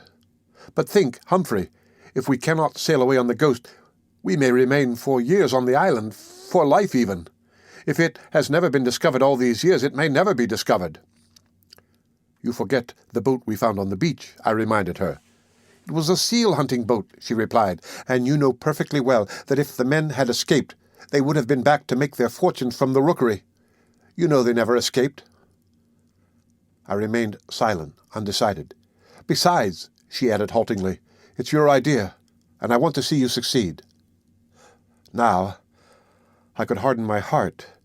As soon as she put it on a flattering, personal basis, generosity compelled me to deny her. Better years on the island than to die tonight or tomorrow or the next day in the open boat. We're not prepared to brave the sea. We have no food, no water, no blankets, nothing. Why, you'd not survive the night without blankets. I know how strong you are. You're shivering now.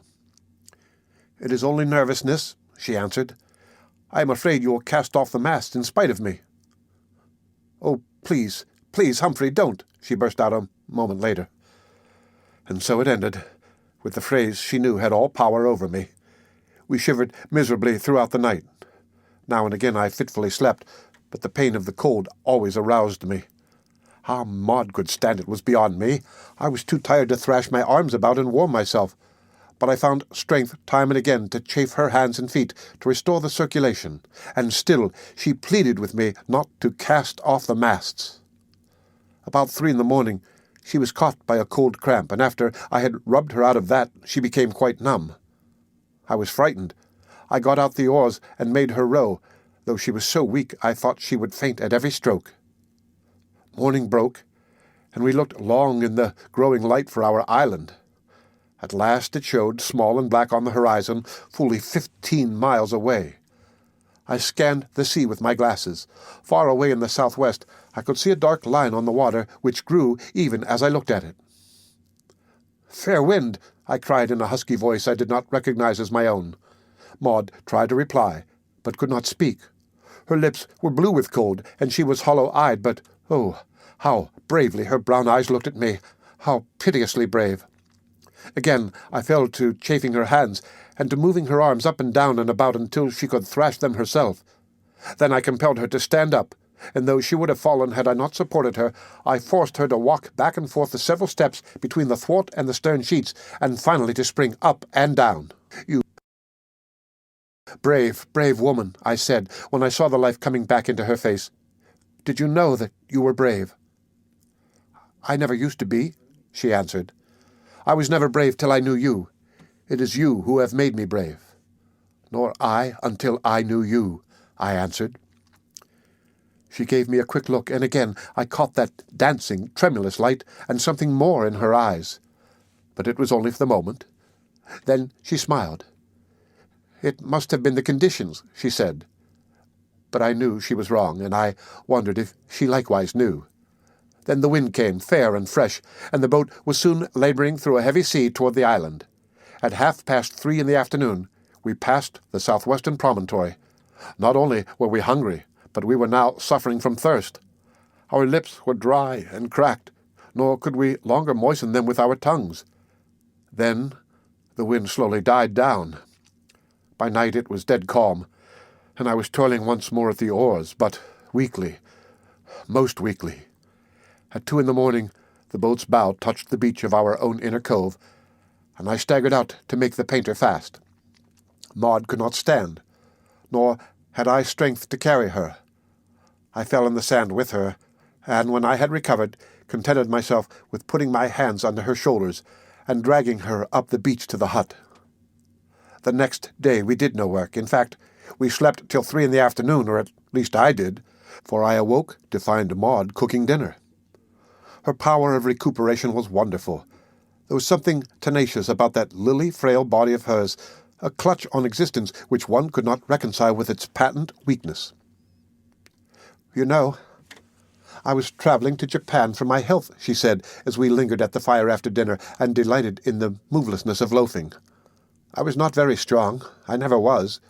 The doctors recommended a sea voyage, and I chose the longest." "You little knew what you were choosing," I laughed. "But I shall be a different woman for the experience, as well as a stronger woman," she answered, "and I hope a better woman. At least, I shall understand a great deal more life." Then, as the short day waned, we fell to discussing Wolf Larsen's blindness. It was inexplicable, and that it was grave, I instanced from his statement that he intended to stay and die on Endeavour Island. When he, strong man that he was, loving life as he did, accepted his death, it was plain that he was troubled by something more than mere blindness. There had been his terrific headaches, and we were agreed that it was some sort of brain breakdown, and that in his attacks he endured pain beyond our comprehension. I noticed, as we talked over his condition, that Maud's sympathy went out to him more and more, yet I could not but love her for it, so sweetly womanly was it. Besides, there was no false sentiment about her feeling. She was agreed that the most rigorous treatment was necessary if we were to escape, though she recoiled at the suggestion that I might some time be compelled to take his life to save my own. Our own, she put it. In the morning we had breakfast, and were at work by daylight. I found a light kedge anchor in the forehold where such things were kept, and with a deal of exertion got it on deck and into the boat. With a long running line coiled down in the stem, I rowed well out into our little cove and dropped the anchor into the water. There was no wind, the tide was high, and the schooner floated. Casting off the shorelines, I kedged her out by main strength, the windlass being broken, till she rode nearly up and down to the small anchor, too small to hold her in any breeze. So I lowered the big starboard anchor, giving plenty of slack, and by afternoon I was at work on the windlass. 3 days I worked on that windlass. Least of all things was I a mechanic, and in that time I accomplished what an ordinary machinist would have done in as many hours. I had to learn my tools to begin with, and every simple mechanical principle which such a man would have at his finger ends I had likewise to learn. And at the end of 3 days I had a windlass which worked clumsily. It never gave the satisfaction the old windlass had given, but it worked, and made my work possible. In half a day I got the 2 topmasts aboard, and the shears rigged and guyed as before. And that night I slept on board and on deck beside my work. Maud, who refused to stay alone on shore, slept in the forecastle. Wolf Larsen had sat about, listening to my repairing the windlass, and talking with Maud and me upon indifferent subjects. No reference was made on either side to the destruction of the shears, nor did he say anything further about my leaving his ship alone. But still, I had feared him, blind and helpless, and listening, always listening, and I never let his strong arms get within reach of me whilst I worked. On this night, sleeping under my beloved shears, I was aroused by his footsteps on the deck. It was a starlight night, and I could see the bulk of him dimly as he moved about. I rolled out of my blankets and crept noiselessly after him in my stocking feet. He had armed himself with a draw-knife from the tool-locker, and with this he prepared to cut across the throat halyards I had again rigged to the shears. He felt the halyards with his hands, and discovered that I had not made them fast. This would not do for a draw-knife, so he laid hold of the running part, hove taut, and made fast. Then he prepared to saw across with the draw-knife. "I wouldn't if I were you," I said quietly. He heard the click of my pistol and laughed. "Hello, Hump," he said. "I knew you were here all the time. You can't fool my ears." "That's a lie, Wolf Larsen," I said, just as quietly as before. "However, I am aching for a chance to kill you, so go ahead and cut." "You have the chance always," he sneered. "Go ahead and cut," I threatened ominously. "I'd rather disappoint you," he laughed, and turned on his heel and went aft. "Something must be done, Humphrey," Maud said next morning, when I had told her of the night's occurrence. "If he has liberty, he may do anything. He may sink the vessel or set fire to it. There is no telling what he may do. We must make him a prisoner." "But how?" I asked with a helpless shrug. "I dare not come within reach of his arms, and he knows that, so long as his resistance is passive, I cannot shoot him." "There must be some way," she contended. "Let me think." "There is one way," I said grimly. She waited. I picked up a seal club. "It won't kill him," I said, "and before he could recover I'd have him bound hard and fast." She shook her head with a shudder. "No, not that. There must be some less brutal way. Let us wait." But we did not have to wait long, and the problem solved itself. In the morning, after several trials, I found the point of balance in the foremast and attached my hoisting tackle a few feet above it. Maud held the turn on the windlass and coiled down while I heaved. Had the windlass been in order, it would not have been so difficult. As it was, I was compelled to apply all my weight and strength to every inch of the heaving. I had to rest frequently. In truth, my spells of resting were longer than those of working. Maud even contrived at times, when all my efforts could not budge the windlass, to hold the turn with one hand and with the other to throw the weight of her slim body to my assistance. At the end of an hour, the single and double blocks came together at the top of the shears. I could hoist no more, and yet the mast was not swung entirely inboard. The butt rested against the outside of the port rail, while the top of the mast overhung the water far beyond the starboard rail. My shears were too short. All my work had been for nothing. But I no longer despaired in the old way. I was acquiring more confidence in myself, and more confidence in the possibilities of windlasses, shears, and hoisting tackles. There was a way in which it could be done, and it remained for me to find that way. While I was considering the problem, Wolf Larsen came on deck. We noticed something strange about him at once. The indecisiveness or feebleness of his movements was more pronounced. His walk was actually tottery as he came down the port side of the cabin. At the break of the poop, he reeled, raised one hand to his eyes with the familiar brushing gesture, and fell down the steps, still on his feet, to the main deck, across which he staggered, falling and flinging out his arms for support. He regained his balance by the steerage companionway, and stood there dizzily for a space, when he suddenly crumpled up and collapsed, his legs bending under him as he sank to the deck. "One of his attacks," I whispered to Maud. She nodded her head, and I could see sympathy warm in eyes. We went up to him, but he seemed unconscious, breathing spasmodically. She took charge of him, lifting his head to keep the blood out of it, and dispatching me to the cabin for a pillow. I also brought blankets, and we made him comfortable. I took his pulse. It beat steadily and strong, and was quite normal. This puzzled me. I became suspicious. "What if he should be feigning this?" I asked, still holding his wrist. Maud shook her head, and there was reproof in her eyes. But just then the wrist I held leaped from my hand, and the hand clasped like a steel trap about my wrist. I cried aloud in awful fear, a wild, inarticulate cry, and I caught one glimpse of his face, malignant and triumphant, as his other hand compassed my body, and I was drawn down to him in a terrible grip. My wrist was released, but his other arm passed around my neck, held both my arms so that I could not move. His free hand went to my throat, and in that moment I knew the bitterest foretaste of death earned by one's own idiocy. Why had I trusted myself within reach of those terrible arms? I could feel other hands at my throat.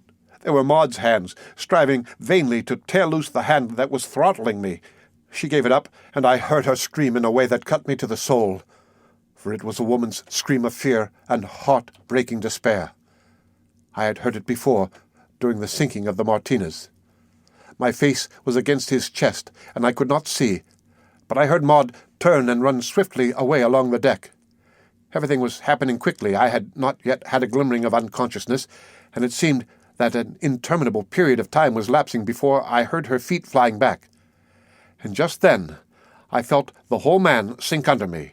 The breath was leaving his lungs, and his chest was collapsing under my weight.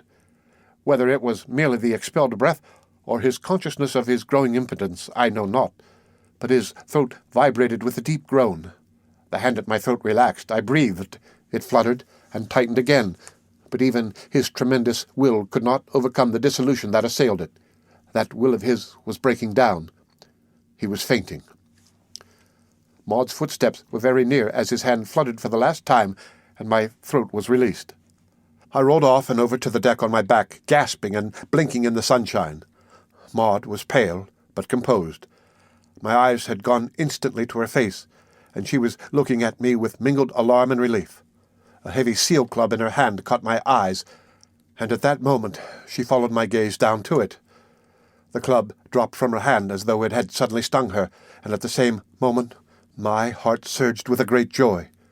Truly, she was my woman, my mate-woman, fighting with me and for me as the mate of a caveman would have fought, all the primitive in her aroused, forgetful of her culture, hard under the softening civilization of the only life she had ever known.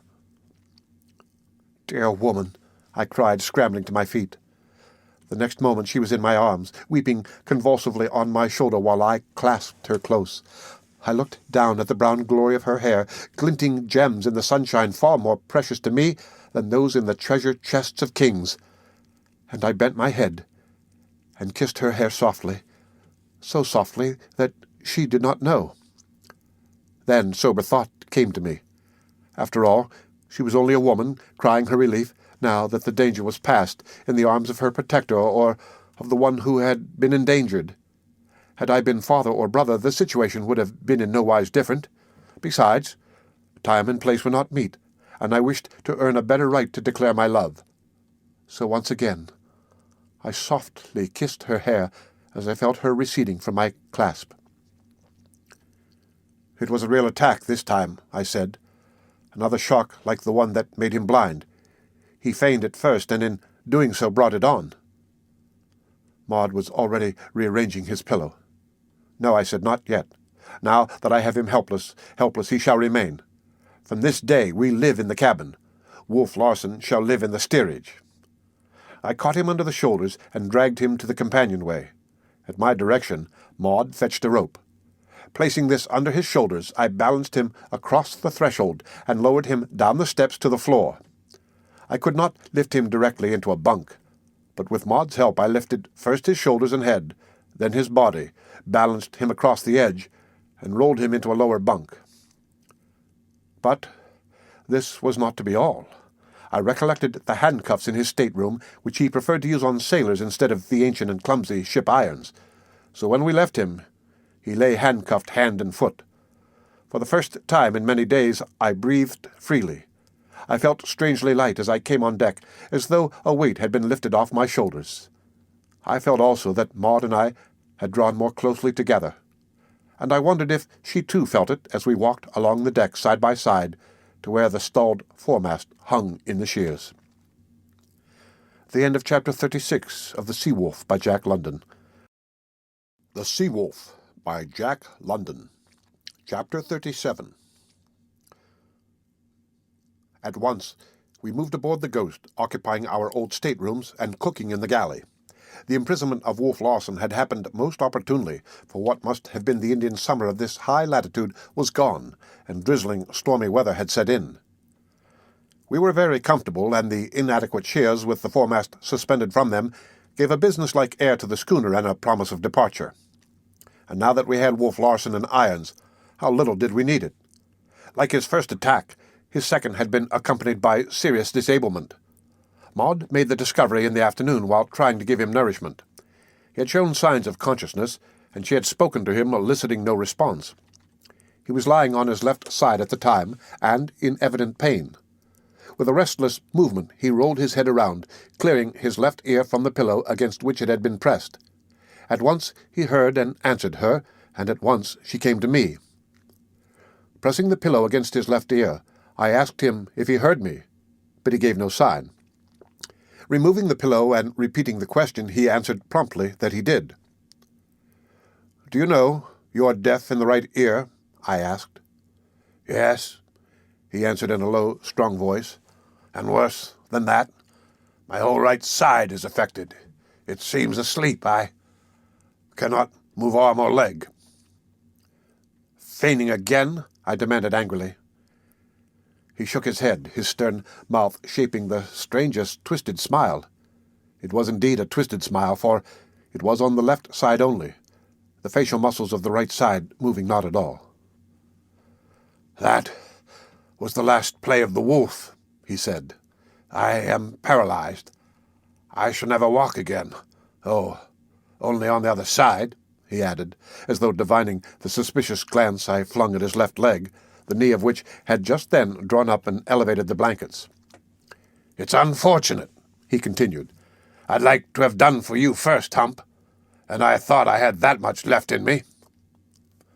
"But why?" I asked, partly in horror, partly out of curiosity. Again, his stern mouth framed the twisted smile as he said, "Oh, just to be alive, to be living and doing, to be the biggest bit of the ferment to the end, to eat you, but to die this way."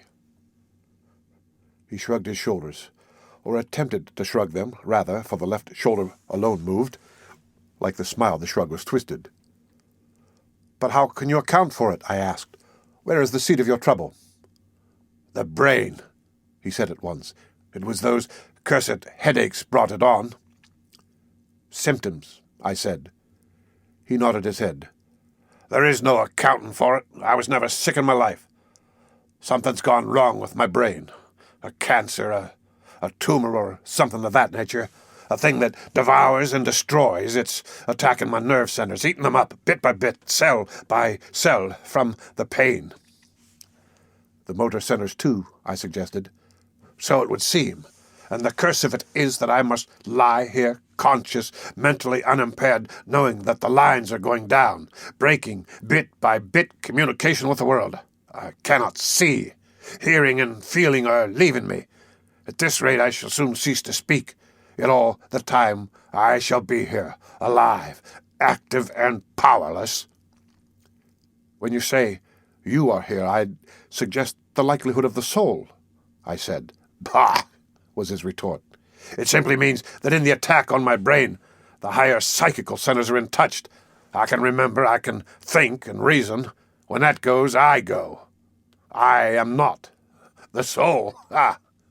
He broke out in mocking laughter, then turned his left ear to the pillow as a sign that he wished no further conversation. Maud and I went about our work, oppressed by the fearful fate which had overtaken him. How fearful we were yet fully to realize. There was the awfulness of retribution about it. Our thoughts were deep and solemn, and we spoke to each other scarcely above whispers. "You might remove the handcuffs," he said that night, as we stood in consultation over him. "It's dead safe. I'm a paralytic now. The next thing to watch out for is bed sores." He smiled his twisted smile, and Maud, her eyes wide with horror, was compelled to turn away her head. "Do you know that your smile is crooked?" I asked him, for I knew that she must attend him, and I wished to save her as much as possible. "Then I shall smile no more," he said calmly. "I thought something was wrong. My right cheek has been numb all day. Yes, and I've had warnings of this for the last 3 days. By spells, my right side seemed going to sleep. Sometimes arm or hand, sometimes leg or foot. So, my smile is crooked," he queried a short while after. "Well, consider henceforth that I smile internally with my soul, if you please, my soul. Consider that I am smiling now." And for the space of several minutes he lay there, quiet, indulging his grotesque fancy. The man of him was not changed. It was the old indomitable, terrible Wolf Larsen, imprisoned somewhere within that flesh which had once been so invincible and splendid. Now it bound him with insentient fetters, walling his soul in darkness and silence, blocking it from the world which to him had been a riot of action. No more would he conjugate the verb, "to do in every mood and tense." To be was all that remained to him. To be, as he had defined death without movement, to will but not to execute, to think and reason, and in the spirit of him to be alive as ever, but in the flesh to be dead, quite dead. And yet, though I even removed the handcuffs, we could not adjust ourselves to his condition. Our minds revolted. To us he was full of potentiality. We knew not what to expect of him next, what fearful thing rising above the flesh he might break out and do. Our experience warranted this state of mind, and we went about our work with anxiety always upon us. I had solved the problem which had arisen through the shortness of the shears.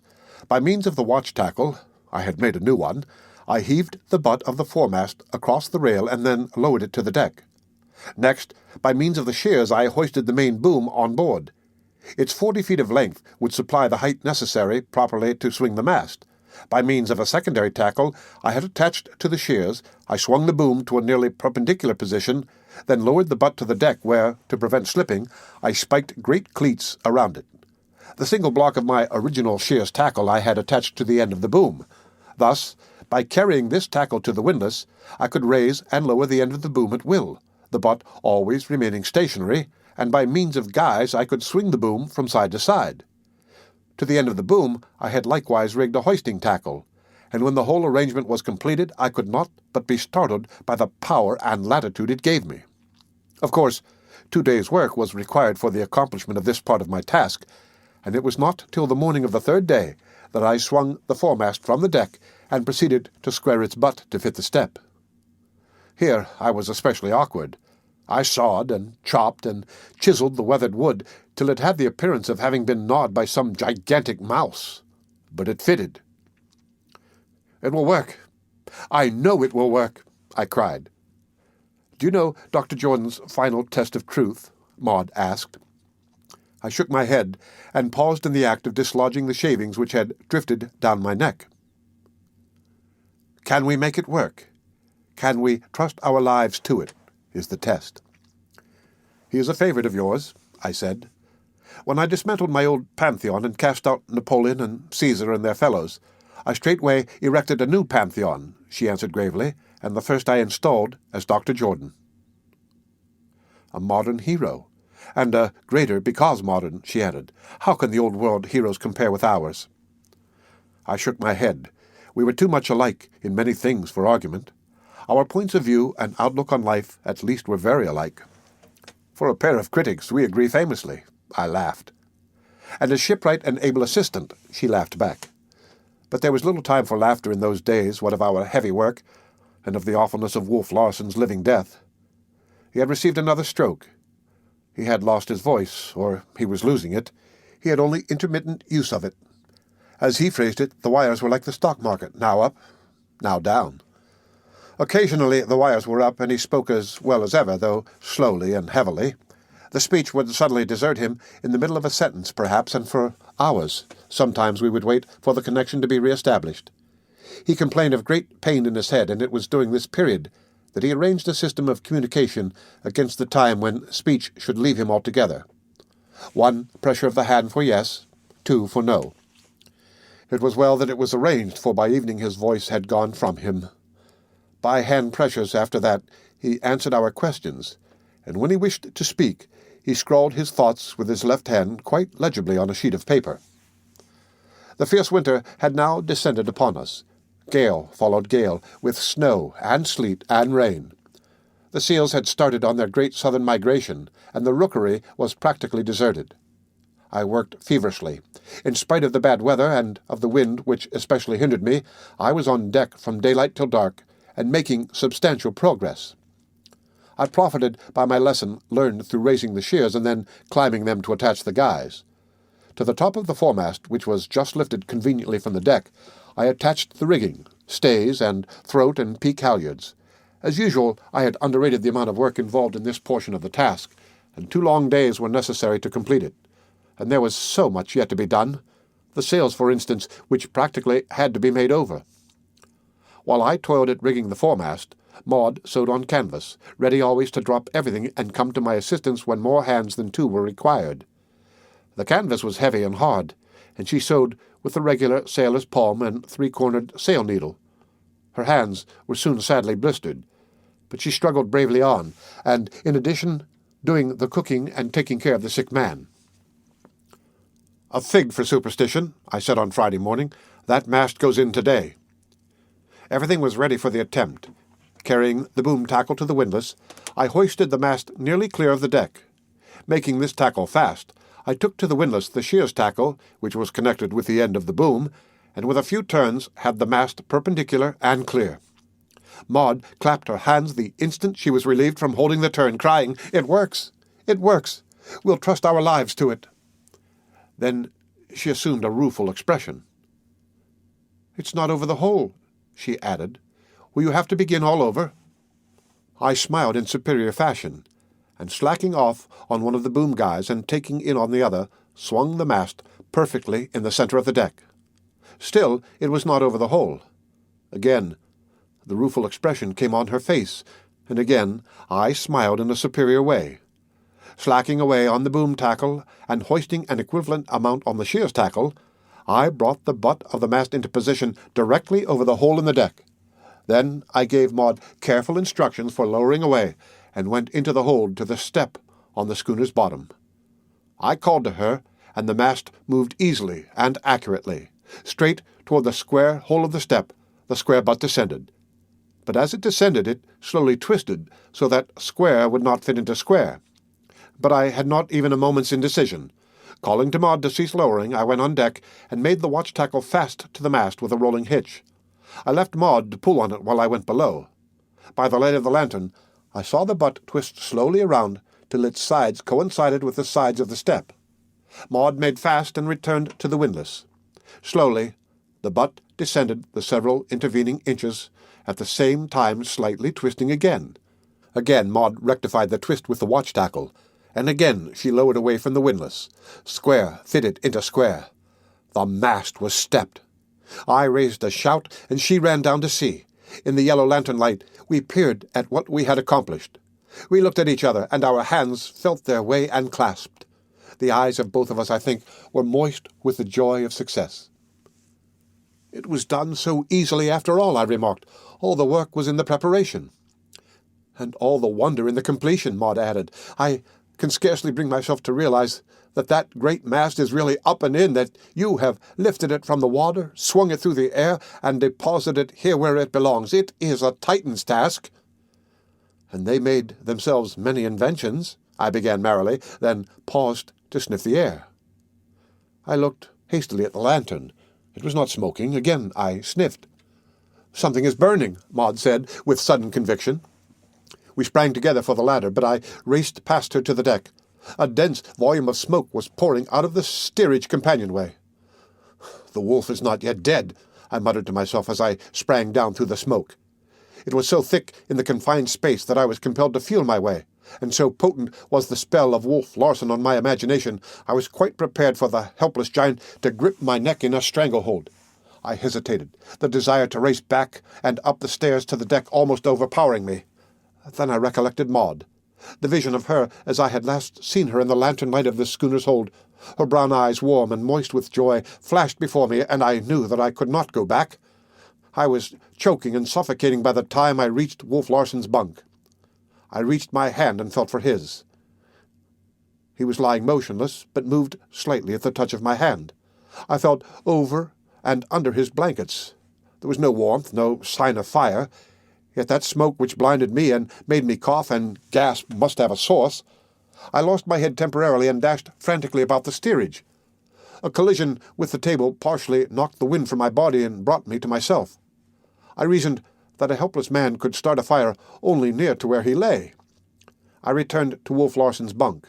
There I encountered Maud. How long she had been there in that suffocating atmosphere I could not guess. "Get up on deck," I commanded peremptorily. "But Humphrey," she began to protest in a queer husky voice. "Please, please," I shouted at her harshly. She drew away obediently, and then I thought, what if she cannot find the steps? I started after her to stop at the foot of the companionway. Perhaps she had gone up. As I stood there hesitant, I heard her cry softly, "Oh, Humphrey, I am lost!" I found her fumbling at the wall of the after bulkhead, and half leading her, half carrying her, I took her up the companionway. The pure air was like nectar. Maud was only faint and dizzy, and I left her lying on the deck when I took my second plunge below. The source of the smoke must be very close to Wolf Larsen. My mind was made up to this, and I went straight to his bunk. As I felt about among his blankets, something hot fell on the back of my hand. It burned me, and I jerked my hand away. Then I understood. Through the cracks in the bottom of the upper bunk, he had set fire to the mattress. He still retained sufficient use of his left arm to do this. The damp straw of the mattress, fired from beneath and denied air, had been smoldering all the while. As I dragged the mattress out of the bunk, it seemed to disintegrate in mid-air, and at the same time bursting into flames. I beat out the burning remnants of straw in the bunk, then made a dash for the deck for fresh air. Several buckets of water sufficed to put out the burning mattress in the middle of the steerage floor, and 10 minutes later, when the smoke had fairly cleared, I allowed Maud to come below. Wolf Larsen was unconscious, but it was a matter of minutes for the fresh air to restore him. We were working over him, however, when he signed for paper and pencil. "Pray, do not interrupt me," he wrote. "I am smiling." "I am still a bit of the ferment, you see," he wrote a little later. "I am glad you are as small a bit as you are," I said. "Thank you," he wrote. "But just think of how much smaller I shall be before I die." "And yet I am all here, Hump," he wrote with a final flourish. "I can think more clearly than ever in my life before. Nothing to disturb me. Concentration is perfect. I am all here, and more than here." It was like a message from the night of the grave, for this man's body had become his mausoleum, and there, in so strange a sepulchre, his spirit fluttered and lived. It would flutter and live till the last line of communication was broken. And after that, who was to say how much longer it might continue to flutter and live? The end of Chapter 37 of The Sea Wolf. The Sea Wolf by Jack London. Chapter 38. "I think my left side is going," Wolf Larsen wrote the morning after his attempt to fire the ship. "The numbness is growing. I can hardly move my hand. You will have to speak louder. The last lines are going down." "Are you in pain?" I asked. I was compelled to repeat my question loudly before he answered. "Not all the time." The left hand stumbled slowly and painfully across the paper, and it was with extreme difficulty that we deciphered the scrawl. It was like a spirit message, such as are delivered at seances of spiritualists for $1 admission. "But I am still here. All here," the hand scrawled more slowly and painfully than ever. The pencil dropped, and we had to replace it in the hand. "When there is no pain, I have perfect peace and quiet. I have never thought so clearly. I can ponder life and death like a Hindu sage." "And immortality?" Maud queried loudly in the ear. 3 times the hand essayed to write, but fumbled hopelessly. The pencil fell. In vain we tried to replace it. The fingers could not close on it. Then Maud pressed and held the fingers about the pencil with her own hand, and the hand wrote in large letters, and so slowly that the minutes ticked off to each letter. B-O-S-H.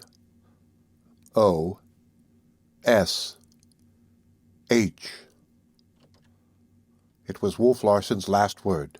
Bosh. Skeptical and invincible to the end. The arm and hand relaxed. The trunk of the body moved slightly. Then there was no movement. Maud released the hand. The fingers spread slightly, falling apart of their own weight, and the pencil rolled away. "Do you still hear?" I shouted, holding the fingers and waiting for the single pressure which would signify yes. There was no response. The hand was dead. "I noticed the lips slightly move," Maud said. I repeated the question. The lips moved. She placed the tips of her fingers on them. Again, I repeated the question. "Yes," Maud announced. We looked at each other expectantly. "What good is it?" I asked. "What can we say now?" "Oh, ask him—" She hesitated. "Ask him something that requires no for an answer," I suggested. "Then we will know for certainty." "Are you hungry?" she cried. The lips moved under her fingers, and she answered, "Yes." "Will you have some beef?" was her next query. "No," she announced. "Beef tea?" "Yes, he will have some beef tea," she said, quietly looking up at me. "Until his hearing goes, we shall be able to communicate with him. And after that—" She looked at me queerly. I saw her lips trembling and the tears swimming up in her eyes. She swayed toward me, and I caught her in my arms. "Oh, Humphrey," she sobbed, "when will it all end? I am so tired, so tired." She buried her head on my shoulder, her frail form shaken with a storm of weeping. She was like a feather in my arms, so slender, so ethereal. She has broken down at last, I thought. What can I do without her help? But I soothed and comforted her till she pulled herself bravely together and recuperated mentally as quickly as she was wont to do physically. "I ought to be ashamed of myself," she said, then added with the whimsical smile I adored, "but I am only one small woman." That phrase, the one small woman, startled me like an electric shock. It was my own phrase, my pet secret phrase, my love phrase for her. "Where did you get that phrase?" I demanded, with an abruptness that in turn startled her. "What phrase?" she asked. "One small woman." "Is it yours?" she asked. "Yes," I answered. "Mine. I made it." "Then you must have talked in your sleep," she smiled. The dancing, tremulous light was in her eyes. Mine, I knew, were speaking beyond the will of my speech. I leaned toward her. Without volition, I leaned toward her as a tree is swayed by the wind. Oh, we were very close together in that moment. But she shook her head, as one might shake off sleep or a dream, saying, "I have known it all my life. It was my father's name for my mother." "It is my phrase, too," I said stubbornly. "For your mother?" "No," I answered, and she questioned no further, though I could have sworn her eyes retained for some time a mocking, teasing expression. With the foremast in, the work now went on apace. Almost before I knew it, and without one serious hitch, I had the mainmast stepped. A derrick boom rigged to the foremast had accomplished this, and several days more found all stays and shrouds in place, and everything set up taut. Topsails would be a nuisance and a danger for a crew of two, so I heaved the topmasts on deck and lashed them fast. Several more days were consumed in finishing the sails and putting them on. There were only three, the jib, foresail, and mainsail, and patched, shortened, and distorted, they were a ridiculously ill-fitting suit for so trim a craft as the Ghost. "But they'll work," Maud cried jubilantly. "We'll make them work, and trust our lives to them." Certainly, among my many new trades, I shone least as a sailmaker. I could sail them better than make them, and I had no doubt of my power to bring the schooner to some northern port of Japan. In fact, I had crammed navigation from textbooks aboard, and besides, there was Wolf Larsen's star scale, so simple a device that a child could work it. As for its inventor, beyond an increasing deafness and the movement of the lips growing fainter and fainter, there had been little change in his condition for a week. But on the day we finished bending the schooner's sails, he heard his last, and the last movement of his lips died away. But not before I had asked him, "Are you all there?" And the lips had answered, "Yes." The last line was down.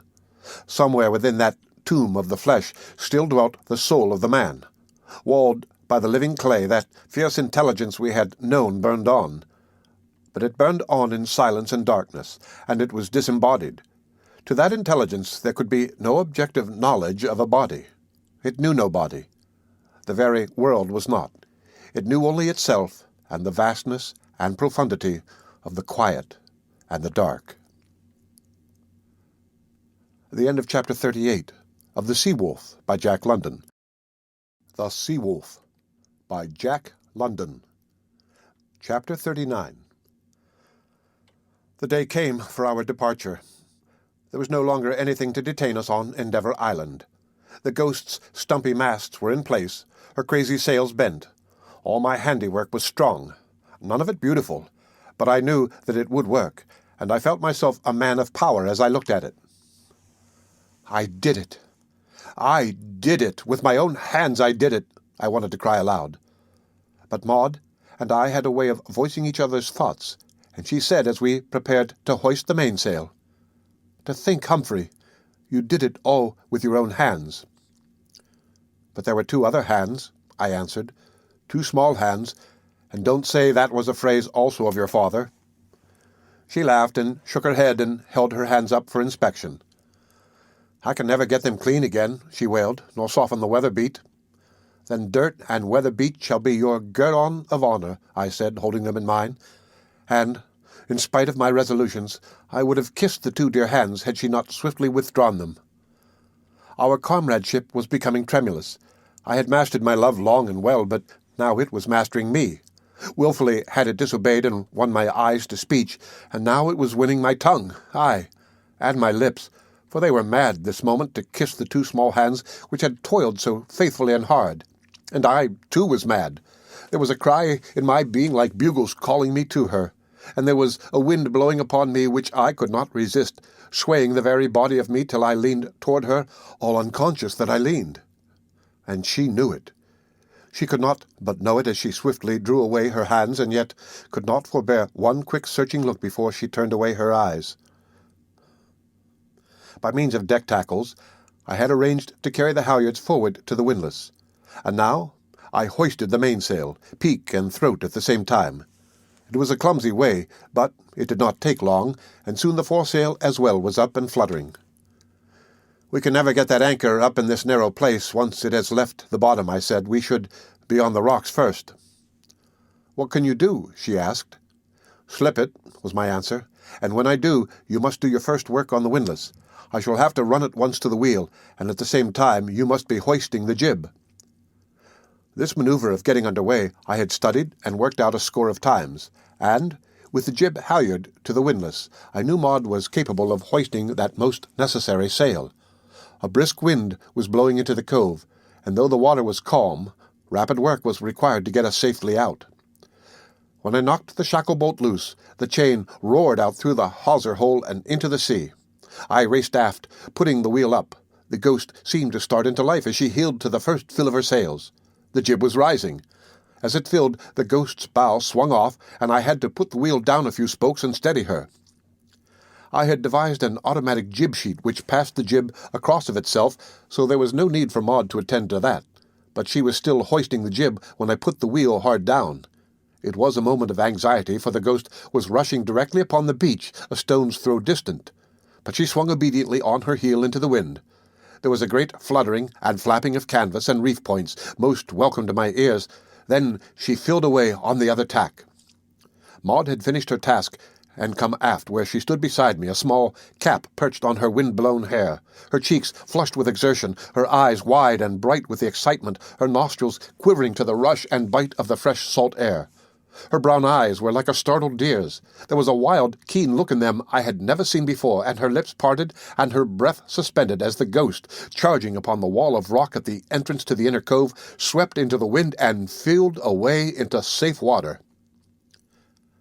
My first mate's berth on the sealing grounds stood me in good stead, and I cleared the inner cove and laid a long tack along the shore of the outer cove. Once again about, and the Ghost headed out to open sea.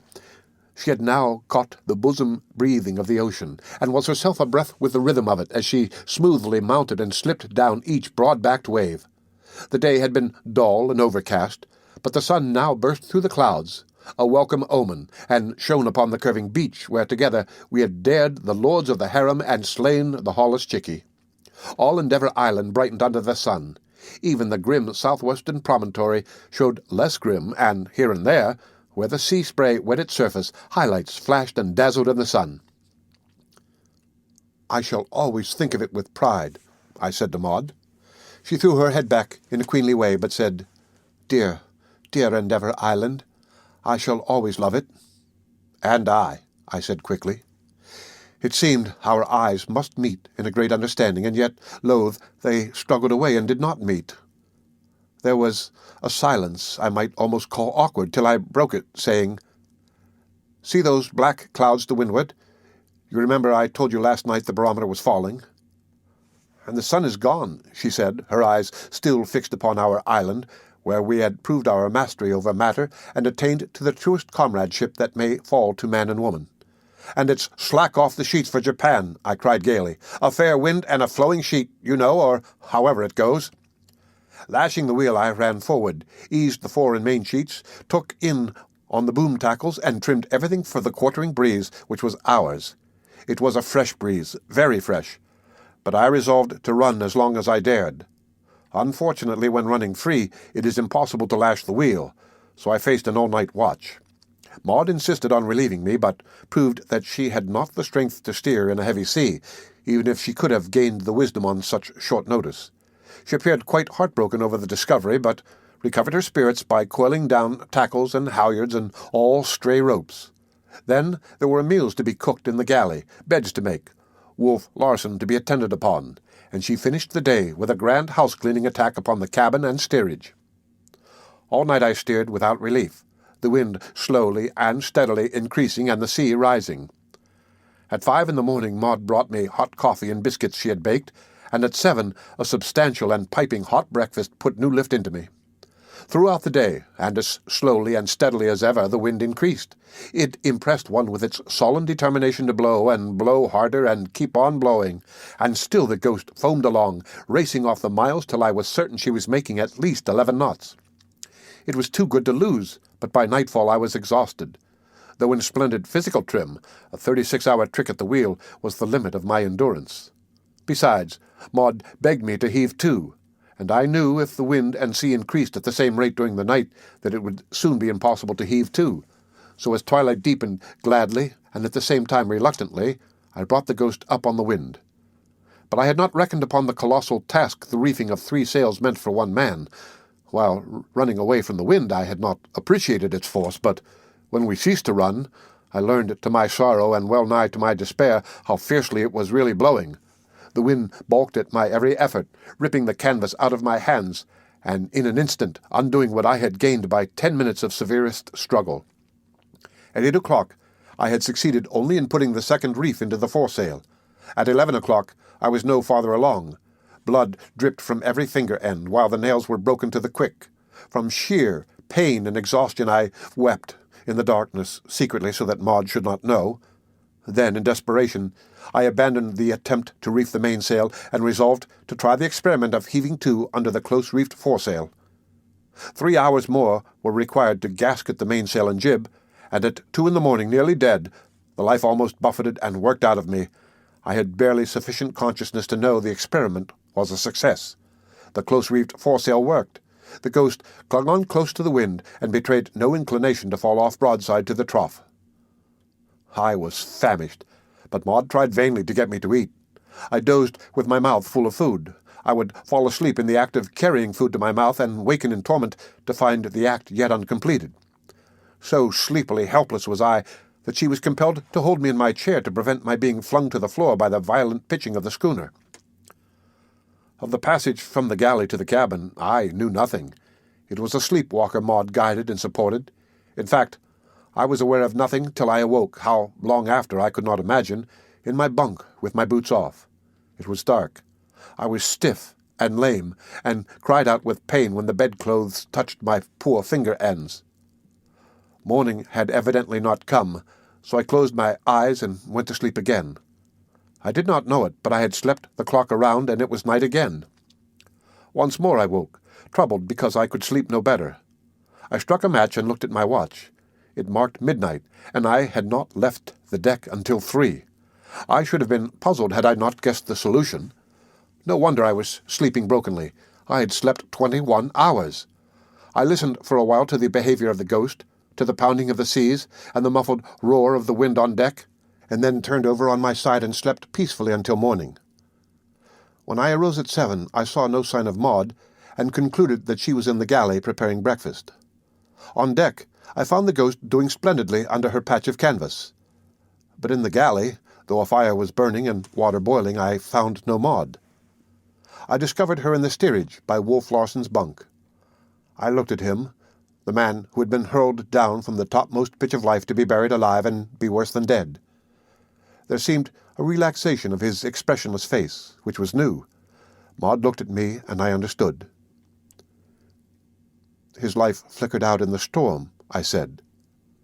"But he still lives," she answered, infinite faith in her voice. "He had too great strength." "Yes," she said, "but now it no longer shackles him. He is a free spirit." "He is a free spirit, surely," I answered, and taking her hand, I led her on deck. The storm broke that night, which is to say that it diminished as slowly as it had arisen. After breakfast next morning, when I had hoisted Wolf Larsen's body on deck ready for burial, it was still blowing heavily, and a large sea was running. The deck was continually awash with the sea, which came inboard over the rail and through the scuppers. The wind smote the schooner with a sudden gust, and she heeled over till her lee rail was buried, the roar in her rigging rising in pitch to a shriek.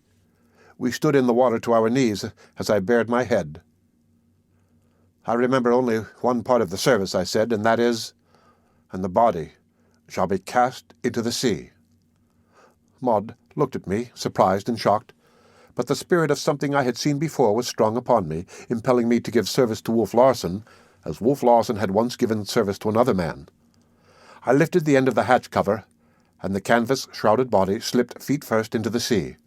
The weight of iron dragged it down. It was gone.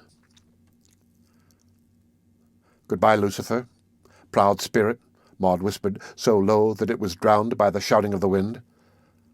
but I saw the movement of her lips and knew. As we clung to the lee rail and worked our way aft, I happened to glance to leeward. The Ghost at the moment was uptossed on a sea, and I caught a clear view of a small steamship 2 or 3 miles away, rolling and pitching head-on to the sea as it steamed towards us. It was painted black, and from the talk of the hunters of their poaching exploits, I recognized it as the United States revenue cutter.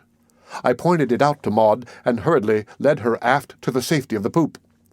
I started to rush below to the flag locker, then remembered that in rigging the Ghost I had forgotten to make provision for a flag halyard.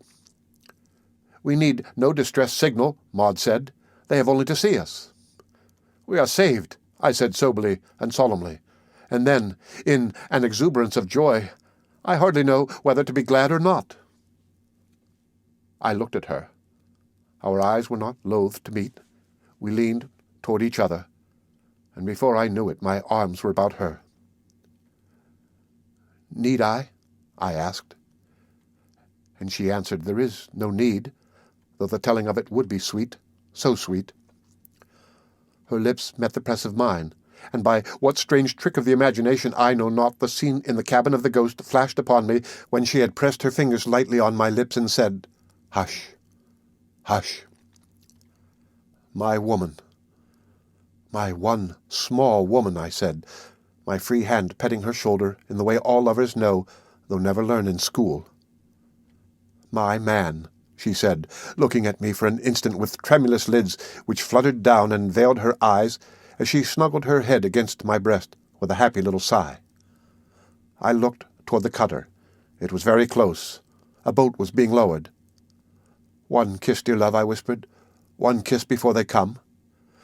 "And rescue us from ourselves," she completed with a most adorable smile, whimsical as I had never before seen it, for it was whimsical with love.